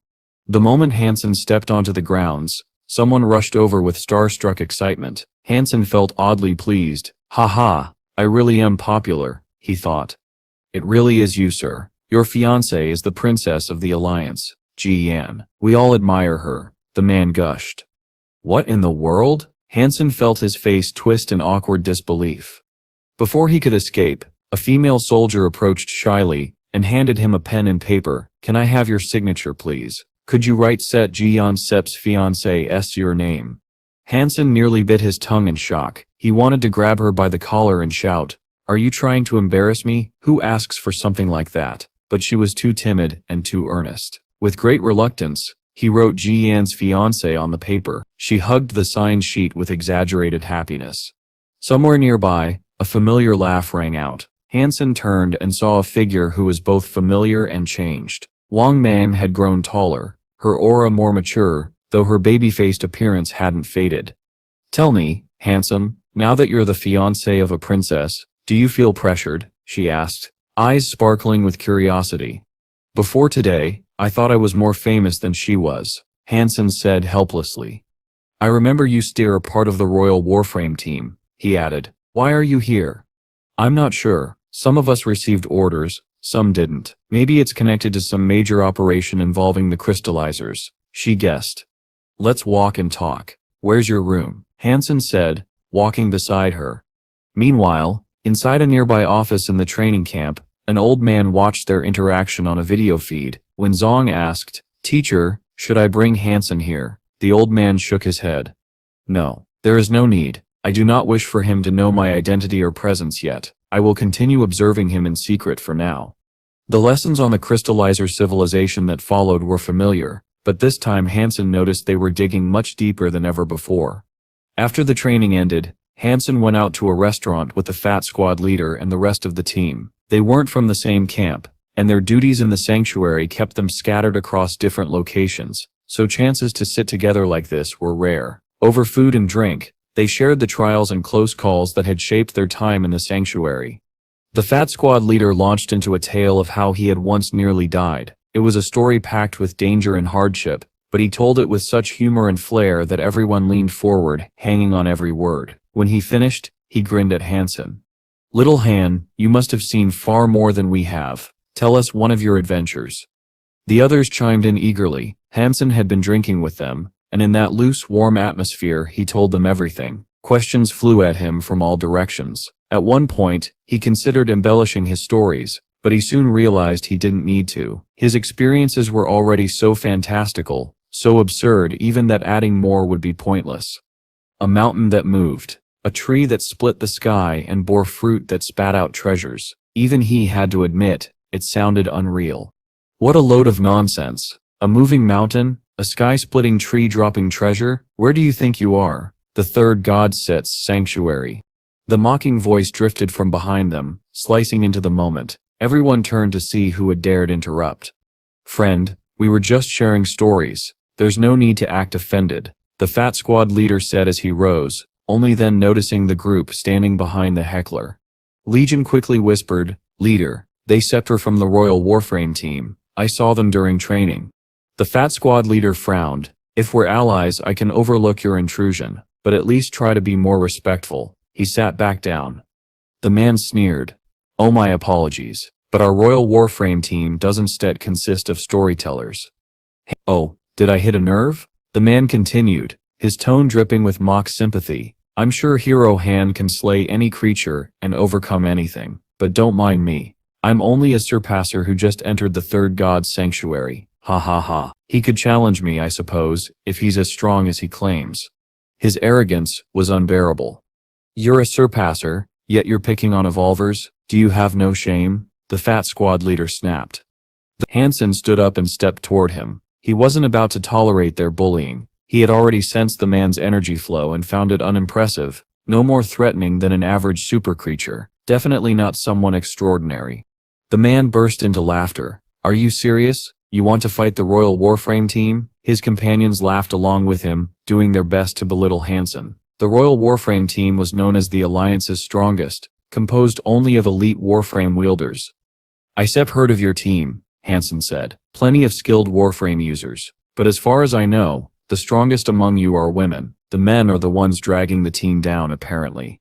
Fat Squad leader and Chu Chong burst into laughter at the jab. It wasn't an insult, merely a truth. The Royal Warframe team was led by a woman, and most of its top performers were women as well. Han Sen had even filmed commercials with one of them. The men's expressions changed instantly. They had been mocked about this before, and hearing it again hit a raw nerve. They stood up, anger boiling over. "Fine. Let's have a Warframe fight," one of them growled. The provocation was complete. Their eyes locked on Han Sen with open hostility. "Little Han," Fat Squad leader whispered urgently. "Are you sure about this?" Fat Squad leader asked this anxiously as Han Sen settled himself inside the hologram machine. They had been mocked, humiliated even, and now here they were, about to fight the Royal Warframe team, a group renowned for their mastery of warframes. Worse still, Han Sen's opponent was a surpasser, someone with physical attributes far beyond any evolver. It was an uphill battle from the start. Around them people gathered as the news spread. "Oh, it's a royal knight," someone whispered. "Isn't that guy ranked 7th among evolvers in Warframe combat? I haven't seen him in ages." "It really is him," another confirmed. "Li Changxian of the Royal Warframe team. He sets a surpasser now. No wonder he disappeared from the evolver rankings." The crowd began speculating. Who Sep's he fighting? Some guy with a weird ID. Never heard of him. It sets a guest account. Indeed, Han Sen had logged in as a guest, which left him with an anonymous string of numbers as his identity. After accepting Li Chengxian's challenge, he entered the arena. The countdown began immediately. It had been a long time since Han Sen had touched a warframe. He didn't know the latest models, so he picked the SKTS simply because he knew how to operate it. But the SKTS was outdated by several generations. A basic frame with mediocre mobility, limited weapons, and nothing remotely suited for high-level PvP. When Li Chengxian saw Han Sen select the SKTS, he smiled coldly. To him, the outcome was already decided. He chose the latest super-biological warframe, the King of War, a machine 5 generations more advanced than the SKTS, bristling with weaponry and armor. With a flick of his hand, King of War activated, 13 cannons unfolded at once, all locking onto Han Sen's SKTS. He planned to destroy Han Sen before he even took a step. 13 weapons at once. The guy sips nuts. These royal knights really are something. That SKTS pilot is done for. Scrap metal in 2 steps. But then the SKTS moved. Everyone froze. The outdated model flowed forward with fluid grace, moving in a way machines were never designed to move. It almost looked alive, light, nimble, and soulful, as if its joints and servos had fused perfectly with its pilot's intent. What? Who sits piloting that SKTS? That SIP's impossible. The SKTS danced forward, weaving through the rain of cannon fire. Every shot missed. Sparks and explosions erupted around it, but none touched Han Sen. His frame became a silver phantom threading through a storm of metal. Speed alone wasn't enough to win a warframe fight. Of course, King of War had overwhelming power, massive defense, and countless weapon systems. But that power came at a cost. The machine was big and stiff. Every adjustment took precious time. Meanwhile, the SKTS was featherlight, perfect for someone with Han Sen's 8th sense. He predicted every movement of the King of War as if reading it directly from Li Chengxian's mind. Spectators struggled to believe what they were seeing. This has to be fake. King of War can hit that old rust bucket. How can SKTS dodge a barrage like that? Did someone pay for this? Show or not, SKTS is clearly powerful, but that agility unbelievable. You idiots, this is real. Someone finally snapped. I saw the whole argument in the lobby. Li Chengxian picked on him, so Han Sen challenged him. Another person chimed in. Don't set you remember when SKTS first came out. Han Sen starred in its commercial back in his military school days. He was the alpha operator. No wonder he sets this good. But he's not fighting back, someone pointed out. Oh, he wants to. An older Warframe veteran said quietly. He can't yet. King of War has too many weapons. It's powerful, but bulky. Too many weapons means slow adjustments, so Han Sen keeps slipping into its blind spots. As long as he stays in those dead zones, King of War will never get a lock. Then how does he attack? That is the hard part. The crowd was electrified by the unfolding spectacle, everyone except Li Chengxian. The Surpasser grew more frantic by the second. No matter how he moved, he couldn't catch the SKTS. Every swing, every shot, every shift of the warframe was predicted and avoided. It felt as though someone had opened a window into his soul, and Han Sen was looking straight through it. His chest tightened with an unexpected fear. If not for the Royal Warframe team's pride, he would have surrendered already. Inside the SKTS, Han Sen remembered what it felt like to operate a warframe, sprinting at extreme speeds, sword flashing, laser blasting, metal ringing with every strike, the sheer chaos of movement, the rhythm of blade and blast, the intoxicating clatter of laser fire on armor. It was an orchestra only Warframe pilots understood. And the sound alone was enough to set a warrior's blood on fire. Jungle watched the battle footage on the screen, a spark of youthful excitement rekindling in his heart. The movements, the precision, the sheer audacity of the SKTS pilot reminded him of the days when he himself had been unstoppable. He isn't set from the Luo family, and he clearly hasn't practiced the falsified Sky Sutra, Jungle murmured to himself. Interesting. Very interesting. Then came the final moment. Boom. Only God could have counted the hundreds of slashes the SKTS delivered, but King of War finally split apart under the assault. The fight ended in total destruction. Li Chengxian said nothing. Ashamed and humiliated, he summoned his teammates and left without a word. A Royal Warframe operator defeated by an outdated SKTS. There was no excuse he could offer the world. Later that night, Han Sen stumbled toward the bathroom, drunk enough that the walls seemed to sway with him. As he reached for the door, an old man stepped out. Han Sen barely looked at him, until he noticed something about the man's eyes. They shone brightly, unnaturally so. He glanced up fully and froze. His pupils shrank. The joy drained from his expression. "Kid," the old man said calmly, "take my mind test. If you pass, I said'll allow you to become my student." Dao Donglai, known to most as Zhonglai, was a demigod, a master of influencing minds and weaving illusions. Han Sen, just an evolver, had no defense against that level of spiritual power. Zhonglai guided the vacant-eyed Han Sen to sit. He had placed him into the infinite mind trial of Dao Donglai, a test that normally took surpassers a full hour to escape. "Kid, suffer a little. When you emerge, you'll respect me," Zhonglai whispered, excitement jittering through him. He imagined the awe and reverence Han Sen would have once the trial was complete. He laid a hand on Han Sen's shoulder. Han Sen burped. Then came a disastrous sound. Han Sen vomited all over Dao Donglai. Zhonglai froze, stunned. Anyone else would have dodged without effort, but he had been too focused on his fantasies of mentorship to react. They looked at each other for a long second. "I'm so sorry," Han Sen slurred. "It's fine," Zhonglai muttered, head hanging low as he walked away, unwilling to let Han Sen see his face. He certainly didn't look like a demigod at that moment. If he tried to claim he wished to take Han Sen as a student now, Han Sen would only think he was some unfortunate escapee from an asylum. Training on Mocha Planet continued for half a month. Nothing noteworthy came of it. No ruins to explore, no missions, no unexpected adventures. It had simply been routine. So once it ended, Han Sen returned to the sanctuary. Wang Yuhong remained in Moment Shelter, so Han Sen escorted him to Devil Blood Shelter. They intended to end things once and for all. The Devil Blood King had lost almost everything. Han Sen assumed the super creatures the king once carried for golden chest sacrifices had already been killed. Death Knell and Spirit Owl had finished their evolutions and were now full super pets. Han Sen's lineup was stronger than ever. Little Angel, Death Knell, Spirit Owl, Little Silver, Little Fairy, and Wang Yuhong. With such a team, Han Sen believed it was finally possible to destroy Devil Blood Shelter.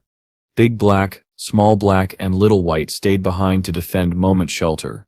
Without hesitation, Han Sen and Wang Yuhong arrived at the front gates of Devil Blood Shelter. They didn't bother with luring creatures out this time. Spirit Owl soared into the sky and summoned a tide of sacred blood rats. The vermin swarmed forward, spilling into the shelter for reconnaissance. Han Sen's deduction proved correct. The Devil Blood King had only 6 super creatures left. Han Sen and Wang Yuhong entered the shelter with one goal: to eliminate every super creature. They wouldn't target the Spirit Stone yet. Weakening the shelter came first. Silver Fox and Little Fairy charged in. Spirit Owl and Little Angel each picked a target of their own. Han Sen spotted a wolf-like super creature. Silver light flickered in his eyes, and his body expanded into a towering 3-meter-tall silver ape. Flaming Rex spike in hand, he swung down with ferocious force. Boom. The creature dropped instantly. Its skull caved in, half shattered and bleeding. Han Sen felt a surge of exhilaration. His new power roared through him, intoxicating and wild. Suddenly the Devil Blood King erupted from Han Sen's shadow, claws extended, but Han Sen was prepared. He launched a sonic thunder punch. Silver light detonated like a miniature supernova. The impact sent the Devil Blood King flying backward. Overjoyed, Han Sen charged forward and struck again. And again. And again, without pause, each blow fueled by unstoppable power and the thrill of overwhelming strength.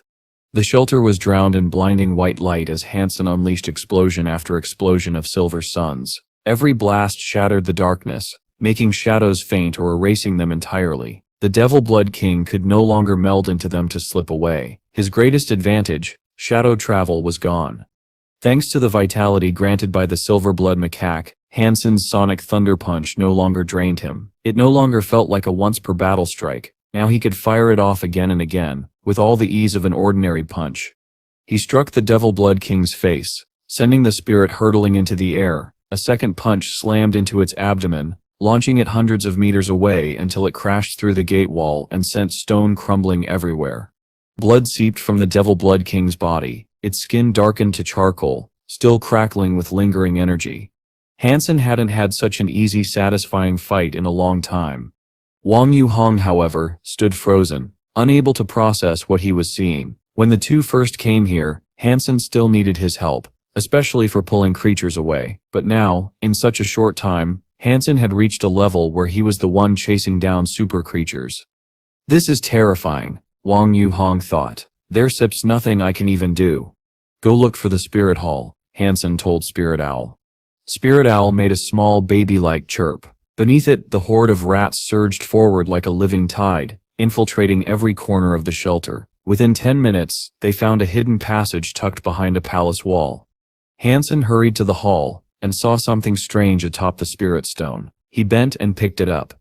The spirit stone glowed black and red, then burst into dust in his hand. I failed. He let out a wry smile. It was the first time he had ever failed to capture a spirit. Still, Devil Blood Shelter itself was now his, which was reward enough, and he'd gained 2 second-generation Life Geno essences, 14 Super Geno points in total, bringing him up to 92 after claiming the shelter. Yet he couldn't help feeling odd. He was far more powerful than someone of his stage normally should be. He owned 2 king-class shelters, but no humans could occupy them. Ferocious monsters roamed too close, making them practically unusable. It annoyed him. Why dwell on that? Someone advised him later. With angel gene fluid rising, humanity's strength is accelerating. If you secure these shelters and protect sellers, they could become thriving hubs. Sell them, rent them. Either way, they shall be valuable. That planted an idea. After returning to the Alliance, Han Sen commissioned an advertisement offering Devil Blood Shelter for rent. The ad shocked everyone. No one had imagined an individual taking down a super spirit shelter. Large organizations rushed to verify the location. The results stunned them further. Abundant resources, plentiful super creatures, and 2 super creatures left behind as guards, just as Han Sen promised. Offers poured in. Angel Gene bid the highest, but Han Sen chose Dong Lin instead. Their contract paid him a massive quantity of pet pills every year. After the first payment, Han Sen returned to Moment Shelter carrying a mountain of pet pills. He would be leveling up soon. Before that, he went to visit his mother. Along the way, he passed through a human shelter and briefly returned to the Alliance. And that was where he heard the startling news. The Shura had chosen a new ruler, this time a queen. The Yu family, known for their technological innovation, had always been open-minded. Unlike past rulers, they even researched ways other races might survive in the sanctuaries. They once suggested using human genes, but old leadership had refused to consider it. Now with angel gene fluid proving how human and non-human traits could blend, who was to say it couldn't be done in reverse?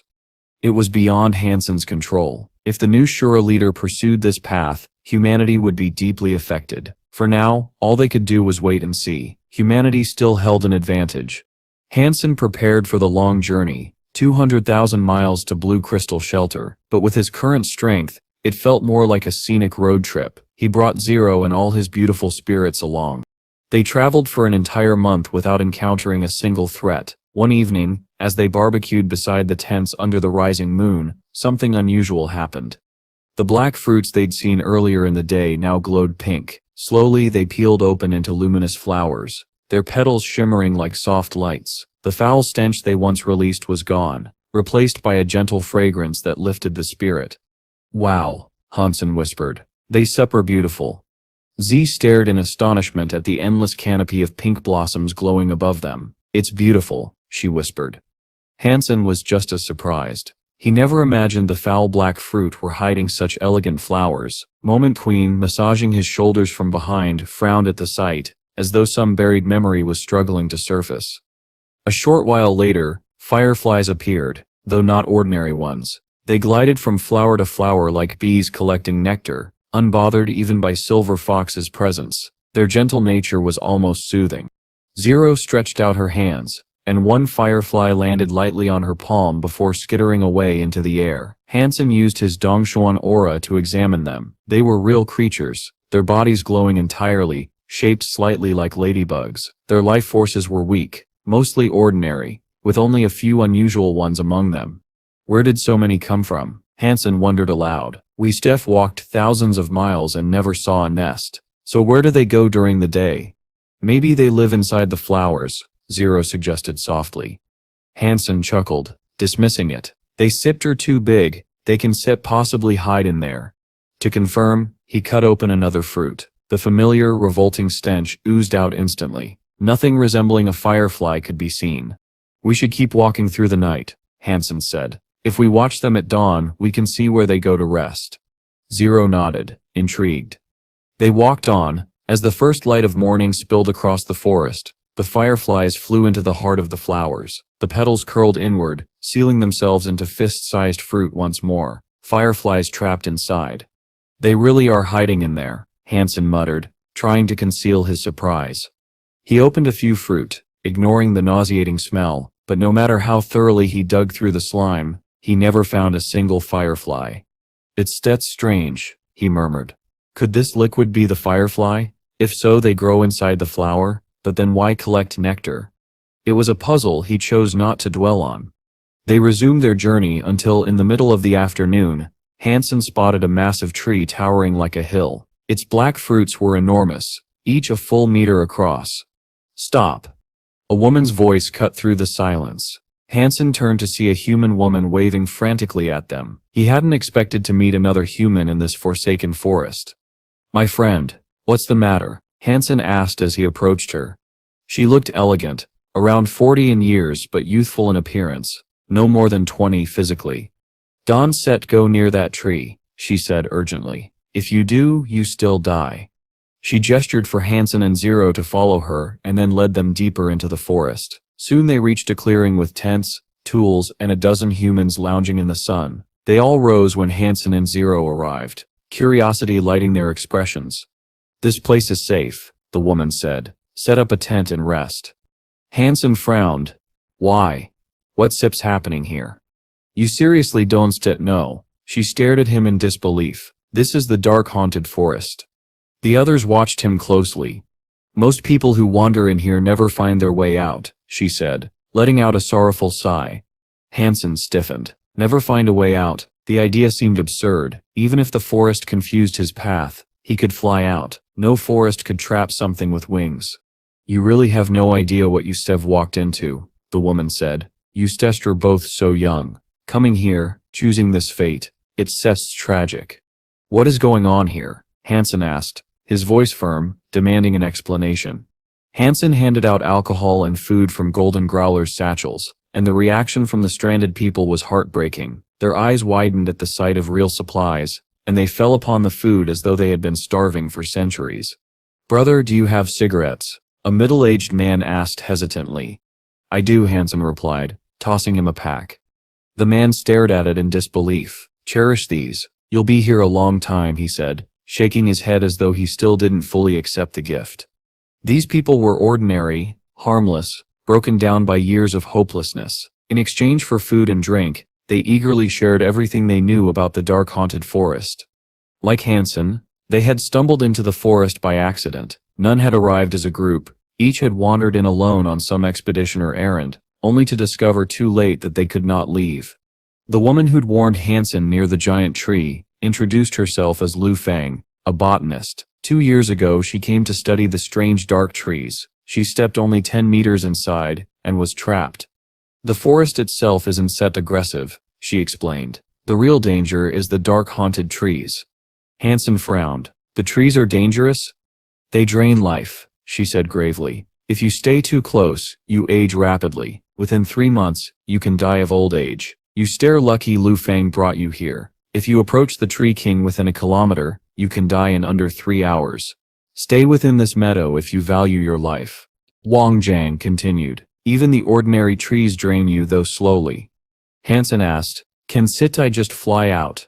Wang Jiang gave a bitter smile. I came here with beast soul wings. If flying worked, I wouldn't still be here.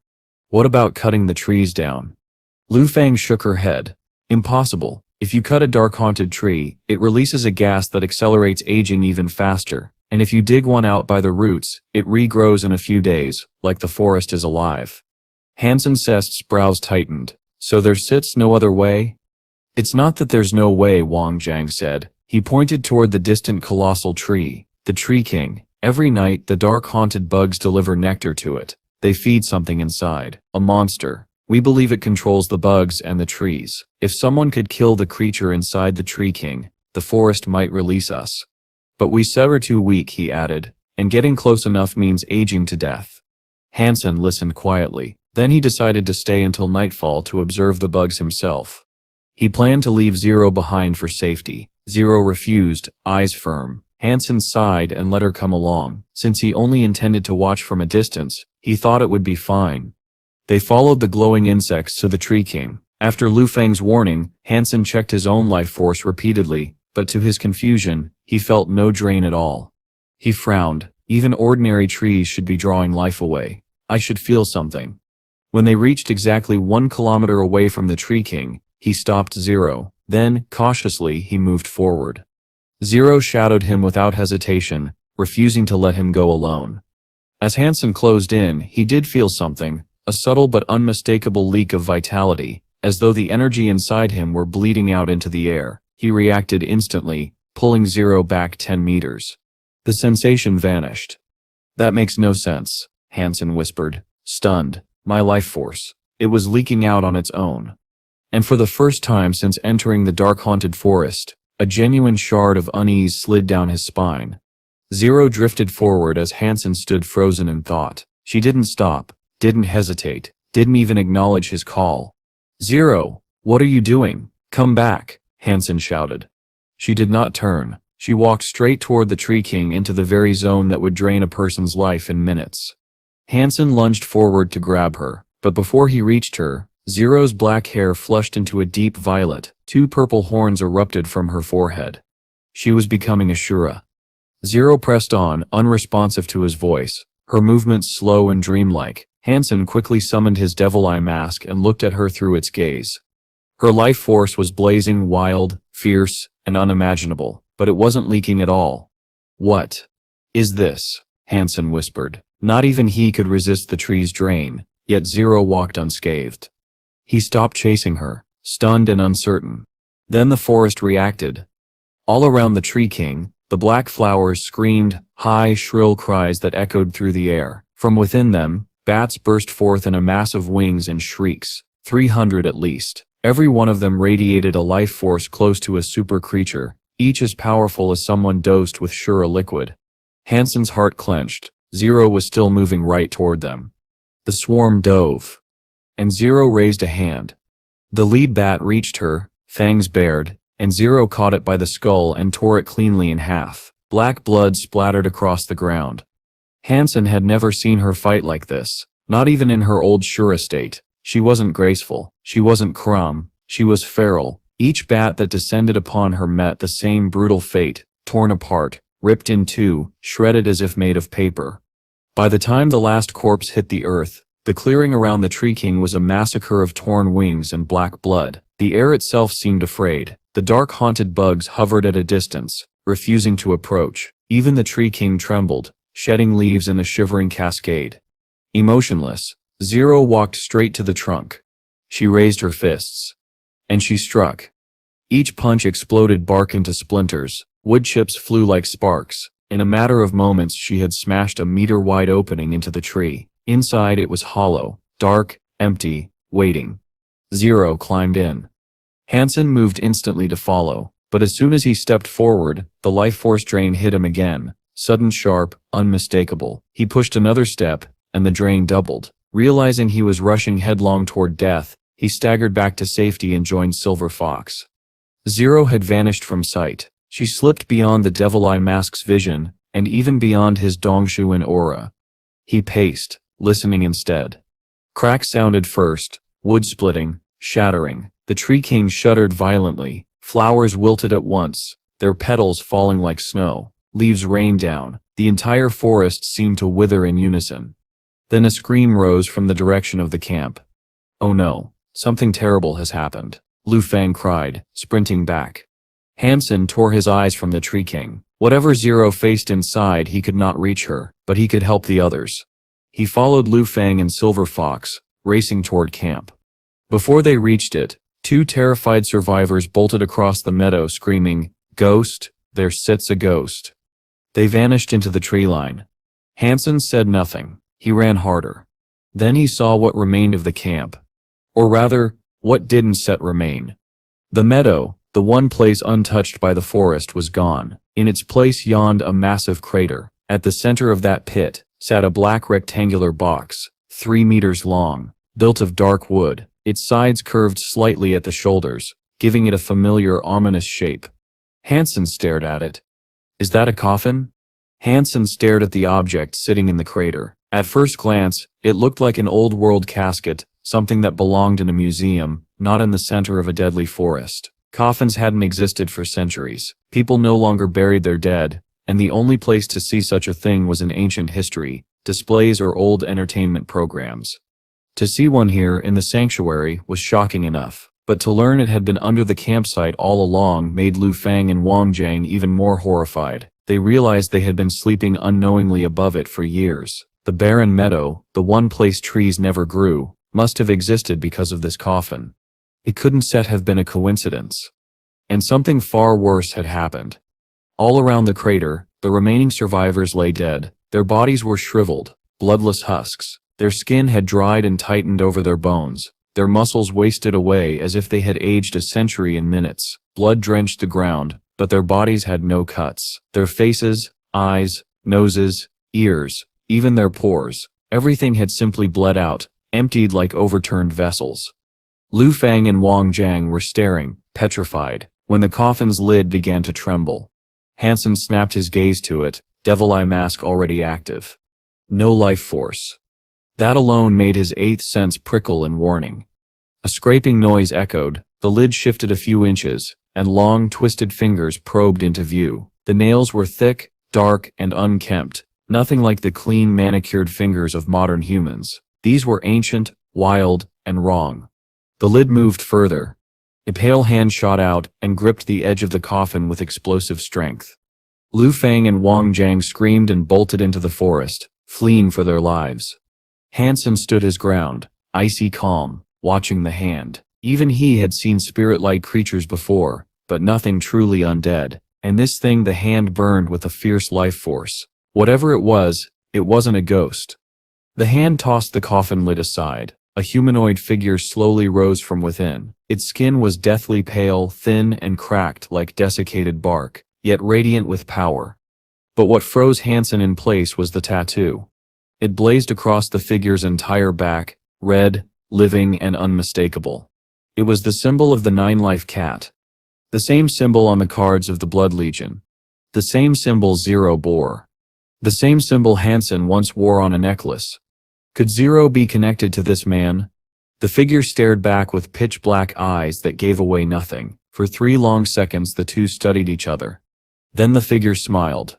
His teeth were clean and straight, but the expression made Han Sen's skin crawl. Cold dread danced across his spine. The man stepped out of the coffin. The blood on the ground suddenly stirred, like a pool waking up. It slithered toward him, crawling into his skin, filling his veins like crimson serpents. Han Sen watched the pulsating vessels move beneath that thin parchment skin, circulating stolen life. The shriveled body swelled visibly, regaining vitality with each step. "Who are you?" Han Sen demanded. The man approached, voice chillingly calm. "Who I am is irrelevant, but I am not human. Remember that." Another unsettling smile crept onto his lips. "As a faithful of Blood Legion, do you mean to tell me you do not recognize the Son of Fate? When did Blood Legion fall so far?" Han Sen's breath hitched. "Blood Legion? Zero Sip's tattoo? This man. You're from Blood Legion?" Han Sen asked, shaken. The smile vanished. "You are a devout believer, and you claim not to know me. You are ignorant. But no matter. I will accept you, as a sacrifice." The man lunged forward with startling speed, claws extended to seize Han Sen's throat. Han Sen barely dodged. "Heavenly go," the man muttered, startled. "A Blood Legion member using that skill, how did you learn such a thing?" "Stop saying that. I am not a member of Blood Legion. I have nothing to do with you," Han Sen snapped. "If you really are from Blood Legion, then why were you sealed in a coffin?" The man laughed, a sound both amused and deranged. "You think refusing to admit it hides your faith? You smell like Blood Legion, boy. That scent can never be washed away. You belong to us, and only through blood can you be freed. So," his smile widened, twisted. Do something useful with your miserable existence. Give me your blood.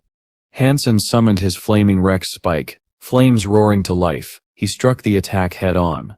Claws met metal with a ringing clash. The impact forced Han Sen back. This Son of Fate was no weaker than a super creature. But Son of Fate looked intrigued, rather than annoyed. How long was I asleep? He murmured. Humans can now rival super creatures. Humans can obtain super geno points, and beast souls. His grin turned feral. Good. Your blood will taste even better. He moved again, fast, impossibly fast. His hands attacked from every angle, a storm of claws. Han Sen managed to block, but each strike carried the weight of a super creature. The Son of Fate wasn't set just alive. He was hungry. He was powerful. And he wanted Han Sen's sist's blood. Han Sen focused his Dongshuan aura on the creature before him, this Son of Fate. What he sensed made no sense at all. His life force was a chaotic snarl, a messy swirl of energy with no natural flow. The strength he possessed didn't come from his body or any inner cultivation. It came from the blood he had devoured minutes ago, as if that crimson fuel had become his power source. Even Dongshuan aura couldn't simulate something that twisted. Not bad, Son of Fate hissed, grinning with greedy delight. You blocked all my attacks. That must mean your blood tastes divine. I can set wait for my first sip, boy. His snake-like eyes gleamed. A claw grazed Han Sen's neck, drawing a thin line of blood. Son of Fate lifted his finger and ravenously licked the drop, trembling as if tasting heaven. It's delicious. The smile he wore wasn't human. It was the smile of a starving beast finding fresh meat. He dove again, claws angled straight for Han Sen's heart. Han Sen dodged with Dongshuan steps, circling him. Why do you think I stem from Blood Legion? Han Sen demanded. I stem telling you, I stem not. Honest? Please. Son of Fate twisted his body unnaturally, bending and contorting like a boneless demon. You smell like one, plain and simple. His attacks rained in faster, claws reaching for Han Sen's neck over and over. Han Sen dodged, then yanked out his 9-life cat necklace. Is it this you smell? He asked sharply. The reaction was instant. Son of Fate froze. His black pupils dilated, his entire body shivered. Relic, he whispered, voice trembling with both joy and sorrow. The Blood King guides me to it. Han Sen frowned. His great-grandfather had worn this necklace. How could it be connected to Blood Legion? Before he could ask further, Son of Fate lunged like a rabid serpent, trying to snatch the necklace from him. Is this relic from Blood Legion? What does it do? Why were you sealed in that coffin? Han Sen demanded, dodging blow after blow. He desperately needed answers. Son of Fate ignored every word, his eyes locked solely onto the necklace, hunger twisting his face. One swipe of his nails slashed Han Sen's cheek, and Son of Fate gleefully licked the droplets of blood off his claw. Answer me, Han Sen snapped, fury chilling his voice. Your fate, Son of Fate growled, is to be my sacrifice. You need know nothing else. Han Sen stopped dodging. His fist clenched. Lightning roared. The sonic thunder punch struck Son of Fate dead on. His warped life force prevented the punch from disrupting his energy, but the thunder's paralytic force crawled through his body, slowing him. Han Sen's body surged into his silver ape form, towering 3 meters tall. He grabbed Son of Fate by the head, then smashed him into the ground. Again. And again. And again. The earth split. A crater erupted in the shape of Son of Fate's body. Han Sen hurled him into it, driving another thunderous blow into the twisted skull. Boom. The impact dug the pit deeper. Son of Fate's head cracked, his limbs twisted grotesquely. Han Sen pulled him out, delivered a brutal punch to his face, pulverizing his nose into jelly, and sent his body flying into the trees. He crashed through trunks before finally collapsing. Han Sen stepped toward him, flames burning on the Rex spike. Can you answer my questions now, Son of Fate? Son of Fate's body was mangled beyond recognition. His madness had drained from his eyes, replaced with disbelief. Impossible. Impossible. He wheezed. Humans in the second God Sith's sanctuary should not have this power. He stared at Han Sen with broken awe. Han Sen leaned closer. I said I'll ask once more. In Blood Legion, is there a man named Han Jingji? At the name, Son of Fate went silent. His pupils shrank. His entire body trembled violently, as if he had seen something more terrifying than death. Impossible. he whispered. Impossible. He convulsed, then froze completely. All life left his eyes. He slumped onto the ground, motionless. Son of Fate was dead. Han Sen followed the direction of Son of Fate's frozen stare, and realized he was looking at Zero. She had emerged from within the Tree King, and was now walking toward them. Although she had returned to her human form, her hands held a red knife about a foot long. The blade and handle were entirely crimson, shaped like bone, as if it had been soaked in blood.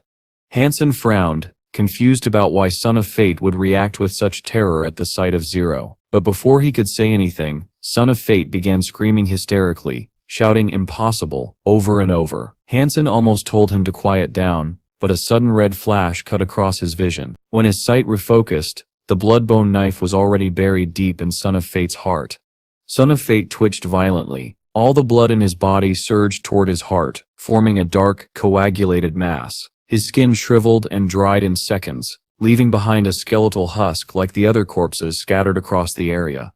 Han Sen's eyebrows rose in alarm. He had no idea where Zero had gotten such a weapon, but she had killed Son of Fate without hesitation or explanation. Zero stepped forward, gripped the handle, and pulled the bone knife free from the corpse. Why would you do that? You killed him? Han Sen asked. His brows furrowed. He deserved it, Zero replied. Whether he deserved it or not is irrelevant. I asked you why you killed him. Tell me. Zero looked at him with the same unreadable expression she always wore. She did not answer. Han Sen eyed the strange knife and asked, "Where did you get that?" "It was inside the tree," she said. "You punched a hole into the Tree King just to get this knife?" Han Sen asked, surprised. Zero nodded. "How did you even know it was inside?" "Yusuf never been here before," Han Sen said. "How could you know?" "It was calling for me," Zero said, as she swung the bone knife lightly. Han Sen reached out a hand. "Let me take a look." But Zero immediately withdrew the knife and snapped, "Don't touch it." "Why not?" Han Sen asked. Her behavior felt abnormal. "You will die," Zero said gravely. Han Sen froze. He could not tell whether she meant the knife itself would kill him, or if she would. As he looked into Zero's clear, steady eyes, he wondered what her warning truly meant. He turned his attention back to Son of Fate's corpse, and began searching for anything of value. His clothing was already tattered, now hanging like loose strips of fabric on dry branches. There was nothing. But when Han Sen checked the man's back, he was shocked. The tattoo of the 9-life cat had vanished completely. He searched every inch of the body but found nothing resembling the mark he had seen earlier. "Do you know who this man is?" Han Sen asked Zero. She shook her head. Han Sen believed her, so he did not press further. He mounted his golden growler and set out to find the missing Lu Feng and Wang Jiangong. When he eventually located them, both were shaken but uninjured. Whatever curse had plagued the forest had disappeared. Though the haunted trees and insects looked the same as before, nothing hindered their escape. They soon found the forest's edge. It was only a few hundred miles wide at most. Relief overwhelmed Lu Feng and Wang Jiangong when they finally exited the woods. They considered themselves lucky to have survived both the forest and the dangers that followed Han Sen's arrival. But something about the ordeal still troubled Han Sen. "If the 9-life cat necklace is truly a relic of the Blood Legion, then I can use it to practice the Blood Pulse Sutra," Han Sen thought, excited. He had already learned the Dongxuan Sutra, and another skill could only be beneficial. More importantly, the Blood Pulse Sutra was said to strengthen the bloodline of one's descendants. He began practicing with the 9-life cat necklace. It took half a month before he could even call himself a beginner. Unlocking its first gene lock was clearly going to take much longer. Han Sen planned to travel to Thunder Mountain next, but before he could leave, someone sought him out. "Mr. Han, we are from Angel Gene," the visitor said. "We would like to request your aid in slaying a super creature. Provided you have the time, we are willing to discuss the price." The speaker, Jabon, was one of the company's managers. He smiled politely as he made the request. The Zhao family is truly shameless, Han Sen thought. First they try to kill me, and now they want my help. Outwardly, however, he simply said, "That depends on what creature you stir asking me to kill. And of course the payment must be appropriate." Zhaoban nodded. "Rest assured. The price will bring a smile to your face," Shaoan said softly. He paused for a moment before continuing. "We want your help killing the Thunderbolt that resides on Thunder Mountain." Han Sen almost laughed at the coincidence. Thunderbolt was already his target. "Sure," Han Sen said confidently. That will cost you 100 vials of high-class angel gene fluid. Mr. Han, don't you think that price is a little unreasonable? Xiaowen asked, suddenly embarrassed. High-class angel gene fluid requires royal Shura blood. Our relationship with the Shura is already strained, and acquiring their blood is extremely difficult. 100 vials is too steep. Besides, we have our own team. We only require your assistance, not for you to face the creature alone. You said your offer would make me smile, Han Sen replied. 100 vials is what it takes. If you can oblige, ask someone else. Your price is far too high, Xiaowen insisted. I cannot make that deal right now, but I will return to the Alliance and consult my supervisor. I'm leaving the shelter in 1 hour, Han Sen said. Xiaowen nodded. I shall be quick. Please wait. Han Sen assumed his exaggerated price would scare them off, but to his surprise, Xiaowen returned wearing a grin. Our company accepts your terms, he said. I have the vials with me, but we require your signature on this contract. Han Sen checked the document. Everything was legitimate. The crate of angel gene fluid bore the proper official seals. If the vials were counterfeit or diluted, he would have grounds to sue. Fine, Han Sen said. He signed the contract and accepted the 100 vials. With Zero beside him, Han Sen soon regrouped with the angel gene team that would accompany him. Mr. Han, we saw hunting a super creature, Xiaowen said mockingly as he looked at Zero. Is it appropriate to bring along such a delicate little girl? It's only a super creature. She'll be fine, Han Sen said, as he gently stroked Zero's head. Xiaowen and Luigi Gi nearly choked on their rebuttals. They considered Han Sen unbearably arrogant but held their tongues. 8 members of Angel Gene had been assigned to accompany him. The silver fox was thrilled and perched on Golden Growler's head, staring toward Thunder Mountain as if searching for something. A sudden boom, a lightning bolt split across the sky like a spider web, illuminating the dark, rain-soaked land. The brief light revealed the towering black peak ahead. Mr. Han, that is Thunder Mountain, home of the Thunderbolt, Jaoban said, pointing toward the jagged summit. It took half a day to reach the mountain's base. With every step closer, the mountain's oppressive atmosphere grew heavier. Lightning crashed repeatedly against the peak, sending chunks of shattered stone tumbling down. Manager Zhao, maybe the bull is gone, Han Sen suggested. Xiaoyan frowned. Whenever we came here before, it would appear immediately. Even if it were at the peak, it should have descended already. Its absence today is strange. Did the Thunderbolt really leave this place? Luigi Gay asked nervously. Keep moving, but stay alert, Xiaoyan said. They had attempted this hunt many times, losing people on every attempt. The fear of repeating their losses crept back into their minds. As they climbed, the thunder intensified. After another hour, a lightning bolt struck a man named Fun Lin. He was hit while mounted and nearly killed. His hair burned away and his body trembling. Fortunately, the strike had not been lethal. He managed to stand again, shocking the others. Everyone immediately strengthened their defenses, summoning shields and protective armaments to guard against further sudden bolts. As they continued climbing, every member of the party was struck by lightning at least once. A few were hit multiple times. Only Han Sen, Zero, the Silver Fox, and Golden Growler remained untouched, despite Golden Growler's massive size making him an obvious target. It didn't take Han Sen long to recognize the reason. Little Silver, the Thundermaster, was bending the lightning away from them entirely. Han Sen hugged the Silver Fox and whispered, "Little Silver, can you draw more of the lightning toward them?" Little Silver tilted its head in acknowledgement. Boom! A lightning bolt struck directly on top of Lu Yi's head. His armor shattered, and he tumbled from his mount, writhing and twitching on the wet ground. The group hurried to check on him. Thankfully, everyone had already unlocked their gene locks, so they could withstand non-fatal strikes, but the damage was still severe. "This is strange," someone said. "Why hasn't set the lightning hit you once?" Suspicion began to form. After Lu Yi was struck a second time, he finally snapped. "You must have done something," he shouted at Han Sen.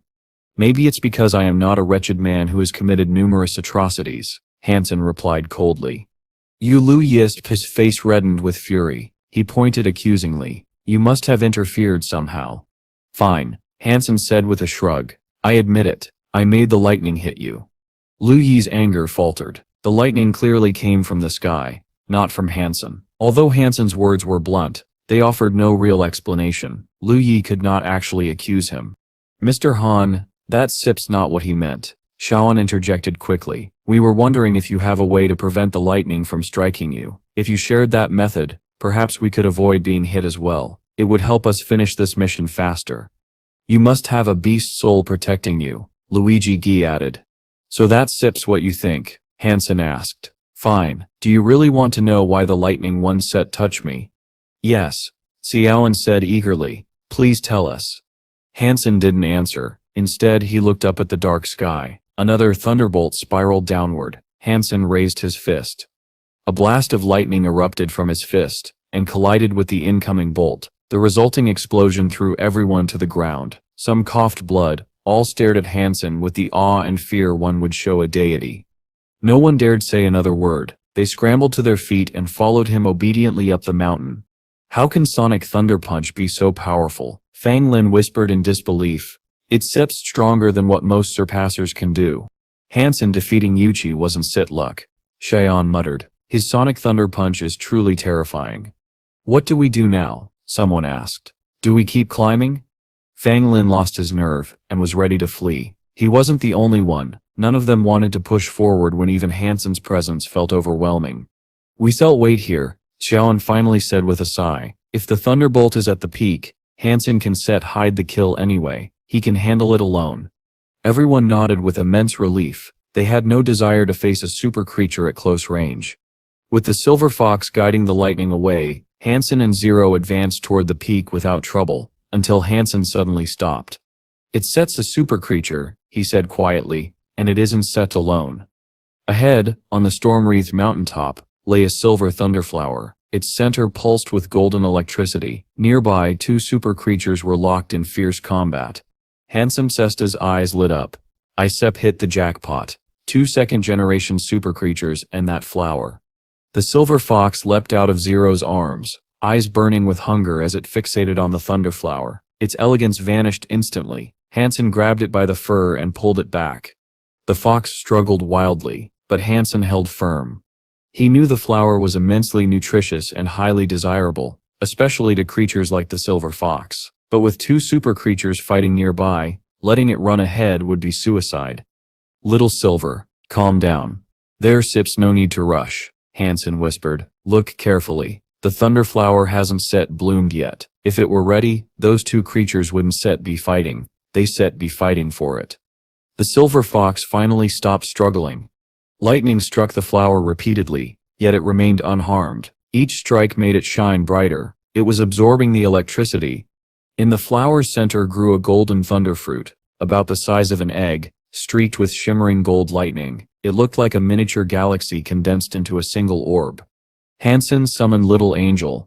Both of you, he said firmly, kill the bull first. Han Sen gathered the combined force of sonic and thunder energy into his fists. Once the power reached its peak, he aimed at the thunderbolt. Above, Little Angel flew high, her eyes burning with green fire as she brought her greatsword down toward the creature.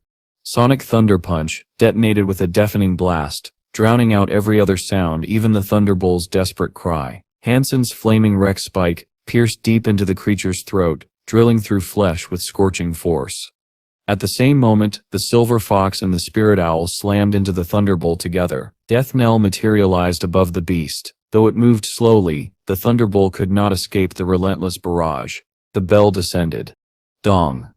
As Death Knell rose again, Little Angel delivered a final blow to the creature's skull. A notification echoed in Han Sen's mind.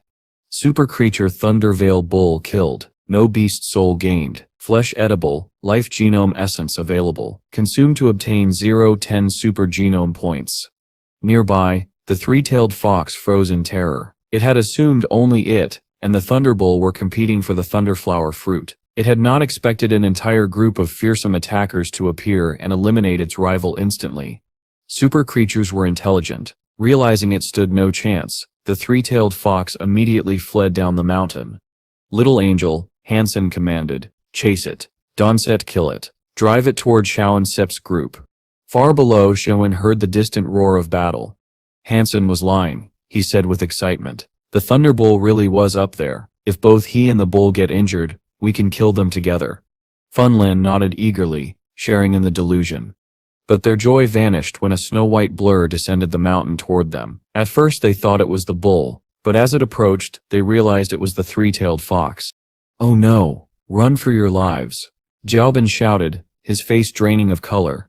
Even with angel gene fluid, none of them could outrun it. Moments later, the fox caught up. Its three tails lashed out, wrapping around a man and electrocuting him into charcoal. Han Sen and Little Angel arrived soon after, dragging the fox away from the terrified group. Xiaobin and his people did not dare stay. They continued running, panic overwhelming them. Meanwhile, Han Sen and Little Angel fought the fox, while descending the mountain. Though powerful, the three-tailed fox could not withstand their combined assault. "Mr. Han, kill it," Xiaowen shouted from below. "I one-stet kill it," Han Sen said coldly. "This has nothing to do with you. You wanted the thunderbolt, remember? But all I saw up there was this thunderous fox. It sets my prey." He ignored the frantic group, and returned uphill with Little Angel and Zero. By the time they reached the peak again, the Thunderbolt's corpse had completely vanished. Life essence and all, the silver fox was licking its lips, looking very pleased. When the three-tailed fox reached the mountaintop, it immediately dropped to the ground in a submissive bow, stretching its paws forward as if begging for mercy. The silver fox examined the creature's injured tails, then leapt onto its head triumphantly. Its posture seemed to say, "This one belongs to me now. You ate the thunderbolt, and didn't save me any of the life essence. Instead, you owe me a companion." Han Sen sighed, disheartened. The silver fox discharged gentle silver lightning to heal the three-tailed fox. The creature trembled with fear, while the silver fox wore a smug expression. Then it jumped into Han Sen's arms and rubbed its head against his chest as if pleading for forgiveness for its new subordinate. The three-tailed fox, clearly intelligent, knelt before Han Sen as well, signaling its desire to obey. "I was gonna feed you to him anyway," Han Sen said. "But fine, keep your life, and stop looking like a cannibal sits lunch." He pointed at the fox. "Your name is Three-Tail. Got it? Now follow me." Three-Tail obeyed instantly. Han Sen recalled his beast souls. Then with the silver fox in his arms and Zero behind him, they rode Three-Tail down the mountain. Zhouen's group was waiting below, bored and restless. Their boredom turned to panic when they saw the fox charging toward them again, but shock replaced fear when they noticed Han Sen and Zero riding it calmly. "I didn't find the bull," Han Sen said casually. "But look, I found a fox. Thanks for telling me to return to the peak. Otherwise I wouldn't have gotten myself a new ride." He reclined on Three-Tail's back, smiling. "Now that I have the three-tailed fox, I can shield you from the lightning. I can even lead you up to the peak, if you sits like. So do you want to go?" Han Sen gave the group his barest smile. "Yes, please," Xiaowen said, still unwilling to accept defeat. "Let's go then." Han Sen rode Three-Tail and led them up the mountain. This time, he allowed them a smooth journey without any suffering. When they reached the peak, only the Thunderflower remained. Every trace of the Thunderbolt had vanished. But the moment Xiaowen and his people saw the Thunderflower, greed flickered in their eyes once more. "We came for the Thunderbolt, but it sets nowhere to be seen," Xiaowen said. "However, this flower looks valuable. Perhaps I could present it to my supervisor as a souvenir." After thinking it over, he ordered Funlin to collect it. He did not dare approach the flower himself. Funlin looked equally afraid, but he had no choice. He stepped toward the Thunderflower and reached out. Golden lightning erupted from the bud the instant he touched it. Funlin collapsed, convulsing. Xiaowen Sep's face paled. He forced a smile at Han Sen. "Mr. Han, your three-tailed fox can command thunder. Could we ask it to collect the flower for us?" "Manager Xiao," Han Sen said coldly, "do you really think that Sep's possible? Our contract was to kill the bull." Xiaowen insisted weakly, "But the bull is no longer here." Before he could finish, Han Sen turned and walked away. The group quickly remembered that the three-tailed fox was shielding them from being struck by lightning. If they angered Han Sen, he could let the fox turn them to ash. Xiaowen swallowed his protest and kept quiet. Han Sen then led them safely down the mountain. After escorting them out, he returned to the summit alone to wait for the thunderfruit to mature. Xiaowen knew perfectly well why Han Sen had come back, but there was nothing he could do. They packed up and left. A day later, the thunderfruit had grown to the size of a fist. Lightning struck it repeatedly, yet each strike only made its fragrance sweeter and stronger. The fruit glowed brighter with every boom of thunder until it shined gold like a miniature thunderbolt. The silver fox leapt from Han Sen's arms, though it did not immediately eat the fruit. Instead, it circled it thoughtfully. After a few loops, the silver fox glanced at Hansen, then at the fruit. Then it opened its mouth and swallowed it whole. Boom! Golden lightning erupted inside the silver fox's body. Flames scorched its fur, turning it into something that resembled charred wood. Hansen nearly rushed forward, but his Dongshuan aura detected that the creature's life force was actually growing stronger. He stepped back and watched. From the blackened surface of its body, golden light began to break through. The light grew more intense as the silver fox's body darkened further. Soon its entire form looked like smoldering charcoal streaked with red glowing lines. Suddenly, dark clouds appeared overhead. A black thunderbolt shot down and struck the fox, splitting its burned body. Another black bolt followed, and another. 9 black bolts hammered the creature. Once the 9th strike ended, the black clouds vanished. A moment later, white thunderclouds appeared. They unleashed 9 brilliant white bolts directly onto the silver fox. When they vanished, another cloud appeared. Then another. 6 different clouds, each a different color, took turns striking the creature 9 times each. The sky roared. The ground trembled. Boom! A final bolt descended, not like lightning but like a pillar of divine punishment. It slammed into the silver fox's shattered body. Howl. This time, the silver fox cried out its first sound since the transformation began. Under the holy light of the pillar, its flesh began to regrow. Its earlier silence during destruction now made clear how excruciating its rebirth truly was.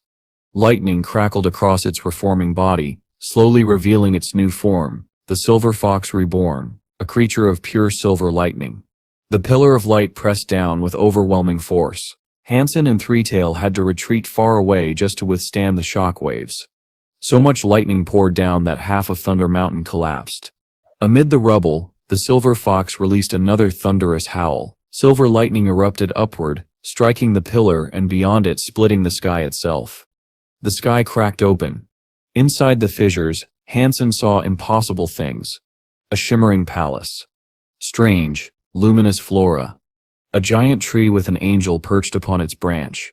Then, from the crack, a phantom force surged out, an oppressive wave of power that smashed Hansen to the ground. His body simply wasn't strong enough to resist it. The silver fox looked toward him and called out. Hansen looked at the silver fox, and their eyes locked. In Little Silver's gaze, he saw conflict, deep, painful hesitation. For a moment Hansen thought it was about to summon a spirit gate to the third god's sanctuary, just as the holy rhino and empty witch once had. But he realized he was wrong. Little Silver hadn't summoned a gate at all. Instead, it had forced open a crack between the second and third god sanctuaries, tearing the realms apart through sheer power. Little Silver, go, Hansen whispered. I still find you, we'll be together again soon.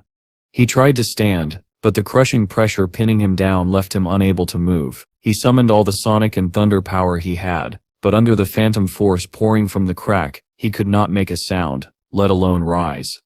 Little Silver had evolved. If it stayed in the second god's sanctuary any longer, its new body would become corrupted, far worse than its charred state now. It had to leave before the crack sealed shut. The silver fox yelped toward Hansen, hesitating with every step it took toward the radiant fissure. It kept looking back at him, reluctant to part. I shall find you, Hansen said, voice strained. Wait for me. The cracks began to close. Little Silver glanced back one last time, nodded, then turned toward the portal. Its body dissolved into pure silver lightning and surged through the crack. Boom. The fissure sealed, and the oppressive force vanished. Hansen lay still, not because he was pinned anymore, but because his heart felt as though something had been torn out. Ever since witnessing Little Silver's birth, they had been inseparable. To lose such a loyal companion so suddenly, it hurt more than he expected. But Hansen made himself a promise. No matter how vast or unexplored the third god's sanctuary was, he would find the silver fox again, even if it took years. I shouldn't worry, he told himself. I'll find him no matter where he ends up, and I'll cut down anyone or anything that stands in my way. He treated it as an oath. Looking up at the sky, he shouted, Little Silver, hold on, I'm coming for you, no matter what it takes. After forcing himself to recover, he returned to the nearest shelter and made his way back to the Alliance. As required by contract, he returned half of the Angel Gene fluid to Angel Gene. He had no intention of dealing nicely with them ever again. Before leaving again, he visited his mother and explained his plans. He intended to give her most of his beast souls and super creature assets. If she could transfer to Moment Shelter, he could depart for the third god's sanctuary without fear for her safety. If you go to the third god's sanctuary, Llewellyn warned, do not let the spirits know you're connected to the Luo family. Your great-grandfather was infamous for his cruelty there. Spirits will hate you for his sins. Hide your lineage if you don't want a bounty on your head. Fortunately, you didn't learn the falsified Sky Sutra, so that's one less danger. The warning caused Han Sen's heart to tighten. He could keep the secret easily, but the Zhao family hated him. He feared they might spread the truth just to harm him.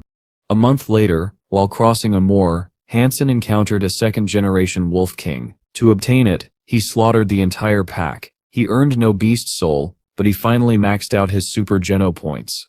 4 more months passed during the journey back to Moment Shelter. Han Sen let Llewellyn take charge of its affairs. During their travels, he trained diligently in the Blood Pulse Sutra. His body changed significantly, and he neared the point of unlocking its first gene lock. His goal was clear: finish the first tier, become a surpasser, and prepare for the third god's sanctuary. He also wanted to evolve the fairy, but she only listened to Han Sen. She'd cause chaos if left behind. He needed her evolved and ready before he departed. As for Three Tail, Big Black, Small Black and Little White, they all obeyed Llewellyn perfectly. Combined with the super beast souls he would gift her, she would be more than capable of defending the shelter. Aside from Little Angel, his Devil Ant King Armor, Meowth, and Golden Growler, Han Sen gave all his remaining beast souls to his mother. He kept the armor because it might be recognized. Golden Coin had used it, and that reputation could be dangerous. From there he spent time training and diving with the Crystal Palace into the deep sea, searching for water element super creatures to help evolve the fairy. He had a target in mind, the blue seahorse, but it took a long time to find, and once he did, he discovered something ironic. The blue seahorse's true element was fire.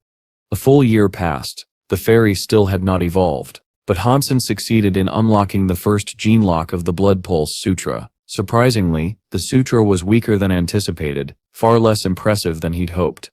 Half a month later, he killed a water element creature. After the fairy devoured its flesh and genome essence, she finally began to evolve. Her transformation was violent. She created a massive whirlpool, turning into ice and freezing the Crystal Palace with her. As the waters churned, a sanctuary door opened in the sky, and a spirit stepped out to meet her. Unlike the silver fox, who had hesitated, torn between leaving and staying, the fairy wasted no time. She gleefully raced toward the spirit without a second thought.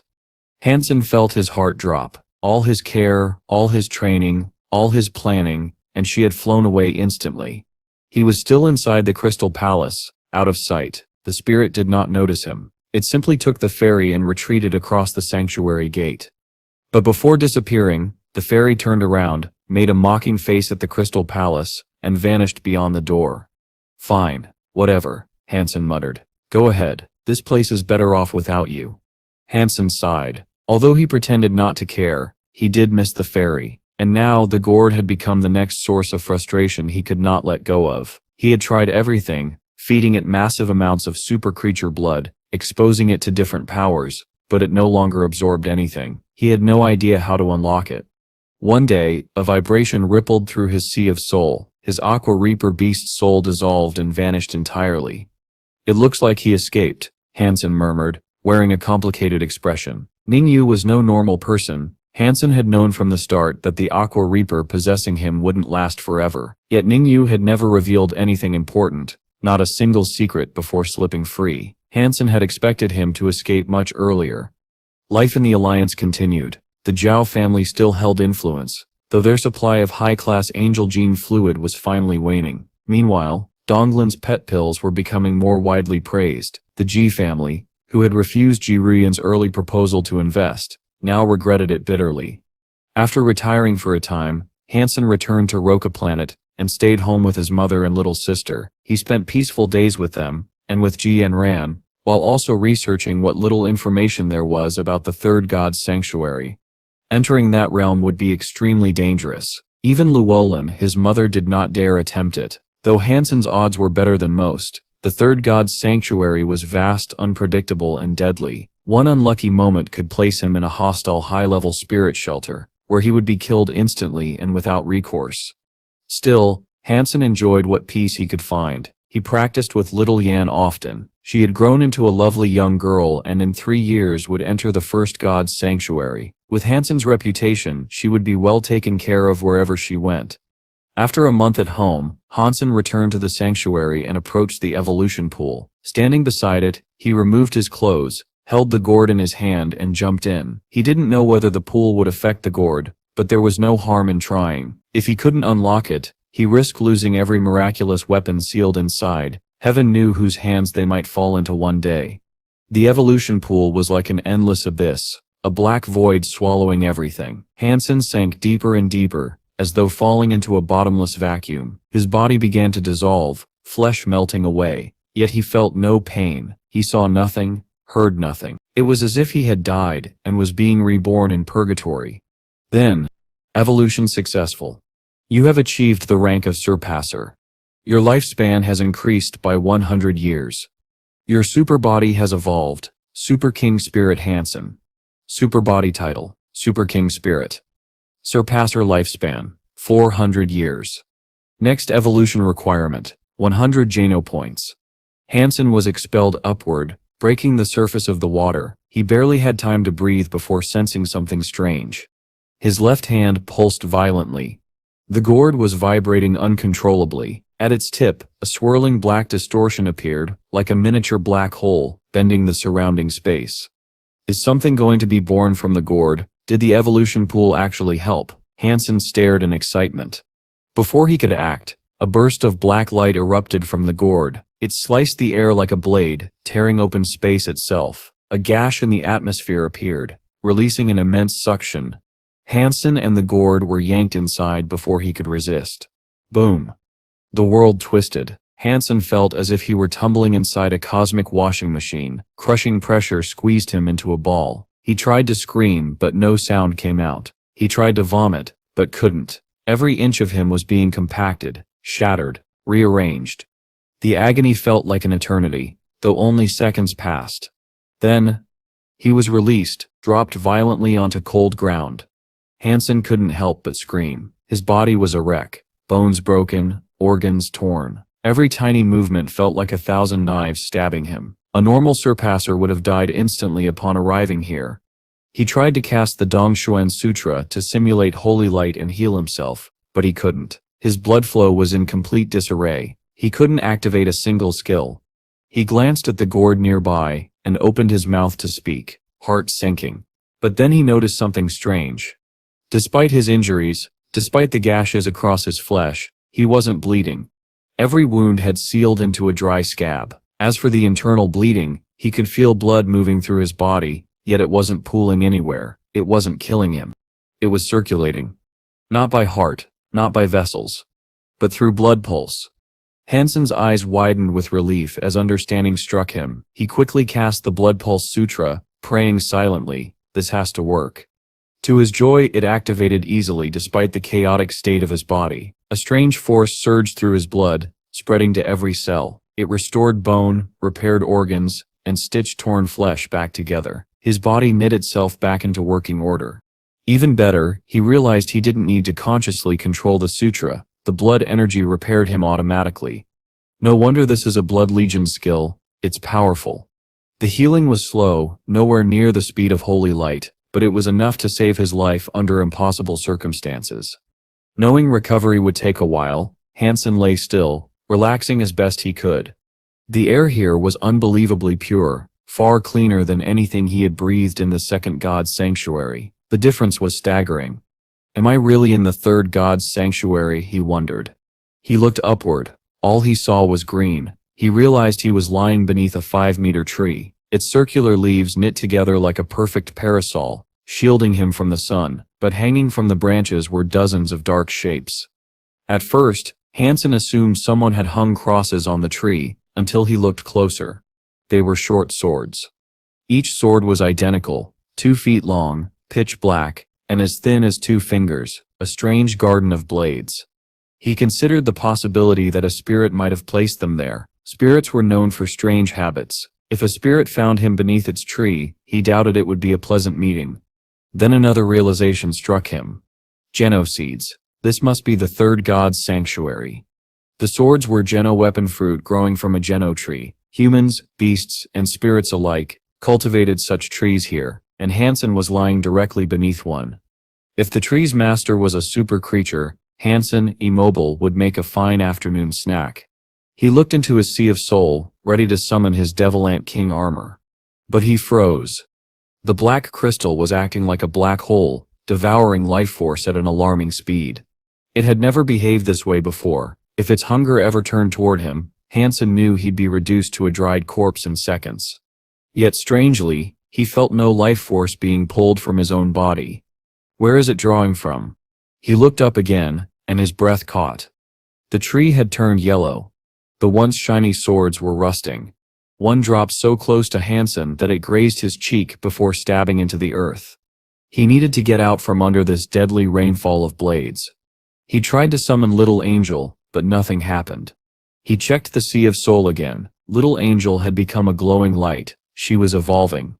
Strange. I never fed her anything. How is she evolving? Despite the mystery, Han Sen decided it was a good thing.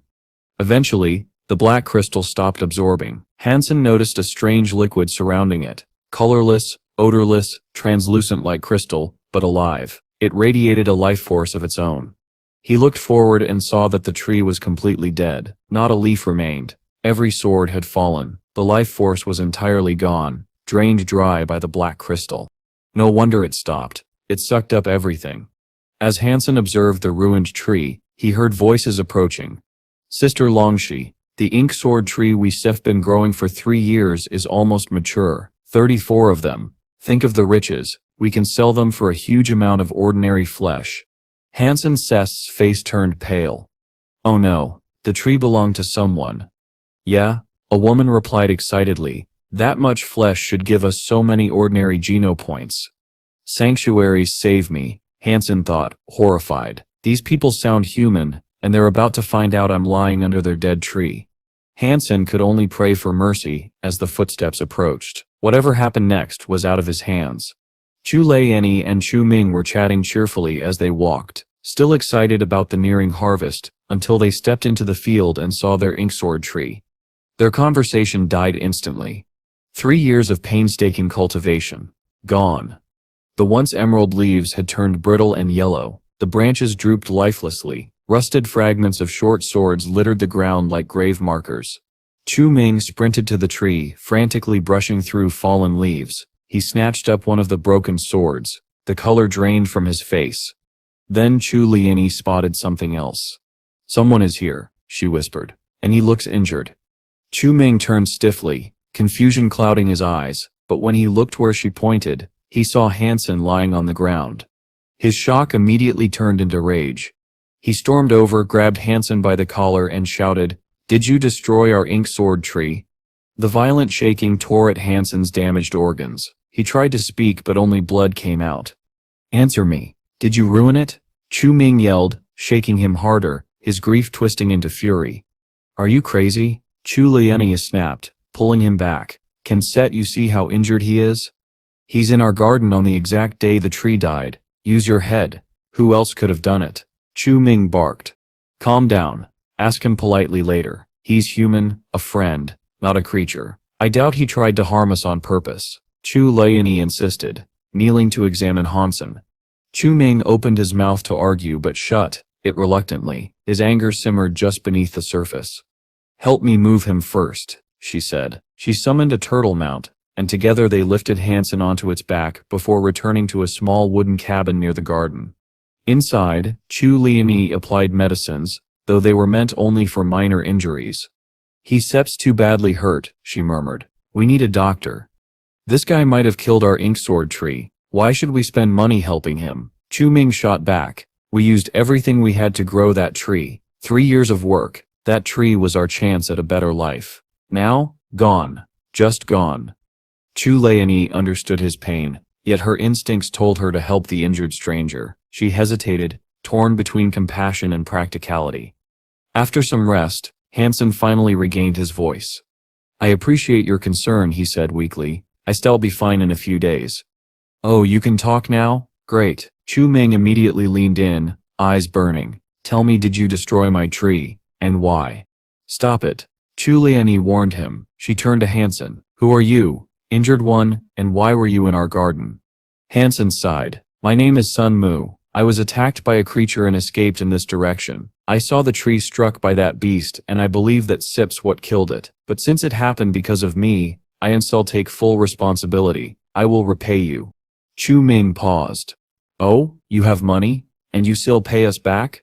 One ink sword equals the price of a portion of ordinary creature flesh. He continued. We had 34 swords. So give us flesh from 34 ordinary creatures, and we still call it even. After that, you can crawl back to wherever you came from.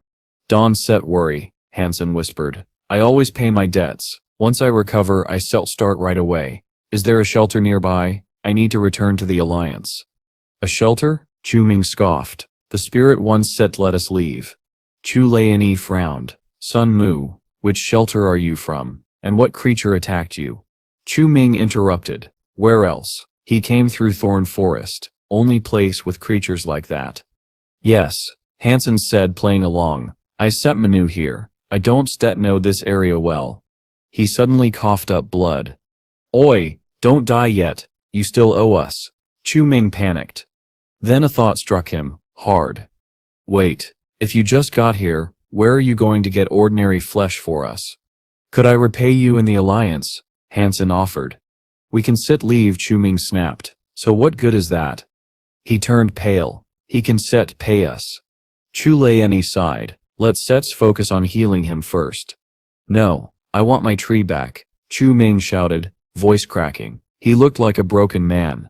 Humans were the lowest class in the third god's sanctuary. Peasants treated worse than many creatures. Most who ascended here were weaker than even the lowest beasts. Spirits commanded them like disposable labor. Growing genoseeds was one such task. Han Sen finally felt strong enough to move. He stepped outside to enjoy the sun, stretching his stiff limbs. The small yard was fenced with worn wooden planks. Zhou Langshi had told him that the house once belonged to an old spirit who used to oversee the garden. After the spirit died, Qing Ming had assigned the home and the surrounding land to her. Even though their inksword tree had been destroyed, Chu Ming and Zhou Langshi still had many lesser trees to tend, just enough to scrape by living hand to mouth. Han Sen walked toward a crooked dying tree in the corner of the yard and climbed onto one of its sturdy branches. After being trapped indoors for so long, the sunlight felt like a blessing. As he leaned against the trunk, he sensed a faint pulse of life deep within the tree's roots. It was extremely weak, barely clinging to existence. But Han Sen immediately felt that the tree's life force was different, special. Is this tree also grown from a genoseed? He wondered, brushing his fingers along its roots. This is the dragon blood old tree, Chu Langshi said from behind him. It grew from a mutant class seed. The spirit who lived here tried growing it, but he had to travel into Thorn Forest to collect special nutrients for it. Her expression darkened. He never returned. A few days after he died, the tree died too. So this is a mutant geno tree? Han Sen asked, studying the withered bark. Yes, if nurtured properly it can grow dragon blood fruit. Those fruits contain mutant class pet beast souls, dragon blood snakes. Selling even one would make us wealthy. She paused, the hope in her voice fading. But it's pointless to dream. Even if the tree were alive, it needs the blood of ordinary beasts every day. Blood scales snake blood is best, but Qingming's shelter doesn't have any. The old spirit died searching for them in Thorn Forest. That's a shame, Han Sen said, sincerely. Even if the blood were for sale, we'd never afford it. This tree is a lost cause. She sighed and returned to the cabin to resume her chores. Han Sen stayed. He stood before the tree, considering what to do next. Suddenly he felt the black crystal inside his sea of soul tremble. One of the crystal's life-filled droplets, the mysterious water drops it had expelled, floated out of his sea of soul and fell onto the tree's root. Han Sen gasped. The dying tree absorbed the drop instantly. Its faint, fading life force flared like a spark catching dry tinder. The tree was coming back to life. Han Sen's excitement surged. These drops can revive dead wood. It wasn't immediate. The tree was absorbing slowly, but it was undeniable. It was reviving. The next morning, Han Sen was awakened by a familiar voice shouting outside. Langshi, come look, the dragon blood tree is growing. It steps too early for jokes, Chu Ming, wash up, and… She stepped outside and froze. Her jaw dropped. You weren't set joking. How did the dragon blood tree come back to life? She rushed toward it. Tiny green leaves were sprouting along the branches. Han Sen came out as well. He felt the revived life force radiating from the tree. He placed his hand on the trunk, relieved but quickly frowned. The tree had consumed every shred of energy from the single water drop. It was growing, but just barely. It had nowhere near enough life force to produce fruit. 2 days later, the leaves yellowed again. Why is it dying again? Chu Ming cried in despair. Langshi sighed bitterly. I don't even know how it revived in the first place, but without the proper nutrients, it was expected. Unless we find bloodscale snakes, it will die again. The old spirit was night class, almost as strong as Qing Ming Night, she added. If he died in Thorn Forest searching for the snakes, then going there ourselves would be suicide. Han Sen stepped forward and said calmly, I know a thing or two about restoring trees. Would you like to try my method? Chu Ming rounded on him instantly. Don't make it worse. You just arrived in the third Godsip's sanctuary. How would you know anything about Geno trees? You think these are like your fancy hedges in the Alliance? Sprinkle some tap water and they magically grow? Do you really think you can help? Han Sen replied calmly, I learned a great deal of botany from a professor I once knew. I was taught these methods back in the first Godsip's sanctuary. Chu Ming scoffed loudly. You seriously believe that nonsense, Leonie? Look, this tree needs beast blood to grow. That sips it, nothing else will work. But we set her out of options, Chu Langshi said. Let Sun Mu try. If you can make it grow again, she said, your debt is more than forgiven. And if it bears fruit, we shall even share a portion of the profits with you. Then I shall try my best, Han Sen said. Here's sips to hoping it works. He headed toward the river, pretending to fetch water. In truth, he needed time to experiment. He had only 2 water drops left, and the tree had consumed the first one in 2 days. Directly using the remaining drops wasn't sustainable. He needed a source, Geno plants with strong life force, for the black crystal to absorb. For company he summoned Meowth. If I knew things would be this tough, I would have brought Princess Yin Yang, Han Sen muttered. Maybe she couldn't fight well here, but she could talk to me, even given me a massage. Meowth meowed in agreement. Han Sen blinked. You understood that, you stir getting smarter. Before long he found a plant that looked especially vibrant. He examined the black crystal in his sea of soul. Black crystal, work your miracle again. You got me into this mess. You can help get me out. The crystal responded. It twisted open like a tiny void and devoured the plant's life force instantly. The plant shriveled into a dried husk within a second. When the crystal stabilized again, a new water drop formed. Encouraged, Han Sen continued searching. Geno plants held no value to creatures or spirits here, so there were plenty untouched. Over a 3-mile stretch, he harvested 5 plants this way. Another mile brought him to a purple water vine growing by the river, about a meter long, rich in vitality. But before he stepped closer, Meowth's fur bristled. The little creature crouched, tail puffed, issuing a warning meow toward the river. Han Sen froze. Injuries had dulled his sensitivity, but he focused and detected it. Another life force behind the vine, small fist-sized but powerful, stronger than any super creature he'd met in the second god's sanctuary. A shadow like a toad buried in mud. Dangerous. Han Sen backed away slowly. If he were healthy, he'd have slain it and taken the vine. But in his current state, a fight was impossible. Later, he promised himself, when I recover, I'll return and kill it. Luckily, the creature didn't notice him. Han Sen retreated safely. When Chu Ming saw Han Sen returning on Meowth's back, he looked startled.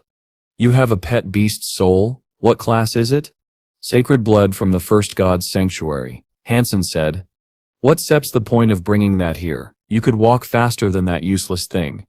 I step injured, Han Sen reminded him. I can walk far. He stepped off Meowth and lifted the bucket from its mouth. He walked to the dragon blood tree and poured the water onto its roots. Then he set the bucket aside and headed toward the house. Chu Ming scoffed loudly. What an idiot. What will water do?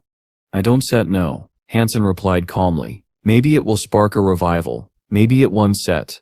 Chu Langshi wasn't nearly as disappointed as Chu Ming. She had already lost most of her hope for the tree. Only Chu Ming continued sulking, but there was nothing more he could do. The next morning, Han Sen was awakened again by Chu Ming's shouting. At this point, the man was practically his personal rooster. How? How is this possible? Chu Ming stood frozen like a cartoon character struck by lightning, staring wide-eyed at the dragon blood tree. Chu Langshi stepped outside, rubbing sleep from her eyes, only to stop mid-stride, completely stunned. Their shock today was far greater than when the tree first sprouted new leaves. Han Sen followed them out, stretching his still stiff limbs. As soon as he appeared, Chu Ming sprinted at him, wild-eyed. "How did you do that?" "Do what?" Han Sen asked calmly. "How did you make the dragon blood tree razzle and dazzle like this?" Han Sen blinked. Even he hadn't expected the tree to grow this much from one water drop overnight. If he'd known it would respond so dramatically, he never would have used an entire drop at once. It was far too suspicious. Chu Ming suddenly grabbed the bucket and bolted. "Where are you going?" Han Sen called out. "To the river," Chu Ming shouted, ecstatic. "If I fetch more water, we can make it grow even faster." Han Sen burst into laughter. "Quality over quantity, my friend. Too much water can ruin a tree. Sometimes less is more." Chu Ming froze, then dropped the bucket, as if it were burning. He rushed back to Han Sen. "Yes, sir. From now on, I shall follow your instructions exactly." Each day, Han Sen traveled to the river to collect more geno plants for his black crystal. At first, he found plenty, but after a few days, the supply dwindled. He rode Golden Growler miles in both directions, but the wild plants grew scarcer with each passing day. Over a total of 40 miles, he found only 41 suitable geno plants. Still, he learned something invaluable. By observing the dragon blood tree's absorption rate, he discovered the exact size of the water drop required for healthy growth. The volume wasn't tied to the plant's life force. It depended on how long the plant had been alive. Older plants produced larger drops. Even the smallest drops from ordinary plants could revive a mutant geno tree. It was an astonishing power. Han Sen could harvest life force and grow plants in days that should take centuries. The water drops also worked on pet and mount beast souls. Meowth and Golden Growler each absorbed a tiny amount and seemed to grow stronger. They couldn't drink much, so the effect wasn't obvious, but it was noticeable. The Devil Ant King armor, however, could not absorb them. Han Sen considered drinking a drop himself, but after rubbing one on his finger and watching that finger instantly age decades, he abandoned the idea. Half a month passed, and the finger still hadn't recovered. The wrinkles were faint, but unmistakable. A month passed. Han Sen fully recovered. He could use Dongshuan Aura and Holy Light again, and his body felt as good as new. "It's time to kill that copper toad," he said one morning. He took his bucket to the river as usual. The water vine was still there, and so was the copper toad.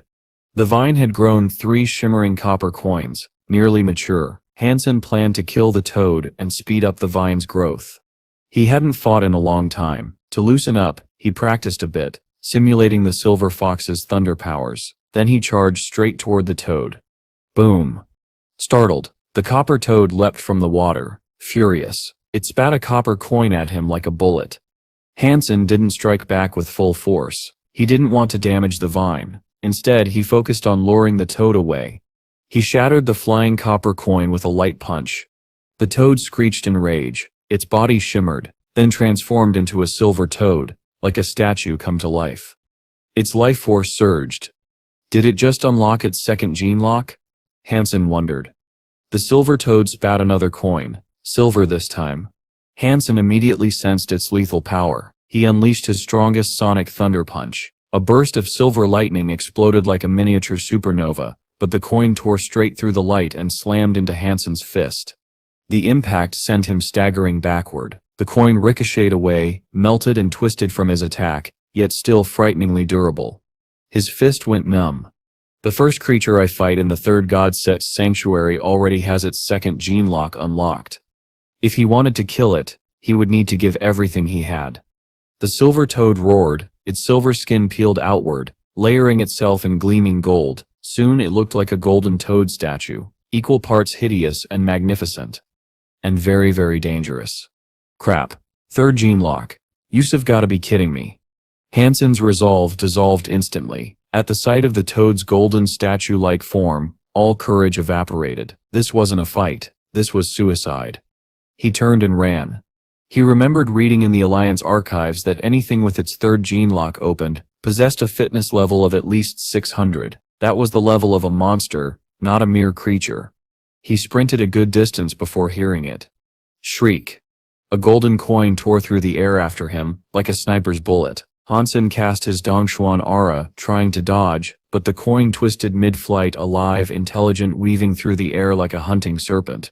Right as it neared him, it changed direction again. He couldn't set dodge. He had one option left. He threw a sonic thunder punch. The coin tore through the thunder force like it was paper and slammed into his fist, yet instead of smashing his bones, the coin flattened itself against his hand, sticking to him like a magnet. The next instant, Han Sen felt as though a mountain had dropped onto his shoulders. His knees buckled, and he fell. This toad step's powers are weird. Another shriek. Another coin.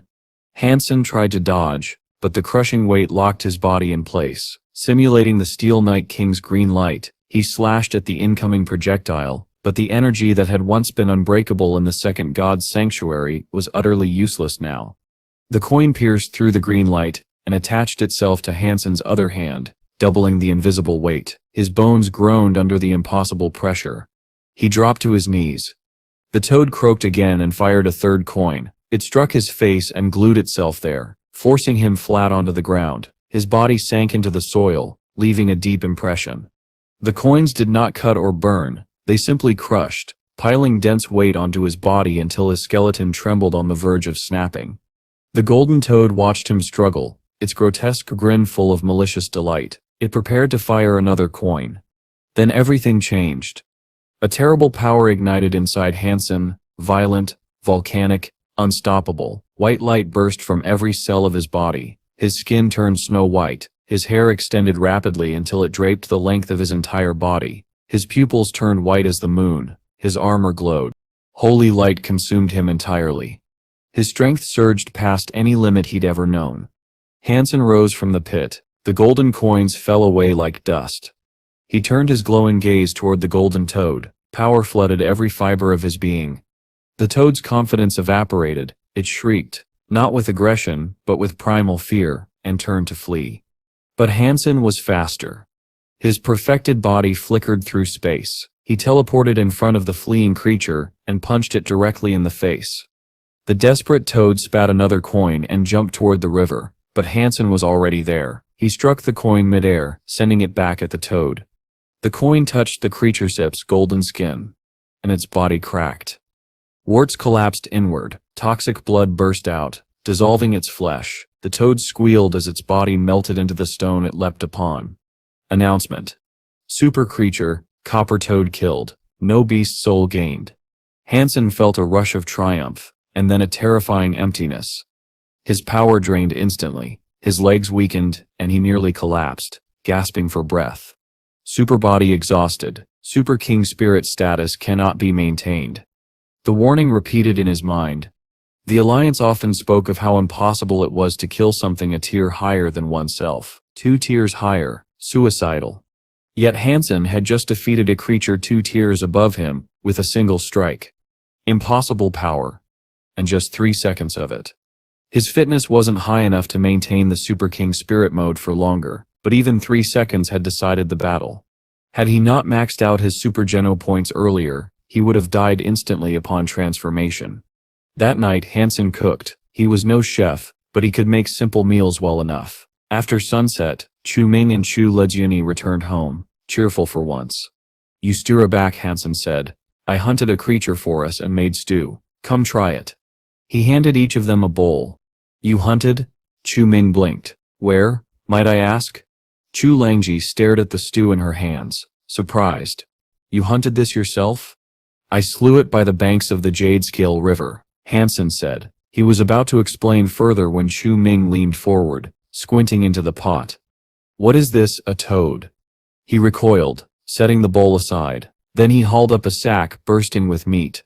"Why are we eating toad? We bought ordinary beast flesh, blood goat meat, at a great price too. Throw this slimy thing out, and cook something decent instead." They had lived in Qingming shelter for years, but had never dared hunt ordinary creatures themselves. Humans here were weak, treated like tools. Buying meat was safer than risking their lives. It never crossed their minds that Han Sen had genuinely killed an ordinary creature.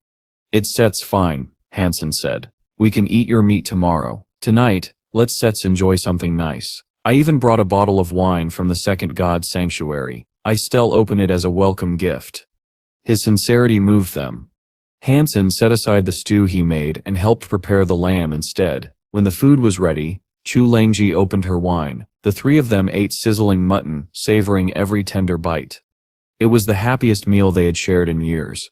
Sanmu Chu-ming said between mouthfuls, "You are almost healed.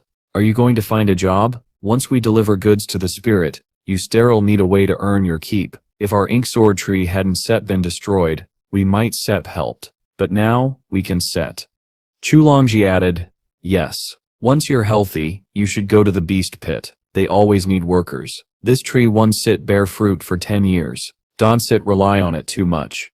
"I'll look for a job tomorrow," Han Sen replied.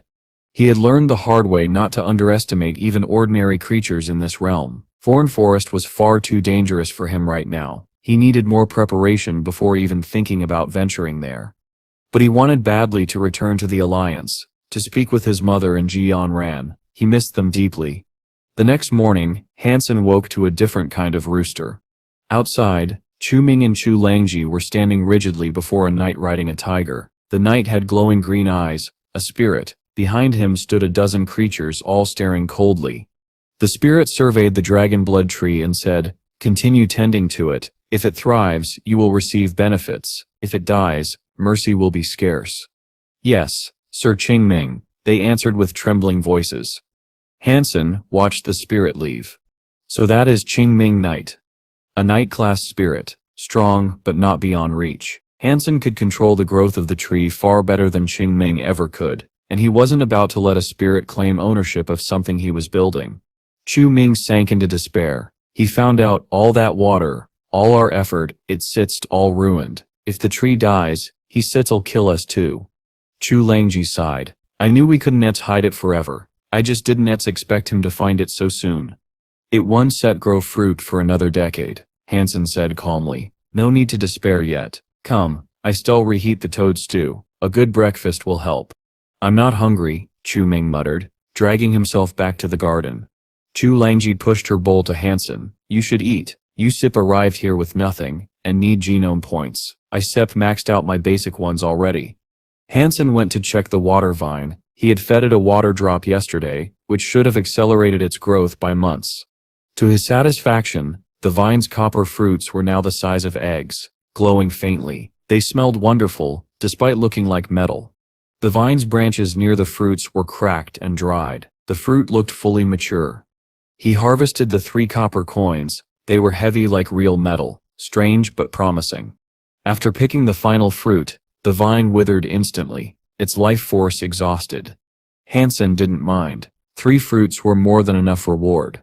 He pocketed them and headed toward Qingming's shelter, about 12 miles away. Along the road, he saw many creatures. None attacked him. They all belonged to spirits or humans, and were too disciplined to engage without permission. What amazed Han Sen most was the market. Creatures were trading goods like civilized merchants, geno seeds, geno fruits, even slabs of beast flesh. No spirits were present, but their influence was everywhere. As Han Sen browsed the stalls, something tugged at him. He turned to see a red-haired monkey pulling on his sleeve, pointing at his pocket. The monkey then showed its own goods, motioning eagerly. "He wants to trade?" Han Sen asked. He pulled out 1 copper fruit. The monkey's eyes sparkled. It nodded excitedly and immediately tried to snatch the fruit from Han Sen's hand. Han Sen snatched his hand back before the monkey could grab the copper fruit. "I don't want that thing," he said flatly. The red-haired monkey hurriedly stuffed the rejected item away and presented another trinket, chattering eagerly. Han Sen examined the pile of odd fruits and materials it possessed. After a moment, he picked up a few of the better items and said, "How about this? I still take all of these, and in exchange you get 1 copper fruit." He had many water drops now. What he lacked were good geno seeds to grow something worthwhile. Unfortunately, Qingming shelter was only a night-class shelter, and rare seeds were nearly non-existent here. The 3 copper fruits he had harvested from the water vine were the most valuable items he'd acquired recently. The monkey accepted instantly. Not a moment's hesitation. It grabbed the copper fruit and devoured it in ecstatic greed. A pleasant fragrance rose from the chewed fruit, and then the monkey spat out the empty copper shell. Han Sen turned to leave, but the monkey suddenly grabbed him again, begging for more. "I'm done trading," Han Sen said, stepping away. But the monkey refused to give up. It lunged for the remaining copper fruits in Han Sen's pocket. Han Sen didn't move. He simply lifted his hand and cast the Dongshuan Sutra. A coin formed at his fingertips, a mimicry of the copper toad's power he had studied carefully. The coin fired straight into the monkey's forehead. The monkey froze, then toppled as though its skull had been filled with iron. It couldn't even lift its head. It tried to scream. Han Sen flicked another coin, sealing its lips shut. Without sparing it a glance, he walked away. His reproduction of the toad's suppressive coin effect had worked perfectly. As Han Sen explored the other side of the market, a spirit suddenly stepped in front of him, blocking his path. The monkey's master, Han Sen instantly went on alert. But the spirit bowed. Its appearance was strange, fish-like fins for ears, one red eye in the center of its forehead. "How may I address you?" the spirit asked politely. "My name is San Mu," Han Sen replied cautiously. "What's going on?" "I saw how you subdued that monkey," the spirit said. "Your ability to restrict movement is remarkable. I wish to hire your aid. I can pay you with spirit genes." Han Sen's interest sparked. "What do you need?" "I want to tame a wind beast," the spirit explained, "but its strength is considerable. Subduing it long enough for me to bond with it is difficult. If you suppress it, I can complete the taming ritual." "What's your rank, and how many spirit genes will you pay?" Han Sen asked. "My name is Yu Yan. I am a knight. I can offer 10 fire element spirit genes." "Deal," Han Sen said. "But even if you fail to tame it after I do my part, you still pay me." "Of course. In fact, allow me to pay you now." Yu Yan extended his hand. A golden flame floated from his palm into the air and drifted into Han Sen's hands. Han Sen absorbed it. Night class fire gene 1. Yu Yan handed him 9 more flames. Han Sen absorbed them all. Fire genes wouldn't raise his physical power, but they would greatly improve his fire-based attacks and defenses. With payment complete, Yu Yan led him out of the market and into a tranquil park. A massive metal cage sat beneath a tree. Inside was the wind beast. A lime-green wolf, enormous and ferocious. It slashed at the bars with blades of wind, snarling and howling in fury.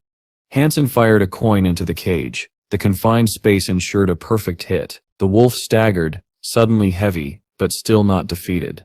Angry, it threw more wind blades at Han Sen. He fired again, and again, 7 more times. At last, the wolf sagged to the floor of the cage, breathing heavily, its eyes dull with hopelessness. The first tier of the Dongshuan Sutra really is weak, Han Sen thought. If I had the toad's mastery, 2 coins would have been enough. I need to unlock more gene locks. But Yu Yan was thrilled. With the wolf subdued, he opened the cage and bent to place his taming mark on its forehead. But even beaten, the wolf refused to submit. Yu Yan pulled out a whip, its leather wreathed in flame, and struck the beast. Again and again. The wolf's fur burned away, leaving charred skin. Finally Yu Yan stopped, exhausted. "This beast is too wild," he said bitterly. "It comes from Thorn Forest. No wonder." Han Sen froze. "It steps from Thorn Forest?" "Yes. I found it there. It has opened 4 gene locks. It cost a dozen ordinary creatures just to capture it. And still, I can tame it. Killing it for meat would be a waste." Han Sen's pulse quickened. This was exactly the kind of mount he needed. "Would you sell it?" Han Sen asked. "If I can tame it?" "Of course. What will you pay?" Han Sen took out a copper fruit. Yu Yan's eye widened. "A copper fruit? These only grow deep within Thorn Forest. Where did you get this?" "I found a vine by the Jade Scale River," Han Sen said. "Fortunate indeed. The seed must have drifted downstream." "Then would you take this in exchange?" Han Sen asked. Yu Yan nodded immediately. "Yes. Had I tamed it, it would be worth more. But since I failed, this is a fair deal. Take the beast." Han Sen removed the suppressive coins. The wind beast was too injured to move regardless. Golden Growler carried the mighty wolf back home. If Han Sen could tame it, Thorn Forest would become far safer to enter. If he failed, progress would be slow. But either way, this creature was a priceless stepping stone toward what he needed to do next.